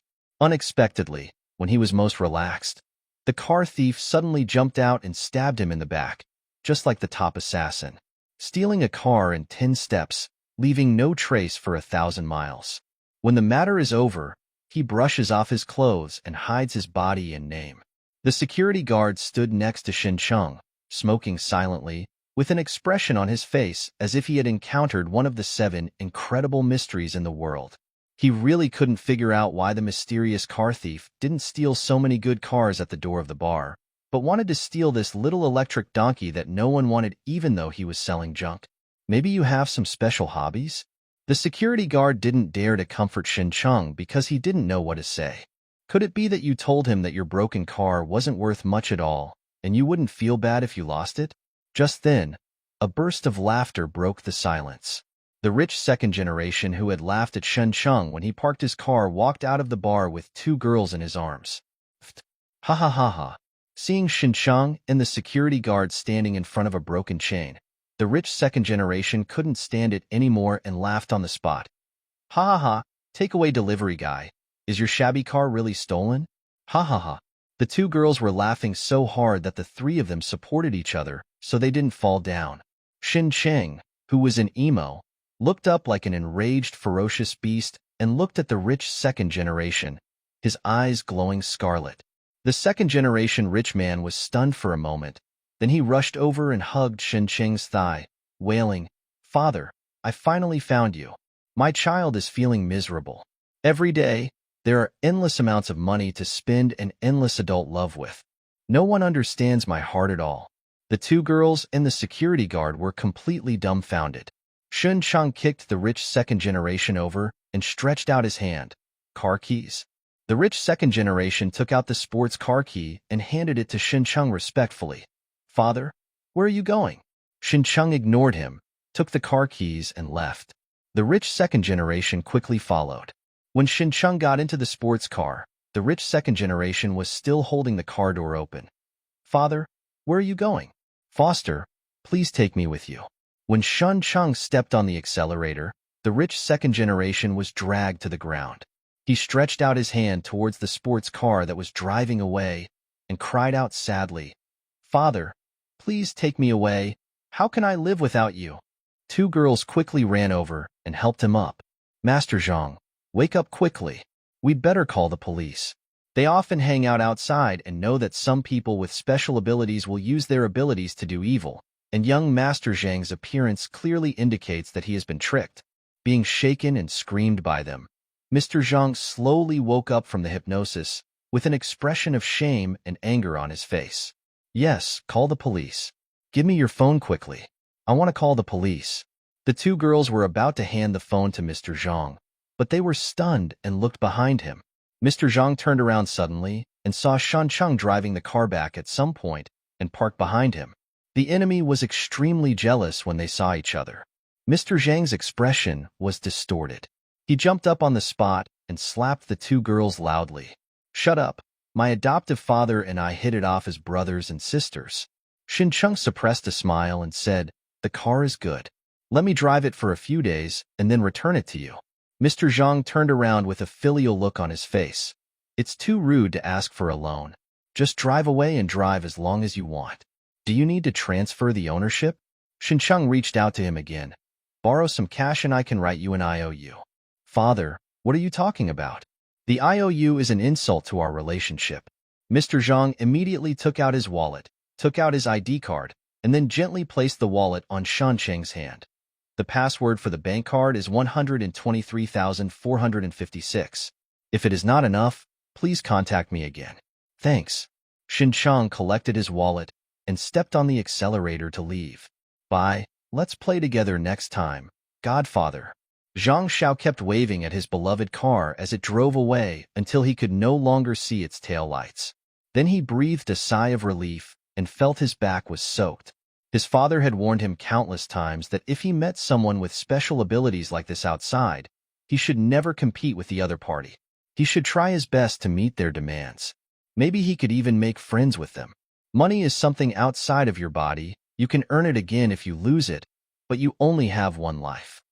The place where the Scarlet Banquet raises little vampires is in the Red Lake Park in Tailing City. This park is privately run. The front half is open to tourists, while the back half is not open to the public and contains a large number of private buildings. Among them is a large manor, which is where the little vampires live. Shincheng parked the car outside Red Lake Park, then turned into a black shadow and moved quickly in the forest. Relying on Jiang Jing's memory, he quickly found the location of the manor. There is a bright red dinner officer guarding the place, but they are out half the time every week. The parents of the little vampire would usually take advantage of the cadre's absence to visit their children quietly. That cadre happened to be away tonight, so Shincheng came over specially. He climbed over the wall in the form of a black shadow and easily sneaked into the manor. The manor is vast, the environment is complex, and there are many vampires patrolling it. Most people will only get lost if they come in, but Shincheng has Jiang Jing's memory, knows this place well, and knows where to find his daughter. Night is the time when the little vampires are active. They sleep during the day and go to class at night to learn how to fight and awaken their abilities and master their true forms. Today's classes had just finished, and the other little vampires went out to have fun, leaving Zhang Yingyue alone to return to the dormitory. She is only 10 years old this year, but she has already grown into a graceful and beautiful girl with a delicate and perfect face, as if she came out of a comic book. The boys along the way all cast their glances at her secretly, but no one dared to come up and talk to her. When Jiang Yingyue returned to the dormitory and opened the door, she found two uninvited guests in her dormitory. A tall girl stood at the dormitory door with her arms crossed. Seeing that there was no way to escape, Jiang Yingyue could only turn her attention to the other two girls of the same age in the dormitory. One of the short-haired girls was standing, obviously just a follower, while the other long-haired girl was sitting on Jiang Yingyue's bed, her shoes on the clean bedding. The girl was pretty, but her eyes were a little mean. She was flipping through a novel belonging to Jiang Yingyue and asked without raising her head, Yijia and Li Yingrui had a fight today. Do you know why? Jiang Yingyue folded her arms and whispered, I don't know. You do not know? Songwen suddenly closed the book, threw it hard at Jiang Yingyue, and shouted, Yijia and Li Yingrui have always had a good relationship. They only fight because of you. Now you tell me you don't know? Jiang Yingyue didn't dodge and was hit on the forehead by the book, and a red mark instantly appeared on her pink skin. She didn't cry out in pain, but just lowered her eyes and pursed her pink lips. Songwen looked at her face, which was much prettier than her own, and became furious. Vampires are generally handsome men and beautiful women. There are no ugly ones. But there are also levels of beauty. Jiang Yingyue's appearance is top-notch. Even at the age of 10, you can already tell how stunning she will be in the future. But her talent is very ordinary, and she is the type that has no value in training. Her only future fate is to marry a vampire and serve as a reproductive machine. But even if she is a machine, she is one of the most beautiful ones. So, in this manner, the male vampires began to fight openly and secretly over the ownership of Jiang Yingyue. Although they are young, vampires are born much more mature than humans and are naturally gifted at intrigue. Yijia and Li Yingrui are the two most outstanding male vampires with the highest talent. As long as they can become vampires with titles, they can immediately designate Jiang Yingyue as their partner. Seeing Jiang Yingyue's innocent look, Songwon was furious and ordered, catch her. The tall girl blocking the door immediately came in and cooperated with another short-haired girl to control Zhang Yingyue. Zhang Yingyue did not resist. The vampire hierarchy was strict. Songwen's father was a senior official of the Scarlet Dinner Party. She herself was extremely talented and was at the top of the pyramid in this manner. No matter how they bullied Zhang Yingyue, it would be fine. Songwen came over, pinched Zhang Yingyue's face with her hands, and forced her to look at her. Sometimes, I really wish you were a human, so that every time I scratch your face, you won't grow back. Zhang Yingyue whispered, then don't do any more useless work. This is not a wasted effort. At least it allows me to vent. Songwen's 5 fingers slowly grew sharp nails, which pierced into Zhang Yingyue's delicate face, and blood flowed down her cheeks. She stuck out her pointed tongue and licked Zhang Yingyue's cheek gently, as if she was tasting something delicious. The stimulation of blood made Songwen excited, and she said viciously, I said, you are mine. Don't get too close to those stinky men. Why don't you listen? Zhang Yingyue said innocently, I didn't, and I'm not yours. You have no say. Songwen bit Zhang Yingyue's neck and reached her other hand under the hem of her clothes. Zhang Yingyue's calm little face finally revealed a look of humiliation. In this manner, not only did the men treat her as a trophy to be fought over, but even the women coveted her immature body. I'll blanch it. Suddenly a surprised voice came from the door of the dormitory. Is this something I can watch without paying? The girls all turned their heads and saw a strange man wearing a devil mask appearing at the door of the dormitory. Natural vampires are much more sensitive than ordinary vampires, especially Songwen, who was the most talented. She sensed a dangerous aura from this masked devil that made her tremble. Help! Songwen subconsciously opened her mouth and screamed, hoping to attract the attention of the guards in the manor. Before Songwen could shout out, Shenchang had already used both offense and defense. The powerful mental shock wave instantly hit the 3 girls, including Songwen. They were helpless. Their eyes turned white and they collapsed on the ground. Zhang Yingyue was left stunned on the spot. Seeing Shencheng walking in, she stepped back in panic. Who are you? Could it be that my beauty has attracted me to the point where all the Lilicons outside the manor want to kidnap me? Shencheng came to Zhang Yingyue and stretched out his hand towards her. I am your father's friend, and I was entrusted by him to help you leave. As soon as he finished speaking, he saw a strange expression on Zhang Yingyue's pretty face. Shencheng asked doubtfully, What's wrong?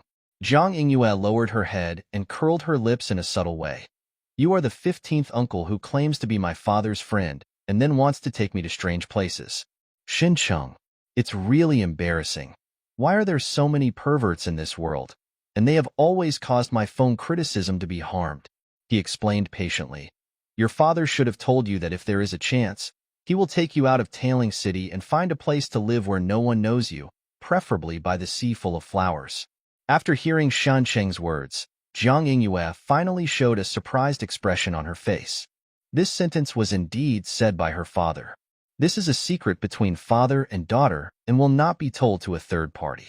In other words, this uncle who looks like a pervert is not actually a pervert. Sorry, uncle. I misunderstood you. Zhang Yingyue apologized softly, and at the same time raised her little hand and placed it on Shencheng's palm, which was much wider than hers. Fortunately, Shencheng had put away all the ghost energy in her body. Otherwise, just touching her would be enough to make her pink little hands rot. Shencheng grabbed her little hand, lifted her up and put her on his back with a little force, turned around and left the dormitory. Just as he stepped out of the dormitory, a piercing bell suddenly rang, resounding throughout the manor. Uncle, this is the alarm bell for a foreign invasion. You have been discovered. Zhang Yingyue quickly reminded Shencheng, her face showing nervousness. Will we be caught? It's okay, just change the stealth method. Shencheng didn't know how he was discovered, but it didn't matter. Hold me tight, don't fall. Zhang Yingyue held Shencheng's neck tightly with her small hands. Shencheng carried her on his back and jumped hard, easily jumping onto the roof nearby. He stepped on the roof and shot out of the manor like a cannonball.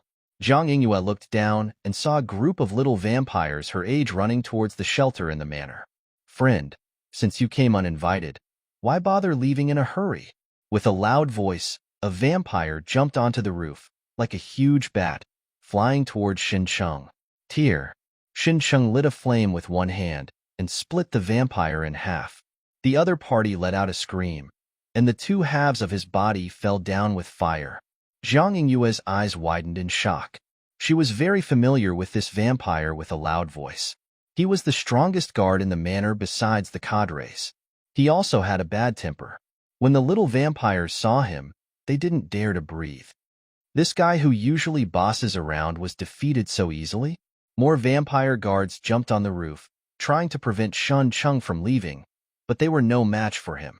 Each one was like a rocket that failed to take off, falling from the sky with flames. There were also some vampires who had awakened their abilities and attacked from a distance, but Xincheng was too fast and ran out of the attack range in the blink of an eye. Zhang Yingyue was still very nervous at first, but after seeing how powerful Xincheng was, she slowly relaxed and even started to enjoy it. Xincheng quickly broke through the encirclement of the vampire guards, jumped out of the manor wall, and disappeared into the dark forest. The moment she jumped out of the fence, Zhang Yingyue looked back at the brightly lit manor, with the corners of her mouth raised slightly. Farewell, cage. Taking advantage of the complex environment in the mountains and forests, Xincheng shook off the pursuers behind him and came to the place where the sports car was parked. Seeing the sports car parked quietly in place, he finally let go of his worries. If the sports car was stolen again, he would definitely have a cerebral hemorrhage. Putting Zhang Yingyue on the passenger seat, Xincheng quickly started the car and stepped on the accelerator. The sports car engine roared, and the two of them were ejected. Feeling the cold wind blowing in her face, Zhang Yingyue felt unprecedented excitement. She turned her head and looked at Xincheng's mask-covered profile. Uncle, when you talk about sneaking, do you mean shooting directly? Don't worry about the details, just say it or not. Uncle, where's my father? He has something to do and he can't come. I will take you away for him. Hearing Xincheng's answer, Zhang Yingyue felt as if a bucket of cold water had been poured on her head, and her excitement suddenly cooled down. Her little face was full of gloom, and she had a very bad guess in her heart. Xincheng didn't save money on gas, so he took Zhang Yingyue through most of Tailing City and finally stopped at the road that intersects with neighboring cities. I can only send you here. Xincheng took out the wallet he had borrowed from the rich second generation and handed it to Zhang Yingyue. You have to walk the rest of the way by yourself. The password for your bank card is 123,456. Zhang Yingyue didn't answer. She lowered her head and tugged at the corner of her clothes uneasily with her fingers. Uncle, did something happen to my dad? Xincheng didn't expect this girl to be so perceptive, and he suddenly had the idea of eradicating the roots even if his last wish was not fulfilled. However, this thought only lasted less than a second before disappearing. He was not even afraid of Jiang Jing, so how could he be afraid of his daughter, who was just as talented as him? Xincheng forced the wallet into her hand. Your father is indeed dead. Zhang Yingyue raised her head. Who killed my father? It should be said that they are a father and daughter. Zhang Yingyue's eyes at this moment are exactly the same as Jiang Jing's when he was a child, full of the word revenge. Xincheng said a name casually. He is the vice president of the bright red dinner party. His name is Wang Mu. Zhang Yingyue silently wrote down the name and then whispered, Uncle, I don't want to leave Tailing City. Can you take me in? She raised her head. Her beautiful little face was pitiful, and her eyes were like those of an animal cub, big and moist. No one can refuse such a request except a hard-hearted person. Coincidentally, Xincheng has been strengthened too many times recently, and his whole heart has become as cold as iron. No, you must leave Tailing City, and I will not take you in. Zhang Yingyue's mouth opened slightly, her eyes widened. She couldn't believe that she would be rejected. I'm so pretty and cute. How can you have the heart to reject me? Is this uncle a mature woman? Or is she as curvy as Songwon? Xincheng didn't know that this little girl was arranging herself in her mind, and advised. Leave. You have the freedom that ordinary vampires most desire, and live a good life in another city. This is the opportunity your father fought for you. Zhang Yingyue, a natural-born vampire, has no origin blood curse and no master who can control her. She is born with the freedom that ordinary vampires most envy and hate. Even if her talent is average, as long as she doesn't encounter a demon hunter, it's not difficult to live a stable life. Jiang Yingyue heard an undoubted flavor from Shan Cheng's tone. She stopped trying to persuade Shin Cheng, lowered her head and was silent for a while, then grabbed the wallet in her hand. I will leave, but before I leave, I have a request. Uncle, can you let me see your face? Shin Cheng refused again. No. Jiang Yingyue raised her head and pursed her mouth slightly. Then tell me your identity, okay? That's no problem. Shin Cheng took out the vest he had prepared long ago. I am the Starsea Ranger. I saved you just out of a simple sense of justice. You don't need to think about repaying me. Star Ocean Ranger. Jiang Yingyue heard the teacher mention this group in class. The vampires all thought that the Starsea Rangers were a group of fools who harmed others without benefiting themselves. Shin Cheng stopped a long-distance truck on the highway and hypnotized the driver, asking him to send Jiang Yingyue to other cities, as far away from Tailing City as possible. An ordinary little human girl would not be able to survive alone in a strange city. But as a precocious vampire, Jiang Yingyue should have no problem surviving alone. Anyway, Jiang Jing's last wish was just to send Jiang Yingyue out of Tailing City, and he didn't ask to be her nanny. Jiang Yingyue did not refuse and slowly climbed into the truck. The truck started, and Jiang Yingyue, who was sitting in the passenger seat, looked at Shan Cheng standing on the side of the road through the rearview mirror until it became completely blurry. Star Ocean Ranger. She clenched her hands and silently made the most important decision in her heart. Shin Cheng watched the delivery truck go away. Suddenly, he noticed a hazy figure appearing next to him, Jiang Jing. He didn't look at Shin Cheng, his enemy, and kept staring at the truck that was going away until the truck disappeared at the end of the road, and his soul also dissipated on the spot. There was an extra blue card in Shun Cheng's hand, which was the full version of the physically enhanced ability. Compared with the trial version, the full version does not have fancy functions, but simply strengthens the physical fitness. After Shan Cheng chose to use it, the sound of the fusion of abilities sounded in his mind again. Same type of ability. Black Shadow. Physical strengthening. Beginning of fusion. Integration successful. A blue card appeared again in Shan Cheng's hand, with a strong black figure drawn on the front. Dark Body. Life-type ability. 2-star elite level. It can be transformed into a special black life form, which greatly enhances the physique and is not afraid of physical damage. Shin Cheng immediately chose to use it, and the card turned into debris in his hand. Click, click, click. Shin Cheng's body immediately heard bursts of strange noises, which were the sounds of the bones in his body being broken and reorganized. Boom, boom, boom. At this time, the heart made a drum-like sound in the chest. At the same time, Shin Cheng's body began to expand, stretching out the clothes that originally fit him. Fair skin is also rapidly changing to black. No, I don't want to be a farm tool for picking cotton, but the changes in his body were not caused by Shin Cheng's willpower. In the blink of an eye, he had turned into a little black giant nearly 2.5 meters tall, with a jet black body and a metallic luster on his skin. Vaguely, Shin Cheng instinctively felt that a step seemed to appear in his body. As long as you cross the steps, you can reach a whole new level. Shin Cheng, who had read Jiang Jing's memory, knew that the vampire's true form was on the steps, and his strength had reached the critical point of awakening his true form. But Shin Cheng was not fooled. He knew that his background was not enough, so he stepped over rashly. It was very likely that he had awakened the pseudo-form like Jiang Jing, and his form will always be fixed in the appearance of this black farm tool. Shin Cheng did not cross the steps, but chose to stand there and wait patiently. The violent power in the body had no place to go and continued to flow between the bones and flesh. It lasted for more than half an hour before gradually returning to calm, and Shin Cheng's body slowly returned to its original appearance from black farm tools. He closed his eyes and silently felt the changes in his body. His strength had probably doubled twice as strong as when he defeated Jiang Jing. After a long time, Shin Cheng opened his eyes, looked down at his hand, and squeezed it hard. Ruan Qingsha, Li Kedi, Yu Yuanqi, Wang Mu. He now really wanted to know how big the gap was between himself and this group of extraordinary people. However, among the 4 extraordinary people, 3 have grudges against me. Could it be that I am a holy body that is born to attract hatred? Emperor Building.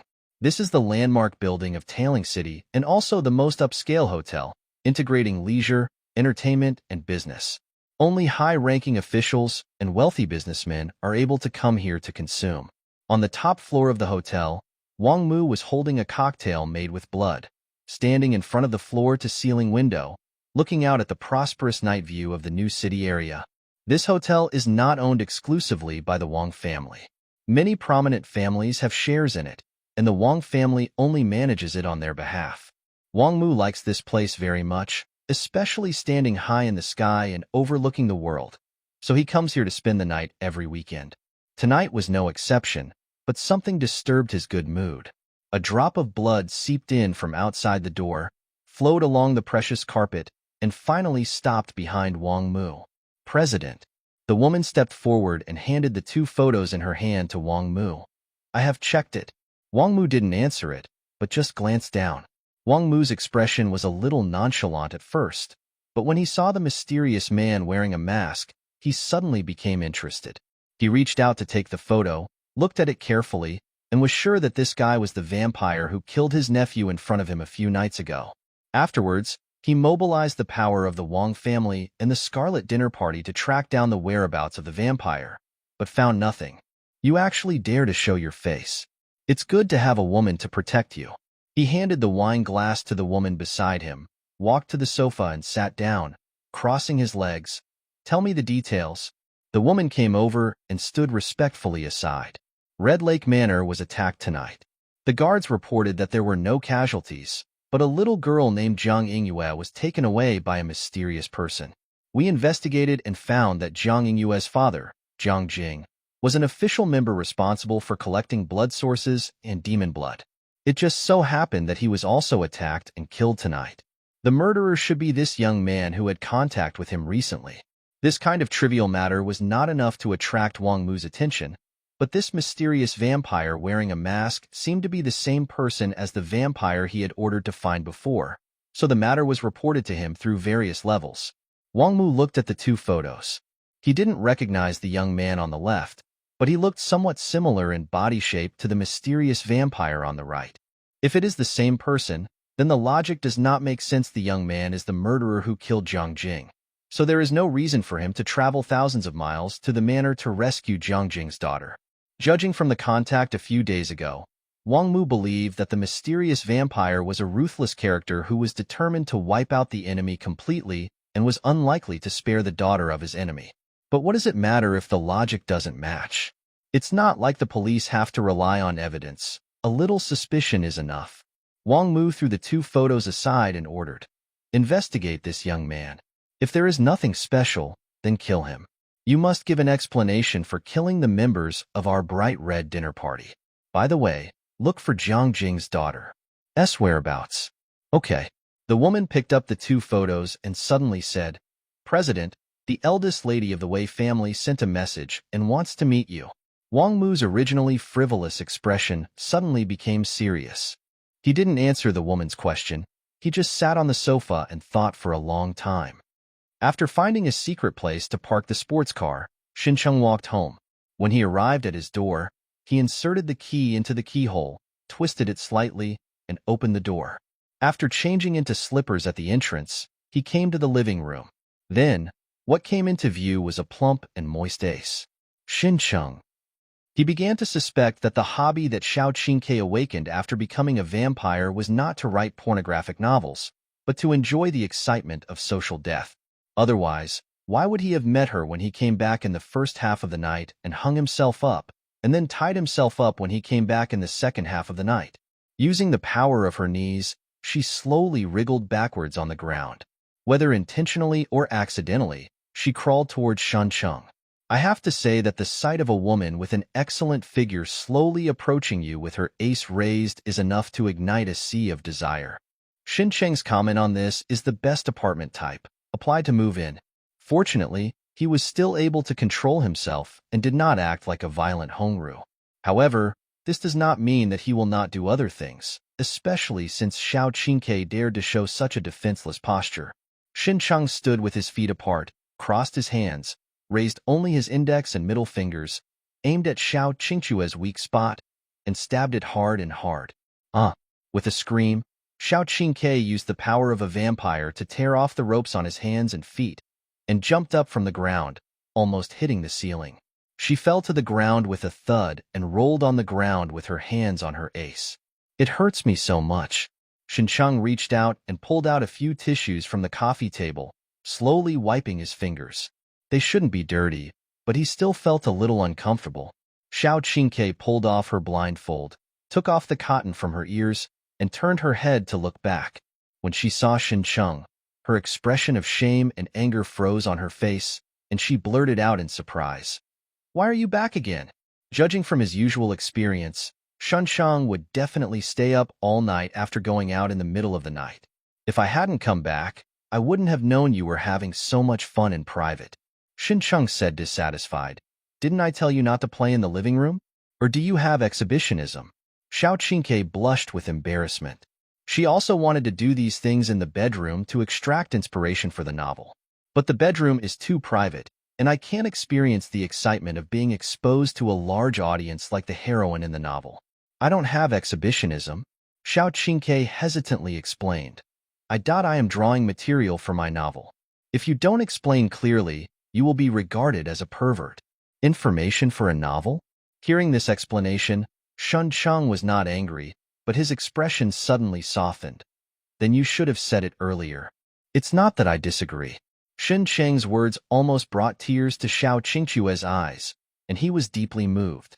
She didn't expect Xincheng to be so considerate and understand herself so well. Unlike those living Hades kings in the reader group who didn't understand her at all and either violently pushed for updates or threatened her in various ways every day. Suddenly, Xincheng's soft expression became as tough as JoJo's. "You've been putting off the latest updates. Are you lazy and playing cards? Do you want to see a little update shock?" Xiao Qingke. Oh, give me back the emotion you just felt, rascal."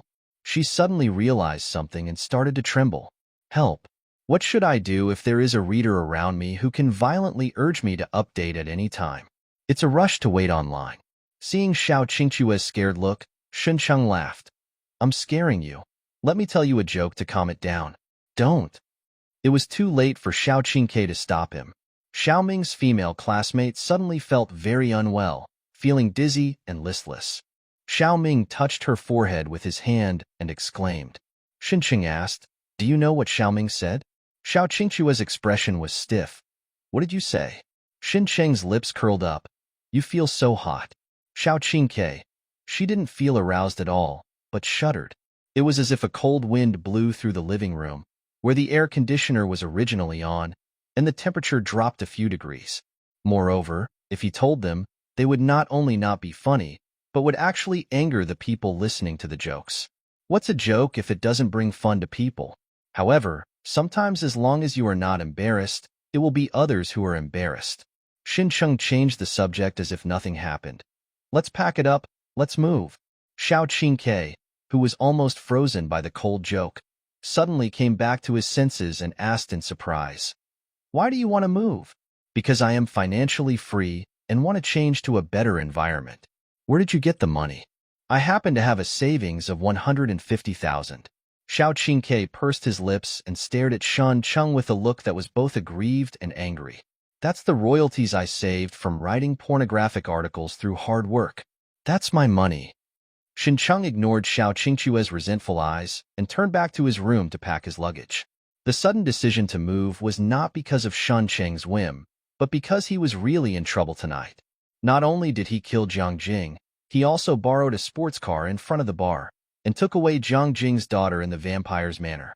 Although there is no evidence to prove that these three things were done by the same person, in the eyes of interested people, just suspicion is enough. And Xincheng's origins are not difficult to find. Once he is suspected, with the social resources controlled by Bright Red Dinner, he can be found in minutes. That's why he decided to move overnight to a more private place. In fact, with Xincheng's current strength, he doesn't need to be so timid. If he encounters Wang Mu again, even if he can't beat him, he is confident that he can run away. But what about Xiao Qingque? She is now Xincheng's only weakness, and he must protect her life. This is one of the reasons why he still wants to find her after knowing that Du Haijing is an extraordinary vampire with a title. Protect your daughter by yourself. Don't always rely on me. It has to be said that the three Blood Kings who invented the Origin blood curse were really geniuses. With this trick alone, they were able to firmly control the slaves without any means of resistance. There were no valuables, so Xincheng simply packed up a change of clothes and came out. After waiting in the living room for a long time, Xiao Qingke finally walked out dragging large and small bags. She didn't want to move, and she didn't understand Shun Cheng's sudden convulsive behavior, but she still followed it honestly. She knew how to change positions as soon as he slapped her ace. I know you must be scolding me for being nosy. After all, Xincheng still had some conscience and explained. I caused a little trouble outside. It may be dangerous for you to stay here, so we have to leave overnight. Xiao Qingke was slightly startled. Not only was he not angry, but he was a little moved. He actually explained it to me? Does this prove that I actually have some status in this family? With a little touch, she moved her luggage neatly. When the two of them left Guangming Community and came to the sports car parked nearby, Xiao Qingchua's eyes changed when he looked at Xincheng. Hey, you are not some hidden rich second generation. You want to take me back now and inherit the family business. The overbearing CEO protagonist in her novels hid his identity from the beginning, pretending to be an ordinary working-class worker and living with the heroine. Why can everything be so similar? Xincheng replied. You guessed it right. I am now the second generation with hundreds of millions. Do you want it? I can give you some. Xiao Qingke understood it instantly, and then refused. No, keep this nutritious essence to yourself. She hated her rich knowledge reserve, and at the same time, the little charming fantasies in her heart were ruthlessly shattered by Xincheng. The sports car made a low roar, carrying the two of them through the night. After sending Zhang Yingyue away, Xincheng had the idea of moving and found a rental house online in advance. However, it was now midnight, and the landlord must be sleeping in. He could only take Xiao Qingke to find a hotel to stay, and then go to see the house the next afternoon. The new house is a high-end apartment, and the environment is not to mention. Both the environment and decoration are satisfactory. The price is nearly 10,000 yuan per month in rent. Xincheng signed the rental contract with a wave of his hand. After the landlord left, Xiao Qingke immediately asked, Why don't you bargain? At least it can be cheaper. Xincheng looked indifferent. Because I'm not short of money. Xiao Qingke, Dan, if looks could kill, Xincheng would have died dozens of times. In the end, it was Xincheng who let Xiao Qingke choose the bedroom first and decorate the house according to her preferences, which effectively alleviated her anger. Just when Xiao Qingke was happily preparing to decorate her new house, she suddenly received a task from Xincheng. You often spend time on the internet. Help me find clues about a mysterious organization called the Stargazing Club. In Jiang Jing's memory, Du Haijing was a preliminary member of this Stargazing Club. But the Stargazing Club is very mysterious. Not only has Xincheng never heard of it, he even searched online and found no information. He didn't know how to find it for a while. He could only let Xiao Qingke try his luck online, because Xiao Qingke was not only a senior netizen, but also an author of pornographic articles. He had several reader groups of 3,000 people, and his group members were all active members. If she can mobilize readers to look for it together, maybe a blind cat can find a dead mouse. Stargazing Club? After listening to Xincheng's request, Xiao Qingke frowned and said, I seem to have heard of this name somewhere. Xincheng suddenly became energetic. Where have you heard of it? Xiao Qingke thought hard. It seems that a poker friend said, I can't remember clearly. I will go back and look for it online. Xincheng was about to urge her when his cell phone suddenly rang. He took it out and looked at it, and found that it was a text message with only an address and the sentence, Come quickly, understand? The person who made the note is your boss. Xincheng doesn't have a boss, but he does have a boss. This is from Ruan Qingsha. Xincheng thought Ruan Qingsha had something important to do, so he could only put away his phone, told Xiao Qingke to find it quickly, and then left to rent the house. He didn't drive a sports car, otherwise it would be difficult to explain where he came from, so he could only take a taxi to the address Ruan Qingsha sent. The address was outside a large shopping mall in Xinqing district. As soon as Xincheng arrived, he saw the eye-catching red sports car parked on the side of the road, and Ruan Qingsha sitting in the driver's seat. The beauty in the car is the most eye-catching thing. From time to time, passers-by stopped to look at it, and some people take out their mobile phones to take pictures. With Ruan Qingsha's aura, no man dared to strike up a conversation without being discerning. Xincheng walked over, opened the car door, and sat in the passenger seat. When many men nearby saw this scene, they were heartbroken and said, "We also want to sit in a rich woman's luxury car and save decades of hard work. Especially this rich woman, who looks like an immortal descended from heaven." Ruan Qingsha turned to look at Xincheng and suddenly asked curiously, "Where is your little e-donkey?" It's okay that she didn't mention this, but Xincheng's mood immediately turned bad when she mentioned it. We now advocate environmental protection, travel healthily, and give full play to the human body's potential. Ruan Qingsha could see through Xincheng's arrogance at a glance. "Oh, you can't even afford a small electric donkey, can you? Don't worry, the salary in the Public Security Bureau is very high, and you will be rich when your salary is paid next month." Xincheng turned to look at her angrily. "So you are rich? Rich lady, give me 50 to see how strong you are? Want to borrow money from me?" Ruan Qingsha smiled. "Then find a reason to convince me." Xincheng also became serious. "Failure is the mother of success. As long as you transfer me 100,000 yuan from your mobile phone, you will be successful in paying. Eating soft rice should look like eating soft rice. If you don't take the rich woman's money, what is eating soft rice? The father of success." Ruan Qingsha pointed at herself. "Can't you see that I am a woman? What's wrong with the woman?" Xincheng asked. "Can't women be fathers? You are discriminating against women's abilities." The corners of Ruan Qingsha's mouth twitched slightly. "Then can you also be an old mother?" "Sure." Xincheng laughed. "Generally, when enemies meet me, they will greet me cordially your mother." Ruan Qingsha. She discovered that although Xincheng's jokes were not funny at all, they had a special function to embarrass teammates and anger enemies. "Isn't it funny?" Shun's sincerity was still unfinished. "Let me tell you another story." "Stop." Ruan Qingsha quickly interrupted Xincheng's cold joke, then started the sports car and drove him into the parking lot of the nearby shopping mall. Xincheng was curious. "Why did you bring me here?" Ruan Qingsha explained while parking the car. "I will change your image and accompany me to a banquet tonight." Upon hearing this request, Xincheng immediately imagined many plots. "Could it be that your family members urged you to go on a blind date, and then you asked me to pretend to be your boyfriend?" Usually, if a beautiful female boss buys clothes for the male protagonist for no reason, there is a high probability that she will not be able to escape this kind of plot. This is how it is played in TV dramas.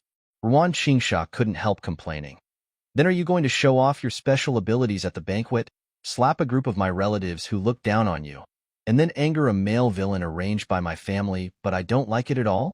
Xincheng was surprised and said, "You understand so well? Do you often watch City Soldier King Lu?" So he quickly changed the topic. "The banquet is held by a group of wealthy businessmen and celebrities in Tailing City, and the manufacturer of the magic potion will also attend tonight." In recent days, Ruan Qingsha has been investigating the case of magic potion. After Xincheng learned from Li Wei that the source of the magic potion came from a major shareholder of a pharmaceutical company, Ruan Qingsha began to trace the whereabouts of this shareholder. The other party seemed to have been reminded that Li Wei disappeared after his death and never showed his face. However, Ruan Qingsha confirmed after many verifications that the other party would secretly attend a dinner party tonight, so she prepared to sneak in and arrest the person. After hearing the explanation, Xincheng was a little disappointed. He wasn't very concerned about the case of turning the potion into a potion, but he also gained a lot of benefits during the investigation, such as the Dragonborn's fire and the ability to integrate offense and defense. If he didn't follow Ruan Qingsha, he really wouldn't have the chance to come into contact with so many powerful demons in a short period of time. Therefore, it does not exclude Ruan Qingsha from taking her to investigate the case. Ruan Qingsha took Xincheng into the mall and gave him a new hairstyle and a high-end suit. As the saying goes, a man's appearance depends on his saddle. Xincheng was originally a handsome boy, but he didn't want to attract too much attention, so he deliberately dressed himself up to be mediocre. When Xincheng walked out of the dressing room wearing new clothes, the shopping guide ladies couldn't take their eyes away, and their eyes were almost watery. Ruan Qingsha was a little surprised when she saw Xincheng's new image. "Okay, your kid has the potential to be the king of the sea." Xincheng adjusted his tie with his hands and said confidently, Am I qualified to pretend to be your boyfriend now?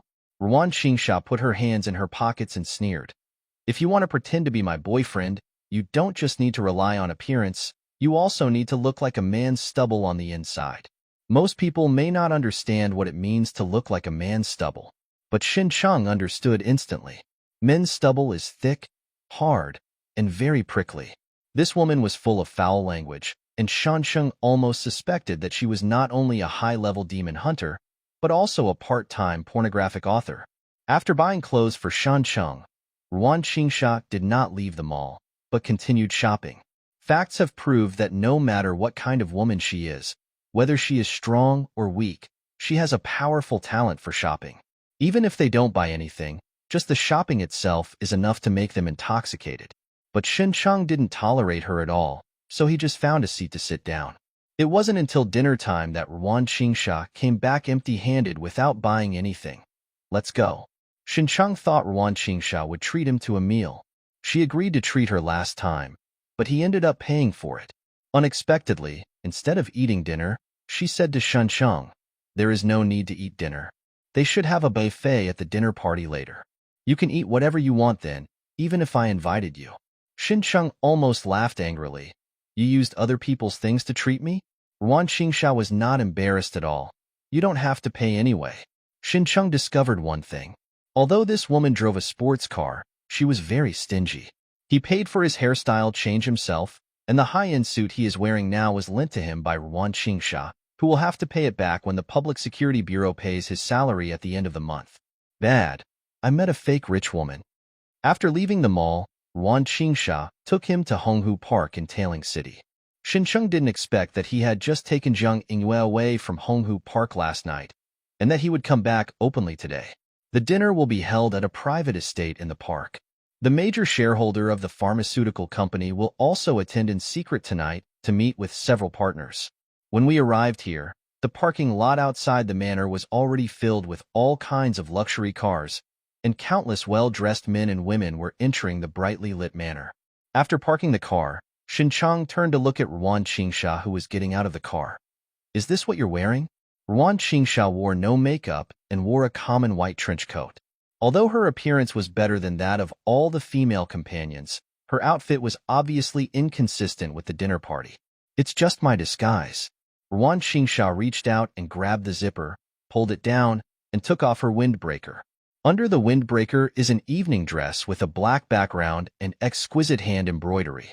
The jet black hair has natural undulating arcs hanging on the shoulders, clear and bright pupils, slightly heroic willow eyebrows, fair and flawless skin with a hint of pink, and lips as pink and delicate as petals. Xin Cheng was slightly in a daze. Although Ruan Qingsha was one of the most beautiful women he had ever seen in his life, she usually gave him the impression that she was powerful, stingy, fond of milk tea, and full of dirty words. At this moment, he still didn't apply any makeup. Just changing his clothes gave him a strong visual impact and impeccable feminine charm. "Are you stupid? This is my complete body." Ruan Qingsha snapped her fingers at Shincheng. "Let's go in with me." Shincheng came to his senses and was a little amused by his own reaction. The two came to the gate of the manor. Ruan Qingsha took out the invitation, then gently held Shancheng's hand and entered the manor with the flow of people. The front yard of the manor is a garden. Passing through two green welcoming pines, what comes into view is a gorgeous sea of flowers intertwined with precious flowers. In the center of the garden is an exquisite fountain with a small open stage set up next to it. A famous singer from Tailing City is singing softly on the stage. Countless guests exchanged glasses in the garden, chatting and laughing. Waiters in uniform black dresses shuttled among the crowd, holding exquisite wine trays. Looking around, there were people everywhere. Shincheng didn't know where to go, so he could only ask Ruan Qingsha, "Where's the person you want to arrest?" Ruan Qingsha gave an answer that he didn't expect. "I don't know. The shareholder of that pharmaceutical company is very hidden. I have verified it in many ways, but I only know that he will come to the banquet in secret tonight." "Have no idea?" Shincheng was surprised and said, "Then how are you going to arrest people?" Ruan Qingsha showed a charming smile. "You will know later." Shincheng didn't know what Ruan Qingsha was going to do, but no matter what, he was just here to be a worker tonight. so there was no need to think too much. He and Ruan Qingsha naturally blended into the crowd, preparing to be a pair of ordinary guests. But soon, Xincheng realized something was wrong. The two of them were too eye-catching.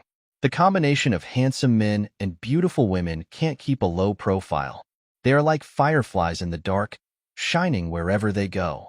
The men were all looking at Ruan Qingsha secretly, while the women were casting fiery glances at Xincheng, constantly glancing back and forth at his strong chest muscles and perky buttocks. If he hadn't brought his own female companion, he believed that he would have been overwhelmed by a group of hungry young women. Ruan Qingsha's teasing voice sounded. "It seems like I made a wrong decision by bringing you here. These women must have thought I was the number one at some cowherd's shop. If we were all rich women like you, I wouldn't mind being a cowherd and plowing the fields hard." Xincheng turned to look at Ruan Qingsha. "Why don't you cover yourself up? What if someone recognizes you?" "Don't worry, although my reputation is very loud." Ruan Qingsha looked confident, "but not many people have actually met me, especially in this upper-class society." Before she could finish her words, a small exclamation came from in front of her. The two of them looked over at the same time and saw He Qiuyun, who was wearing a formal dress and holding a glass of wine in his hand, standing on the lawn not far away, looking over here. He Qiuyun opened his eyes wide and looked directly at Xincheng and Ruan Qingsha, obviously surprised that they appeared here. Ruan Qingsha was slapped in the face before she could finish her words, and her confident expression faltered slightly. When he saw an acquaintance, He Qiuyun, instead of coming up to say hello, he turned around and left, seemingly running away from the two of them. Ruan Qingsha immediately whispered to Xincheng, "I'm going to find someone. Control her, and don't let her notify you Yuanqi or Li Kedi." Xincheng nodded and chased after He Qiuyun. He Qiuyun was wearing a long skirt that was inconvenient for movement, but this did not prevent her from walking quickly, passing through the busy garden in the blink of an eye. As she walked, she took out her mobile phone and dialed Li Kedi's number. When she arrived at a more remote place, the call happened to be dialed. Snap! A pebble suddenly came from behind and hit the mobile phone in He Qiuyun's hand. He Qiuyun screamed. His fingers were bleeding, his phone was knocked down and fell to the ground, and a hole appeared on the screen that penetrated from front to back. She turned around suddenly and saw that Xincheng had caught up with her. Enemies are extremely jealous when they meet each other. Last time in prison, He Qiuyun tried to slander Xincheng for killing Li Wei but failed, so the two had already become enemies. He Qiuyun knew that she was no match for Xincheng alone. She covered her injured finger and angrily yelled at Xincheng. "Shun, what are you going to do? Do you know what it is to attack a colleague?" "Have no idea." Xincheng approached He Qiuyun. "Will you teach me?" He Qiuyun thought about being killed instantly after being suddenly approached by Xincheng in prison. With deep fear in his eyes, he subconsciously took a step back. "Don't come over. As long as I shout, everyone's attention in the garden will be attracted." Xincheng laughed. "Then just scream, even if your throat is broken. No one will come to save you." He Qiuyun was stunned by Xincheng's appearance as a classic villain. She found that the distance between the two sides was much further than last time, so she raised her hand in disbelief, hoping to use her ability first again. Xincheng's eyes suddenly became deep.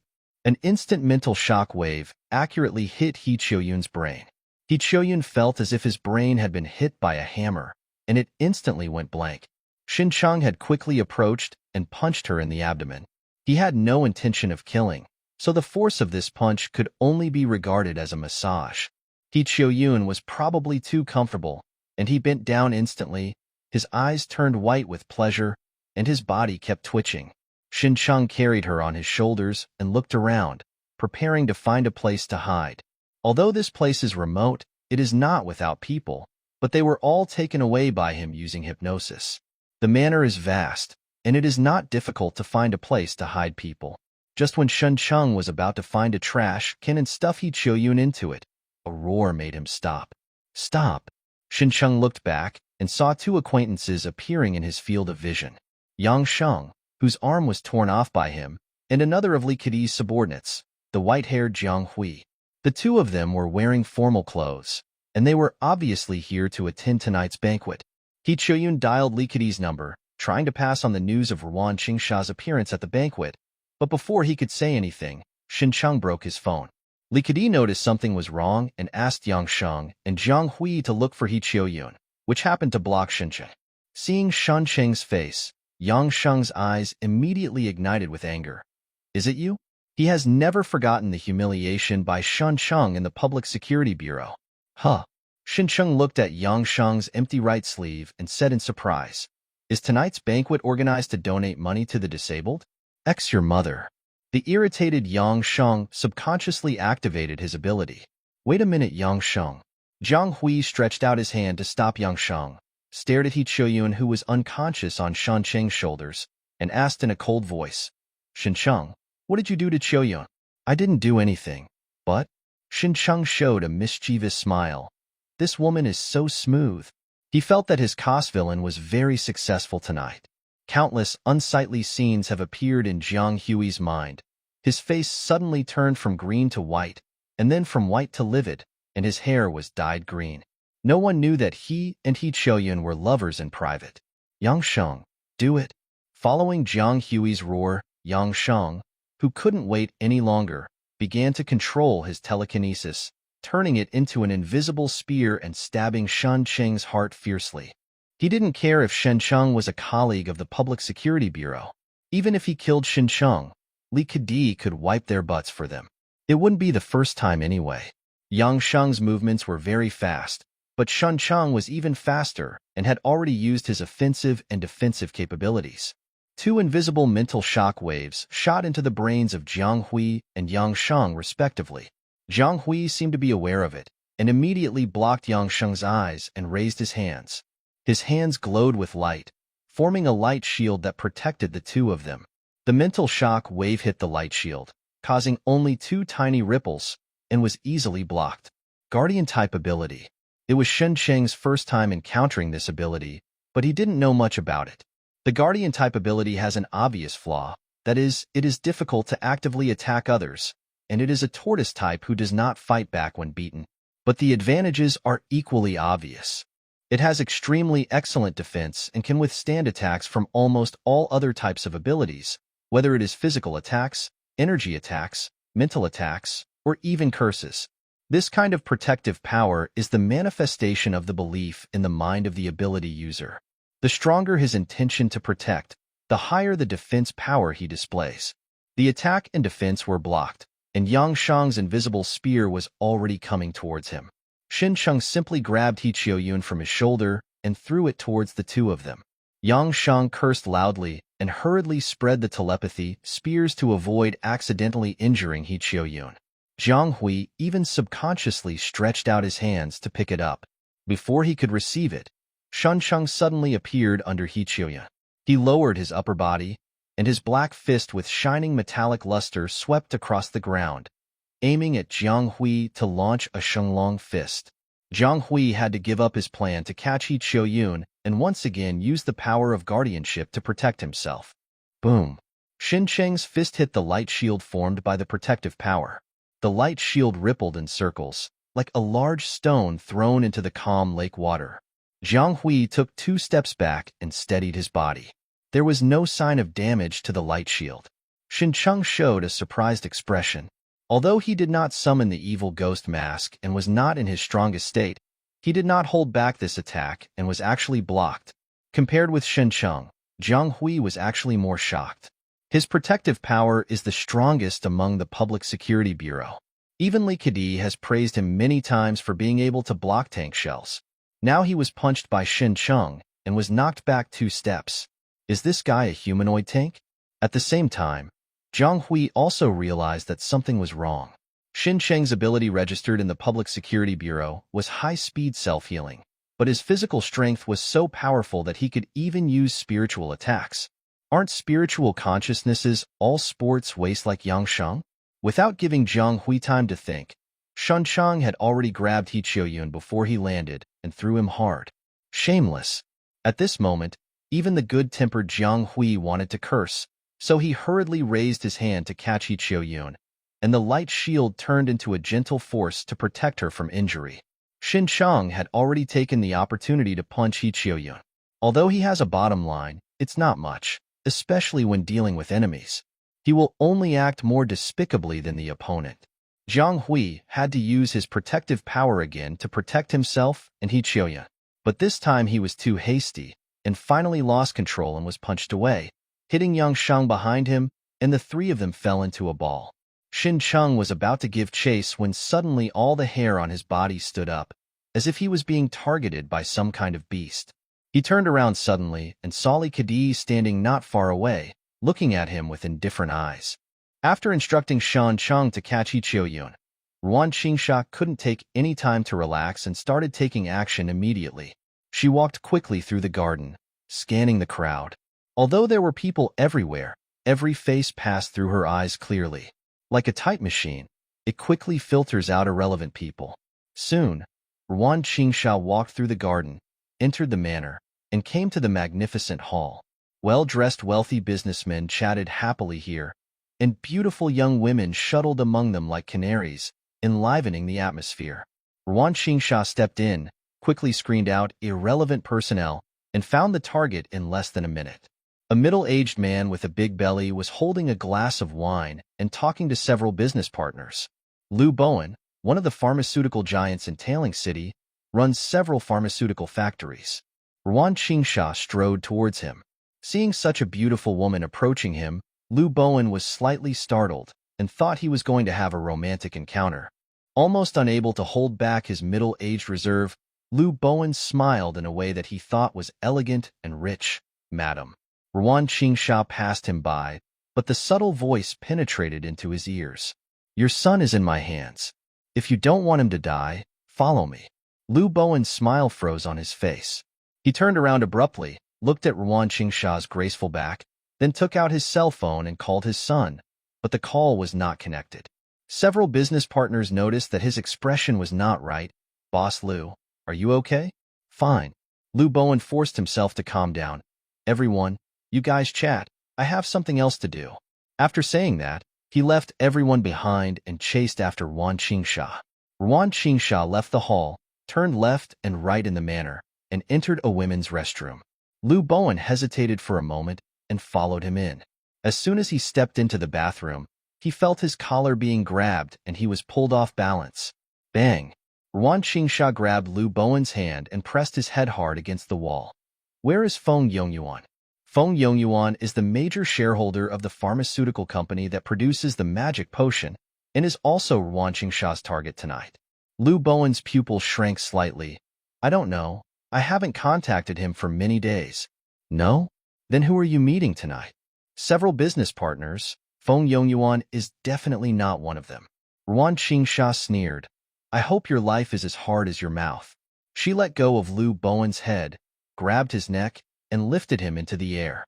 Lu Bowen struggled desperately, but his strength compared to Ruan Qingsha was like the difference between an ant and an elephant. In just a few seconds, his eyes rolled back and his entire face began to turn purple. Ruan Qingsha not only cut off Lu Bowen's breathing, but also cut off the blood supply from the heart to the brain. She let go of her hand, and Lu Bowen fell down, his eyes bloodshot, gasping for breath, feeling like he was walking through the gates of Hades. "Why don't you dare to transform?" Ruan Qingsha looked at Lu Bowen's skin, which had turned slightly blue, and knew that this guy had also used the magic potion. "Have you guessed my identity?" Lu Bowen didn't even have time to catch his breath and begged for mercy. "Ms. Ruan, Feng Yongyuan and I really have nothing to do with each other." Ruan Qingsha didn't waste any time and grabbed his neck again and lifted him up high. When he was released again, Lu Bowen's face was filled with fear, and he felt like he was dancing on top of the king of Hades' head. "Ms. Ruan, I didn't commit any crime. You can't kill me like this." Ruan Qingsha sneered. "Just because you used the magic potion, I can kill you on the grounds of exterminating the demon. It doesn't matter if you don't tell me. I can go find someone else." "I'll tell you." Seeing that Ruan Qingsha was still trying to lift him up, Lu Bowen finally couldn't bear it anymore. "Feng Yongyuan is in the study room of the last building of the manor. I just want to talk to him about some business matters. Other things have nothing to do with me." He had no doubt that Ruan Qingsha could kill him with impunity. "It seems your mouth is softer than your life." Ruan Qingsha put Lu Bowen down and said, "Take me there." Lu Bowen didn't dare to resist and could only do as he was told. The back half of the manor is not open to the public. Not even tonight's guests can approach it, and it is filled with patrol officers and rare cameras. This is also the reason why Ruan Qingsha wanted to bring Lu Bowen with her. She could break in and no one could stop her, but if she made a noise, Feng Yongyuan would escape first. Lu Bowen had been here once before, so the patrol officers did not stop him when they saw him. Even the people in the monitoring room mistakenly thought that Ruan Qingsha, who was following him, was his female companion.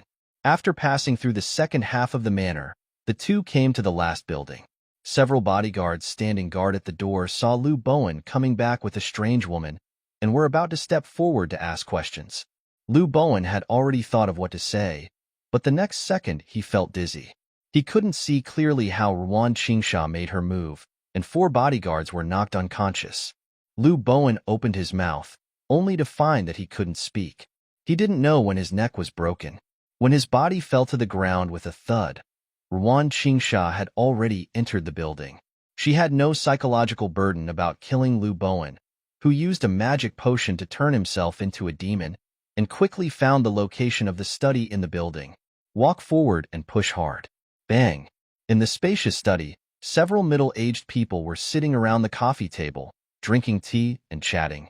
Ruan Qingsha strode in and locked her eyes with one of the men in the group. Feng Yongyuan, you are under arrest. Feng Yongyuan is a middle-aged man in his late 40s. He has a handsome appearance and good temperament. At first glance, he is a successful person who lives a life of luxury. He did not lose his composure like the others around him, but remained calm and slowly stood up from the sofa. Ms. Ruan, I don't know what crime I have committed. If you mean the magic potion, there is no law in the Federation that prohibits the production and sale of such drugs.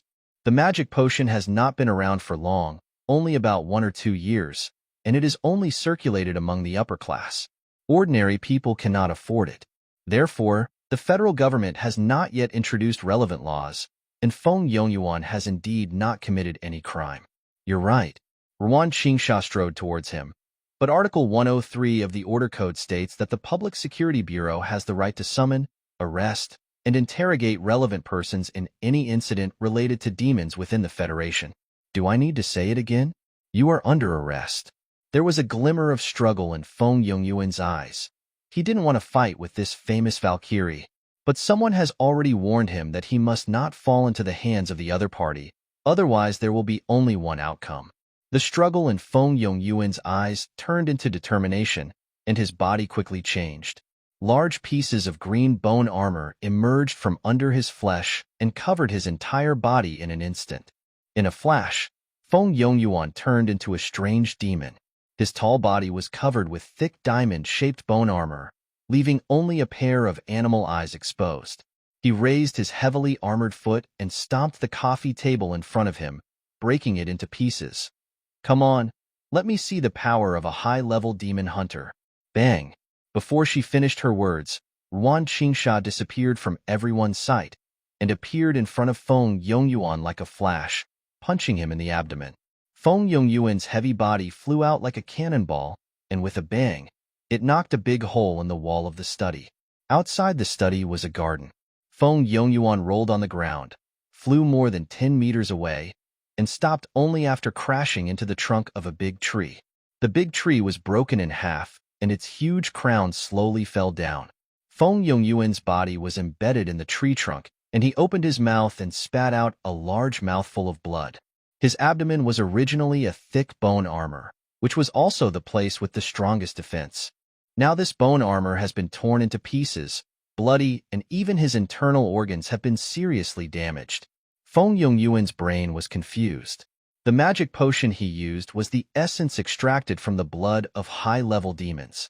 The defense of the bone armor could easily withstand the power of grenades. This is also the reason why he dared to resist arrest, but he couldn't even withstand a punch from Ruan Qingsha. Feng Yongyuan shook his head, looked up at the study, and shouted, "We are all on the same boat. If I am caught, you can't escape. Go ahead." In the study, several middle-aged men had different expressions. Some looked hesitant, and some looked gloomy. Her words were like adding fuel to the fire, instantly igniting the blaze. Several middle-aged men simultaneously transformed into demons of various shapes and pounced on her together. In the garden, after Feng Yongyuan instigated his accomplices to take action, he immediately pulled himself out of the tree trunk. Instead of going back to help, he turned around and ran away. To him, teammates are meaningless unless they are sold. Moreover, his partner was nearby, and he would be safe as long as he held out until the other party arrived. The roars and screams of his teammates behind him made Feng Yongyuan run faster. He had not run far when a somewhat disheveled young man suddenly appeared in his sight and rushed towards him. Feng Yongyuan didn't care whether this was an enemy or a friend, and he didn't have time to figure it out. He covered his injured abdomen with one hand and swung the other hand, which was covered with heavy armor, fiercely at the young man's head. But the expected scene of a human brain being blown up like a watermelon did not appear. When Feng Yongyuan saw that his iron fist was caught by the strange young man, his face under the bone armor showed a look of surprise. Where did this rascal come from? Xinchang grabbed Feng Yongyuan's fist with his left hand and swung his right hand out like lightning, hitting him in the face. Bang! The bone armor protecting Feng Yongyuan's face was punched to pieces, and his entire face was covered in blood and flesh. Ruan Qingsha just happened to deal with a few demons that were in the way and rushed outside. Seeing Xincheng appear, she said strangely, "Didn't I ask you to catch Ichioyun? You won't be run away by her, right?" "No." Xincheng stepped on Feng Yongyuan, who was still struggling, and then looked back. "It's just that a more ruthless one is coming." Ruan Qingsha followed his line of sight and saw Li Kedi appearing in her field of vision. Behind them were Yang Sheng with a broken arm, Jiang Hui with white hair, and He Qiuyun who was unconscious and being carried by Jiang Hui. Ruan Qingsha was not surprised at all by Li Kedi's appearance. She greeted Xincheng. "Take the rascal at your feet and let's go." "Captain Ruan." Li Kedi had a stern look on his face, and his calm tone was extremely oppressive. "Shouldn't you give me an explanation for the people you ordered your men to attack me?" Ruan Qingsha glanced at Feng Yongyuan, who was stepped on the ground by Shancheng. "I suspect that she secretly colluded with the suspect who produced the magic potion. Do you like this explanation?" Feng Yongyuan endured the pain in his body, raised his head and shouted to Li Kedi, "Mr. Li, help me quickly." Li Kedi didn't answer, just stared at Feng Yongyuan. His eyes were like dark lake water, without any fluctuation. Feng Yongyuan suddenly realized something and shouted, "Ms. Ruan, save me." Feeling in danger, Shuncheng hurriedly jumped back. Snap! Feng Yongyuan's whole body burst into a ball of blood instantly, and an invisible force pressed out a large pit 3 meters in diameter and half a meter deep on the ground in the garden. The bottom of the pit seemed to have been repeatedly run over by a steamroller and was pressed extremely flat. Feng Yongyuan's entire body had turned into a thin layer of flesh and blood, changing from 3 dimensions to 2 dimensions. The bone armor he was so proud of could not protect him at all. While Shancheng was still in the air, he realized that danger was following him. Li Kedi not only killed Feng Yongyuan, but also wanted to kill him too. Li Kedi's attack was invisible and intangible, but the hairs all over Shancheng's body had already stood up, and he felt as if he had stepped into the gate of Hades. He had nowhere to hide in the air. He would either be squashed like Feng Yongyuan and reveal his identity as a vampire, or he could summon an evil ghost mask to resist and reveal another identity. Just when Shuncheng was running through countless thoughts in his mind and was about to be forced to make a choice, a figure suddenly came to his side. Ruan Qingsha. Ruan Qingsha supported Shuncheng with one hand and raised the other hand above her head. With one hand raised to the sky, he welcomes the attack from above and confronts the invisible force head-on. Boom! With her as the center, a large area of land around her was instantly depressed, forming a huge circular pit with a diameter of 5 meters. Everything in the circular pit was flattened, including thick trees and rocks, and turned into a thin layer. Only the 2 in the middle were intact. Ruan Qingsha put down Xincheng, her raised hand suddenly rounded, and she aimed a hard slap at Li Kedi. Snap! The air made a deafening explosion, like a cannonball, which was shot out by Ruan Qingsha with a slap and shot directly towards Li Kedi. It got slower and slower as it approached him, and finally seemed to hit an invisible wall of air, which collapsed with a bang. sending branches and leaves flying in the surrounding lawn. Xincheng watched intently. This was the first time he had seen a fight between two extraordinary beings. Li Kedi, you are so brave. Ruan Qingsha reprimanded righteously. You dare to kill someone and silence him in front of me.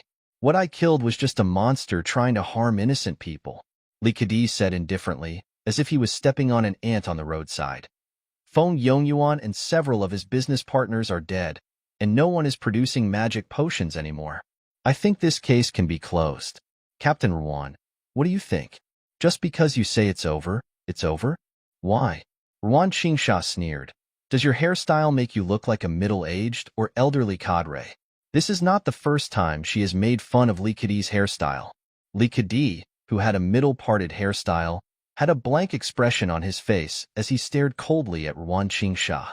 Ruan Qingsha opened her eyes wide and stared back, unwilling to be outdone. The gazes of both sides collided like lightning, and invisible aura burst out from both sides, making the surroundings extremely depressing, just like the thin air outside the atmosphere. Yang Sheng and Jiang Hui both looked a little uncomfortable. Under the pressure of the momentum, their hearts were beating wildly and their breathing became difficult, but they did not dare to take a big breath. Xincheng acted as if nothing had happened, and his simple aura could no longer have any impact on him. He was thinking in his mind, if he and Ruan Qingsha join forces, can Li Kedi be kept? The answer is I don't know, because he has never seen a transcendent person show true and complete power. In this invisible confrontation, Li Kedi suddenly walked forward slowly and stopped a few meters away. With a low voice, he asked Ruan Qingsha, do you have to stand against all of us? Everyone?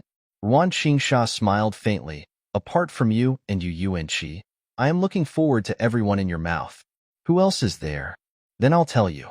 Li Kedi's voice suddenly became very low, so low that only he and Ruan Qingsha could hear it. You should know that demon blood can strengthen the physique of vampires, but you don't know that the serum made from demon blood can also strengthen the power of demon hunters, and the magic potion is the most critical part of it. This is a medicine that can benefit all demon hunters.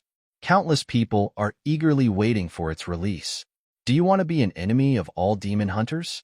Originally, he was very curious about how much profit he could make from selling magic potions, and how much extraordinary people like Yuanqi and Li Kedi were involved. Now I finally understand that demon blood can not only strengthen vampires, but can also be made into serum to strengthen demon hunters. This is simply another version of demon blood, can aphrodisiac. If the demon blood itself were not poisonous, Xincheng had no doubt that they would be kept in captivity and used as blood cattle. If the demon serum can really strengthen the demon hunter, then this is indeed a huge and shocking benefit, and all those who stand in front of it may be crushed. Xincheng looked at Ruan Qingsha's back and wanted to know what answer she would give. I know about the demon serum. Ruan Qingsha asked back. Then do you know why the magic potion has been hidden from the public for almost 2 years? Li Kedi's eyes changed slightly, and it was obvious that he had known it for a long time. Ruan Qingsha continued, because the magic potion needs to be filtered through the life circulation systems of at least 100 living people before it can become a serum that is harmless to the human body. For every bottle of serum produced, 100 innocent people die. In your eyes, the lives of demon hunters are lives, but the lives of ordinary people are not lives? How can you have the nerve to represent everyone? Li Kedi was silent for a few seconds before he slowly said, this is a necessary sacrifice. Demon serum can strengthen demon hunters. Hunting more demons can reduce the probability of ordinary people being attacked by demons. From a rational point of view, the sacrifice is worth it. Then why don't you go? Ruan Qingsha interrupted him. If you are willing to sacrifice your life to transform the magic potion and serve as a test subject like those innocent people, I will stop pursuing you immediately. Do you dare? Li Kedi completely ignored this issue. He already understood Ruan Qingsha's attitude, and there was no need to waste any more words. The positions of both parties were fundamentally different. Maybe you think you are righteous, but what you do is just hindering the progress of the times. Li Kedi said a word and left with his subordinates. Ruan Qingsha looked at Li Kedi's retreating back and suddenly asked Xincheng, do you think I am hindering the progress of the times? Xincheng did not answer this question, but asked instead, Magic potions have been circulating among high-ranking officials and wealthy businessmen. Could it be that these people are also dedicating themselves to the progress of the times? Do you think it's possible? Isn't that okay? Xinsheng didn't know what Ruan Qingsha had to worry about. If the progress of the times can only be enjoyed by a small group of people, but the price has to be borne by countless ordinary people, can this still be considered progress? You're right. Ruan Qingsha turned to look at Shansheng. But we are not only offending Li Kedi and Yu Yuanqi now, but maybe all the demon hunters in the Public Security Bureau. Are you afraid? Xinsheng said helplessly. We are like a man sitting on a rock now. Ruan Qingsha asked in confusion. What do you mean? Xinsheng sighed. It's like hitting an egg against a stone. Are you afraid of it? Ruan Qingsha. You use idioms very well. Is it too late for me to draw a clear line with you? Xinsheng originally just wanted to have a soft meal, but Ruan Fan was about to become a prison meal. When something as important as the demon serum is involved, neither Li Kedi nor Yu Yuanqi will give in. Ruan Qingsha laughed. It's too late. You are now mine. You can't run away even if you want. Xinsheng was just joking. He had already offended Li Kedi and Yu Yuanqi. Ruan Qingsha's cell phone suddenly rang. She took it out and saw a number and sneered. Sure enough, the big one is at the back. She chose to answer, and Xinsheng pricked up his ears and heard a slightly majestic voice ringing on the phone. Shower Wan, I heard that you had a bad time with Li Kedi tonight? Slander. This is pure slander. Ruan Qingsha retorted. I'm obviously very happy, so what's wrong with me? Tailing City Public Security Bureau. In the director's office, the director sitting on the chair choked up at Ruan Qingsha's words. The director's surname is Li. He is an old man in his late 60s, but because he is well-maintained, he looks only about 40 years old. He dropped the cigarette in his hand, adjusted his mood, and said warmly, Shower Wan, you were transferred from Fuqing 2 years ago. I have always taken good care of you and treated you as a nephew. There's no need to play the emotional card with me. I'm a lone star of evil. It would be bad if I accidentally kill you. Ruan Qingsha interrupted the other person. Just say what you want to say. I have to go get a midnight snack later. Director Li also knew Ruan Qingsha's character and finally stopped beating around the bush. Let's end the case of the magic potion here. I can assure you that this kind of medicine will never appear in Tailing City again. If a boss were to discuss things with you in such a humble manner, others might feel terrified or proud and complacent. But Ruan Qingsha just felt disgusted and exposed him mercilessly. But I remember that you will retire in a few years. How long will your promise work? Let me catch everyone in one fell swoop and wipe out the roots. The murderous words made Director Li silent for a long time, and then he sighed. Do you really have to go to extremes and go against everyone? Ruan Qingsha said firmly, because I am not the one going against the flow. After saying that, she hung up the call. In the Public Security Bureau, Chief Li was distracted as he listened to the busy tone on his cell phone. Commander, you saw it all. A young voice suddenly sounded. Director Li came back to his senses and looked at another person sitting in the office. Yu Yuanqi. Yu Yuanqi was playing with 2 photos in his hands. We have given Ruan Qingsha countless chances, but she still insists on going against all of us and destroying this hard-won good situation. There is only one thing we can do now. Director Li knew what he was talking about and slowly put down the phone. Ruan Qingsha was transferred from the prefectural capital.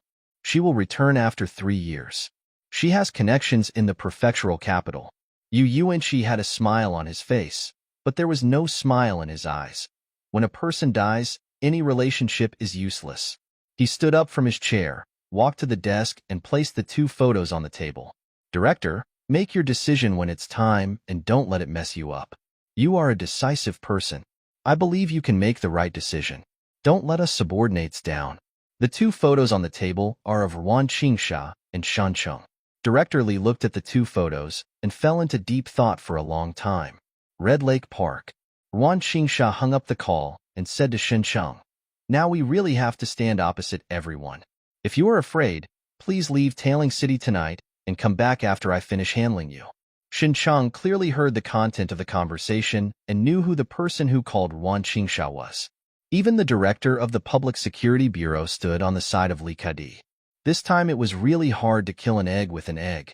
If it was really too dangerous, Xinchang would not stay and die with Wan Qingsha. He would run away when he needed to. Any hesitation for a second would be disrespectful to his own life. At most, buy a good cemetery for Wan Qingsha. So he didn't answer whether he wanted to run, but just sighed. Unfortunately, I won't gain anything tonight. He finally sneaked in and caught Feng Yongyuan, but was silenced by Li Kedi in front of him. Wan Qingsha shook her head. You don't understand. I have gained too much tonight. Xincheng asked curiously. What gain? Wan Qingsha took out a cup of milk tea from her body, not knowing where she was hiding. If the police know who the criminal is, but all the evidence has been destroyed, what do you think should be done to bring the criminal to justice? Xincheng replied without thinking. Why bother talking to criminals about the law? If there is no evidence, just beat them to death. Wan Qingsha bit her straw and looked at him with a half-smile. Your answer reminds me of a group of people called Starsea Rangers. They never give evidence when they kill people. Xincheng gave a thumbs up. Isn't this the internet judge? It pays attention to one idea. He knew that this woman had been doubting him. However, in this situation where she is surrounded from all sides, she probably doesn't have the energy to continue to investigate Xincheng's true identity. Sure enough, Wan Qingsha did not follow the topic of Starsea Rangers, but continued the question just now. The police, of course, have to pay attention to the evidence and cannot just kill him. Xincheng asked, then what do you think we should do? Wan Qingsha's lips curled up slightly in a beautiful arc. It's very simple. Although there is no evidence, the criminals are still afraid that the police will continue to investigate. As long as they can't sit still and attack the police, it will be fine. Hearing such an answer, Xincheng suddenly understood. Wan Qingsha has long known that the magic potion is inextricably linked to the demon hunters of the Public Security Bureau. After she caught Li Wei, she deliberately sent him back to the Public Security Bureau, and her action to arrest Feng Yongyuan tonight was not for the so-called evidence, but to deliberately force the people from the Public Security Bureau to jump out and force them to attack Wan Qingsha. What she needs is not evidence, but a reason to fight back. Xincheng was surprised by Wan Qingsha's courage. Are you really sure you can deal with so many people? Opposite are Li Kedi and Yu Yuanqi, two extraordinary beings of the same level as Wan Qingsha. The remaining 3 high-level demon hunters may also be involved. Even the top leader of the Public Security Bureau is on their side. Wan Qingsha is absolutely weak. In this world, not everything needs to be done with complete certainty, and sometimes you have to take risks. Wan Qingsha slowly raised her hand, as if to catch the moon in the sky. As a demon hunter, danger is always around. So we need a heart that is not afraid of hardships and dangers to overcome all obstacles, even if you cut off the moon. You must achieve your goal. Xincheng looked at her blankly. Wan Qingsha's words simply spoke to his heart. As an explorer in his previous life, he often faced countless unexpected dangers. Xincheng also had a heart that was not afraid of dangers and overcame all obstacles. If you were afraid, you wouldn't have embarked on the journey in the first place. Forget about leaving. I prefer home and don't want to run too far. Xincheng suddenly made up his mind and responded to what Wan Qingsha had just said to persuade him to leave.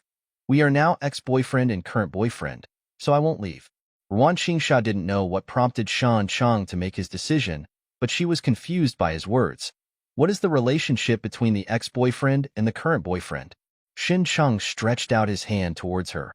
A fellow-minded person, Wan Qingsha, but this time, she didn't feel that Xincheng's words were cold, but she was almost amused by him. You can stay if you want. Wan Qingsha held back her laughter, stretched out her hand and shook Xincheng tightly. Don't worry about your funeral. I will choose a good cemetery for you in advance. Who pays? Of course it's you. I just said I would choose for you. I didn't say I would pay it back for you. Wan Qingsha was as stingy as ever, but Xincheng noticed a slight change in her attitude towards him. Maybe when she decided to stay, she finally regarded herself as one of her own. Be careful yourself these 2 days. Wan Qingsha let go of Xincheng's hand and warned. You should know where my home is. If you are in danger, you can come to me. Don't worry too much. They will not arrange Chao Fan to deal with you. Xincheng didn't quite believe it. What if? Wan Qingsha comforted her. That's okay. I will apply for a pension for you. Then you are too impersonal, but I am different. I'll burn it for you. Then I will really thank you. After separating from Ruan Qingsha, Shen Cheng was walking home. He suddenly decided to stay. In addition to being touched by Ruan Qingsha's words, he also had his own selfish motives. In the battle between Ruan Qingsha, Li Kedi and others, no matter who wins or loses, someone will always die. The completely opposite positions between the two parties are doomed to a fight to the death, with no room for compromise unless Ruan Qingsha completely gives up pursuing the case and leaves Tailing City. But Ruan Qingsha is obviously not such a weak person. The two sides started fighting, and once someone of the extraordinary level died, Shen Cheng's chance would come. So far, he had never touched an extraordinary level corpse, nor had he obtained a 3-star ability. How could it be possible to finally encounter a battle of this level without him?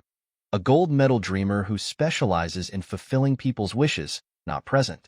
Of course, there is another possibility. That is, there was no extraordinary death, but the onlookers were all killed, including Shan Cheng himself. This is considered a risk, but as Ruan Qingsha said, not everything in this world needs to be done with complete certainty, and sometimes you have to take risks. Shen Cheng has a heart that is not afraid of danger, so he will not be afraid of danger. Boy! A man suddenly rushed out from the roadside, took out a gun and pointed it at Shen Cheng. Hand over all the money you have. Shen Cheng, who was interrupted from contemplation, raised his head. Through the streetlight, the man finally saw his face clearly. He suddenly changed his mind and raised his hand to unbuckle his belt. I don't want your money. Take off your pants. Hurry up. Shen Cheng. He suddenly remembered that there seemed to be not much food left in the refrigerator. I planned to go out to do some shopping sometime, but I didn't expect the takeout to be delivered directly to my door. Carrying a bag of freshly squeezed human blood, Shen Cheng returned to the door of his newly rented home, took out the key, and was about to open the door when he suddenly remembered what happened when he returned home. Is Xiao Qingke playing some perverted game in the living room again? Although she had explained that she was experiencing the plot of the novel by doing this, Shen Cheng suspected that she herself liked this kind of fun. After all, except for him, every vampire is a true pervert.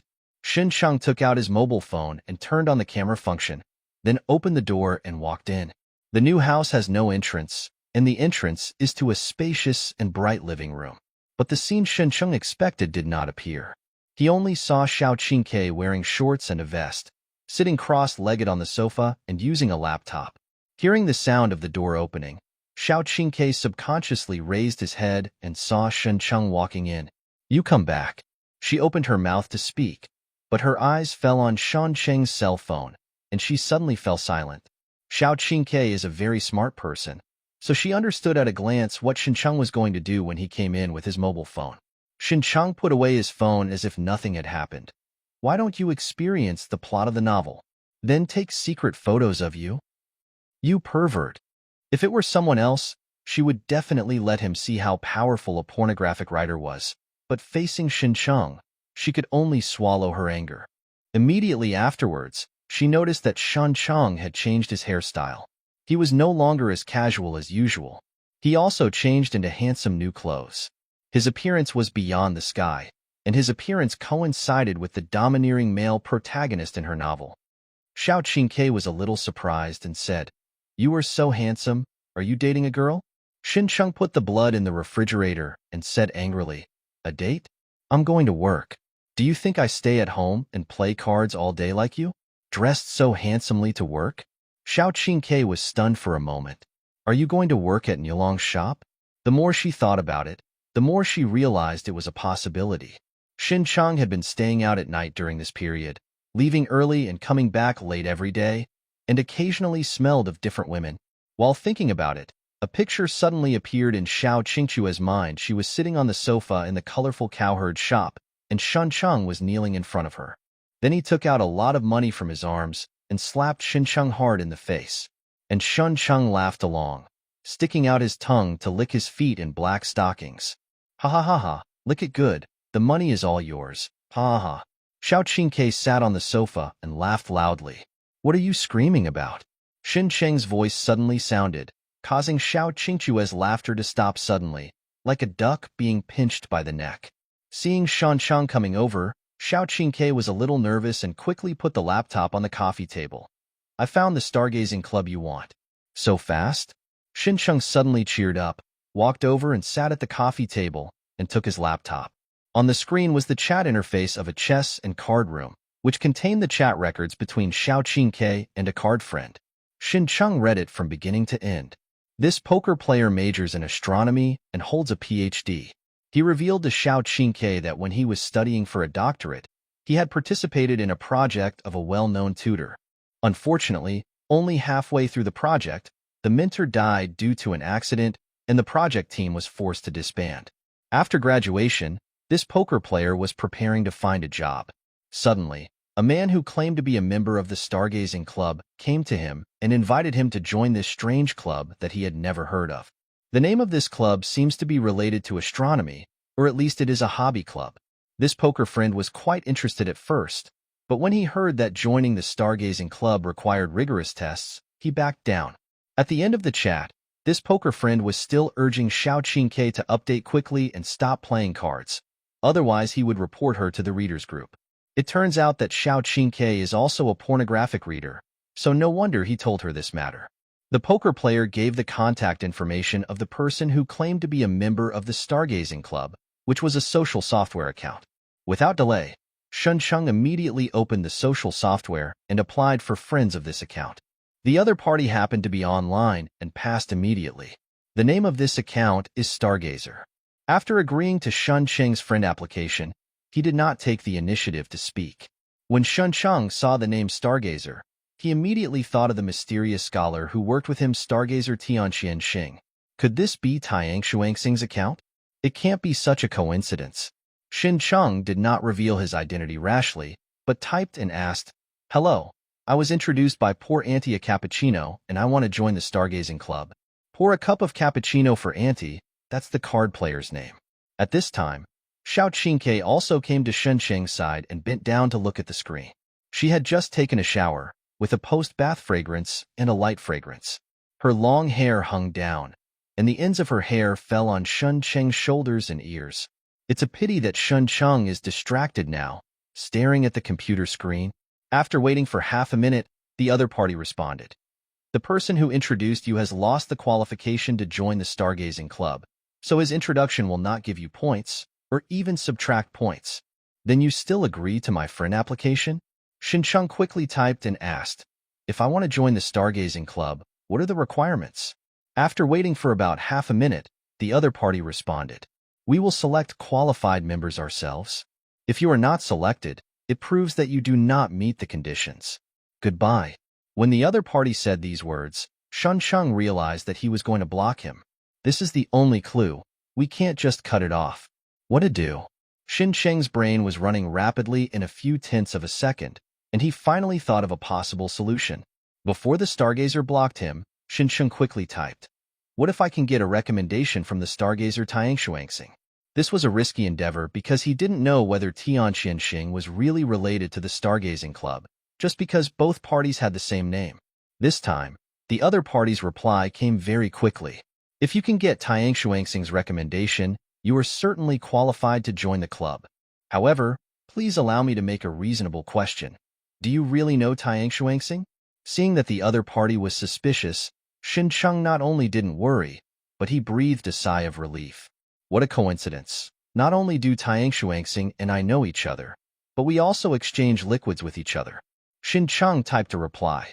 "If I don't know Taiyang Shuangxing, I won't be able to get his recommendation. Do you still have to worry?" "You're right. I'll stay tuned. I have a question. Do you know Du Haijing? She is a preliminary member of your Stargazing Club." "Sorry, I cannot disclose any information related to the Stargazing Club to outsiders. I don't even know Taiyang Shuangxing. You can ask Tianqian Xing in person instead of asking me. I am a busy person. How can I answer such a small question like mine?" "Then you think I'm very idle, right?" The other party was a little angry at Shincheng's words. Shincheng was unwilling to give in and kept asking for a while, which made the other party angry and threatened to block him severely if he kept asking blind questions. Shincheng had no choice but to stop harassing the Stargazer.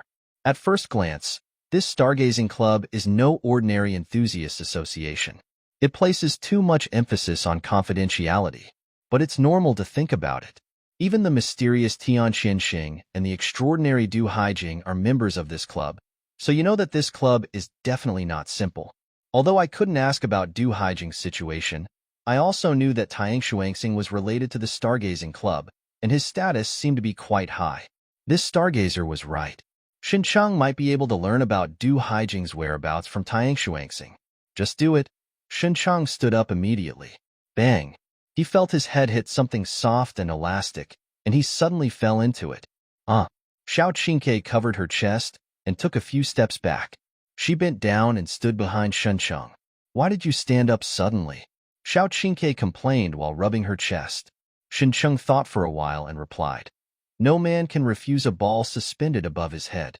Xincheng closed his laptop and said to Xiao Qingke, I'm going out, so come with me. Li Kedi and Yu Yuanqi will attack Ruan Qingsha at any time, and Xuncheng is also their target. Although he moved to a new home, he did not dare to leave Xiao Qingke alone at home. It was safer to take him with him. Seeing Xuncheng taking him out in the middle of the night, Xiao Qingchua's paranoia broke out and he blurted out, You work at Cowherd's shop? Why are you taking me with you? Xincheng showed a puzzled expression. Cowherd's shop?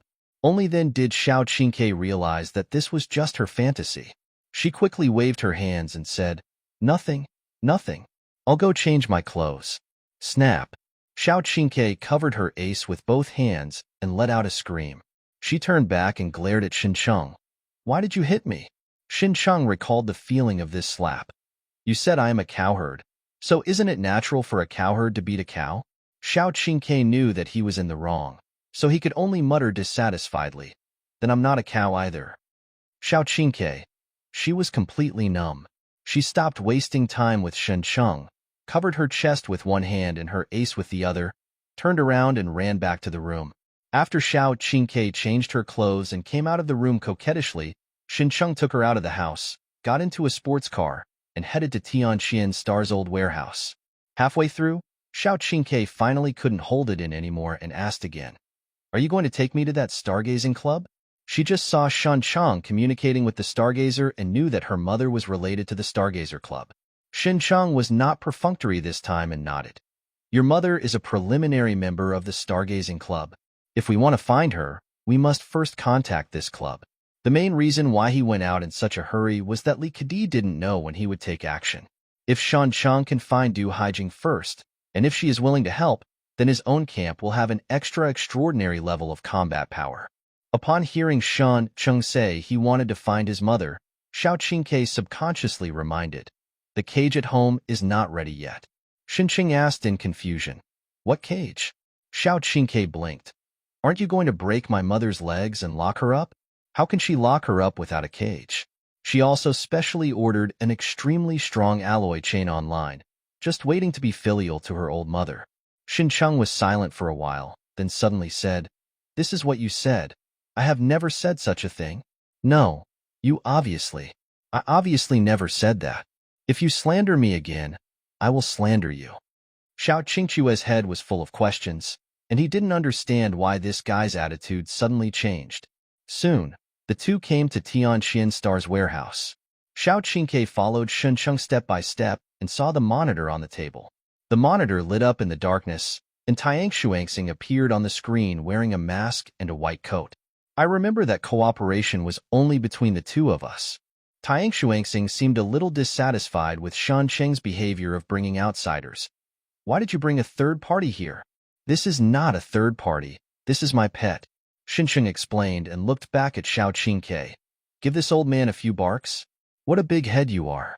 Xiao Qingke quietly punched Xuncheng from behind as a protest. She noticed that Tang Xuanxing was staring at her through the screen. She wondered if it was an illusion. She found that there was a hint of malice in Tang Xuanxing's eyes as he stared at her. For a moment, Xiao Qingke felt as if his whole body was wrapped in some indescribable fear, and he couldn't help but shiver. Woof! She barked subconsciously, quickly covered her mouth, and hid behind Xincheng, blocking Tang Xuanxing's daunting sight. Tang Xuanxing stopped staring at her and asked Xincheng, So, what's the matter with you coming to me in the middle of the night? Two things. Xincheng was not polite and said his intention bluntly. You are a member of the Stargazing Club, right? I would like to know the whereabouts of a preliminary member of the club. Can you tell me? I am indeed a member of the Stargazing Club. Tang Xuanxing did not deny it, but could not give a satisfactory answer. But you will be disappointed. I have not contacted the club for a long time, and I don't know the whereabouts of a preliminary member. Xincheng suggested. Can't you ask the club to check it for you? Tang Xuanxing still refused. For some reasons, the whereabouts of each member are highly confidential. It is not as simple as just asking lightly. I need to give a reason that can convince the club, and it must be reviewed. Xincheng frowned slightly. He thought it was a sure thing, but he didn't expect there would be so much trouble. Tang Xuanxing suddenly suggested, if you are looking for someone, I can recommend a candidate to you. He is a fortune teller, proficient in astrology, and also very effective in metaphysics. Xincheng chuckled. Can a scholar like you also believe in metaphysics? Why not? Tang Xuanxing felt strange about Shancheng's words. I have been fortunate enough to have been exposed to it several times. Metaphysics is also a very profound subject. Only then did Shancheng realize that it was his fault. In the world before he traveled, Newton's coffin was well covered, and the so-called metaphysics was just a kind of superstition or psychological effect.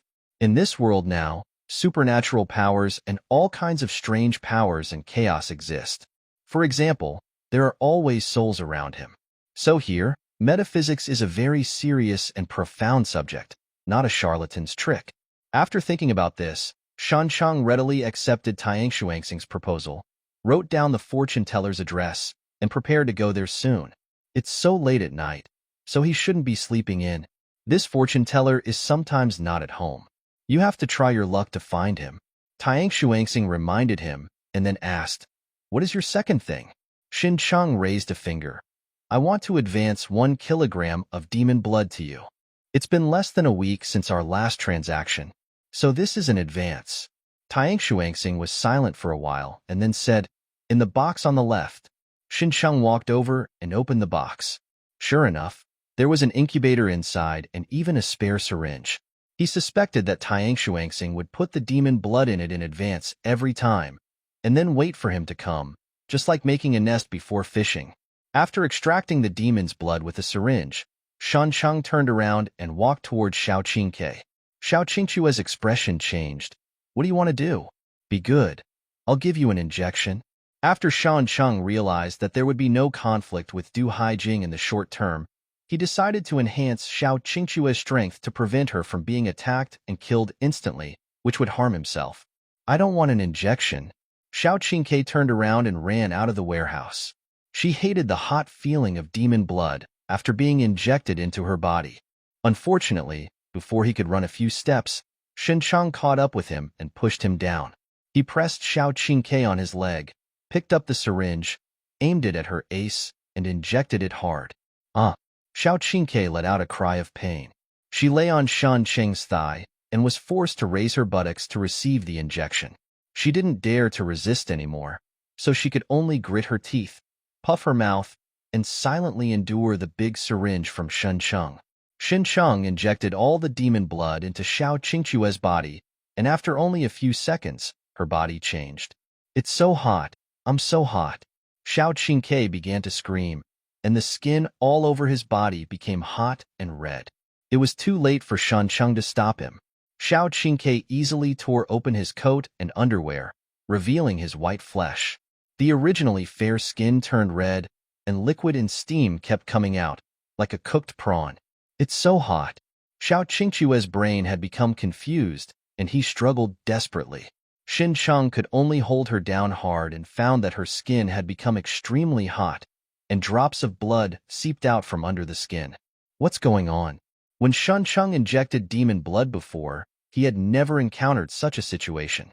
The blood seeping out from under Xiao Qingque's skin expanded rapidly, and then turned into lumps of weird liquid, constantly changing into various shapes. Some are birds and animals, some are machine furniture, and some strange things. Xincheng even saw himself dancing inside. This is her awakening ability. Tang Xuanxing suddenly spoke. The demon blood has strengthened her physique and strength, and also strengthened her abilities. It's just that she is unconscious now, so she can't control her abilities.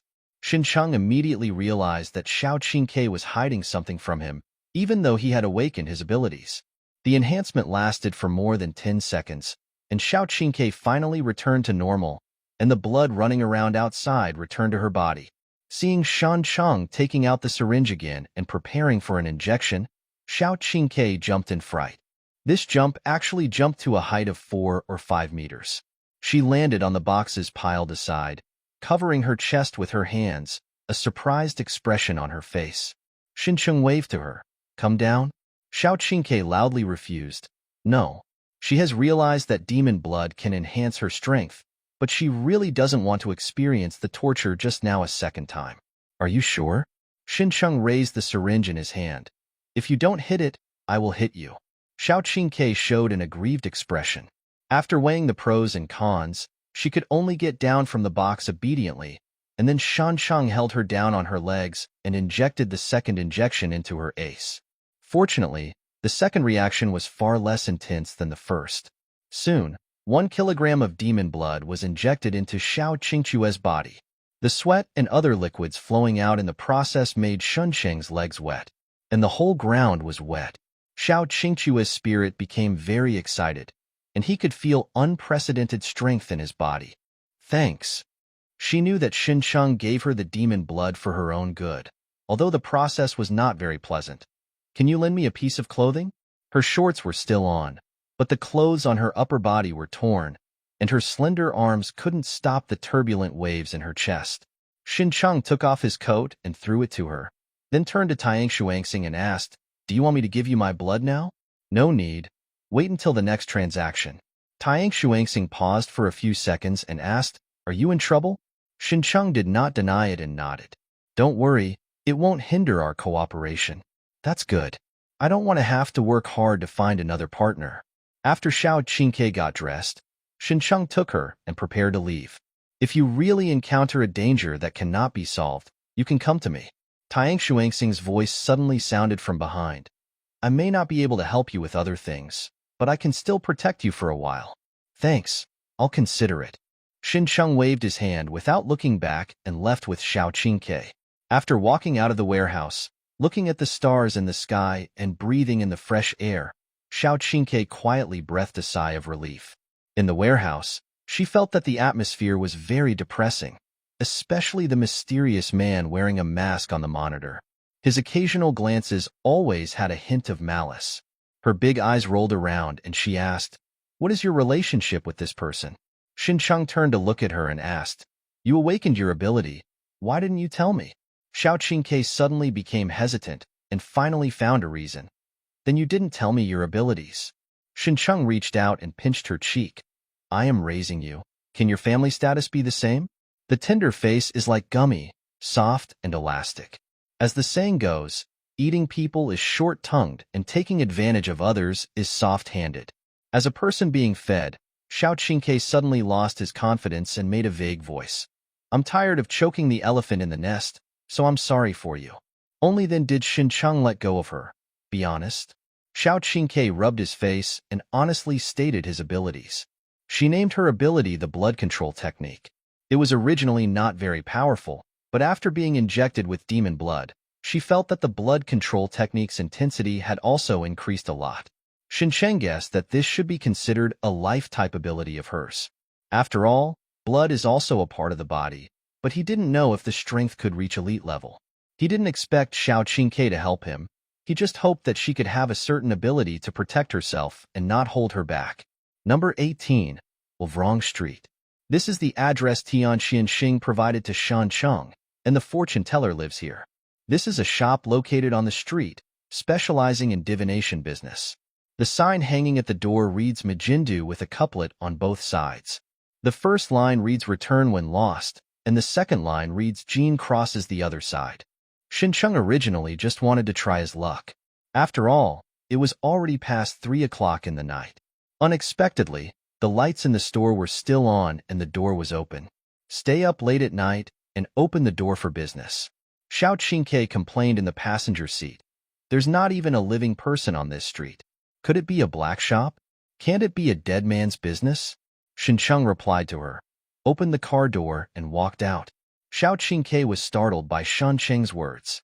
Although she had turned into a ghost now, she was also the most afraid of ghosts and couldn't play horror games at all. The dark, long street was empty, with only the sound of the cold wind whistling. Seeing that Xincheng was about to enter that weird shop and leave her alone outside, she rubbed the goosebumps on her hands and followed quickly. Wait for me. The temperature inside the store is comfortable, the lighting is soft, and the walls are decorated with bizarre murals and various retro decorations. Before Xincheng could take a closer look at the environment here, a childish voice came from inside. Come in, two guests. Xincheng and Xiao Qingke stepped in, and a room full of mystery and religion came into view. Exquisite tapestries hang on the walls, depicting patterns related to divination and occultism. Some ancient books are placed in the corner, involving knowledge of divination, metaphysics, and spirituality. Display shelves on both sides display items such as prayer beads, crosses, lotuses, prayer wheels, tarot cards, astrolabes, and more. The main theme is fraternity, and I believe in it to a certain extent. A table covered with red cloth was facing the door. Behind the table, sitting a little girl who was probably only 15 years old. The little girl was extremely beautiful and cute, but her face was tight and she looked serious and mature. Guests, please sit down. I have been waiting for you for a long time. Xincheng sat on the chair in front of the table. How did you know we were coming? Xiao Qingke was originally a little afraid of this fortune-telling shop with a supernatural atmosphere. When he saw a little girl, he suddenly became more courageous. Hey, I must have said that on purpose. It's all a routine. No, the little girl retorted loudly. Realizing that she had lost her composure, she coughed lightly. I divined that you were coming. Xiao Qingke looked disbelieving and wanted to speak, but Xincheng raised his hand to stop him. Are you Peimu? Peimu is the fortune teller introduced by Tiang Shuangxing, but the name sounds male. Peimu is my master. You are here by chance. He is out of town for something. The little girl had a serious expression on her face. My name is Yin Qiuli. If you want to ask something or someone, just ask me. I have very strong business skills. Tiang Shuangxing had been vaccinated, so Xincheng was not disappointed when he heard that Peimu was not around. You? Xiao Qingke was very suspicious and looked her up and down. My little sister is still in junior high school, right? Are you okay? Yin Qiuli is full of confidence. Do you understand the value of 100% positive reviews? Every customer who visits our store praises me very much. If it doesn't work, there is no charge. Although Xincheng also doubted the business ability of the little girl in front of him, but under the spell of come and come, he could only let the other party give it a try. The person I'm looking for is called Du Haijing. Xincheng told all the details about Du Haijing, and even the measurements, which Xiao Qingke provided to him. Yin Qiuli showed an amazing memory. Xincheng only said it once and remembered it all without needing to repeat it. On the table covered with red cloth, there is a crystal ball for divination. She raised her white and tender hands, placed them on both sides of the crystal ball, and began to whisper some incomprehensible spells in her mouth. After a few seconds, the crystal ball shimmered, and some images were vaguely flickering inside. The atmosphere in the whole room also became strange. The lights flickered, the wind chimes made a gentle sound, and it seemed like someone was whispering in the ear. Although Xiao Qingke showed disdain, he was also affected by the sudden change in the environment. She subconsciously stuck to Shun Cheng's back and grabbed his shoulders with both hands, seeking a sense of security. Snap! Xincheng slapped her paw away. He also felt the change in the environment.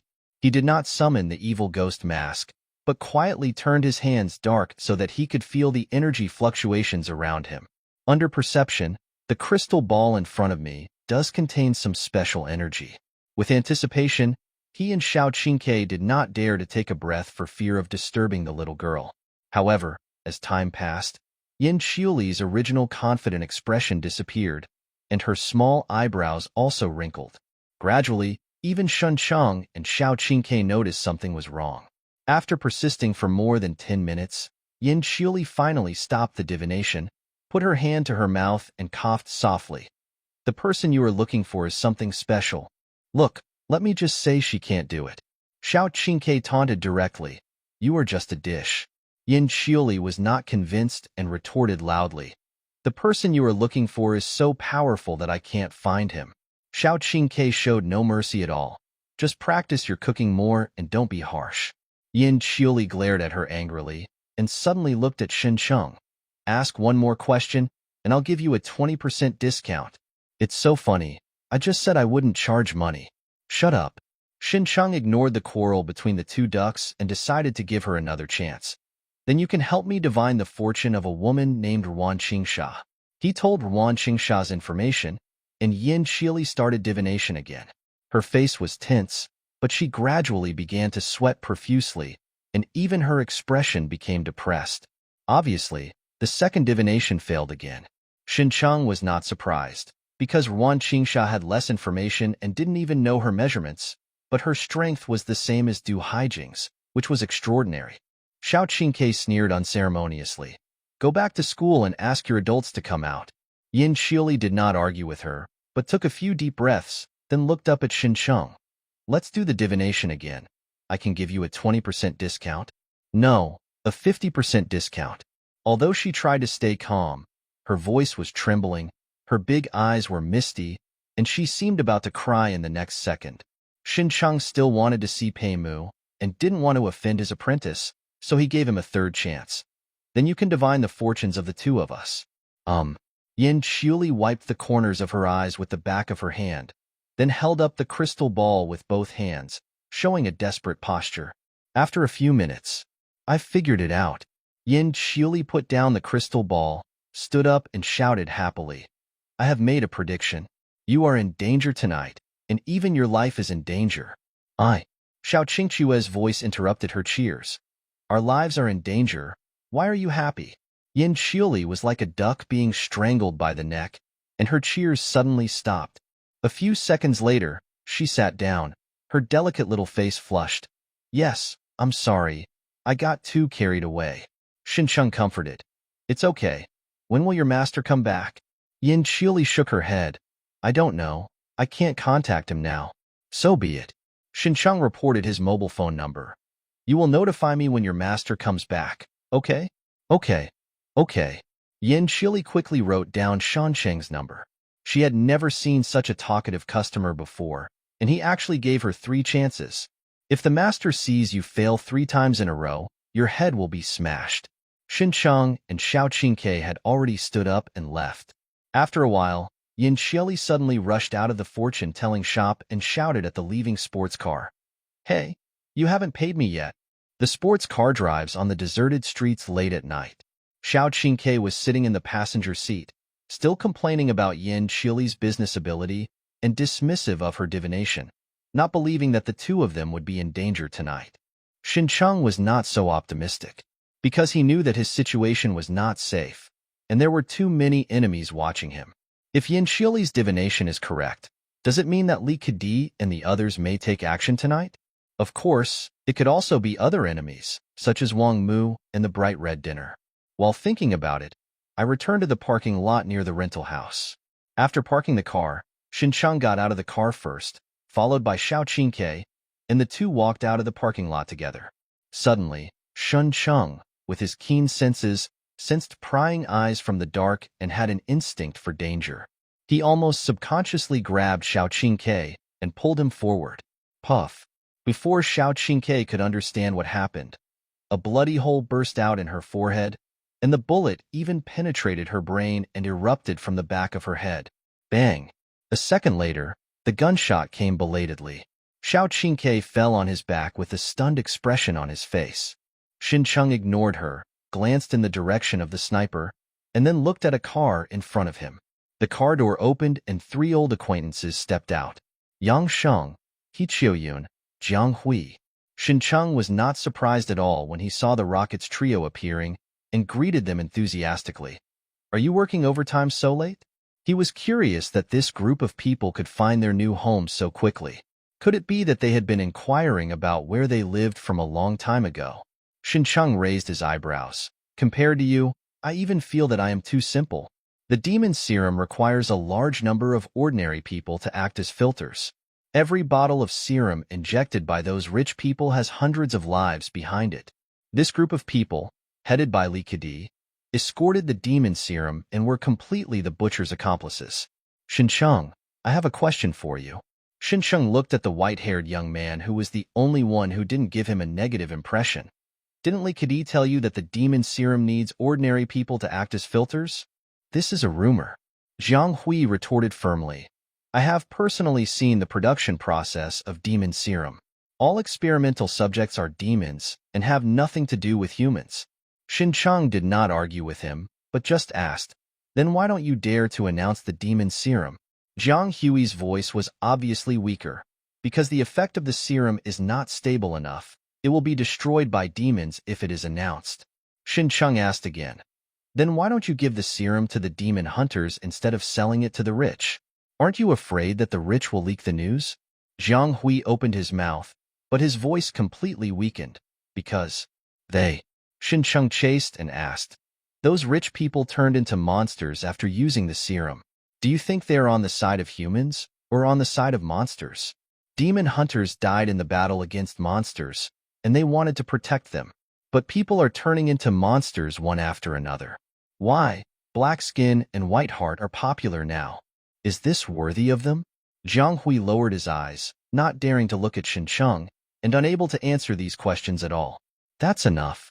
Jiang Hui, don't be fooled by him. He Qiuyun suddenly shouted coldly. It is because of the mindless opposition of people like him that the demon serum has been unable to be successfully developed. To put it grandly, you are just a group of executioners' accomplices, and you still think you are righteous people. You are both right and wrong. Xinsheng mocked.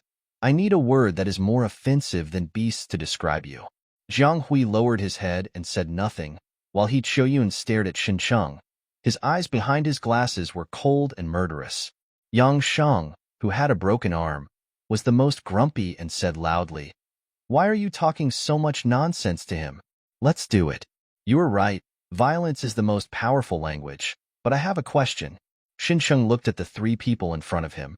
Why do you think 3 people with a dog can defeat me? The dog refers to the sniper hiding in the dark, but bullets are no longer a threat to Xinsheng now, and the sniper may be worse than a dog. In the previous fight in the manor, He Qiuyun couldn't survive a move in Shansheng's hands, and Jiang Hui and Yang Sheng combined were no match for him. Being able to become an elite demon hunter is definitely not a fool. The fact that you still dare to come to him must not be because of your stubbornness. There should be other trump cards. The ability you registered with the Public Security Bureau is high-speed self-healing, but we all know that you deliberately hide your strength. Jiang Hui took out his mobile phone from his body and operated it a few times. So we have made some preparations. I hope you don't blame us for bullying the few. Following his actions, Xinsheng already heard the movement from around him. 2 people came out from the left, a young man and woman.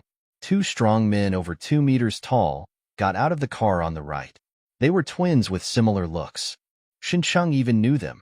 They were both a famous demon hunter team in the Public Security Bureau. The man and woman on the left were a team of gamblers. The woman named Lan Fei had a rare ability to have fun, and her companion Suda was a guardian type. The twins on the right are the Iron Fist brothers, Raven and Lei Wu, both of whom have life-type abilities. 4 elite-level demon hunters, plus the Rocket Trio, a total of 7 elite-level demon hunters, surrounded Xinsheng in the middle.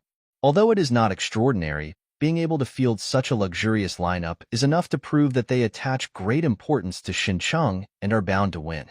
Shun, are you scared? Yang Sheng shouted excitedly. You can't run away anymore, just wait to die. Lan Fei, who has the ability to be happy, is a woman who loves to laugh. She covered her mouth with her hands and let out a laugh like a silver bell. Isn't it bad for so many of us to bully him? Raven folded his thick arms and snorted coldly. It is not a glorious thing for demon hunters to fight among themselves. Let it end quickly.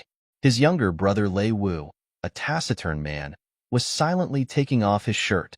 Did you make a mistake? Xinsheng opened his hands towards them. You didn't surround me, but I surrounded you. You are the challengers. Are you afraid? Everyone was shocked by his confidence or arrogance. Lan Fei smiled. So confident, I like it. A sneer appeared on Raven's lips. Interesting. He left his younger brother behind and strode towards Xinsheng. Then let me see how much you weigh. Although this group of people was sent to deal with Shun Chung, they didn't think that he alone was worthy of such an effort. Raven's speed became faster and faster, from walking to running wildly in the blink of an eye, like a heavy chariot, running towards Shun Chung. Drink!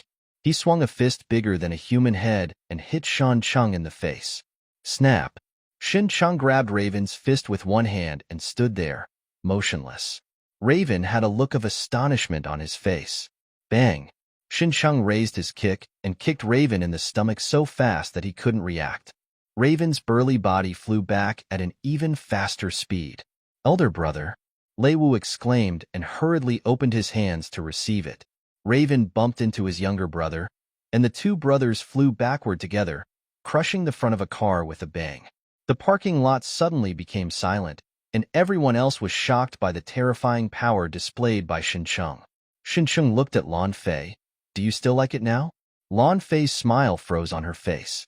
Her companion Suda whispered, I don't like it anyway. Everyone, be careful. Jiang Hui's face was solemn and he shouted, Don't let him get close to you. Shun Chung turned into a shadow, clinging to the ground and quickly moving towards the rocket trio. Yang Sheng quickly raised his hand and pointed upward. His telekinesis quickly lifted off the concrete floor of the parking lot, and Shun Chung, who was attached to the floor, was also lifted into the air. Bang! The sniper hiding in the dark fired again, and the bullet hit the shadow, but penetrated directly. Shin Cheng's body of darkness is no longer afraid of ordinary physical damage, so he feels that a hiding sniper is worse than a dog. But the next second, a scorching light came towards him, splitting the shadow in half. It was He Qiuyun. She put her hands together and finally launched her own destructive ability, successfully causing damage to the shadow. The scorching ray hit a car in the distance, causing an explosion with a bang. The shadow that was split in half was swimming on the ground, approaching quickly from both sides. Jiang Hui quickly raised his hands that were glowing, and a circular light shield protected both He Qiuyun and Yang Sheng. The two shadows quickly merged behind the light shield, revealing Shan Cheng's appearance. He punched the light shield, and the huge power rippled on it. Call. Hot flames emerged from his fists, and Shun Cheng released the dragonborn fire, instantly surrounding the entire light shield. He actually has destructive abilities? Everyone was surprised. Jiang Hui used his light shield to resist the flames and shouted, Lan Fei, coming. Lan Fei raised her hand and snapped her fingers, and suddenly a clown playing card appeared in her hand. She flicked her hand, and the clown playing card shot straight towards Shun Chung and disappeared in the air. Shun Chung felt his body sink, and his strength was decreasing rapidly, losing half of it in an instant. He was shocked, because this was not a spiritual attack, but some kind of curse, so the attack and defense could not be defended. Suddenly, Shun Chung felt his limbs tighten, as if they were being clamped by an invisible wall. I got him! Yang Sheng shouted excitedly, and he controlled his telekinesis to wrap up Shun Cheng's entire body. He Qiuyun raised his hands and created hundreds of hot rays in the air. Die! Along with her sharp scream, all the rays hit Shun Chung at the same time, causing an explosion. Boom! Fire shot into the sky. Shin Cheng's figure jumped out from the explosion and landed not far away. His trousers became tattered, and his shirt was even burned off. His originally strong and perfect upper body was now covered with black holes of blood and was almost beaten into a sieve. Seeing that Shun Chung was seriously injured, He Qiuyun and others had no time to rejoice when they saw that the wounds all over his body were healing at a speed visible to the naked eye, and he was back to normal in the blink of an eye. Jiang Hui's face was solemn, and he spat out a sentence, high-speed self-healing. On the other side, the brothers Lei Wan and Lei Wu had already pulled themselves out of the front of the car. Although they were not injured, they were kicked away. This humiliation made the brothers start to feel red. Lan Fei, Raven yelled. I know, don't rush me. Lan Fei let out a coy sound, and a pair of playing cards appeared in her hands. She started shuffling the cards with her flexible hands, and even made various dazzling shuffling movements. Shin Chung suddenly turned his head to look at her, released his attack and defense, and the invisible mental shock wave shot through like a sharp arrow. Suda, who looked like a sidekick, stood in front of Lan Fei in time and took the mental shock wave. Master the power of protection and be able to resist any type of attack. Suda coughed and reminded. Be careful, everyone. He also has spiritual awareness. The other 6 people were shocked. Life, destruction, and now spiritual consciousness. How can this guy master so many abilities? Also, aren't spiritual type ability users all sports waste? Yang Shang was the most unconvinced.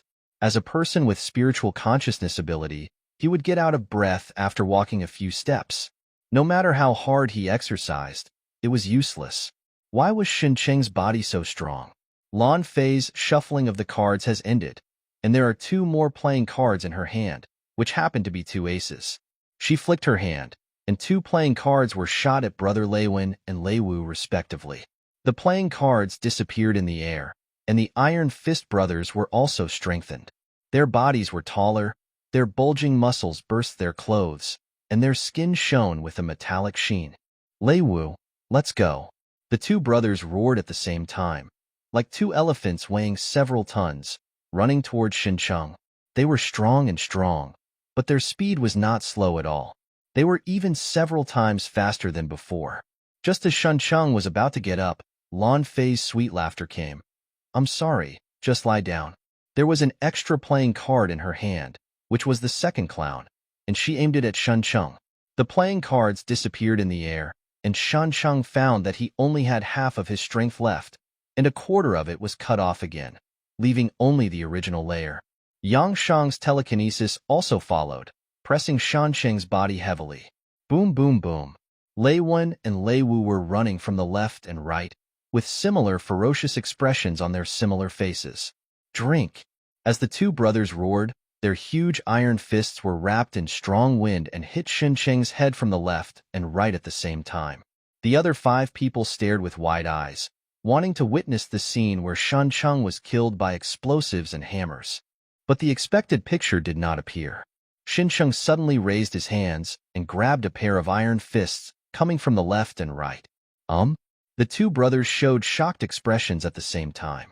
They saw that Xincheng's hands, which were much smaller than their own, had turned into pitch black and were covered with an unknown black mist. The other 5 people all looked in disbelief. When they saw Xincheng raise his head, his entire face was covered by a ferocious ghost mask. It turns out to be you. A shrill roar broke the dead silence. Yang Shang stared at Xincheng, his bloodshot eyes filled with extreme hatred and anger. Since becoming disabled, Yang Shang has searched all over the world for the enemy who tore off his arm. But no matter how hard he searched, he couldn't find it. The hatred accumulated in his heart day after day, causing his temperament to change drastically and his temper to be irritable. At this time, he discovered that Xincheng was actually the enemy he had been looking for, and he had been by his side all along. Yang Sheng suddenly lost his mind. Regardless of the presence of the brothers Lei Wen and Lei Wu, he tried his best to control his mind power to turn into a giant hammer and hit Xincheng. Xincheng pulled hard with both hands, causing Lei Wen and Lei Wu to lose their balance at the same time, and their faces collided with each other. Yang Shang's telepathy hammer fell, hitting the 2 brothers' heads hard, instantly causing their eyes to turn white and blood to flow from their nostrils and ears. Yang Sheng, calm down, Zhang Hui shouted loudly. He and He Chuyan both knew what Yang Sheng was going through and sympathized with him. But the most important thing now is to cooperate with each other and never make mistakes. Shut up. Yang Sheng ignored Jiang Hui's words and once again controlled his telekinesis to continue attacking Xincheng, including Lei Wen and Lei Wu. Bang! He Chuyan suddenly took action and slashed Yang Sheng's neck with a knife, knocking him unconscious. Although there is one less fighting force, it is still better than him messing around. While the Iron Fist brothers were being hit hard by his teammates, Xincheng retracted his hands, aimed at their necks, and stabbed them again, his sharp fingers like 2 sharp knives. The strengthened Lei Wen and Lei Wu were not that fragile. The 2 brothers woke up from their dizziness at the same time, raised their hands and grabbed Xincheng's hands. Lei Wu shouted and jumped up. His head was like a sledgehammer, and he slammed it down on Xincheng. Xincheng jumped up from the ground with both feet and met Lei Wu's brain hammer with a rocket head hammer. Bang! The 2's heads hit each other hard, and Lei Wu's eyes turned white and his forehead was sunken. Taking advantage of his brother's attack, Raven's right arm shot out of the air like a rocket, hitting Shan Cheng's face. Xincheng also raised his fist to meet the attack. Bang! The fists of both sides, which were much different in size, collided hard. Raven's fist was so beaten that he couldn't hold it. His arm retracted and his shoulder twisted backwards. The pain made him yell, "Impossible! Nothing is impossible!" Xincheng's eyes flashed with scarlet light. "This is my complete body." After summoning the evil ghost mask, his physique and strength skyrocketed. Even if his body was weakened by Lan Fei's joy ability, he could still overpower the Iron Fist brothers. Bang! The sniper in the distance fired again, this time aiming at Xincheng's head. He Qiuyun's scorching ray followed closely, shooting from the gap between the Iron Fist brothers to Xincheng's chest. Clang! The sniper bullet bounced off the evil ghost's mask, leaving not even a white mark. He Qiuyun's heat ray successfully penetrated Xincheng's chest and heart, but the wound began to heal in the next second. How so? He Qiuyun was sweating profusely, and even his glasses were wet. "Why can't you kill him?" Xincheng struck again and successfully strangled Lei Wan and Lei Wu's neck, his sharp claws piercing their skin and muscles. Boom! Flames and ghost energy erupted from his hands and began to burn the necks and bodies of the two men. With a ferocious look on his face, Lei Wan opened his hands and hugged Xincheng suddenly. Lei Wu also made the same move. The two brothers gave each other a bear hug, locking Xincheng's limbs tightly. "Lan Fei, do it quickly," Raven yelled. "Don't worry about us, kill him quickly." On the other side, Suda whispered, "His self-healing ability is as strong as a vampire. It's your turn." "I know, don't rush." Lan Fei rolled her eyes dissatisfied and threw out all the playing cards in her hand. "This is my last trump card. You all owe me a favor." All the playing cards were shot towards Xincheng and disappeared into thin air. They appeared again the next second, and they were all stuck in various places on Xincheng's body. What ability is this? Xincheng was slightly startled. He felt that his life and strength were like a punctured water ball, flowing away quickly. Even if he wanted to turn into a shadow, these playing cards were like nails that stuck to him. Wanting to break free with brute force, Lei Wan and Lei Wu locked him with all his strength and wouldn't let go, even if he was burned by flames and his body was eroded by ghost energy. He Qiuyun and the snipers hiding in the dark attacked Xincheng again, bombarding him with heat rays and bullets, constantly consuming his self-healing speed. "Don't worry, he's dead." Lan Fei had a confident expression on her face. Her move lasted for 3 minutes, so she didn't believe that Xincheng could survive it. "Why don't you think about where to go for supper later? I'm at sea tonight, so you guys have to treat me." Suda stared at Xincheng, who was locked up by the Iron Fist brothers, without letting down his guard at all. Suddenly, he seemed to notice something, turned around hurriedly, and warned, "Be careful." Puff. A red knife tip appeared on Lan Fei's chest. She turned around with a surprised look on her face and saw a second Xincheng without clothes appearing behind her, holding a sharp knife and stabbing her in the back. Suda was shocked and angry. His attention was all on Xincheng, and he didn't even notice the enemy approaching quietly from behind. He grabbed Lan Fei and pulled him over. He took out a pistol with his other hand and pointed it at the second Xincheng, but his fingers were trembling and he couldn't pull the trigger. As a protective esper, it is difficult for him to actively attack people. The second Xincheng raised the sharp knife in his hand and struck at the two of them. At the critical moment, Lan Fei raised her hand, and a playing card flew out and inserted into the second Xincheng's forehead. With a snap, his whole body turned into a pool of red blood. "Yeah." Xiao Qingke, who was lying on the ground pretending to be dead, clenched his fists and let out a small cheer. The 7 demon hunters all thought that Xiao Qingke had been killed by a headshot, so naturally they would not pay attention to her. While disguising herself as Voldemort, she used blood control skills to secretly control her own blood and look for opportunities in the dark. "It was just for my own entertainment, but I didn't expect to find a chance for her." Suda's attention was all on Xincheng. He didn't expect that there was a second enemy at the scene. And ignored the sneak attack from behind. If Xiao Qingque's attack is urgent and fierce, maybe Suda can detect it in advance. But the Xincheng she pinched didn't have much strength, so she could only approach slowly, but did not alarm Suda. This is the legendary rookie guru. Xiao Qingque won the best MVP of the game. Lan Fei, who was stabbed in the chest, turned pale and fell limply into Suda's arms, and all her abilities were ineffective. Not only were the playing cards stuck in Shan Cheng's body, but there were also a pair of big and small kings that reduced his power. The return of power made Shan Cheng's momentum surge, and his eyes lit up with a scarlet light. By the time Raven and Lei Wu noticed something was wrong, it was already too late. Bang! Xincheng swung his limbs hard, not only breaking free from the restraints, but also throwing both Iron Fist brothers away. Lei Wu flew 7 or 8. He shook his head and was about to pull himself out of the car when Xincheng fell from the sky, like a falling meteor, and stepped on his stomach. Boom!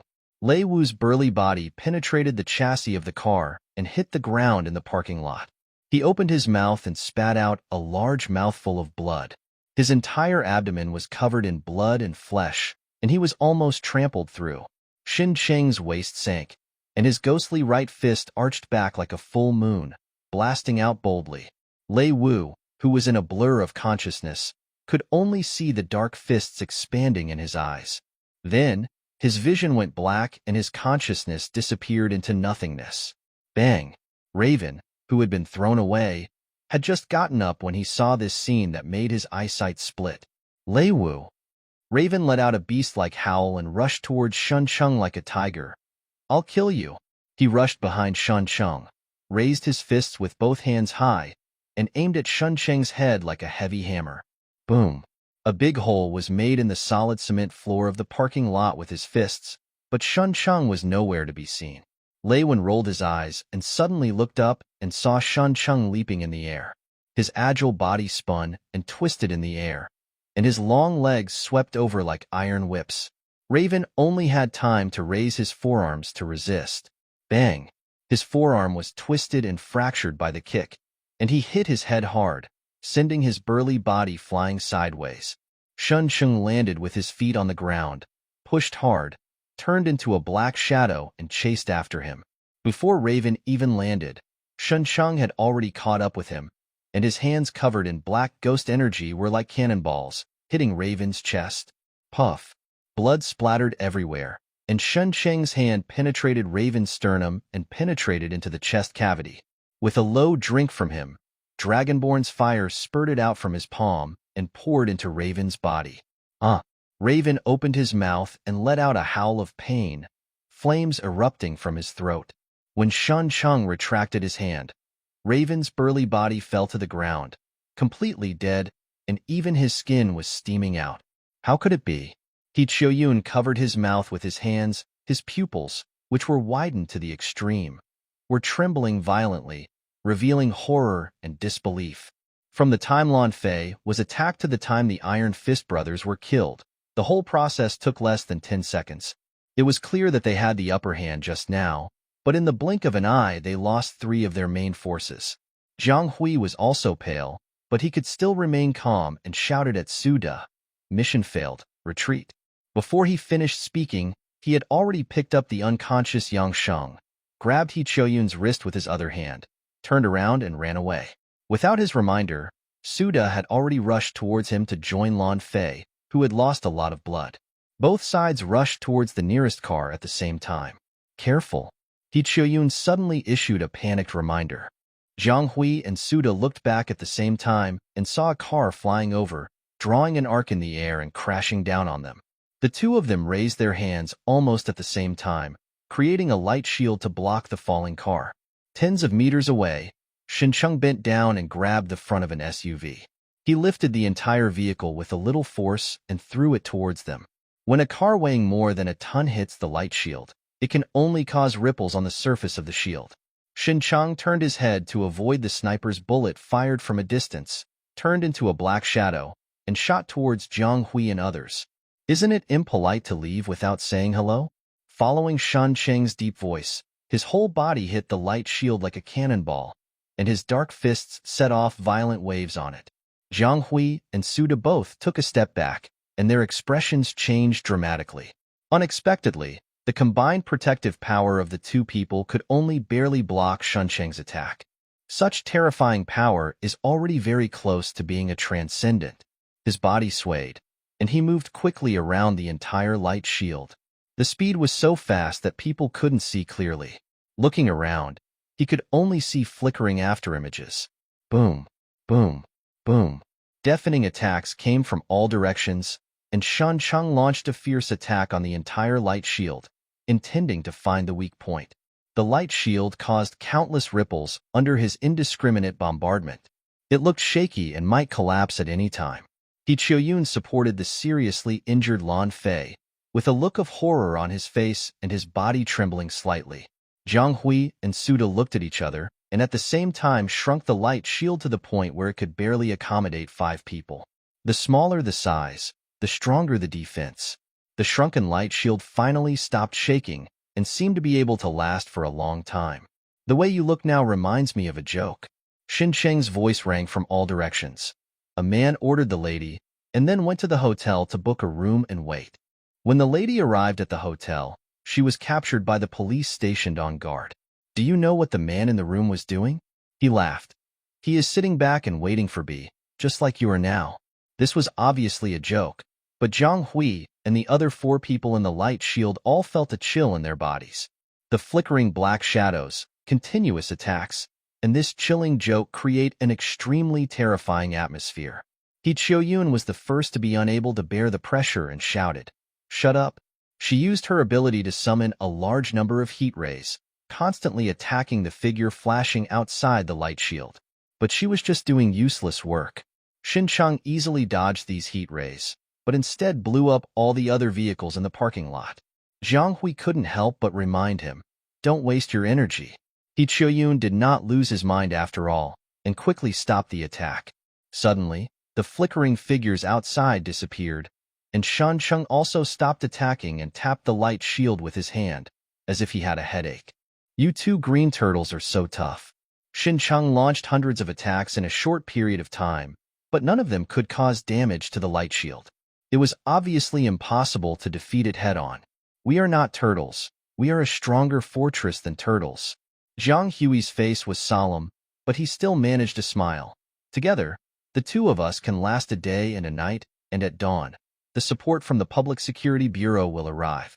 He wanted to use these words to tell Shuncheng that there would be no benefit in your stalemate with us here. You really think I can't do anything to you? Shuncheng couldn't help but smile and put his hand on the light shield. Do you know how savages without tools eat turtles? Zhang Hui and Suda's expressions changed at the same time, remembering that Shuncheng also had a destructive ability. Boom! The hot dragonborn fire spurted out from Shuncheng's palm and instantly enveloped the entire light shield, leaving no gaps. The burning of the flames cannot break through the defense of the light shield, and even the temperature is kept out. But Zhang Hui and Suda looked at each other and saw the panic in each other's eyes. The light shield can isolate everything, and it can also isolate the air from the outside. Usually they will leave a few tiny holes in some inconspicuous corners to circulate air. Now Shuncheng wrapped the entire light shield with flames. All the air was cut off, and it was useless even if there were holes left. The most unbearable thing is that in order to resist Shuncheng's attack, they deliberately reduced the area of the light shield to barely accommodate 5 people. As a result, the air inside has become less, and it cannot provide enough consumption for 5 people. Zhang Hui and Suda tried their best to think of countermeasures, but they soon discovered in despair that they were in a desperate situation with no solution. Shuncheng is watching eagerly from outside, but in this small space, they couldn't hold on for long. The more nervous you are, the faster your heart beats, the faster you breathe, and the more oxygen you consume. After a while, everyone in the light shield began to feel difficulty breathing, and there was not much oxygen left. Zhang Hui, He Qiuyun gasped, with a look of pain on his face. Think of a solution quickly. Zhang Hui and Suda looked at each other and said at the same time, I'll stay. You take them away. No matter who stays, it will not delay time. The 2 made a decision unanimously. Qiuyun, take Lan Fei and Yangsheng away. The two guardians canceled their light shields and rushed toward Shan Chung with open hands. They can't take the initiative to attack people, but if they hug the enemy like Raven Leiwu and use their lives to delay it for a while, they might be able to do it. He Qiuyun suppressed the grief in his heart, hugged Lan Fei with one hand, grabbed the unconscious Yang Sheng with the other, turned around and ran away. But before she could run a few steps, she saw two figures flying out and falling more than 10 meters away. A strong chill came from behind, making He Qiuyun stiff and unable to take steps to escape. I admire their courage to die. Xin Cheng's low voice, like an evil spirit, sounded from behind. But when they gave up their advantages, they were doomed to fail. He Qiuyun's teeth kept chattering. She suddenly dropped Yang Sheng in her hand. A hot sphere condensed in her palm, turned around and waved back. The sphere turned into a hot ray and shot backward. A dark hand came forward, defeated the heat ray, grabbed He Qiuyun's neck, and lifted her up.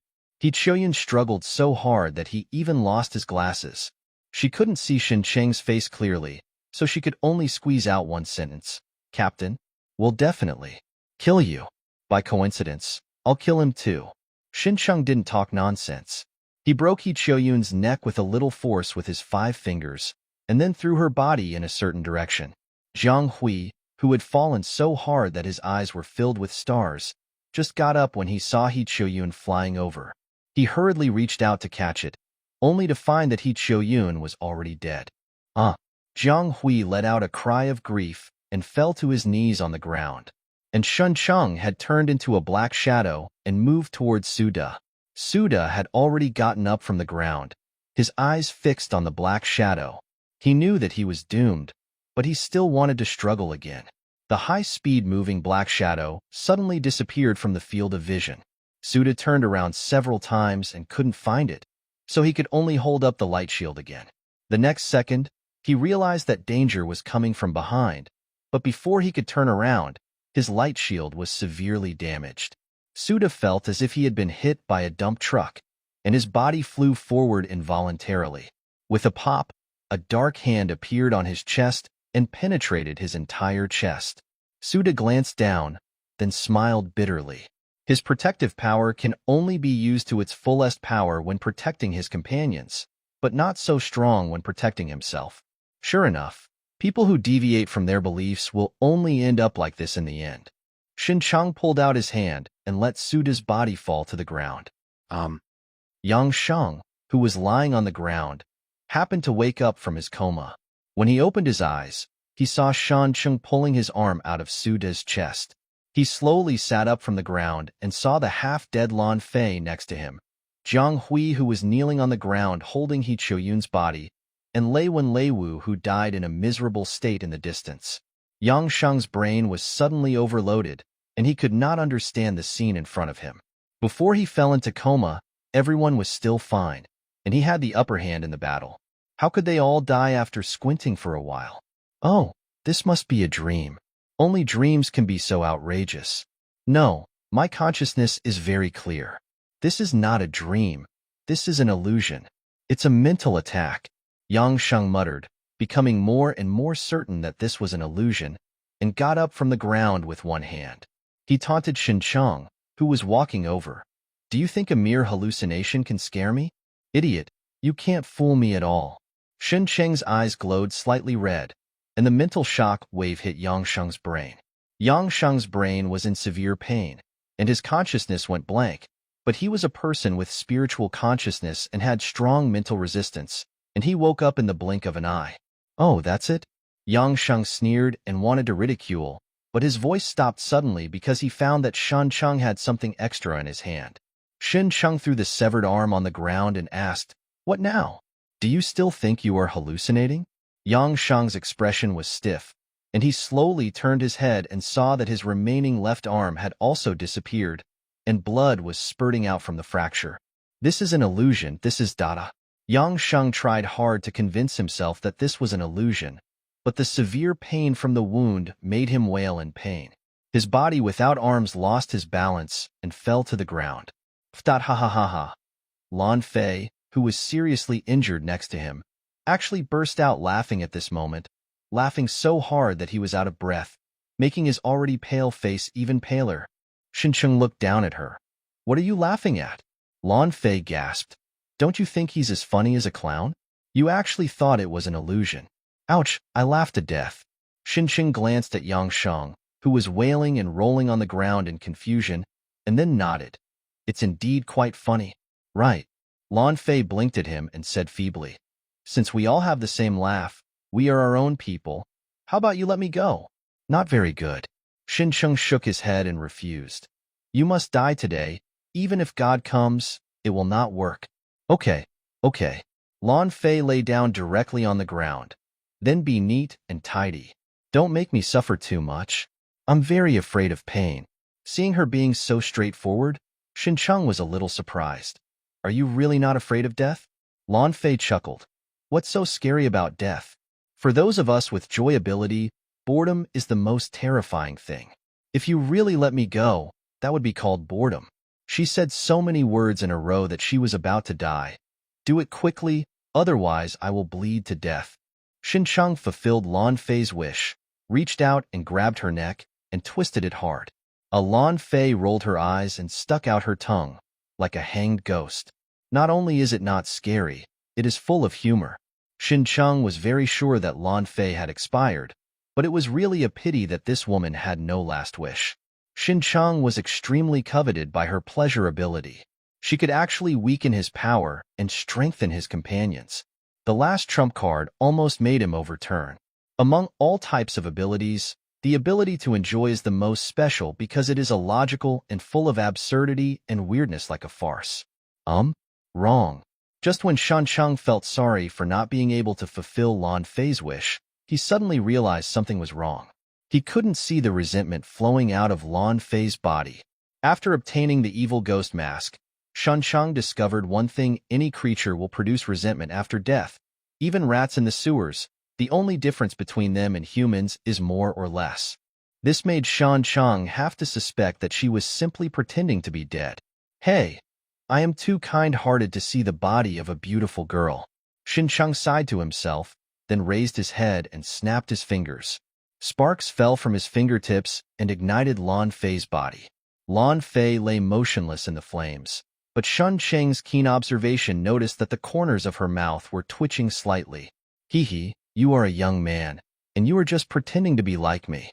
Just when the oysters were about to be roasted and ripened, Lan Fei finally couldn't hold them anymore. She waved her hand suddenly, and a playing card shot into Shincheng's face. Shincheng dodged easily, grabbed Lan Fei's neck, and lifted her up from the ground. "Aren't you afraid of death?" Lan Fei curled up her lips. "I can't even fool you, it's so boring." Her voice deepened and gradually lost her breath. A playing card appeared from her hand and broke into two halves. At the same time, a wave of resentment surged out of her body, and a faint white light also appeared on her chest. The two-piece set of resentment plus last wish proves that Lan Fei, a cunning woman, is finally dead. Seeing the last wish appear, Shincheng immediately reached out to touch her body and absorbed the white light. Lan Fei's memory began to flash in Shincheng's mind like a revolving lantern. Since childhood, Lan Fei has felt that she is different from others. She loves to laugh and enjoy happy things. Among ordinary people, this kind of personality is just too cheerful. But as she grew up, Lan Fei awakened the power of joy, and her personality changed from liking happy things to taking the initiative to have fun. But this is normal. Every person with the ability to awaken the power of joy is a fun person, which can also be regarded as their flaw. Lan Fei is a person who is relatively able to control her flaws, so her way of having fun is relatively harmless. At most, she would prank her colleagues in the Public Security Bureau. Her life was mediocre, nothing special, and boredom and mediocrity were the greatest nemesis of the power of joy. This also leads to the fact that Lan Fei's talent is obviously very strong, but she is still only at the elite level because her smooth life is too boring. After reading Lan Fei's memories, Shincheng learned a very important piece of information. Lan Fei and Suda are both subordinates of a woman named Gu Menghua. Gu Menghua is one of the 6 senior demon hunters in the Public Security Bureau and a spiritual extraordinary person. She is also involved in the matter of the demon serum and is very likely to attack Wan Qingsha tonight. In addition, Lan Fei actually knew Gu Minghua's weaknesses. Lan Fei has followed Gu Minghua for 7 years and is considered one of her most trusted subordinates. But for Lan Fei, who loves fun, what could be more interesting than snooping into her boss's secrets? So, she spent 7 years gaining Gu Menghua's trust little by little and getting to know her. However, Lan Fei was just doing these things for fun and had no intention of leaking her boss's secrets. She didn't expect that Shen Cheng would be benefited in the end. This also made Shen Cheng wary. If he encounters someone with the ability to be happy in the future, he must be on strict guard and never believe anything the other person says. Because you never know what fun-filled things these fun-loving people will do just to have fun. After reading all the memories, Shen Cheng also had a blue card in his hand. Cursed playing cards, joyful ability, 2-star elite level. This is also Shen Cheng's most coveted ability. In the previous battle, it could be said that everyone else was playing support, and only Lan Fei's ability posed a real threat to him. He couldn't wait to read the information in the card, and then chose to use it. The card turned into countless debris and disappeared in his hand. Curse poker cards. You can draw a poker card. This poker card will have 4 random effects. Curse the enemy, strengthen yourself and teammates, curse yourself and teammates, and strengthen the enemy. It's worthy of being a joy-type ability. It can even have the effect of hurting teammates. It's so fun. However, there is one chance to draw a designated card every day. The enhancements and weakenings of playing cards are all percentages, so the stronger the power, the more obvious the effect. However, if the target is too high in level, the effect will be weakened. For example, if used against an extraordinary level, the effect will be very average. This is just a trial version of the cursed poker cards. The trial period is very long, a full year. Only after fulfilling Lan Fei's last wish can you get the full version. Lan Fei's last wish is neither difficult nor simple. She wants to join the masquerade. The masquerade is a mysterious organization composed of people with joy abilities, including dancers, clowns, and magicians. It is a place that can bring people joy and smiles. As a person with pleasure ability, Lan Fei naturally longs for the masquerade. It's a pity that she spent nearly 10 years and could not find any trace of the masquerade. Only once in a while, she came into contact with a clown in the masquerade. She wanted the other party to introduce her to the dance, but instead she was played by the clown, Ichiban. This became a lingering regret in Lan Fei's heart, so her last wish was to join the masquerade, and she was very generous and gave her a full year. Shen Cheng could only write this down. He didn't have time to find any masquerade now. After putting down Lan Fei's body, Shen Cheng turned to look at Yang Sheng. Shen Cheng had no interest in abusing Yang Sheng, a poor man, and simply ended his life. Unexpectedly, after Yang Sheng died, a little white light appeared on his chest. Oh, he is still a poor guy with dreams. Shen Cheng reached out to touch, absorbed Yang Sheng's white light, and began to watch his memory. Yang Sheng's memory is very ordinary. He was an excellent but frivolous person in school. After awakening his ability, he successfully joined the Public Security Bureau. Because of his strong talent, he was assigned to Li Keqi's team. After gaining Li Keqi's trust, he also became his loyal supporter, and then came into contact with the secret of the Demon Serum. Under Li Keqi's training, Yang Sheng's strength has developed rapidly, and his status has surpassed many old demon hunters. The smooth life has cultivated Yang Sheng's arrogant character. He even awakened his hobby of killing while fighting against monsters.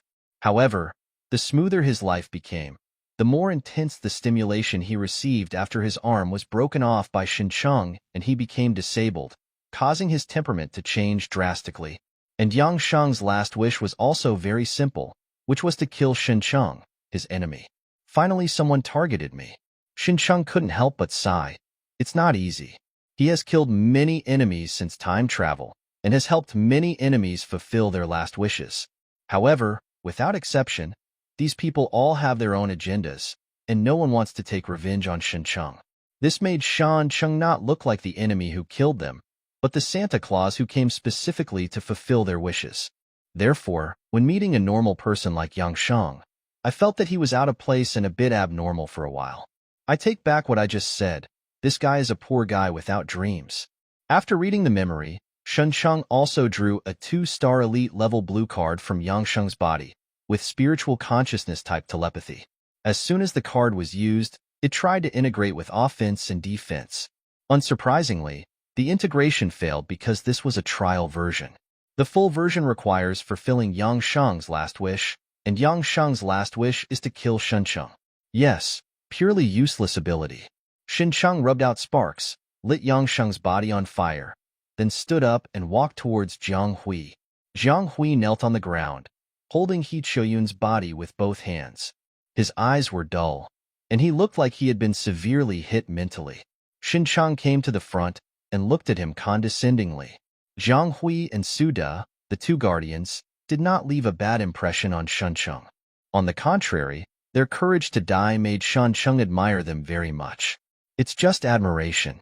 As an enemy, Shuncheng will never be soft-hearted and let them go. However, seeing Jiang Hui losing his mind, Shuncheng comforted him. As a guardian, you have done a good job. Jiang Hui's performance was very good. There was no peeing throughout the whole process. It was completely because his teammates were too weak to lead him. Guardian. He. Jiang Hui showed a self-deprecating expression. If I can't even protect the woman I love, what kind of guardian am I?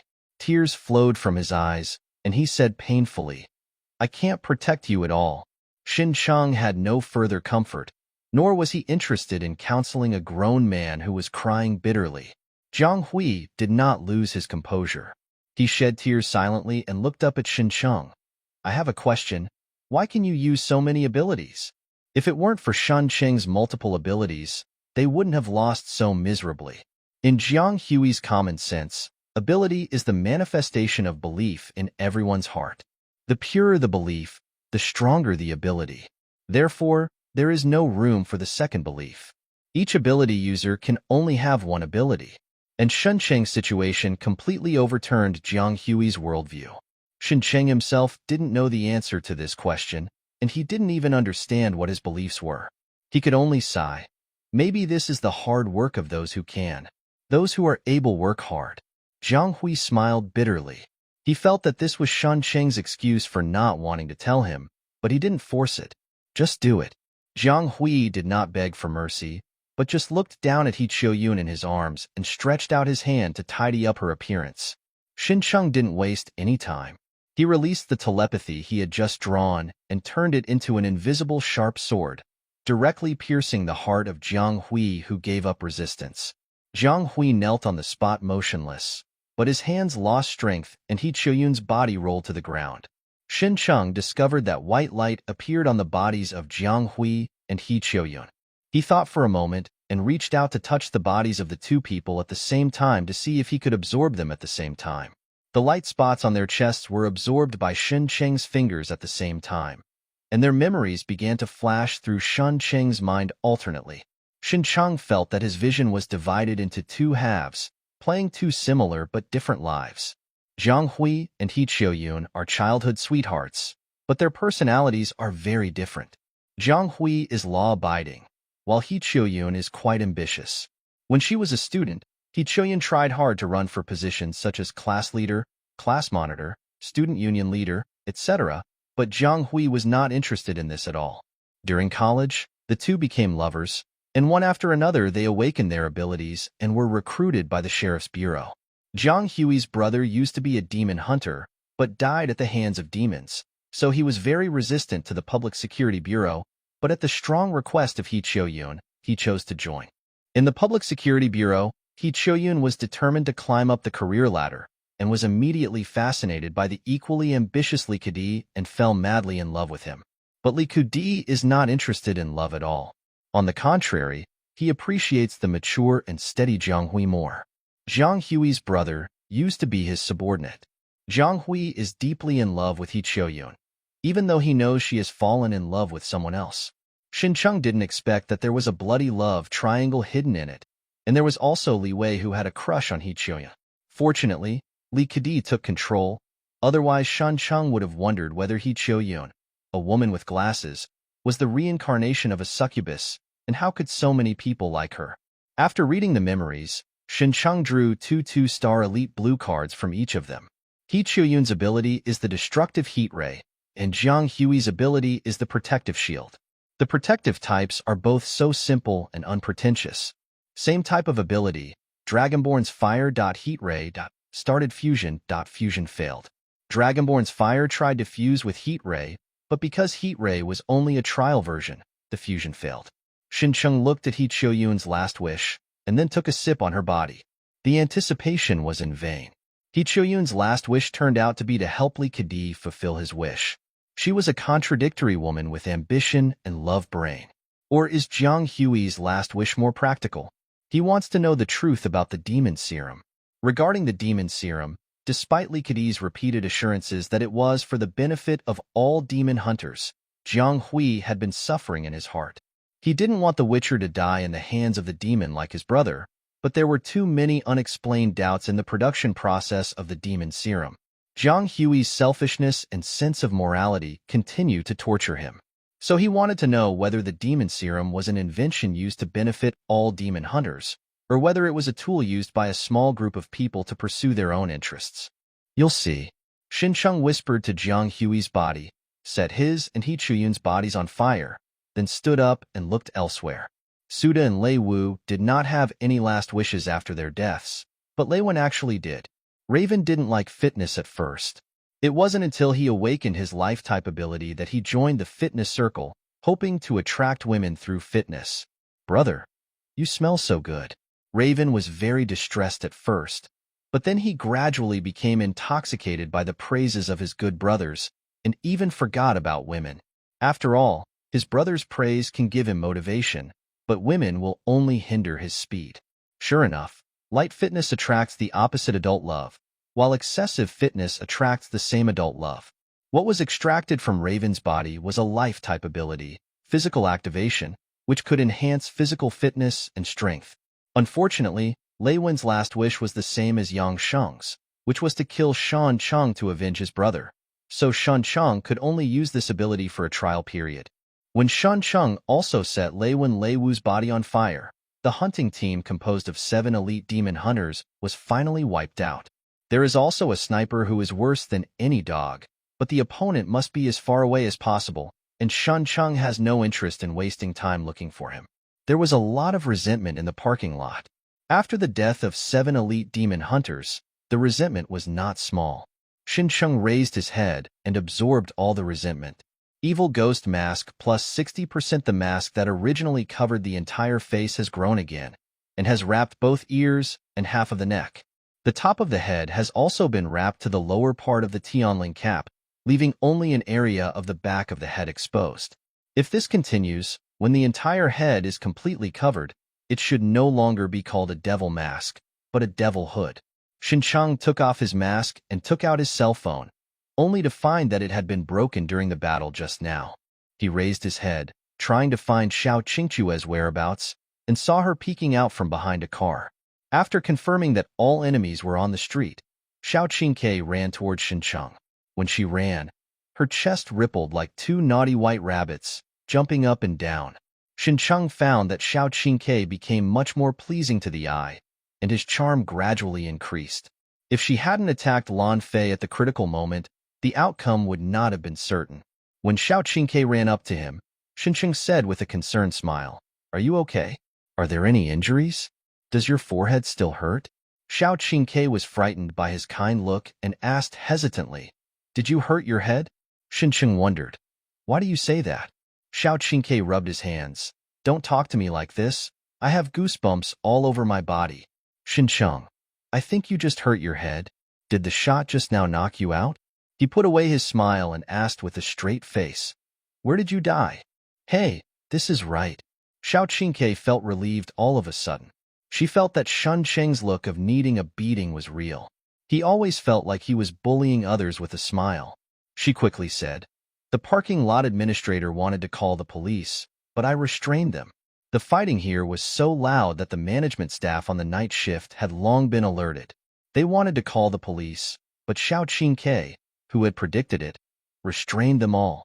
Well done, and the sneak attack on Lan Fei just now was all thanks to you." Xincheng complimented with a straight face, then stretched out his hand towards her. "Give me the phone."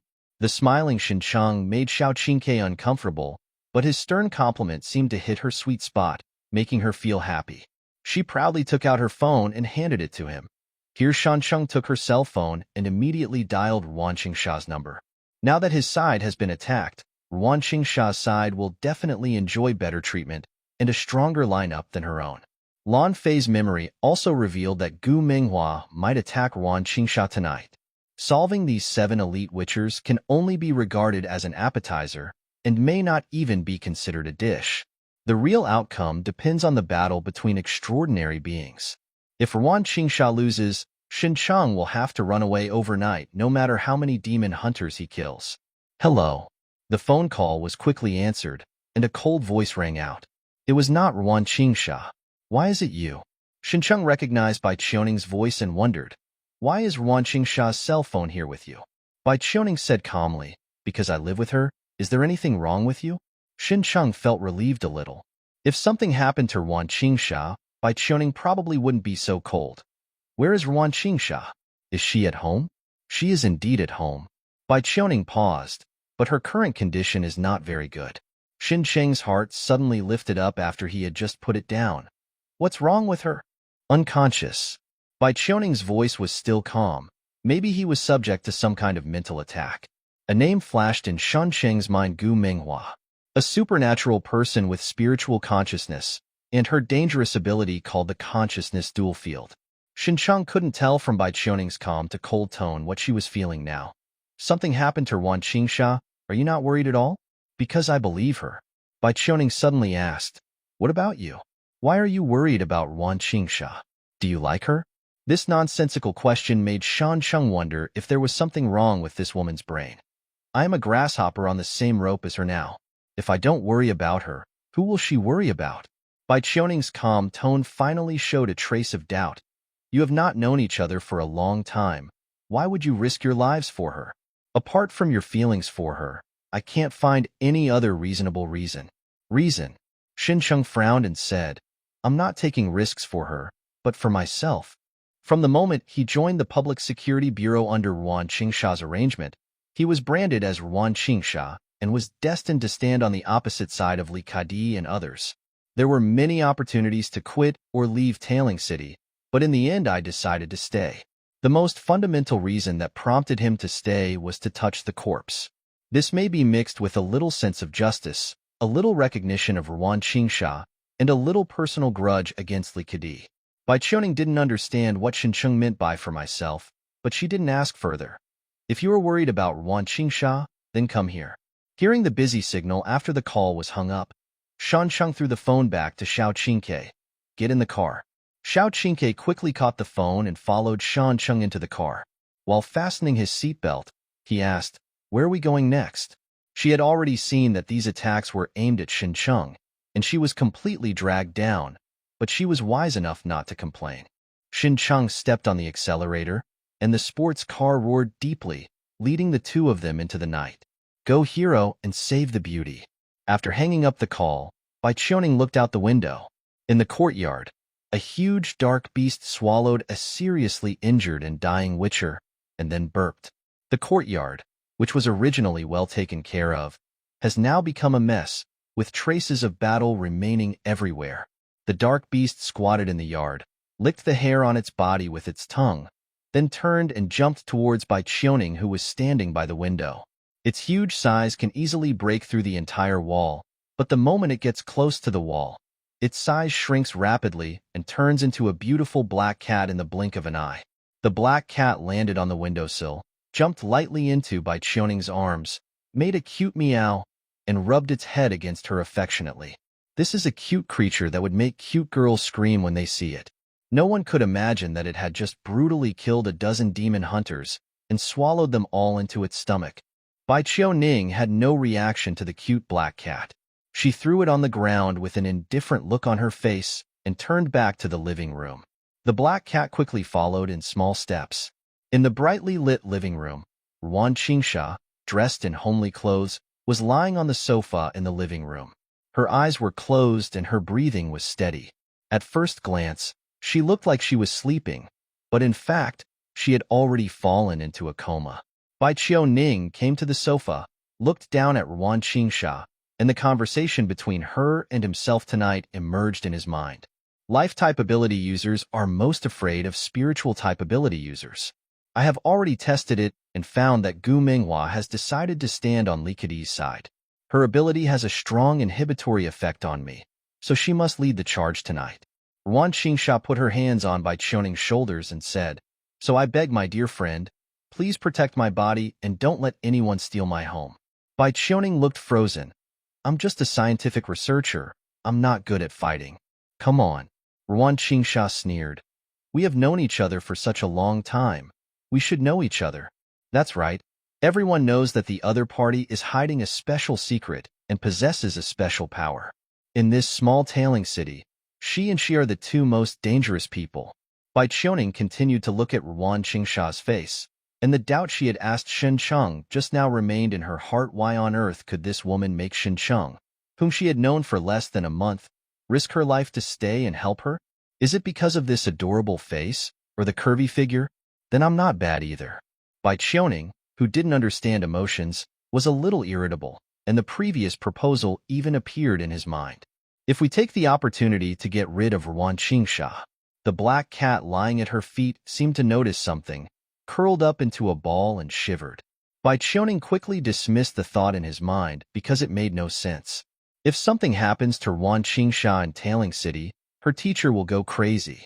The ringtone of her cell phone suddenly interrupted Bai Qianing's thoughts. She took it out and saw that it was Shen Cheng calling again. Looking at the names on the screen, her breathing gradually became faster.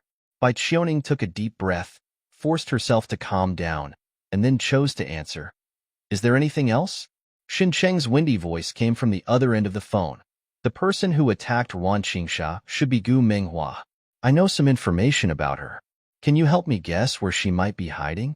Bai Qianing did not doubt Shen Cheng's words. She immediately left the living room and went to the study, taking out paper and pen.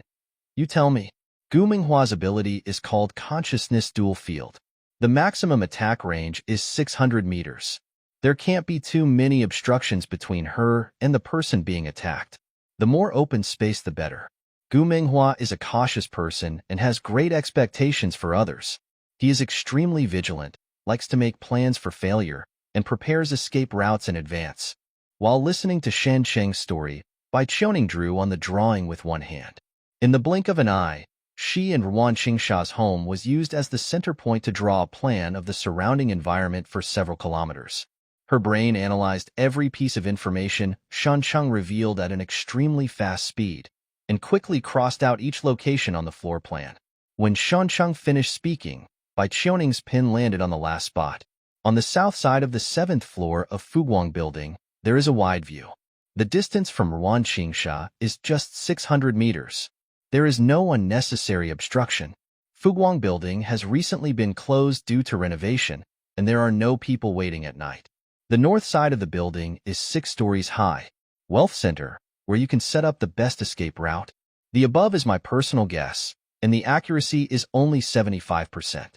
Hearing the words coming from the phone, Shen Cheng opened his mouth slightly, almost thinking that Bai Qianing knew where Gu Minghua was hiding in advance. "You guessed it just after I said it? This is just a puzzle game to me. Don't be so smart, okay? You make me look stupid." In the end, Shen Cheng had nothing to say and could only console himself by saying that what he was good at was not brains. Hang up the call, step on the accelerator, and rush towards Fuguang Building. The dual ground of consciousness. This is a very special spiritual space, surrounded by nothingness except for a huge arena. The weather above the arena was bad, with wind and rain, lightning and thunder, heavy snow and scorching sun. In the arena, there was no one in the ring-shaped auditorium, and there were only 2 figures on the ground below, which was equivalent to half a football field. The person standing on the left is Gu Minghua. She has a nice name, but her appearance is not satisfactory. To describe her in one sentence, it is sister has a good foundation and she will look very beautiful when she loses weight. That's right, Gu Minghua is a fat man. As a person with psychic abilities, she is also a sports-wasting person who gets out of breath after walking a few steps. In addition, she loves delicious food, so her weight is increasing rapidly. Describing her as fat as a ball is not slander, but an objective description based on facts. In reality, Gu Minghua, who is as fat as a ball, has difficulty taking care of herself, but in this consciousness duel arena, she is as strong as a god of war. Her round body is wrapped in a thick layer of steel armor, and she holds a huge steel knife in her hand, like a humanoid chariot, majestic and awe-inspiring. On the other hand, Ruan Qingsha on the right was only wearing a pair of shorts that couldn't even cover her buttocks and a tube top, with her hands empty and no weapons. She has long hair tied into a ponytail, and her agile and healthy body is like a cheetah, full of strength and beauty. However, this body, which could be called a work of art, was now covered with wounds of varying sizes, as if it had rolled through a mountain of knives. It's been 5 days. Even though she was covered in wounds, it did not affect Ruan Qingsha's hearty smile. "Fatty Gu, can you do it?" Gu Menghua's small eyes hidden under his iron helmet instantly spewed out flames of anger. She hates being called fat the most, especially when told this by a woman who is countless times more beautiful than you. "Ruan Qingsha, I'm going to cut off your mouth." Gu Menghua picked up the steel knife in his hand and rushed towards Ruan Qingsha with heavy steps. Although she was huge in size, her speed was not slow at all. She closed the distance between them in a blink of an eye and slashed at Ruan Qingsha's face with a knife. Ruan Qingsha twisted her body slightly to avoid it. Boom! The steel knife hit the ground, breaking the bricks and stones, splashing a large amount of debris, and leaving several tiny wounds on Ruan Qingsha's body. Her expression remained unchanged. She lowered her body and, like a nimble cheetah, quickly circled behind Gu Minghua and punched her waist. Gu Minghua swung the steel knife backwards, and his body, which was as fat as a ball, began to spin like a top, creating a big windmill on the spot. Ruan Qingsha dodged a little slowly, and a bloody wound was cut on her shoulder. She pulled away, looked at Gu Minghua in heavy armor, and sighed slightly. It's really hard for a good man to roll around in the world. She had been dragged into this spiritual space for 5 days, and her strength had been suppressed to the first level of awakening. Gu Minghua, who would be out of breath after walking a few steps in reality, has a physique and strength close to the elite level here, as well as heavy armor and a sharp steel knife. For 5 days and 5 nights, Ruan Qingsha tried to defeat Gu Minghua. However, the gap in strength and equipment cannot be made up by relying on combat experience, and in this arena, Gu Minghua has been given considerable combat experience. Ruan Qingsha was at a disadvantage throughout the whole battle, but from another perspective, Gu Minghua was unable to defeat Ruan Qingsha in the 4 days and 4 nights of fighting. Stopping the windmill, Gu Minghua stuck the steel knife into the ground and glared at Ruan Qingsha angrily. She didn't understand why she had the upper hand in all aspects, but still couldn't kill this woman. Even though she was covered with wounds, none of them were fatal. 5 days have passed, but I don't feel hungry. Maybe the passage of time in reality is different from that here. Ruan Qingsha's tone was still relaxed. It's almost the 6th day. How long can your consciousness duel arena last? It will last a long time. Gu Minghua pointed a knife at Ruan Qingsha and sneered, but you will never look forward to tomorrow, because that will be your end. The consciousness duel field is a very special ability. The maximum attack range is 600 meters, and it can drag an enemy into a spiritual space where the flow of time is different from that of reality. Here, unless the mental resistance exceeds that of Gu Minghua, no matter how powerful the enemy is, the strength of both sides will be reduced to the same level. As the home player, Gu Minghua can get an enhancement and a set of excellent equipment. But this comes at a price. If Gu Minghua fails to defeat the enemy within 10 days in the arena, he will be judged as a failure and suffer mental backlash. At best, he will become an idiot, and at worst, he will be brain dead on the spot. Tomorrow is my end? Hearing Gu Minghua's words, Ruan Qingsha raised her eyebrows and said with a smile, "Let me guess, can you cheat tomorrow? Or find a helper?" Gu Minghua's expression changed slightly. That's right, she still has 2 chances to cheat. On the 6th day in the spiritual space, she can summon a helper from reality who has the same power as herself but will absolutely obey her orders. If he and his helpers cannot defeat Ruan Qingsha, then in reality, Yu Yuanqi will also attack Ruan Qingsha, who is in a coma. Double insurance, I don't believe she can escape. That's right. Since she was guest, Gu Minghua simply stopped pretending. Whether in reality or here, you are doomed to lose. Really? I'm so scared. Ruan Qingsha sighed and asked in confusion.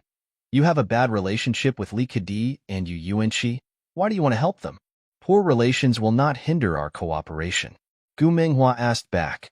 Why do you have to oppose this? You should know how much benefit the demon serum will bring to us demon hunters. Ruan Qingsha smiled faintly. I object because there are too many innocent lives behind the demon serum. Can this be ignored? Gu Minghua snorted coldly. We demon hunters work hard to protect ordinary people. They just pay a small price. What else are they dissatisfied with? Well now, you are the price. The smile on Ruan Qingsha's face disappeared, and her expression was cold. Fatty, you are dead.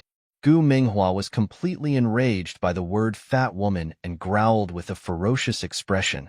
Which, I will make you regret having a mouth. At this moment, the sky, which was originally scorching hot, suddenly became gloomy and strong winds began to howl.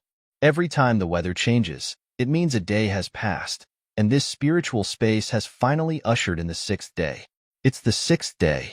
Gu Minghua was so excited that her expression was distorted. She raised the knife in her hand high and chopped it down heavily. Ruan Qingsha, you are dead. Amid the howling wind, a figure appeared in the arena. Fuguang Building. When Shun Chung drove here, he saw construction barriers surrounding the building. Just like Bai Qiuning said, the place was closed for renovation. He parked the car on the side of the road and was about to ask Xiao Qingke to wait here, but he changed his mind after thinking about it carefully. Gu Minghua might have people stationed around, and it would be too dangerous to leave Xiao Qingke here. Follow me. Oh. The two got out of the car and came to the side of Fuguang Building. Xiao Qingke was about to ask how to get in when he saw Shin Chung transform into a black shadow, split into slender hands, and tied her up. Xiao Qingke shuddered. Shin Cheng's black hands felt cold and slippery to her, and they looked like the tentacle monster in the novel. While tying her up, Shun Chung quickly climbed over the construction fence and climbed up the outer wall of Fuguang Building. Shin Chung suddenly felt Xiao Qingchue's thighs tightly clamping his hand, and without thinking much, he quickly led her to the 7th floor. He walked around to the south and began to look for Gu Minghua's location. The 7th floor of Fuguang Building is commercial land. It was originally rented to a company but has now been moved away. In a south-facing office, an airbed sits on the cool floor. A fat woman was lying on the bed, her eyes closed, and she fell into a coma. There were no lights on in the office, only a faint night light came in from the window. A young man of about 20 years old sat cross-legged in the corner, his eyes fixed on the watch on his wrist. When the hands point to 4 o'clock in the night, it happens to be the 6th day that Gu Minghua and Ruan Qingsha have spent in the dual field of consciousness. The young man jumped up from the ground almost out of reflex and rushed towards Gu Minghua on the air mattress. Before he could touch Gu Minghua's body, the office window suddenly burst open. Boom! Shin Chung rushed in from outside with Xiao Qingke, and the black shadow turned into a sharp spear, stabbing the young man who was caught off guard. With a pop, the black shadow pierced the young man's chest, pushing him backwards and nailing him to the wall of the office. The young man spit out a mouthful of blood and slowly raised his hand to reach out to Gu Minghua on the air mattress. His head suddenly tilted and his arms dropped. Shin Chung returned to his human form and pulled his hand out of the young man's chest. In Lan Fei's memory, Gu Minghua was a cautious person who was always very wary of others. Lan Fei followed Gu Minghua for 7 years, but still could not fully gain her trust. Only the young man in front of him is the person Gu Minghua trusts the most, because he has been completely brainwashed, like a puppet without self-awareness, and will only obey Gu Minghua's orders. If Lan Fei hadn't been secretly investigating for many years, no one would have known that Gu Minghua had such an obedient helper hidden beside him. Every time Gu Minghua wanted to use his abilities to deal with the enemy, he would take this young man with him alone and let him protect his body. After dealing with the young man, Shin Chung immediately came to Gu Minghua's side. Now, he only needs to make a slight move, and Gu Minghua has no ability to resist. However, according to Lan Fei's investigation, if Gu Minghua's spirit is in the dual field of consciousness, and her body suddenly dies in reality, It will lead to the collapse of the dual field of consciousness, causing her and the enemy's consciousness to dissipate together. For Xincheng, killing Gu Minghua was a form of prostitution, and rescuing Yuan Qingsha was the most important thing. You stay here and take care of my body. Xincheng confessed to Xiao Qingke, then endured the greasy feeling and reached out to touch Gu Menghua's body. Zhua, can you find someone that the Hui people can touch? The dual ground of consciousness. Yuan Qingsha, you are dead.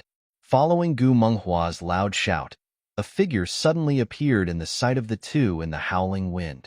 Gu Menghua did not look at the figure. She continued to stare at Yuan Qingsha and had already prepared 100 ways of dying in her mind. Anyway, there are still 5 days left, and she will torture Yuan Qingsha day and night during these 5 days, making her want to live but unable to, want to die but unable to, and regret coming into this world. Yuan Qingsha frowned at the third party who appeared, but soon her expression changed from solemn to astonishment, as if it was incredible to see her boss taking the initiative to give employees a holiday. Gu Menghua noticed something was wrong from the change in Yuan Qingsha's expression. He turned his head suddenly, and the excited expression on his face suddenly froze. A few seconds later, she screamed like a pig being slaughtered. "Why is it you?